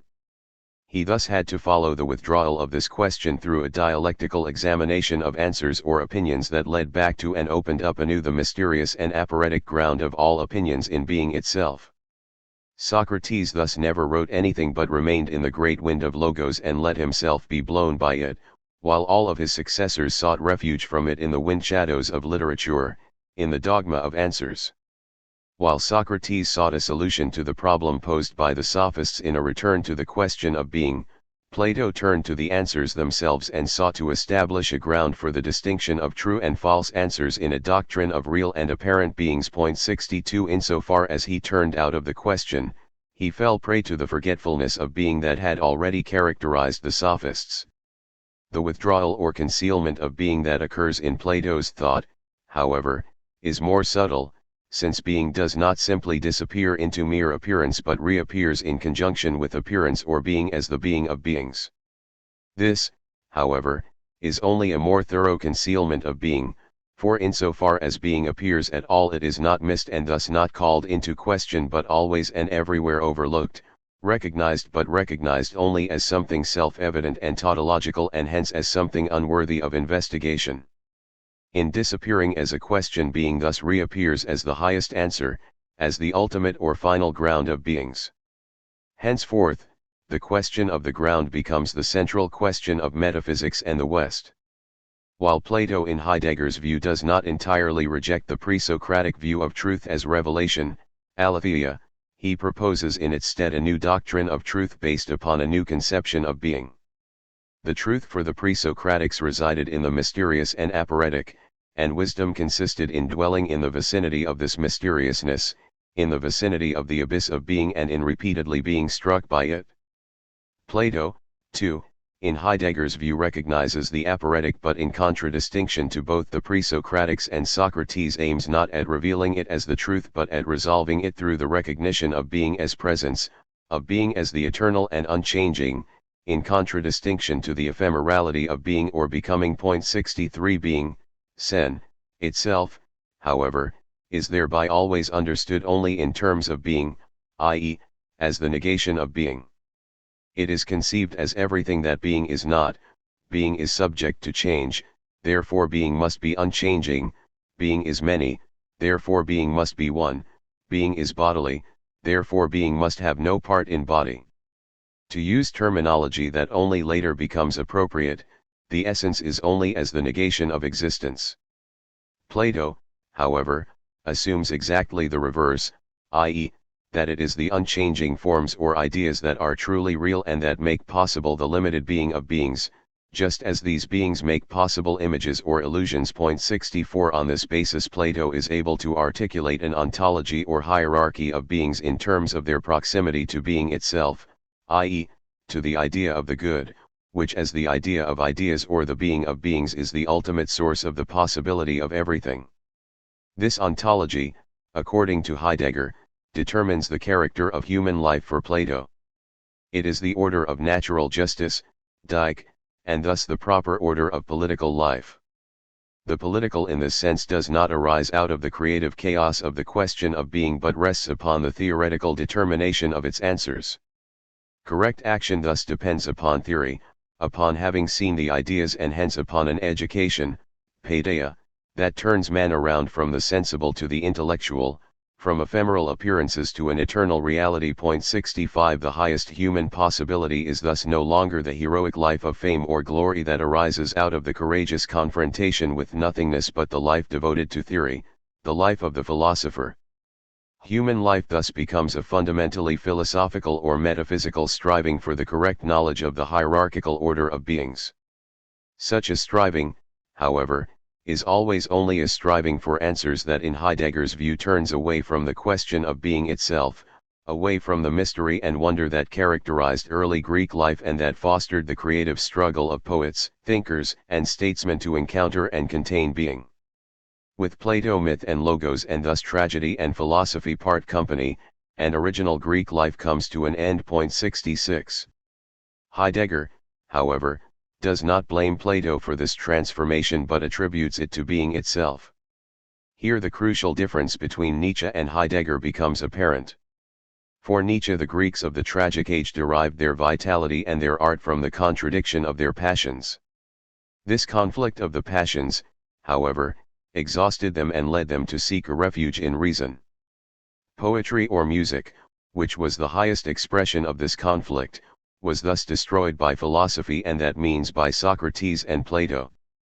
The gods of the Greeks and the political life they represented thus died because the Greeks themselves became too weak to cultivate and sustain them. For Heidegger, on the contrary, the responsibility for this collapse lies not with man but with the gods, i.e., with being, which withdraws from the realm of experience and conceals itself in the dualism of being and being. Being thus disappears as a question and returns as the highest unquestioned and unquestionable answer. Heidegger in contrast to Nietzsche thus exculpates Plato and all of his successors from the crime of nihilism. The responsibility for the nihilism that lies at the heart of metaphysics and the West in this sense lies with being. This withdrawal, however, does not mean that being ceases to exercise its determinative power over beings. In fact, the reverse seems to be the case, for it is the withdrawal of being itself in favor of beings that determines the particular ontological structure or character of an age. The presence of being as the fundamental question undermines all ontologies, calls every ontological determination into question. In its presence all ontologies are thus overthrown. The character of an age thus depends upon the particular revelation of being and its withdrawal, upon the original impulse given by the question of being and the forgetfulness of the question as a question, which allows this impulse to be carried out. The absence of being and the forgetfulness of this very absence thus in Heidegger's view remain the determinative ground and source of metaphysics and ontology. Nihilism as the absence of being is thus the inner logic of the history of the West. At first glance Aristotle appears to be an exception to this forgetfulness, since he seems to reject the Platonic conception of being and to return to the earlier pre-Socratic notion. However, while Heidegger suggests that Aristotle recognized being as a question and was thus more Greek than Plato, he concludes that Aristotle too falls prey to the dualism of being and being that characterizes metaphysics. 67 In his early thought, Heidegger apparently believed that Aristotle had come to terms with the concrete facticity of human existence in his conception of action, energia, but admitted already in being and time that even Aristotle failed to clear away the darkness that arises out of the dualism of being and the attendant hierarchical distinctions and interconnections. Thus, while Aristotle may stand above all other metaphysicians, he still ultimately defines being in terms of what being, to TIST, and that being, to TI, or what was later characterized as essence and existence. Thus, while he rejected the idea of the good and tried to think the manifold senses of being in terms of a unity of analogy, he was unable to think the truth of being as the question that opens up and directs man to being. 68. While the forgetfulness of being begins with Plato and Aristotle, they remain within the horizon opened up by Anaximander, Parmenides, and Heraclitus.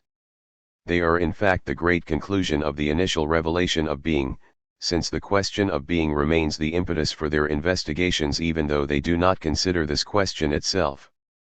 Their answers and the ontology they establish thus are the final embodiment of the Greek experience of being. Like the pre-Socratics, they experience being in terms of art and understand all beings as the product of some making. For Plato, ideas, artifacts, and images are made by the god, Dion, Phaidurgos, the craftsman, Demiurgos, and the poet, respectively, and even theorizing is a sort of making, pieces. For Aristotle as well, the model for all coming into being is art, techne, as a revelation of being. 69 For the pre-Socratics, art was the realm in which the struggle of being and being, appearance, becoming, occurred, and it was through art that poets, thinkers, and statesmen constructed a world in response to the chaos of being. In this respect they followed the clue given them by the question of being itself. With Plato and Aristotle, the sense of making became a sort of conscious planning based upon the observation of eternal models or ends. It was thus fundamentally subservient to the conception of being as presence and consequently to the guiding answer to the question of being given by metaphysics. The question of being, which in Heidegger's view is the true source of creativity, thus retreats, and art consequently degenerates into mere imitation or indeed into the imitation of a supposed eternally. The second phase in the withdrawal of being and thus the second epoch in the history of being is characterized by the translation of Greek ontology into Latin by the Romans and its consequent embodiment in Christianity. The metaphysical dualism of being and being had already become embedded in language in the thought of Plato and Aristotle, first in the Platonic distinction of nouns and verbs and then in the solidification of these and further distinctions in the Aristotelian categories, which were themselves institutionalized by the Stoics and the Alexandrians. This was augmented by the distinction and separation of logic, physics, and ethics at the hands of Xenocrates and the Peripatetics. 70 Despite these transformations and the increasing withdrawal and forgetfulness of being, the connection to the mystery and wonder of the original experience of being was preserved in the language itself. The translation into Latin, however, further obscured the experience of being, since it obliterated even this subliminal connection. The dualism of being and being thus appears, on one hand, as idea, and actuality, actualitas, and as essence, essentia, and existence, existentia, on the other. Moreover, the name for being itself, i.e., physis, the shining forth, is replaced by natura, nature, which implies birth and growth. The sense of being as a sudden and inexplicable revelation thus is concealed, and it appears instead as a natural process of action and reaction, as a chain of causes and effects, Wirkungszusammenhang. This new ontology in Heidegger's view unfolds itself in its fullness as imperial Rome. 71 Man, as he is understood by the Romans, i.e., as Homo Romanitas, is the embodiment of virtue, virtus. Virtue, however, consists in a recognition of the hierarchy of beings and is attained by education, by what the Greeks called paideia and what the Romans understood as humanitas. 72 Man for the Romans thus becomes human as the rational animal, not, however, in the Greek sense as life that has logos or speech, but as the animal which is capable of a categorical understanding that correctly distinguishes the ontological hierarchy. The highest human possibility in such a world is thus school philosophy, which masters the dogma, i.e., the doctrinal answers embodied in the prevailing ontology. 73. With the Roman Empire, the metaphysical dualism of being and being thus loses touch entirely with being itself. The institutionalization of ontology as dogma is the exclusion of the question of being. According to Heidegger, this chasm, which is opened up between being and being, is the space into which Christianity settled. 74 Christianity is the result of a new revelation of being that transforms both man and the world by establishing both in relationship to God. This new revelation, however, is in fact only a further withdrawal of being out of nature and into transcendence as the divine ground of all beings.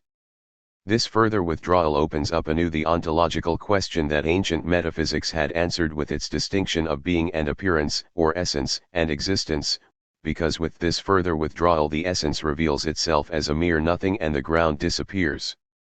Man is cast into the abyss and confronted with some sense of the original mystery and wonder evoked by the question of being. 75 This experience of being, however, is the experience not of its presence but of its even greater absence, and thus leads not to a creative rebirth of the tragic age but to a further radicalization of metaphysics.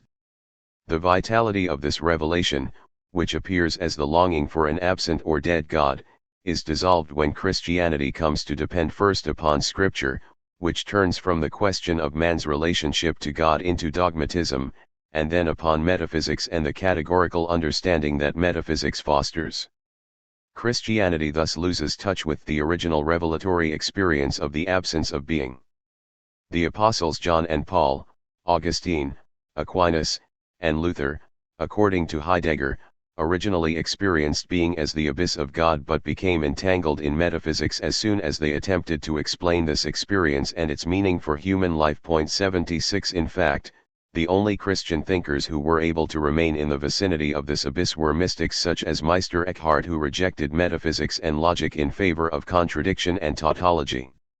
While they, like Socrates, were able to follow being in its withdrawal, they were unable to articulate this experience in a way that was generally accessible and hence were unable to offer a real alternative to dogmatic Christianity. The institutionalization of Christianity under the rubric of a Neoplatonist conceptualism thus effectively extinguished the original Christian experience of being as a revelatory enigma and replaced it with the dogma of a metaphysically interpreted scriptural revelation. The result was a new ontology and a new historical world that remained within the general horizon of ancient metaphysics but which found its center not in the question of being as truth, aletheia, or in nature but in a transcendent God who had created both man and nature and who had revealed himself in and as Christ. As the ground and source of beings, God as being is understood as the highest and most real being, summum ens. Being itself is thus more completely interpreted in terms of being and hence retreats even further from human life. This movement of the center also produces a corresponding movement throughout the conceptual framework of metaphysics. The idea of the good is replaced by God as the highest good, summum bonum, the conception of substratum by God as the underlying ground, subictum, action, energia, by actuality, actualitas, and causality, causalitas, with God conceived as the first cause, causa prima. Art, pieces, becomes the divine creativity, creatio, of an uncreated God, ens incretum, who produces a creation, ens cretum, in which man on the model of the craftsman, demiurgos, becomes the finite maker, ens finitum, who continues the making of the infinite maker, ens infinitum. 77 Christianity thus preserves the Platonic ideal of a hierarchy of beings but recognizes these not merely as ontological distinctions but as extensions of divine substance and thus also as moral distinctions. Man is thus fundamentally characterized not by a questioning that arises out of the experience of the abyss of being but by faith, i.e., by the abandonment of all questioning. The highest human possibility is not the philosopher but the priest or saint who lives not by questioning but by faith alone. Thus, despite its manifest reliance upon philosophical categories and concepts, there is no Christian philosophy in Heidegger's viewpoint 78, nor for that matter is there even true knowledge, for the ground, i.e., God, remains by definition incomprehensible save through Scripture. The basis of human life is thus the certainty of faith, a certainty that takes its substance from scriptural revelation as it is grasped and explained by a Platonized theology. In this certainty of faith, however, both the Greek and the original Christian experience of the abyss or question of being are concealed, and being itself shines only dimly through the divine Creator and His creation. It is within this horizon that modernity arises. Modernity, as we previously noted, begins in subjectivity with the subject-object relationship and ends in the nihilism of world technology, totalitarianism, and total war. The responsibility for this disaster thus seems to lie, at least at first glance, with modernity, and especially with the rejection of traditional Christian life and the ancient metaphysical ontology that underlies it.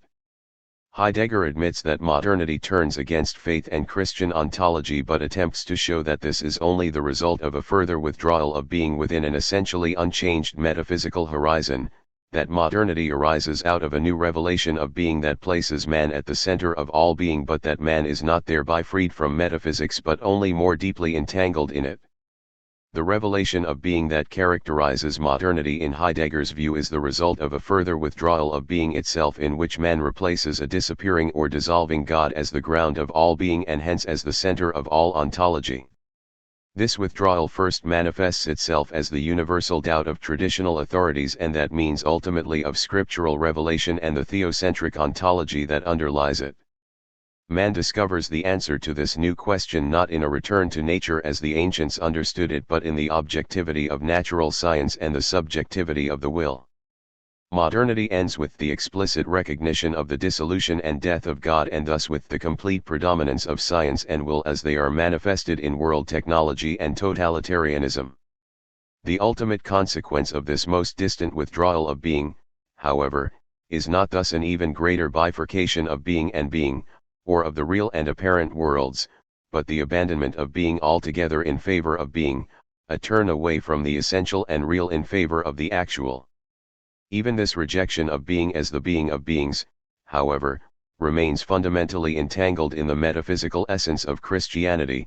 The certainty of faith becomes the certainty of self in introspection, divine creativity becomes world technology, and man himself thus becomes the highest being, the prime mover, and final end of existence.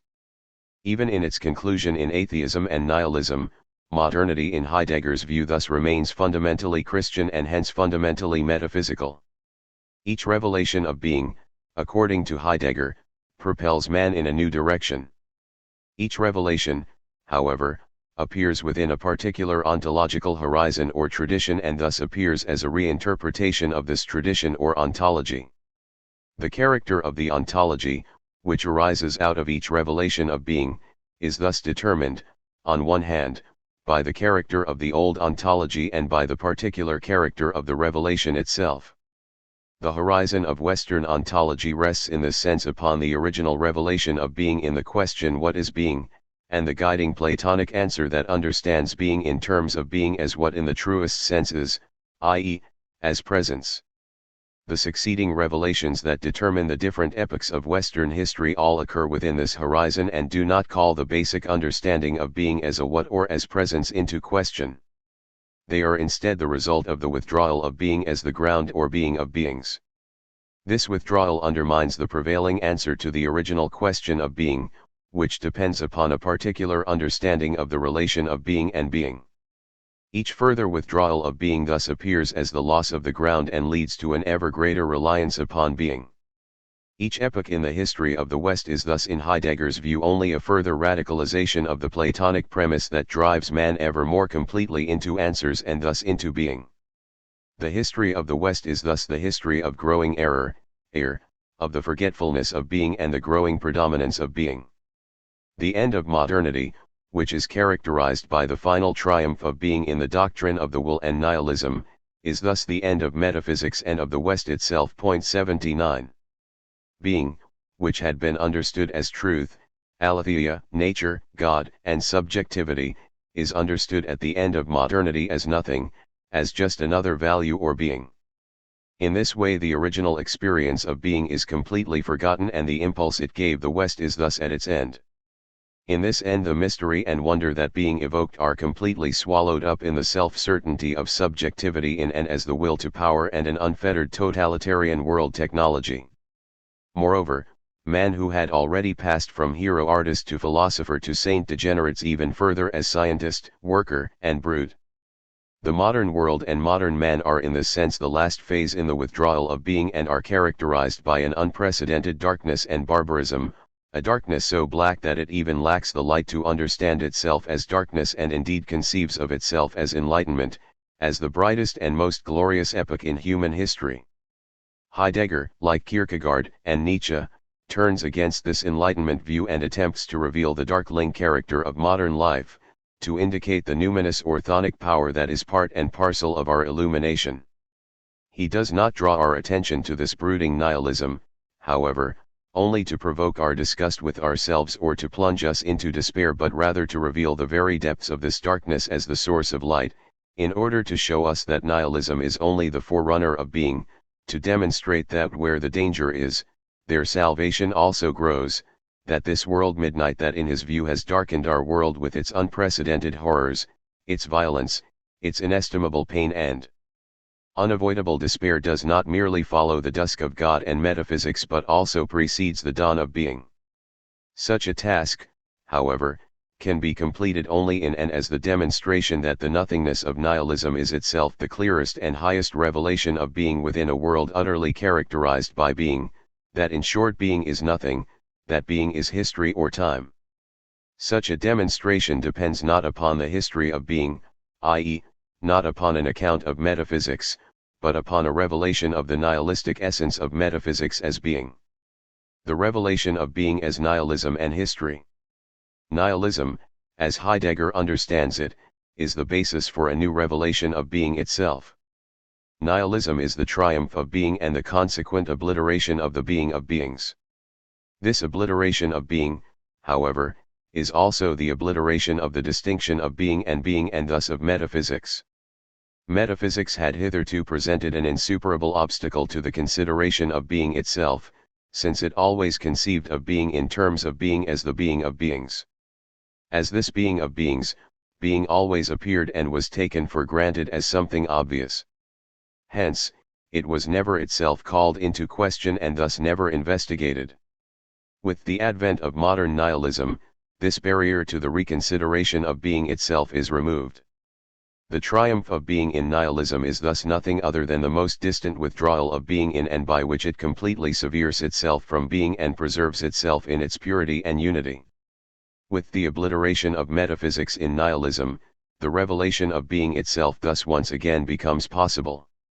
In this sense our age is presented with the possibility of an experience and understanding that has not been available to the West since the pre-Socratics, the possibility of experiencing being in all its primordial purity. Our possibilities are thus the same as those of the early Greeks. We can again experience the truth in all its fullness as the abyss of being, we can wrestle with the question that speaks out of this abyss, and we can apparently also approach new gods and found new political communities and ways of life. The world midnight in which we find ourselves is thus the basis for a new revelation of being that passes beyond the ontological horizon and hence the misconceptions and hiddenness of the West. Nihilism in Heidegger's view is thus the ground not for despair but for our highest hopes. Nihilism in this sense is the dark side of being. As such it represents the first phase of the revelation of being itself. Ordinarily nihilism is understood as the doctrine that nothing is, i.e., not that absolutely nothing is, which would be absurd, but that there is no ground of beings. Heidegger, however, wants to understand nihilism as the realization that the ground is nothing, i.e., no thing and thus no being.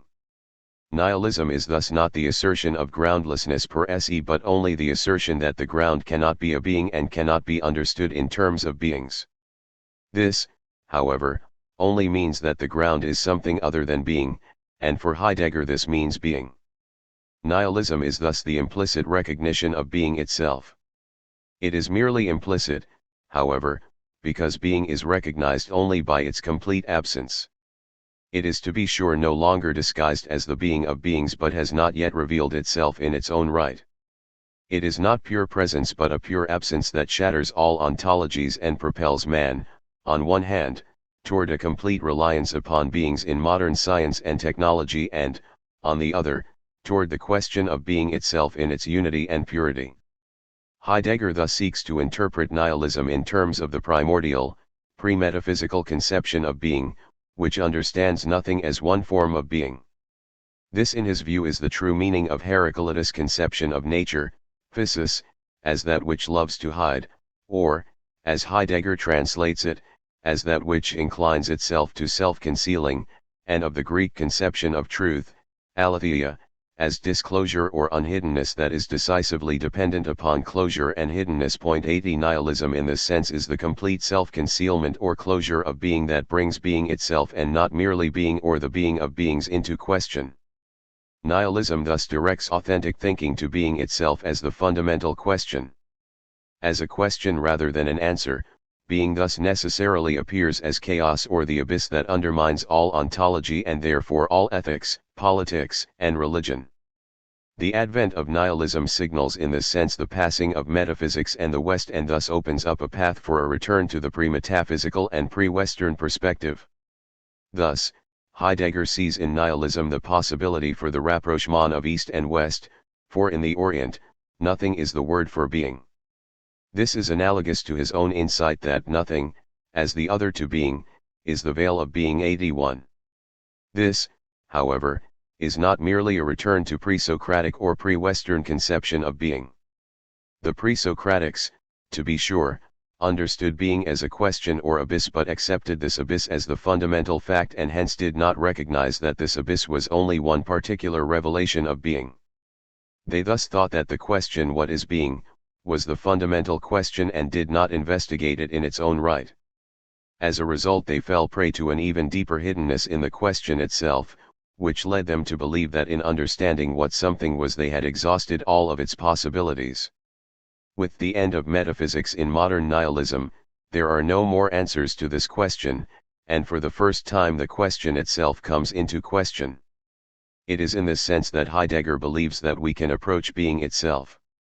Being, which hitherto was understood as the being of beings and thus as the final and highest answer, now appears in its truth as the original and fundamental question. In this sense it is no longer conceived in terms of the what as presence but as the question that opens up the whole realm of the what, i.e., the realm of beings, and that thus determines how these beings are what they are. This is the truth that nihilism reveals, that being is not a what but a how, a no thing that opens up and grounds the whole realm of the what and everything within it. Nihilism, which is the revelation of being as the how of beings, is thus in Heidegger's view the greatest event in the history of the West because it allows us to grasp being more profoundly and more primordially than even the pre-Socratics, to recognize being in its truth not merely as a question but as questionality itself, to recognize in short that being is time or history. This understanding of being thus passes beyond the West itself and in fact is a return to or retrieval of the primordial meaning of being implicit in pre-Western or mythical thinking. Heidegger asserts, for example, that mana is the most general character of being, the how, into which the actuality of all human being falls. The how of all mythical actuality, i.e., the being of beings, and that cosmos means.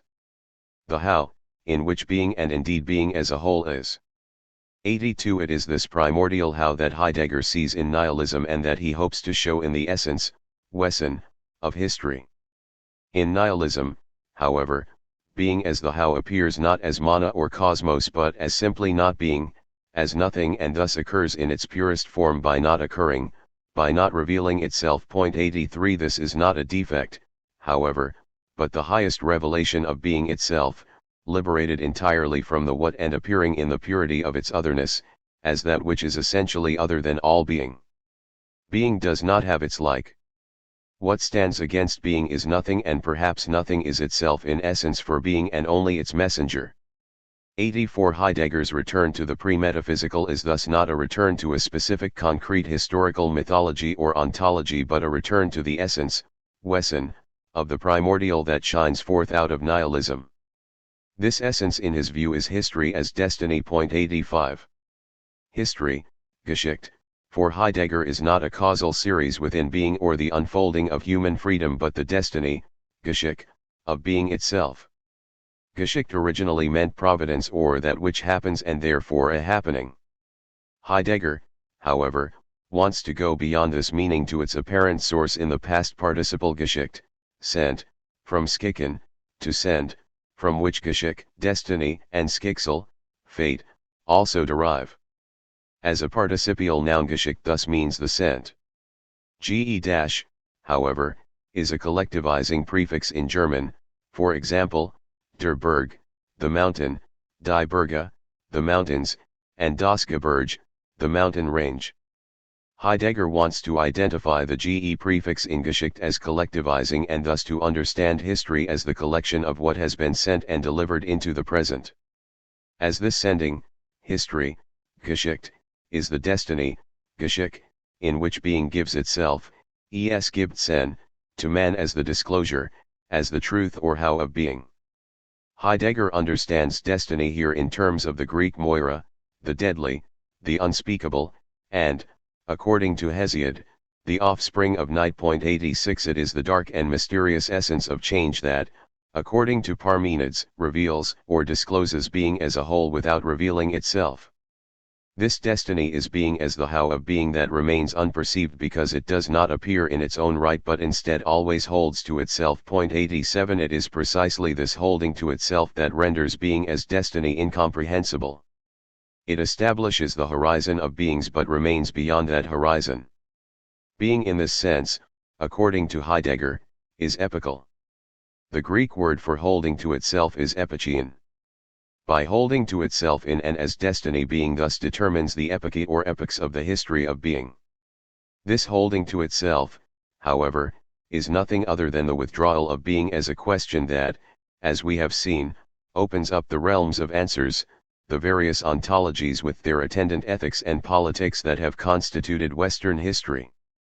It is in this sense that being is destiny and, in keeping with the subsidiary meaning of epichein, prevails over being by determining how being can be.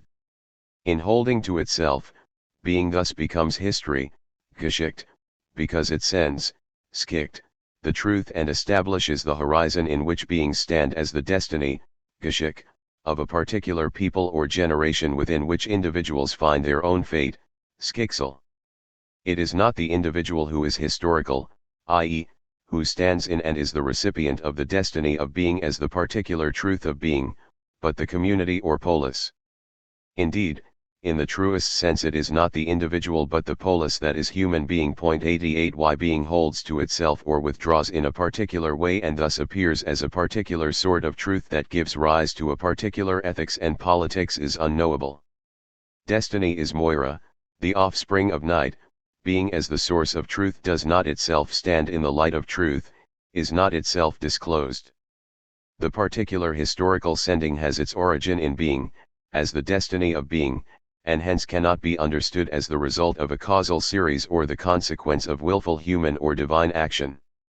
Indeed, in one sense it cannot be understood at all. Moira is beyond both gods and men, and in weaving its threads weaves both into its tapestry. What turn it takes, what new form is woven, remains unknowable. Thus history is not subject to rational laws, nor can it be predicted by extrapolating from past events. Nor is this destiny even subject to natural laws. In fact, natural law itself in Heidegger's view is subordinated to this destiny and thus, as in the case of Newtonian physics, becomes true and by implication can also become false. 89. This understanding of history as the destiny of being must not, however, be confused with historicism. Such thinking is not historical in the ordinary sense of the term, i.e., it does not think the order in or of events. It does not produce the historia rerum gestarum. Nor is it a relativism that recognizes itself as fundamentally limited by its own historical context.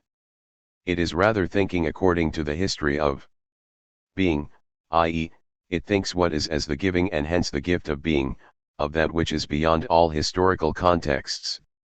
Heidegger's historicism is thus much more akin to the historicism of Paul the Apostle or Augustine than to that of Dilthey and Croce. 90 As Pogler has pointed out, over against that form which modern historical thinking takes. There arises a way of experiencing the historical which Heidegger has assimilated on the model of primitive Christian faith. 91 As Heidegger himself remarks, if the eternity of God allows itself to be philosophically construed, then it can probably only be understood as more original and infinite temporality. 92 Heidegger's historicism thus is not the historicization of being but in a sense the eternalization of history and time.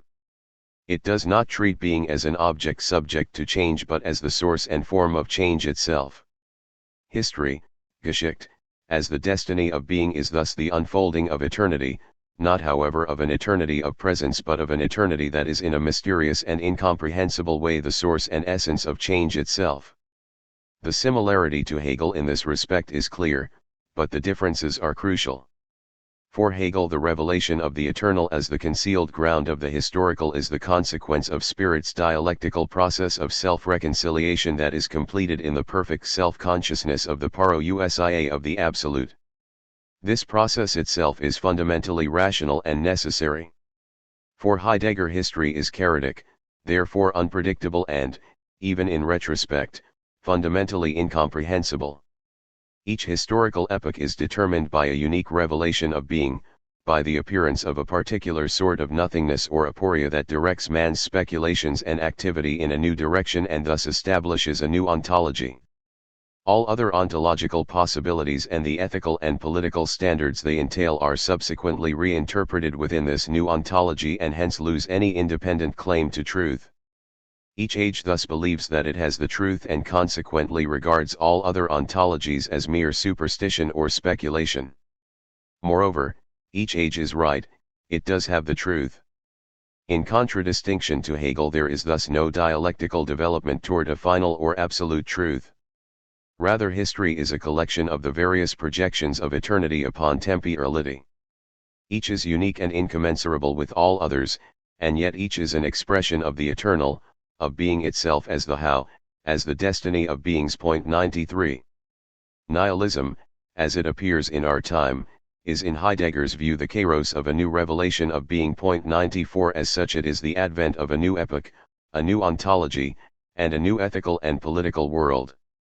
Nihilism is thus the moment of transition, the night after the sunset of being, i.e., of God and metaphysics, and before the sunrise of being itself. Thus, the region of completed nihilism constitutes the limit between two world ages. 95 Our age is the world midnight, too late for God and too early for being. It is, however, also the moment of revelation itself. The historical world of beings is revealed to us in the light of metaphysics. This light has its source in the guiding question of metaphysics: what is being? And thus in being itself as this question. As the source of light, however, being itself remains unilluminated and hence concealed, closed, forgotten. Thus, it is preserved for the darkest hour, for the world midnight, when the darkness itself, when the nothing can be perceived as the source of light. 96 The highest truth thus appears not as the bright and glorious conclusion of a long and arduous historical development but as the mysterious beginning that establishes the horizon of such a development. The truth for both Hegel and Heidegger thus arises out of the experience of nihilism. In contradistinction to Hegel, however, Heidegger does not try to show the way in which this nothingness serves as the basis for differentiation and mediation, i.e., as the being of beings, which in his view serves only to conceal being itself, but to demonstrate that this nothing, this abyss of nihilism, is the purest and highest revelation of being itself. The advent of explicit nihilism in Heidegger's view thus presents us with the possibility of the experience of being itself that points us beyond metaphysics and indeed beyond the West itself.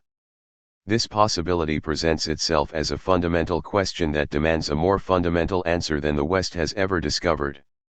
Moreover, This answer must be qualitatively different than all metaphysical answers or grounds. The essential answer is only the beginning of responsibility in answering. In this answer the question awakens more originally. Thus the genuine question is also not overcome in the answer that is discovered. Knowing in the realm of being, according to Heidegger, does not consist in the categorization and systematization of being. This was the fateful error to which Greek thought succumbed when it was unable to pose the question of being more radically, and it is this error that has characterized metaphysics ever since. In explicit nihilism, however, questioning is no longer only the precondition of the answer that is overcome in knowing, but questioning itself becomes the highest form of knowing. 97 This way of questioning is the way that Heidegger seeks to follow. The nihilism that opens up this way, however, also opens up another way, the way not of being but of being, not of history and destiny but of history and technology. The end of metaphysics in the complete withdrawal of being is, according to Heidegger, the source of nihilism. Nihilism in this sense appears as the utter separation of being and being. The authentic response in his view is the turn onto the path of being as a question. This path, however, involves a confrontation with nothingness, with anxiety, boredom, and meaninglessness, with no guarantee that this confrontation will produce anything other than anguish. The other path, the path of being, is both more accessible and more inviting. It is the path not of questions but of answers, and it promises not pain and suffering but pleasure and prosperity, not homelessness and alienation but a secure and useful life in the context of a progressive and humane society. It is Heidegger's aim, however, to reveal the disasters that wait upon this path and the spiritual death that is its necessary end. Heidegger thus hopes to turn man away from the path of being, from the path of technology and history, and onto the path of being, the path of history and destiny. For Heidegger, the appearance of history and the development of the historical sciences in the 19th and 20th centuries is the proof that the Western tradition has come to an end and that man is in danger of losing his connection to his concrete historical actuality. Heidegger understands history in terms of the Greek historia. The word history, historian, means to investigate and make visible, and thus names a sort of representation. 98 Thus, history claims to give the determinative representation of history. It understands what has been as what is past.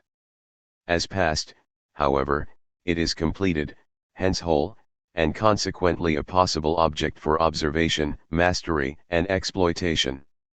Thus history explains the past as a chain of effects, i.e., as an objectified occurrence, and explains the present and thus itself as the product or effect of past events. There is, however, no agreement about the character of history, and indeed, as we have seen, it is torn to pieces by conflicting ideological interpretations because its determination is the chief means of establishing and maintaining the security and stability of every form of organization of the masses, of every regime and politics, in the continual flux of fundamentally undifferentiated being and the constant struggle for survival and power vis-a-vis all other beings in the universal pursuit of objectification. History, history, as Heidegger understands it, is fundamentally bound up with technology, and like technology is a manifestation of the essence of subjectivity that aims at the objectification and subordination of everything. With the completion of modernity, history delivers itself up to history which has the same essence as technology. 99 This history, however, does not merely legitimate modern technology with a doctrine of progress but also sets conscious and historically necessary goals for technological striving. The conjunction of history, or ideology, and technology thus seems to open up the possibility for man to master and plan his own future by freeing him from the bonds nature and natural necessity have placed upon him, and hence by allowing him either to choose his future from all the human possibilities made available to him by history, or to attain his true humanity in and through the fulfillment of his historically ordained task. Heidegger thus admits that at the end of modernity history replaces metaphysics as the principal mode of human understanding, but he argues that this replacement is in fact merely the completion and transmogrification of metaphysics, only the last step in the long process of forgetting or neglecting being and history, which begins with metaphysics itself. Thus, history as being, indeed coming out of the occurrence, Wesen, of being, remains unthought. 100 History, history, always understands history as an objective causal series of beings or states of being, and does not suspect that history is the occurrence of being itself. Hence, history, especially in conjunction with philosophy, feels the need to establish its own ground among beings, either in some highest or most fundamental being or as the product or consequence of the historical process as a whole in order to secure its own claim to truth. The modern attempt to establish an ontological ground for history in Heidegger's view is thus nothing other than the attempt to secure all being within the horizon of human subjectivity, within the subject-object relationship, whether on the basis of absolute spirit, as in Hegel, or the great affirmation of the eternal recurrence by the Overman, as in Nietzsche. Nietzsche's great yes, like Hegel's absolute, however, is fundamentally the negation of a negation that does not come to the source of the negation, i.e., to the nothing itself. Nietzsche thus merely completes the task Hegel began of transforming the contradiction of being and becoming, being, appearance, into the ground out of which everything arises and upon which everything rests. This is, however, nothing other than the acceptance and affirmation of the dualism that lies at the heart of metaphysics itself. Nietzsche and Hegel, and for that matter Marx, thus remain entwined in metaphysics as dialectic, in the dictatorship of the questionless. In its net every question suffocates. 101 Hence, they constitute the completion of metaphysics and nihilism. They do not come to the question of being and nothing, and hence do not truly understand history. The attempt to ground history historically thus succeeds only in obscuring history itself. Hence, despite its claims to liberate or enlighten mankind, history actually only undermines the basis for human life in history and being, and in its radicalized forms as historicism and ideology produces totalitarianism and total war. There is, according to Heidegger, no overcoming nihilism in the commonly understood sense. Rather, he proposes a step back out of metaphysics and history and into the history or destiny of being. Through this step back, Heidegger wants to prepare man for what he believes is the coming conflict of the question of being, the setting apart from one another of the power of being and the truth of being. The highest decision, which can be made and which each time becomes the ground of all history, is between the guiding power of being and the rule of being. It is never made and completed by a man. Its result and issue decides much more about man and in another way about God. 102. This decision cuts one history off from another, the history of being from the history of being and metaphysics. Both of these in a sense lie side by side within our past, and it is up to us which one we appropriate as our tradition, which one will serve as the basis for our future, whether we will march forward on the path of technology and history into the world of the last man ruled either by the unfettered necessities of economic development or the conscious and all-encompassing technological politics of totalitarianism, or whether we will discover a different path that leads us not to answers but to questions, not to technology but to thinking, not to the realm of the last man but to being and human being, to an authentic ethics and politics, and thus to a rebirth of human spirituality.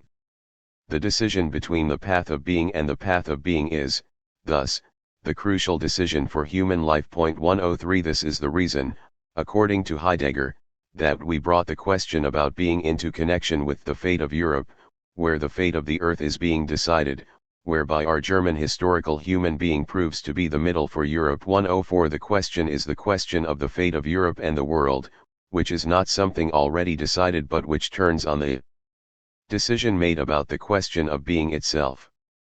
The conclusion that Heidegger draws about our success in this decision is, however, ominous. The question, how it stands with being, reveals itself also as the question, how it stands with our human being in history, whether we stand or only stagger. Seen metaphysically, we are staggering. 105 The question of being is thus not merely a crucially important theoretical question but the decisive and determining question of Western civilization itself.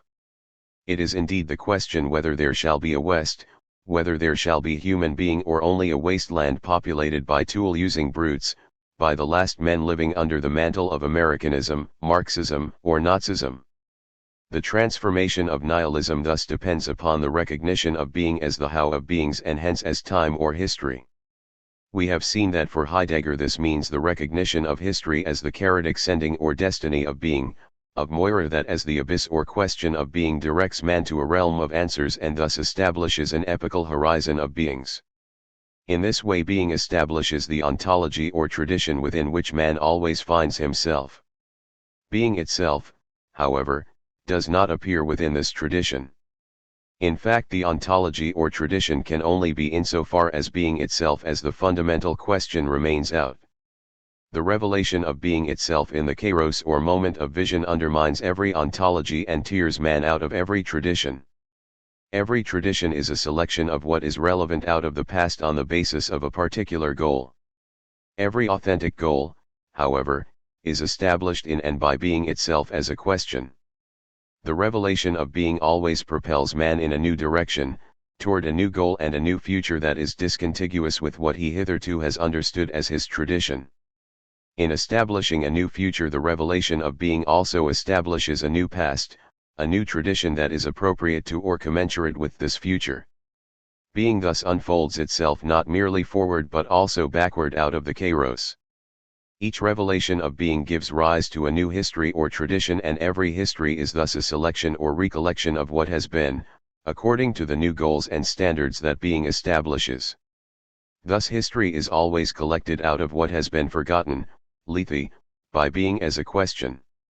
Being itself is thus truth, aletheia, as the unforgetfulness or unhiddenness that grants new insights to remembrance. 106 Being in this sense is man's heritage as the collected occurrence, G. E. Wesson, that constitutes tradition. 107 The particular character of any tradition does not arise naturally, nor does it correspond to the character or genius of the people, nor is it created by lawgivers or overmen, but is in fact the consequence of the revelation and unfolding of being itself as a question and thus as history or destiny.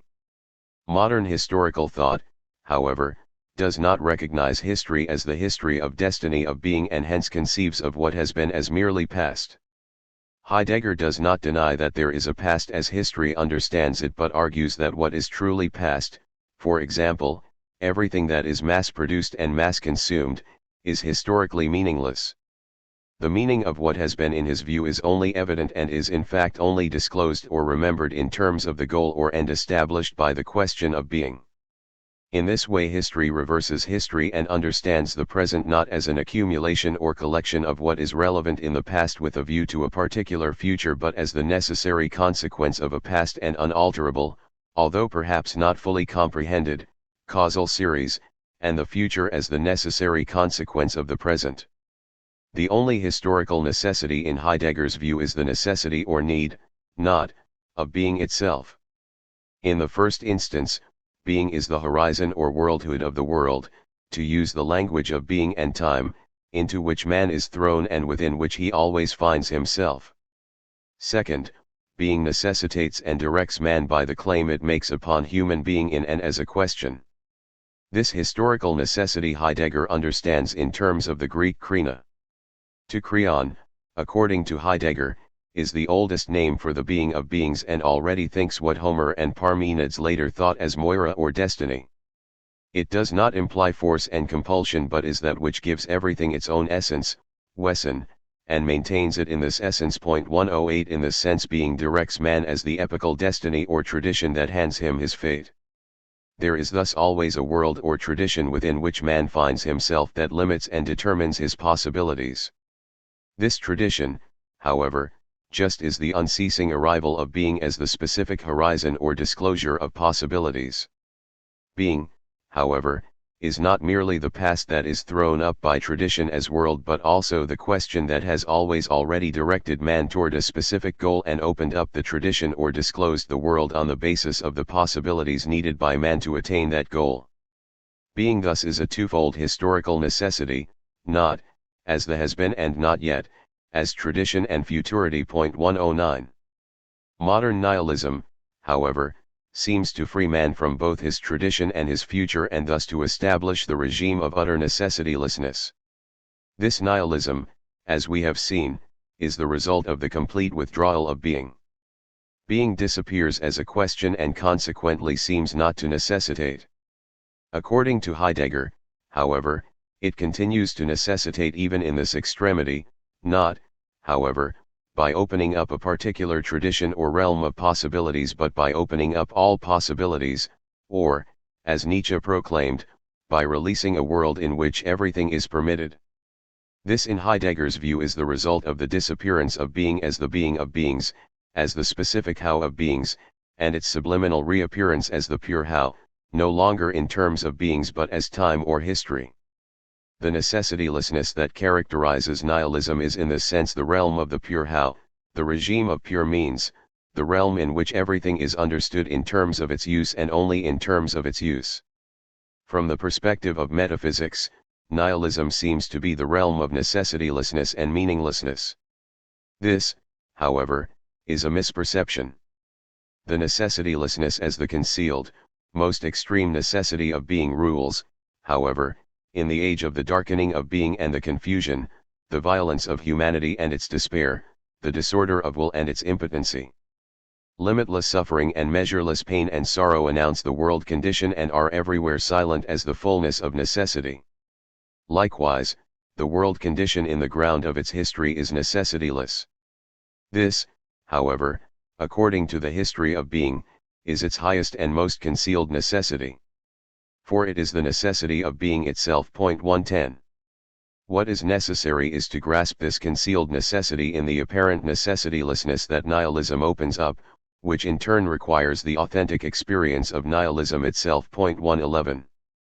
Such an authentic experience of nihilism, however, depends in Heidegger's view upon man's recognition that his own death is inescapable and inevitable. This is the recognition that there is an absolute limit to human life and hence a real necessity. This necessity, however, appears from the perspective of metaphysics as the nothingness of death, as utter annihilation, and consequently as necessitylessness, indeed as the source of all necessitylessness and meaninglessness. From the perspective of being, however, death appears as the inevitable possibility and hence as the proof that everything is not possible, that even in the most radical nihilism there is a certain limit and order that determines how what is can be. In this way death as the shrine of nothing conceals the occurring, das Wesend, of being itself. 112. This recognition of death as one's own most possibility is thus the presupposition of the comprehension of the necessity of being as history, of the necessity of the history of being as the continual and unceasing determination of how what is, as the truth or disclosure of the occurrence of beings. Man, however, generally fails to grasp the necessity of his own death because he is blinded by his anxiety about anxiety. 113. This blindness arises in the face of nothing, i.e., in the face of the absence of being. Man's failure to face nothingness, however, entails his further entanglement in inauthentic nihilism, technology, and history, and the danger of losing his possibility of being. Thus, according to Heidegger, this blindness may even be more dangerous in the long run than the despicable adventurism of the brutal hunger for power. This blindness is, moreover, not merely an individual blindness but a collective blindness that encompasses our entire civilization in the form of optimism, or for that matter pessimism. 114. This optimism takes the form of a historical or ideological assurance of the inevitability of technological and human progress and thus even more thoroughly conceals the purposelessness and hence necessitylessness that such a conception of infinite progress entails. It thus obscures the experience of being in nihilism itself. Heidegger argues that man can only come to a true understanding of nihilism when being has reached the limit of its withdrawal. He apparently believed that the abyss of World War II represented this most extreme withdrawal. The strength of inauthentic optimism even in the face of the abyss opened up by the horrors of this cataclysm, however, apparently led him to doubt that being had attained its most extreme withdrawal and that humanity had yet exhausted its most abysmal possibilities. 115. If, however, man can grasp the finitude of his own being and thus come to understand himself as human being rather than as a subject and can thus confront the question of being itself in and as the necessary nothingness of death. Then in Heidegger's view he could understand what is according to the history of being. Man then could understand being as disclosure, as the determinative how of what is, and hence as history.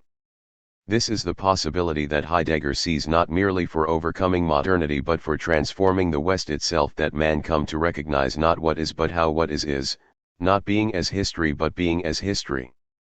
In this light the question of the ground of history, i.e., what is history, reveals itself as an insoluble question, not because there is no answer but because the question itself misdirects thought into an inappropriate realm.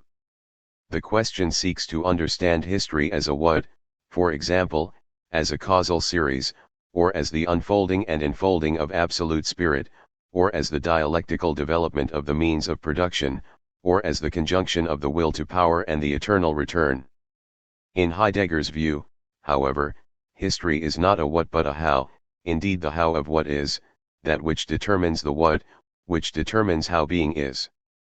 Thus, to demand a ground of history, i.e., a what that underlies history, is to demand a ground for the source and determination of all grounds.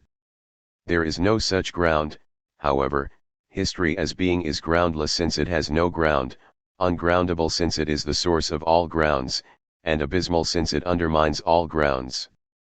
Heidegger's interpretation of history as being does not, however, thereby cast all being into the abyss of nothingness. Rather it constrains what is within its own limits and recognizes a mutual reciprocity of the how and the what.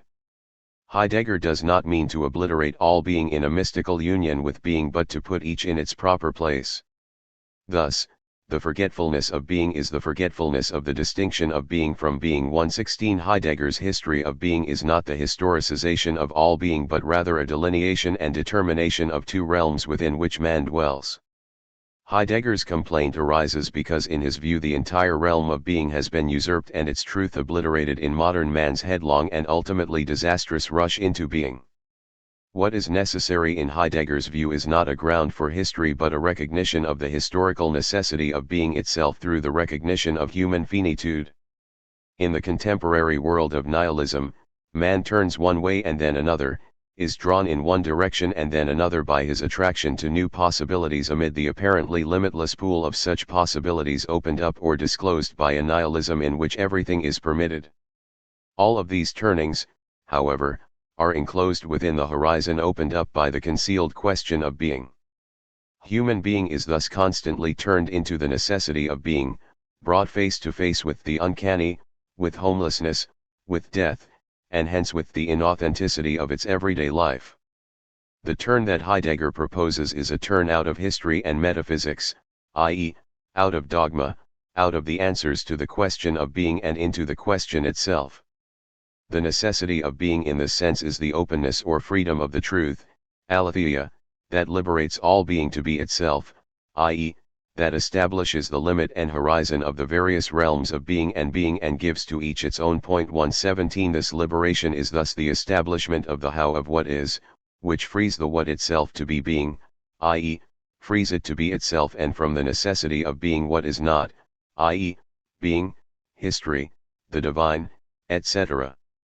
This freedom to be occurs through the appropriation of the necessity of being that appears in the charismatic revelation of tradition. The freedom of beings to be arises in the authentic experience of history as the tradition and destiny of being that opens up the world as a whole and thus is the source of all grounds. 118.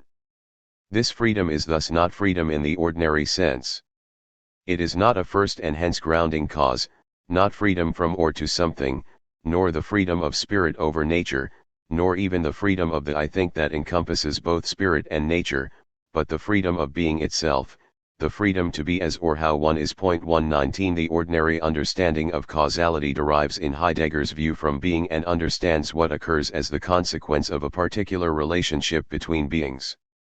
Freedom as the how of human being is understood metaphysically in terms of this causality, either as its analog or as its absence or negation.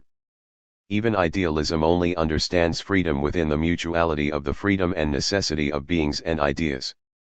This misunderstanding arises in Heidegger's view as a result of the metaphysical misunderstanding of being as presence, i.e., as a result of a particular misunderstanding of being in terms of time.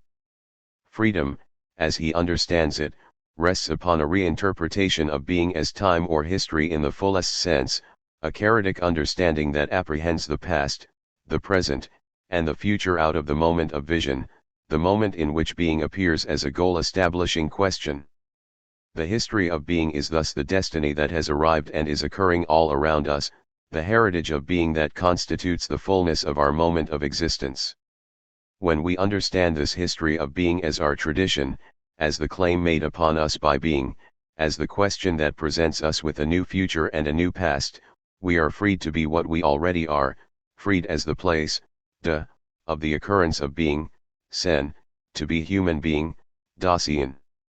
The whole conception of natural causality and its antithesis to freedom, which is based upon the conception of time as the measure of the motion of beings and thus as linear and irreversible, is consequently set aside in favor of the how of causality as the how of being that unfolds itself backward and forward out of the kairos. That this how appears as both freedom and necessity is not an indication of its contradictory or dialectical character but of an ontological transformation that establishes a new realm in which this contradiction no longer applies. It is in this sense that Heidegger can claim to have overcome the central contradiction that seemed to necessitate a ground for history. He does not establish such a ground but instead attempts to show that it is not needed and indeed that the attempt to establish it must necessarily fall short of its objective. This understanding of being as history opens up the possibility of a true dwelling and therefore of a true ethics and politics because it allows man to be himself, to be human being. Man cannot escape from technology and a technological politics through a return to nature, antiquity, or God. Indeed, there is in Heidegger's view no possibility of such a return, for the technological and historical are not something into which man has fallen and from which he can therefore extricate himself but rather the manifestation of the fact that man himself has become homo faber. Man cannot escape his fundamental psychological, social, and political problems because he cannot escape himself. Moreover, not only can man not escape from this modern world but he cannot really change it. Any attempt to transform himself or his world only more securely establishes him in the historical and technological as homo faber and indeed as homo brutalitas. The most important step for man is thus the step out of his incessant activity, the step back into the acceptance of the necessitylessness of nihilism, of history and technology, that recognizes this necessity as the necessity of being itself.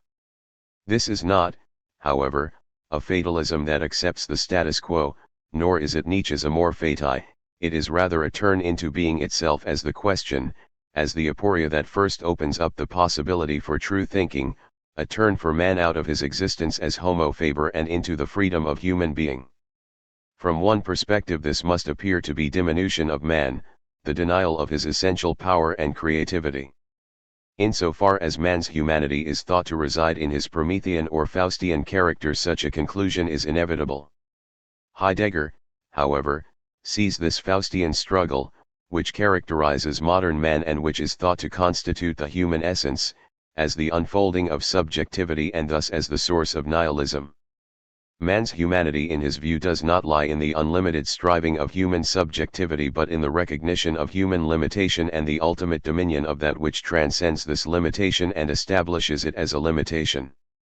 It is hubris of Prometheus and Faust that characterizes man today, a hubris, however, which while it does not draw down upon man the wrath of the gods, draws man's vision down from the heavens and fastens it upon the earth so securely that he becomes blind to both being and the gods and thus to his own true humanity as human being.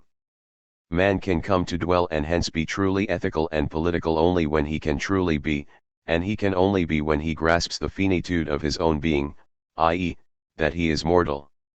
Such an understanding, however, is only possible when he also recognizes the immortal.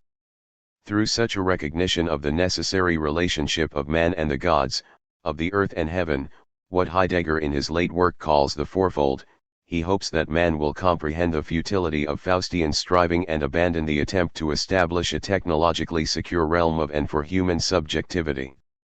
If man can understand the futility of trying to overcome homelessness through technology and the struggle it engenders, man opens up the possibility for a return to an authentic dwelling as human being. This dwelling and the ethics and politics that it makes possible are not a denial of the modern technical and political world but the recognition of being as the necessity of and in this technical and political edifice. This recognition, however, is nothing other than the freedom of man to accept his own essence as human being. 120 Man is not a god. He cannot himself ultimately create or order what is. The attempt to do so in fact consequently undermines human being itself and man's place or role in the world as the shepherd of being. The technical mastery of nature and man destroys the possibility of a true ethics and politics and replaces them with historicism and ideology, with technology and totalitarianism. An authentic politics is thus only possible when history itself is understood as the history of being, as the how of what is. Such an understanding, however, cannot come merely from man, for in the epoch characterized by historicism and ideology there is apparently no being to stand under. Man must step back from this world and into the question of being itself, out of the futility of Faustian striving and into an attendant and preparatory waiting by the abyss for the revelation of being itself. We, like Socrates, must in Heidegger's view follow being in its uttermost withdrawal. In the midst of the frenzied struggle for the conquest and exploitation of man and the earth we must, like the early Christians, go into the catacombs and there amid the bones of our past await the revelation of being and the resurrection of this past. What form this revelation will take, however, is unknowable. In keeping with his renunciation of history and historicism, Heidegger thus offers no prognosis for the future. There is in his view no inevitable or irresistible necessity that impels man toward one particular goal. This does not mean that man has no goal. Rather, man dwells in the question of his goal, i.e., in the question of being as the question of the character and relationship of the has-been, i.e., the tradition, and the to-be, i.e., the goal, as they appear in the is, i.e., the kairos. Man's place or role in the world arises out of his dwelling within this question and his attendant listening and corresponding to it. It is this question, this aporia, that is in Heidegger's view the true kairos, the occasion or moment of vision in which man's destiny within the history of being is revealed. How man is to be, the character of the ethical and political constellations of human being can be apprehended only within the kairos of this aporia. In this light the question with which we began, i.e., what is history, finds no answer in Heidegger's thought. History for Heidegger is fundamentally bound up with being, which is a question. The answer to our question is thus itself a question. Heidegger's examination indicates that our question itself may be wholly inappropriate and in fact positively misleading. Heidegger, however, thereby redirects our questioning toward a realm that is today still unexplored. The consequences of this redirection of the question of the history for human life and politics have scarcely been perceived and certainly have not been adequately comprehended. Critique and conclusions. For Heidegger, history begins with the early Greeks and ends with the explicit nihilism of late modernity. It is in his view the history of an error. The origin lies in the initial Greek mistake in grasping being on the basis of the what question as presence and the solidification of this misunderstanding in the thought of Plato and Aristotle. The history of the West is nothing other than the deepening of this error, a wandering ever further into the darkness of a blind alley that leads only to the ruin and desolation of the universal exploitation of the earth and the unlimited degradation of man by world technology and ideological totalitarianism. The source of this error and the responsibility for its consequences, however, do not lie in man, according to Heidegger, but in being itself as destiny. Insofar as every revelation of being involves and indeed rests upon concealment, being is necessarily the source of error.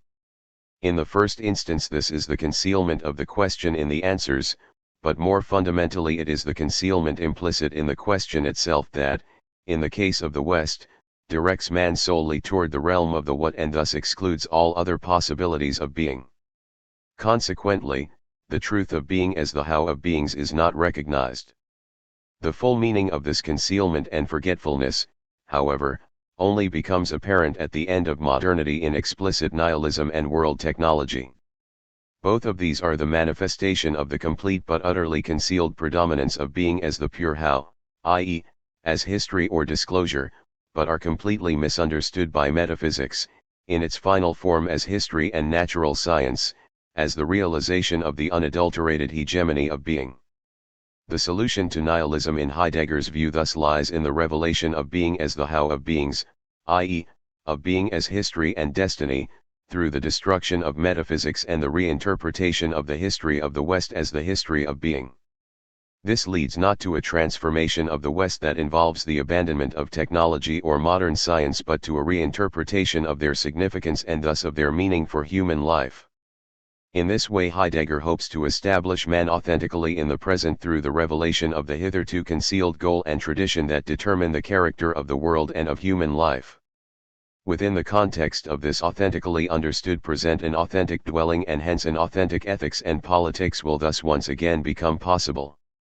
Nihilism for Heidegger is thus the advent of a new revelation of being that is more original than anything the West has ever known and that thus, if properly understood, can provide the basis for a new and harmonious relationship of man and the world. 121 It is the goal of his thought to open up the way to such an authentic understanding.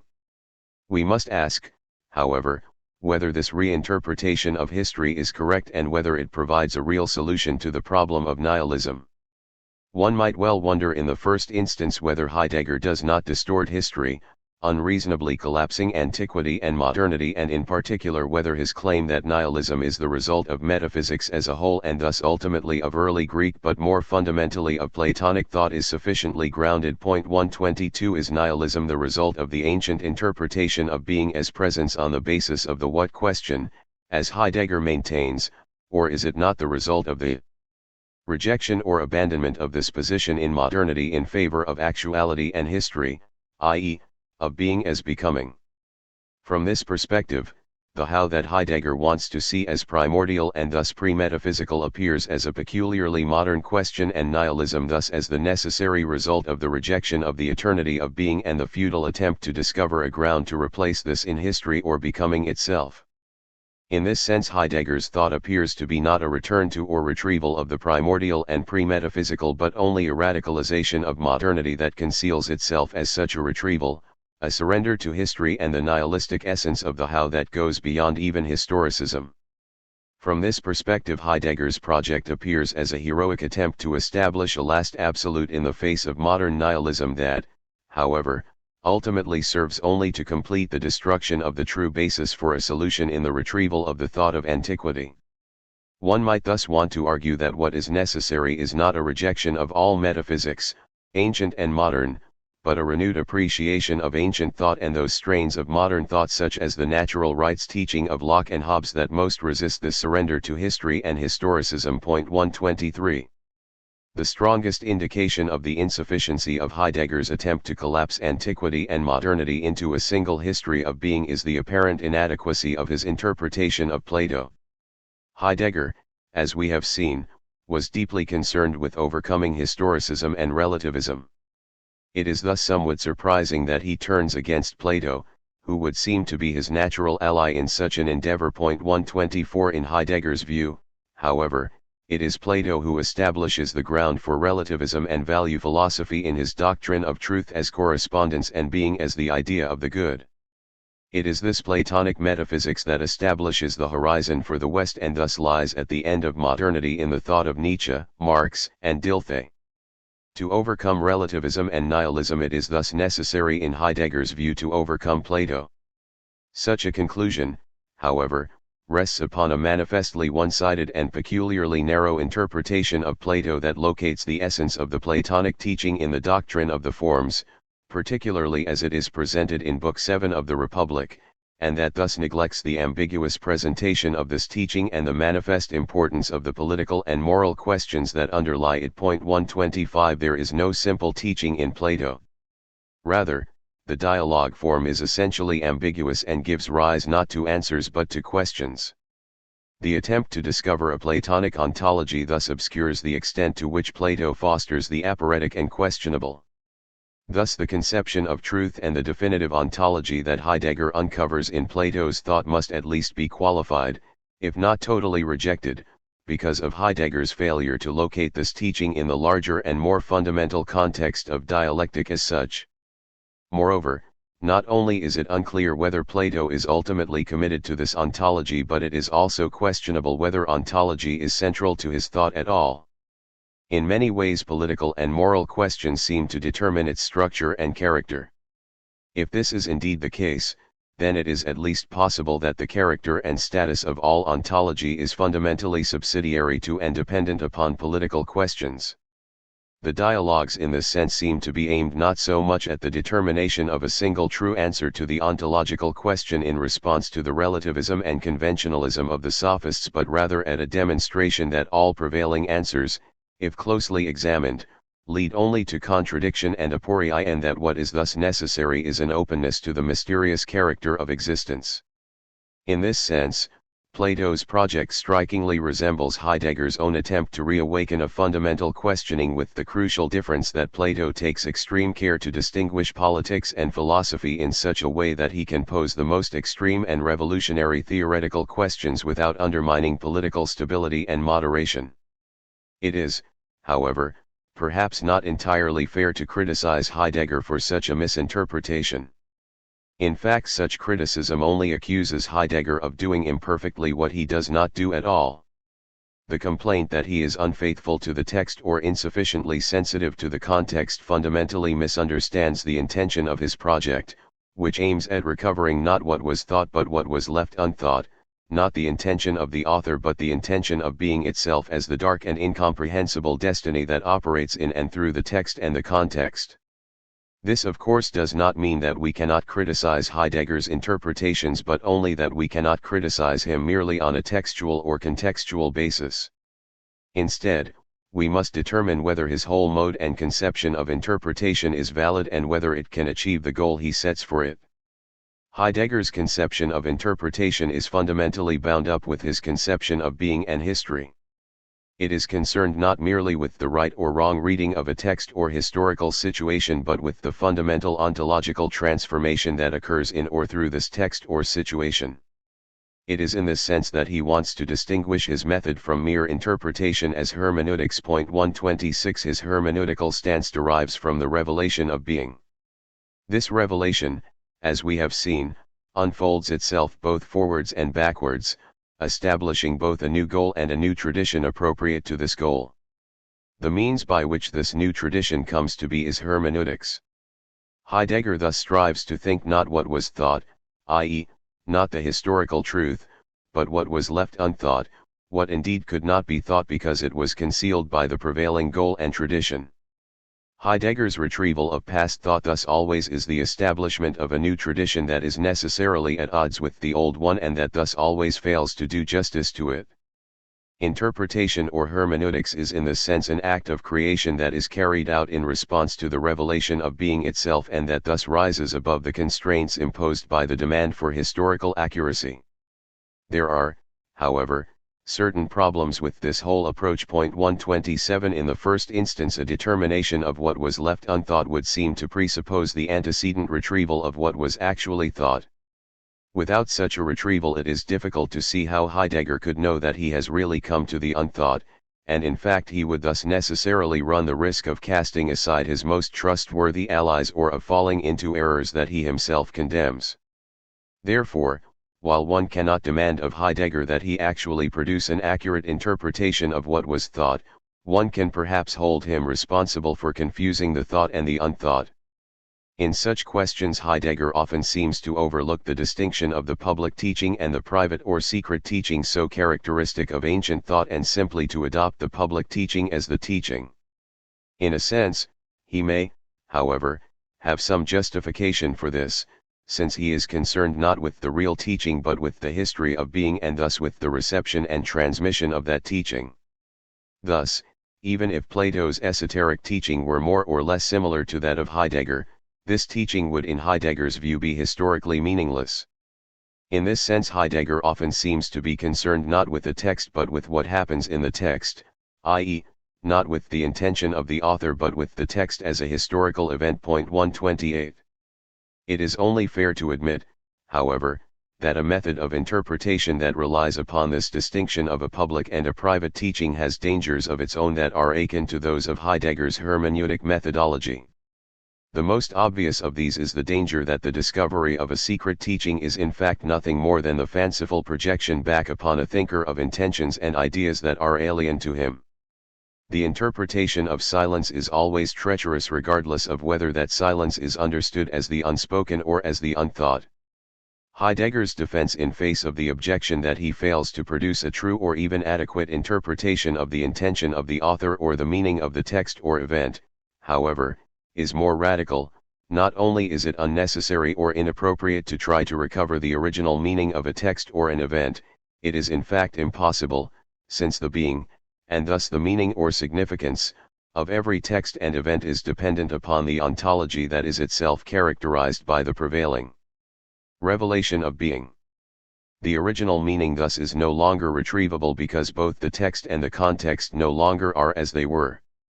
The entire past is always created anew out of every revelation of being, and it is through interpretation, i.e., through hermeneutics, that this recreation is carried out.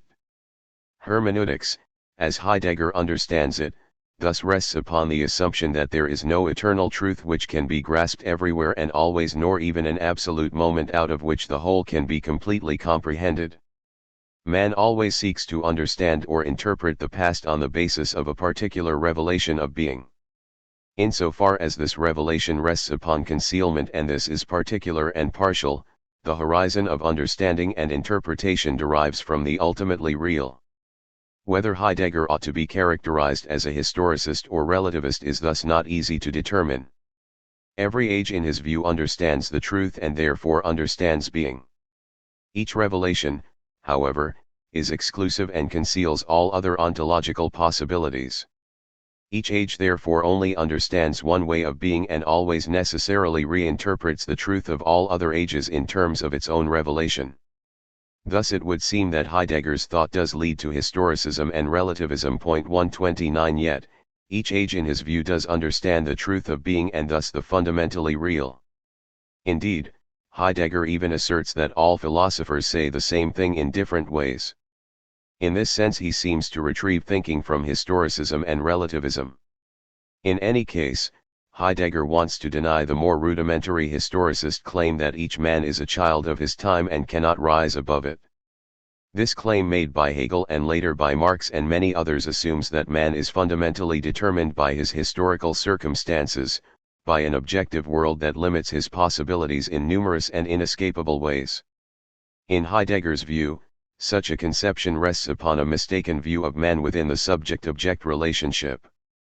Man, according to Heidegger, is fundamentally bound up with and characterized by his relationship to being. His possibilities are thus the possibilities of being, and these are fundamentally unlimited. While man by his own power cannot overleap his age, he can follow being wherever it leads. In fact, if Heidegger is right, the possibilities opened up by the revelation of being are never present in the prevailing tradition and must always be retrieved from another tradition that unfolds itself out of the revelation itself. While man is thus crucially dependent upon being as fate or destiny, he is not subject to historical necessity, and there is no historical limit upon human possibilities. It might be objected here that each new revelation always occurs within the context of a prevailing tradition, that, as Heidegger himself argues, man is always thrown into a world, and consequently that the new world and tradition that this revelation opens up will in many ways be necessarily dependent upon the possibilities inherent to, if not explicit in, the prevailing tradition. Heidegger in part seems to grant this point, at least with respect to the epical character of the history of the West. With respect to the revelation of being itself that he sees in modern nihilism, however, he takes a more radical position. Each revelation of being is unique and directs man to a realm that is fundamentally different than all others.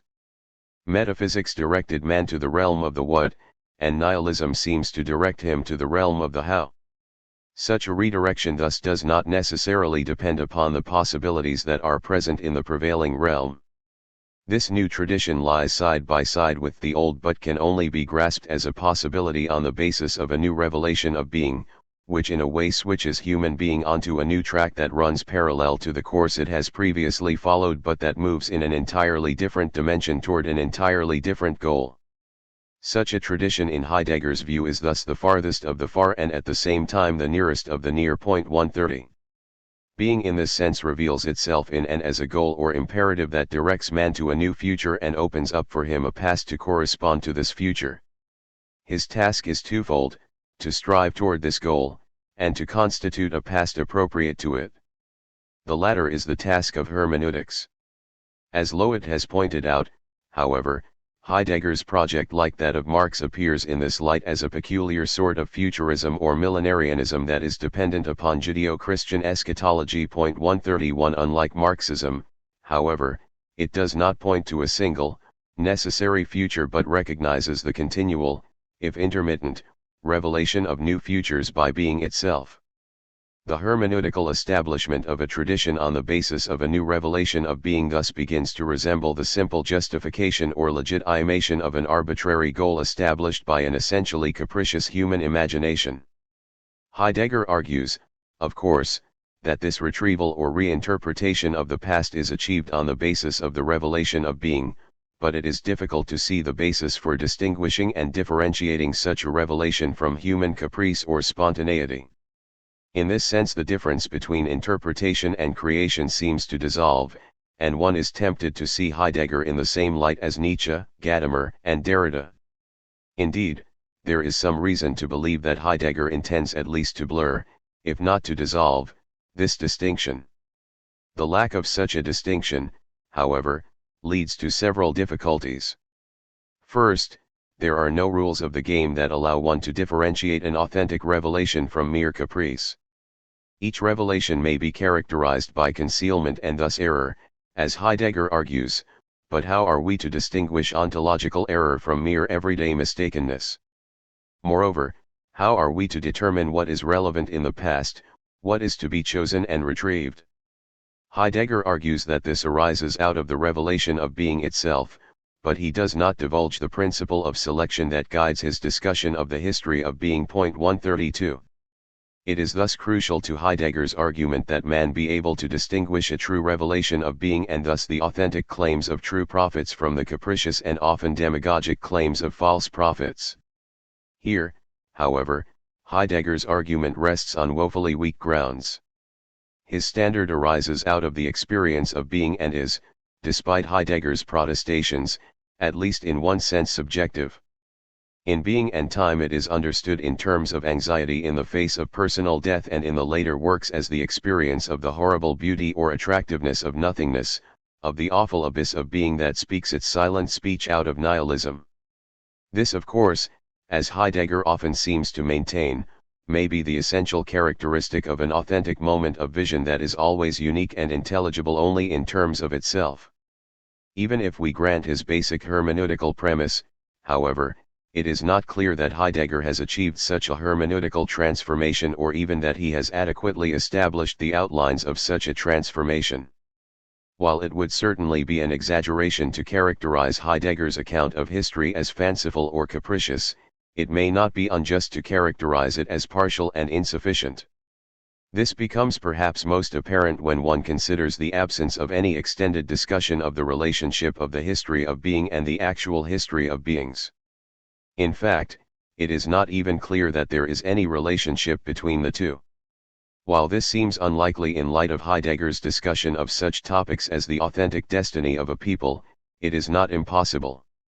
Such statements might employ everyday terminology for ontological purposes that have no relation to concrete life. 133 If this is the case, one might justly accuse Heidegger of political or ethical irresponsibility in failing to make this distinction clear. If it is not the case and Heidegger recognizes a conjunction of the two realms, one might then complain that this conjunction is insufficiently spelled out. In point of fact, Heidegger almost entirely neglects the consideration of actual history and historical causes without ever explaining why they are unimportant or how they derive from the prevailing revelation of being. This radical separation leads to a real ambiguity in Heidegger's conception of history that has disastrous consequences for his account of social and political life. The center of this problem is a fundamental lack of mediation between the ontological realm of authenticity and the everyday realm of inauthentic life. 134 Heidegger's plunge into the abyss of being, like Spinoza's adherence to substance and Schelling's journey to the absolute, leaves him far from everyday experience. He thus runs the danger of producing only a night in which all cows are black, of isolating and articulating a being that has absolutely no meaning for ordinary human experience. What, for example, is the relationship of the history of being to actual history, replete with its multiplicity of political, social, and psychological causes? Does the revelation of being provide new objects for the passions, as Hegel seems to argue? Or liberate new passions, as Nietzsche claims? How does it reconstitute the structure of our concerns? Does it only work through artists, thinkers, and statesmen who transform our everyday lives with the violence of their works? 135. Or is it a dark and incomprehensible destiny that, like some collective hysteria, overpowers populations? Heidegger describes two possible paths for man, the path of authenticity, and the path of inauthenticity. While he may be able to show how authenticity arises out of or occurs in the context of inauthenticity, can he equally well show the reverse, i.e., how ordinary life arises out of the revelation of being? Even granting this, we must wonder whether all of human life is exhausted by these two paths, or whether politics, for example, is only inappropriately understood in terms of readiness to hand, presence to hand, and destiny. 136. If authentic communal life is always bound up with a people, what is the relationship of peoplehood and the political? Must each people express itself politically? Moreover, what exactly is a people? Is it a language community in Wittgenstein's sense, or is it bound together by blood and Boden? 137. In any case, it certainly cannot be unified by a historical tradition, because it is precisely such a tradition that each revelation of being establishes. These questions become crucial in light of Heidegger's amalgamation of such apparently diverse political systems as the United States, the Soviet Union, and Nazi Germany. This amalgamation almost inevitably leads one to the conclusion that he is either simply wrong or at best politically naive. To be sure, he asserts he is only concerned with the metaphysical character of these systems and not with their moral or political character, but one has to wonder how significant moral or political differences can be, if they are more or less epiphenomenal. Moreover, even if Heidegger does believe that they are decisive on the level of being, one might still fault him for failing to explain the basis of ordinary life and its relationship to being. Even without criticizing his interpretation of Americanism, which relies exclusively on positivism and neglects entirely the founding principles and the structures of social and political life, or his interpretation of Marxism, which is only concerned with an analysis of Marxist theory and generally eschews an analysis of its concrete institutional embodiment, one might ask whether Heidegger does not depend all too often upon an analysis of a particular scientific or philosophic system that predominates in these regimes, without considering whether this predominance is necessary or accidental, and indeed whether it is at all commensurate with the character of the regime itself.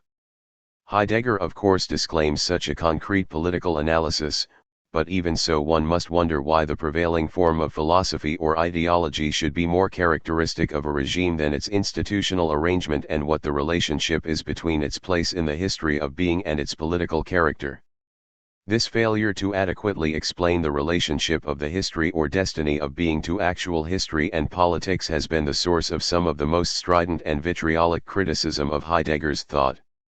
His denial of the efficacy of the will and his assertion of the predominance of destiny seem to demand a fatalistic relinquishment and submission to the revelation of being, while opening the door to opportunism and passion. 138. Marxist interpreters in particular have attacked this acceptance of thrownness or destiny as a sort of quietism or pessimism that is in fact reactionary and ultimately fascistic. 139. This criticism, however, is unfair to Heidegger because he nowhere counsels the mere acceptance of the status quo. Even in the absence of being, he recognizes the necessity for a preparatory waiting that involves the destruction of metaphysics and a preparation of language for a revelation of being. Moreover, the acceptance of destiny is by no means a sort of quietism.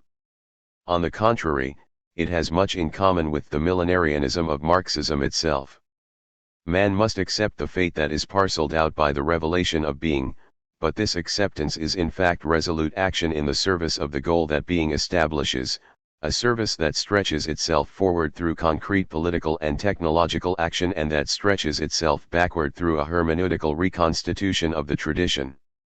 The disagreement arises here because Marxists see such a theoretical response as antagonistic to practical political activity, while Heidegger understands theory as the highest form of praxis. The real danger that the disjunction of the history of being and actual history and politics entails is not quietism but rather revolutionary fanaticism. 140 History, as Heidegger understands it, does not move forward gradually and regularly but spasmodically and unpredictably. Mankind is thus not gently turned toward a new future that is among the possibilities already present in its tradition but is wrenched out of its historical world by the nothingness of being and cast toward a new goal that is utterly alien to this tradition, a goal so alien that it requires the construction of a new tradition to make it comprehensible. It is a submission to this truly revolutionary reconstitution of the world in accord with the revelation of being that Heidegger sees as necessary to the salvation of the earth and man's humanity. Moreover, a concern with the mundane decisions of everyday life, with economics, politics, and morality, not only is historically meaningless but is detrimental to an authentic and resolute response to the revelation of being. The only answer to nihilism is a wholehearted acceptance of the abyss as the first and highest ground, as a new dispensation that may not establish the millennium but certainly establishes a millennium. Heidegger's conception of being as history or destiny thus leads to a disdain for everyday problems, for morality, ethics, and politics that turns instead to an inner purification with a view to the authentic experience of the revelation of being. This is likewise the innermost character of the task Heidegger establishes for man. This task has three separate but interrelated aspects. It is, first, the destruction of all metaphysics from Plato to Nietzsche and thus the destruction of all values and standards that metaphysics has established. It is certainly true that this destruction is also a reappropriation of metaphysics, but this is an emasculated metaphysics that has lost all of its authority and hence any claim to determine what is true or just. 141 The destruction of metaphysics is in this sense the revelation of metaphysics as nihilism and consequently the liberation from metaphysics into the openness of the nothing. The second aspect of this task is a resolute dwelling in the vicinity of this abyss, an attendant waiting in the absence of being for its explicit revelation. In concrete terms this means a resolute confrontation with our own finitude in experiences of anxiety, anguish, boredom, homelessness, and meaninglessness. We must, in other words, first prepare ourselves for the experience of being by purging ourselves of all past metaphysical standards and valuations, of all categories of logic, of all distinctions of natural kinds, of all our conceptions of justice and right, of freedom and necessity, of causality, indeed of every idea, structure, and institution with which we are familiar. We must come to regard these as the nihilistic manifestation of the withdrawal of being. Second, we must then like Socrates and the medieval mystics follow being in its withdrawal, plunge as it were into the absence of being, into the abyss and wait there neither hoping nor despairing for the speaking of the silent sound of the revelation of being itself. Finally, we must, then, resolutely and appropriately respond to this revelation by submitting ourselves to the imperative that it establishes and resolutely following wherever it may lead. This way that Heidegger sketches for mankind is not, however, without its dangers. These are rooted in the problem of distinguishing a true revelation from the mere projection of passions or despair. In the first place, the experience of the abyss of being that Heidegger believes is necessary to such a revelation destroys all metaphysics and thus all standards of judgment while at the same time fostering a state of mind that is, to say the least, anxious for a new revelation and new order for human life. Having abandoned the categorical reason of metaphysics for something approaching a pure intuitionism and the orderly world of everyday experience for the terrors of the abyss, man thus is liable to fall prey to the most subterranean forces in his soul or at least is in danger of mistaking the subrational for the suprarational. 142 Here perhaps lies a clue to Heidegger's initial attraction to the inner truth and greatness of National Socialism. Moreover, not only does this sort of openness find it difficult to distinguish between that which rises above and that which falls below reason, It also is apparently unable to distinguish between good and evil, and indeed tacitly admits that both are present in every revelation of being. Here again we see the disastrous consequences of the lack of mediation between being and the failure to distinguish differences among beings. Whatever is not being is merged into the undifferentiated unity of the everyday. Certainly, the differences in the order and dignity of human possibilities are thereby too quickly merged or too casually neglected. 143. Moreover, Heidegger seems to maintain that there is no standard of responsibility for authentic thought, since it is wholly given up to the service of being. This leads to the unsettling conclusion that a thinker can practice evil with impunity. As Heidegger himself remarks, he who thinks greatly, errs greatly. 144. Is this a tacit justification of his attachment to Nazism? One has to wonder whether Heidegger properly understood the story of Oedipus, for which he shows such a deep respect. If Oedipus represents the authentic confrontation with the abyss of being, as Heidegger maintains, must we not also accept the poetic conclusion, that the man who seeks to answer this riddle necessarily entangles himself in the most heinous crimes and the most horrible degradations? Here Heidegger might well have taken a lesson from the Greeks. Or must we perhaps conclude that Heidegger was all too well aware of this lesson, but nonetheless chose to run the risks that such a confrontation with nothing entailed? Even if this is the case, however, one must still wonder on what basis Heidegger could make such a decision. Heidegger of course would argue that all objections of this sort arise out of an entanglement in values and thus in subjectivity. He believes that man's humanity is undermined and ultimately obliterated by such an understanding, and that man's salvation thus depends on the recognition of his true nature as human being, which is fundamentally bound up with and dependent upon his experience of being. The grounds for the demonstration of this connection in Heidegger's thought, however, remain obscure. Indeed, Heidegger's fundamental argument is more radical and goes beyond choice altogether. In this view, man does not choose between being and being, but is himself chosen, struck and overcome by the mystery of being, overwhelmed by a destiny that he can neither resist nor direct. Being in this sense seems to be a dark and numinous power before which men are powerless, and from which they can hope only for grace, Huld, and salvation. 145. In this manner Heidegger seems to return to a mythic and almost anthropomorphic conception of being, to a faith that seeks to overleap nature and become one with being itself. 146.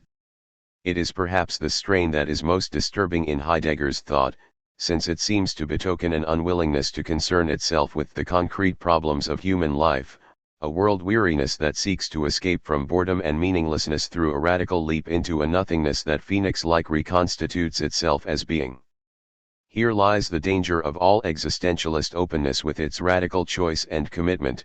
Those who peer too long into the abyss become too willing to accept whatever is disgorged, and seldom even ask whether their new God is not in fact some horrible beast slouching toward Bethlehem to be born. Thus, we are driven in the end to ask whether there is not in fact another way out of nihilism than the dangerous path that Heidegger presents. He himself believes that he has demonstrated that his is the only path, that all other paths, and indeed that the Western tradition itself, leads only to the nihilism of world technology, totalitarianism, and total war. We have tried to show that there is at least room to doubt that his analysis is correct. Whether there is indeed an alternative that will release us from the necessity and the dangers of Heidegger's way, however, depends upon the capacity of thinking to draw upon the well springs of its own experience and to find its way back to the simple experience of wonder that once was and perhaps still is the true source of philosophy. It is this question that remains to be answered.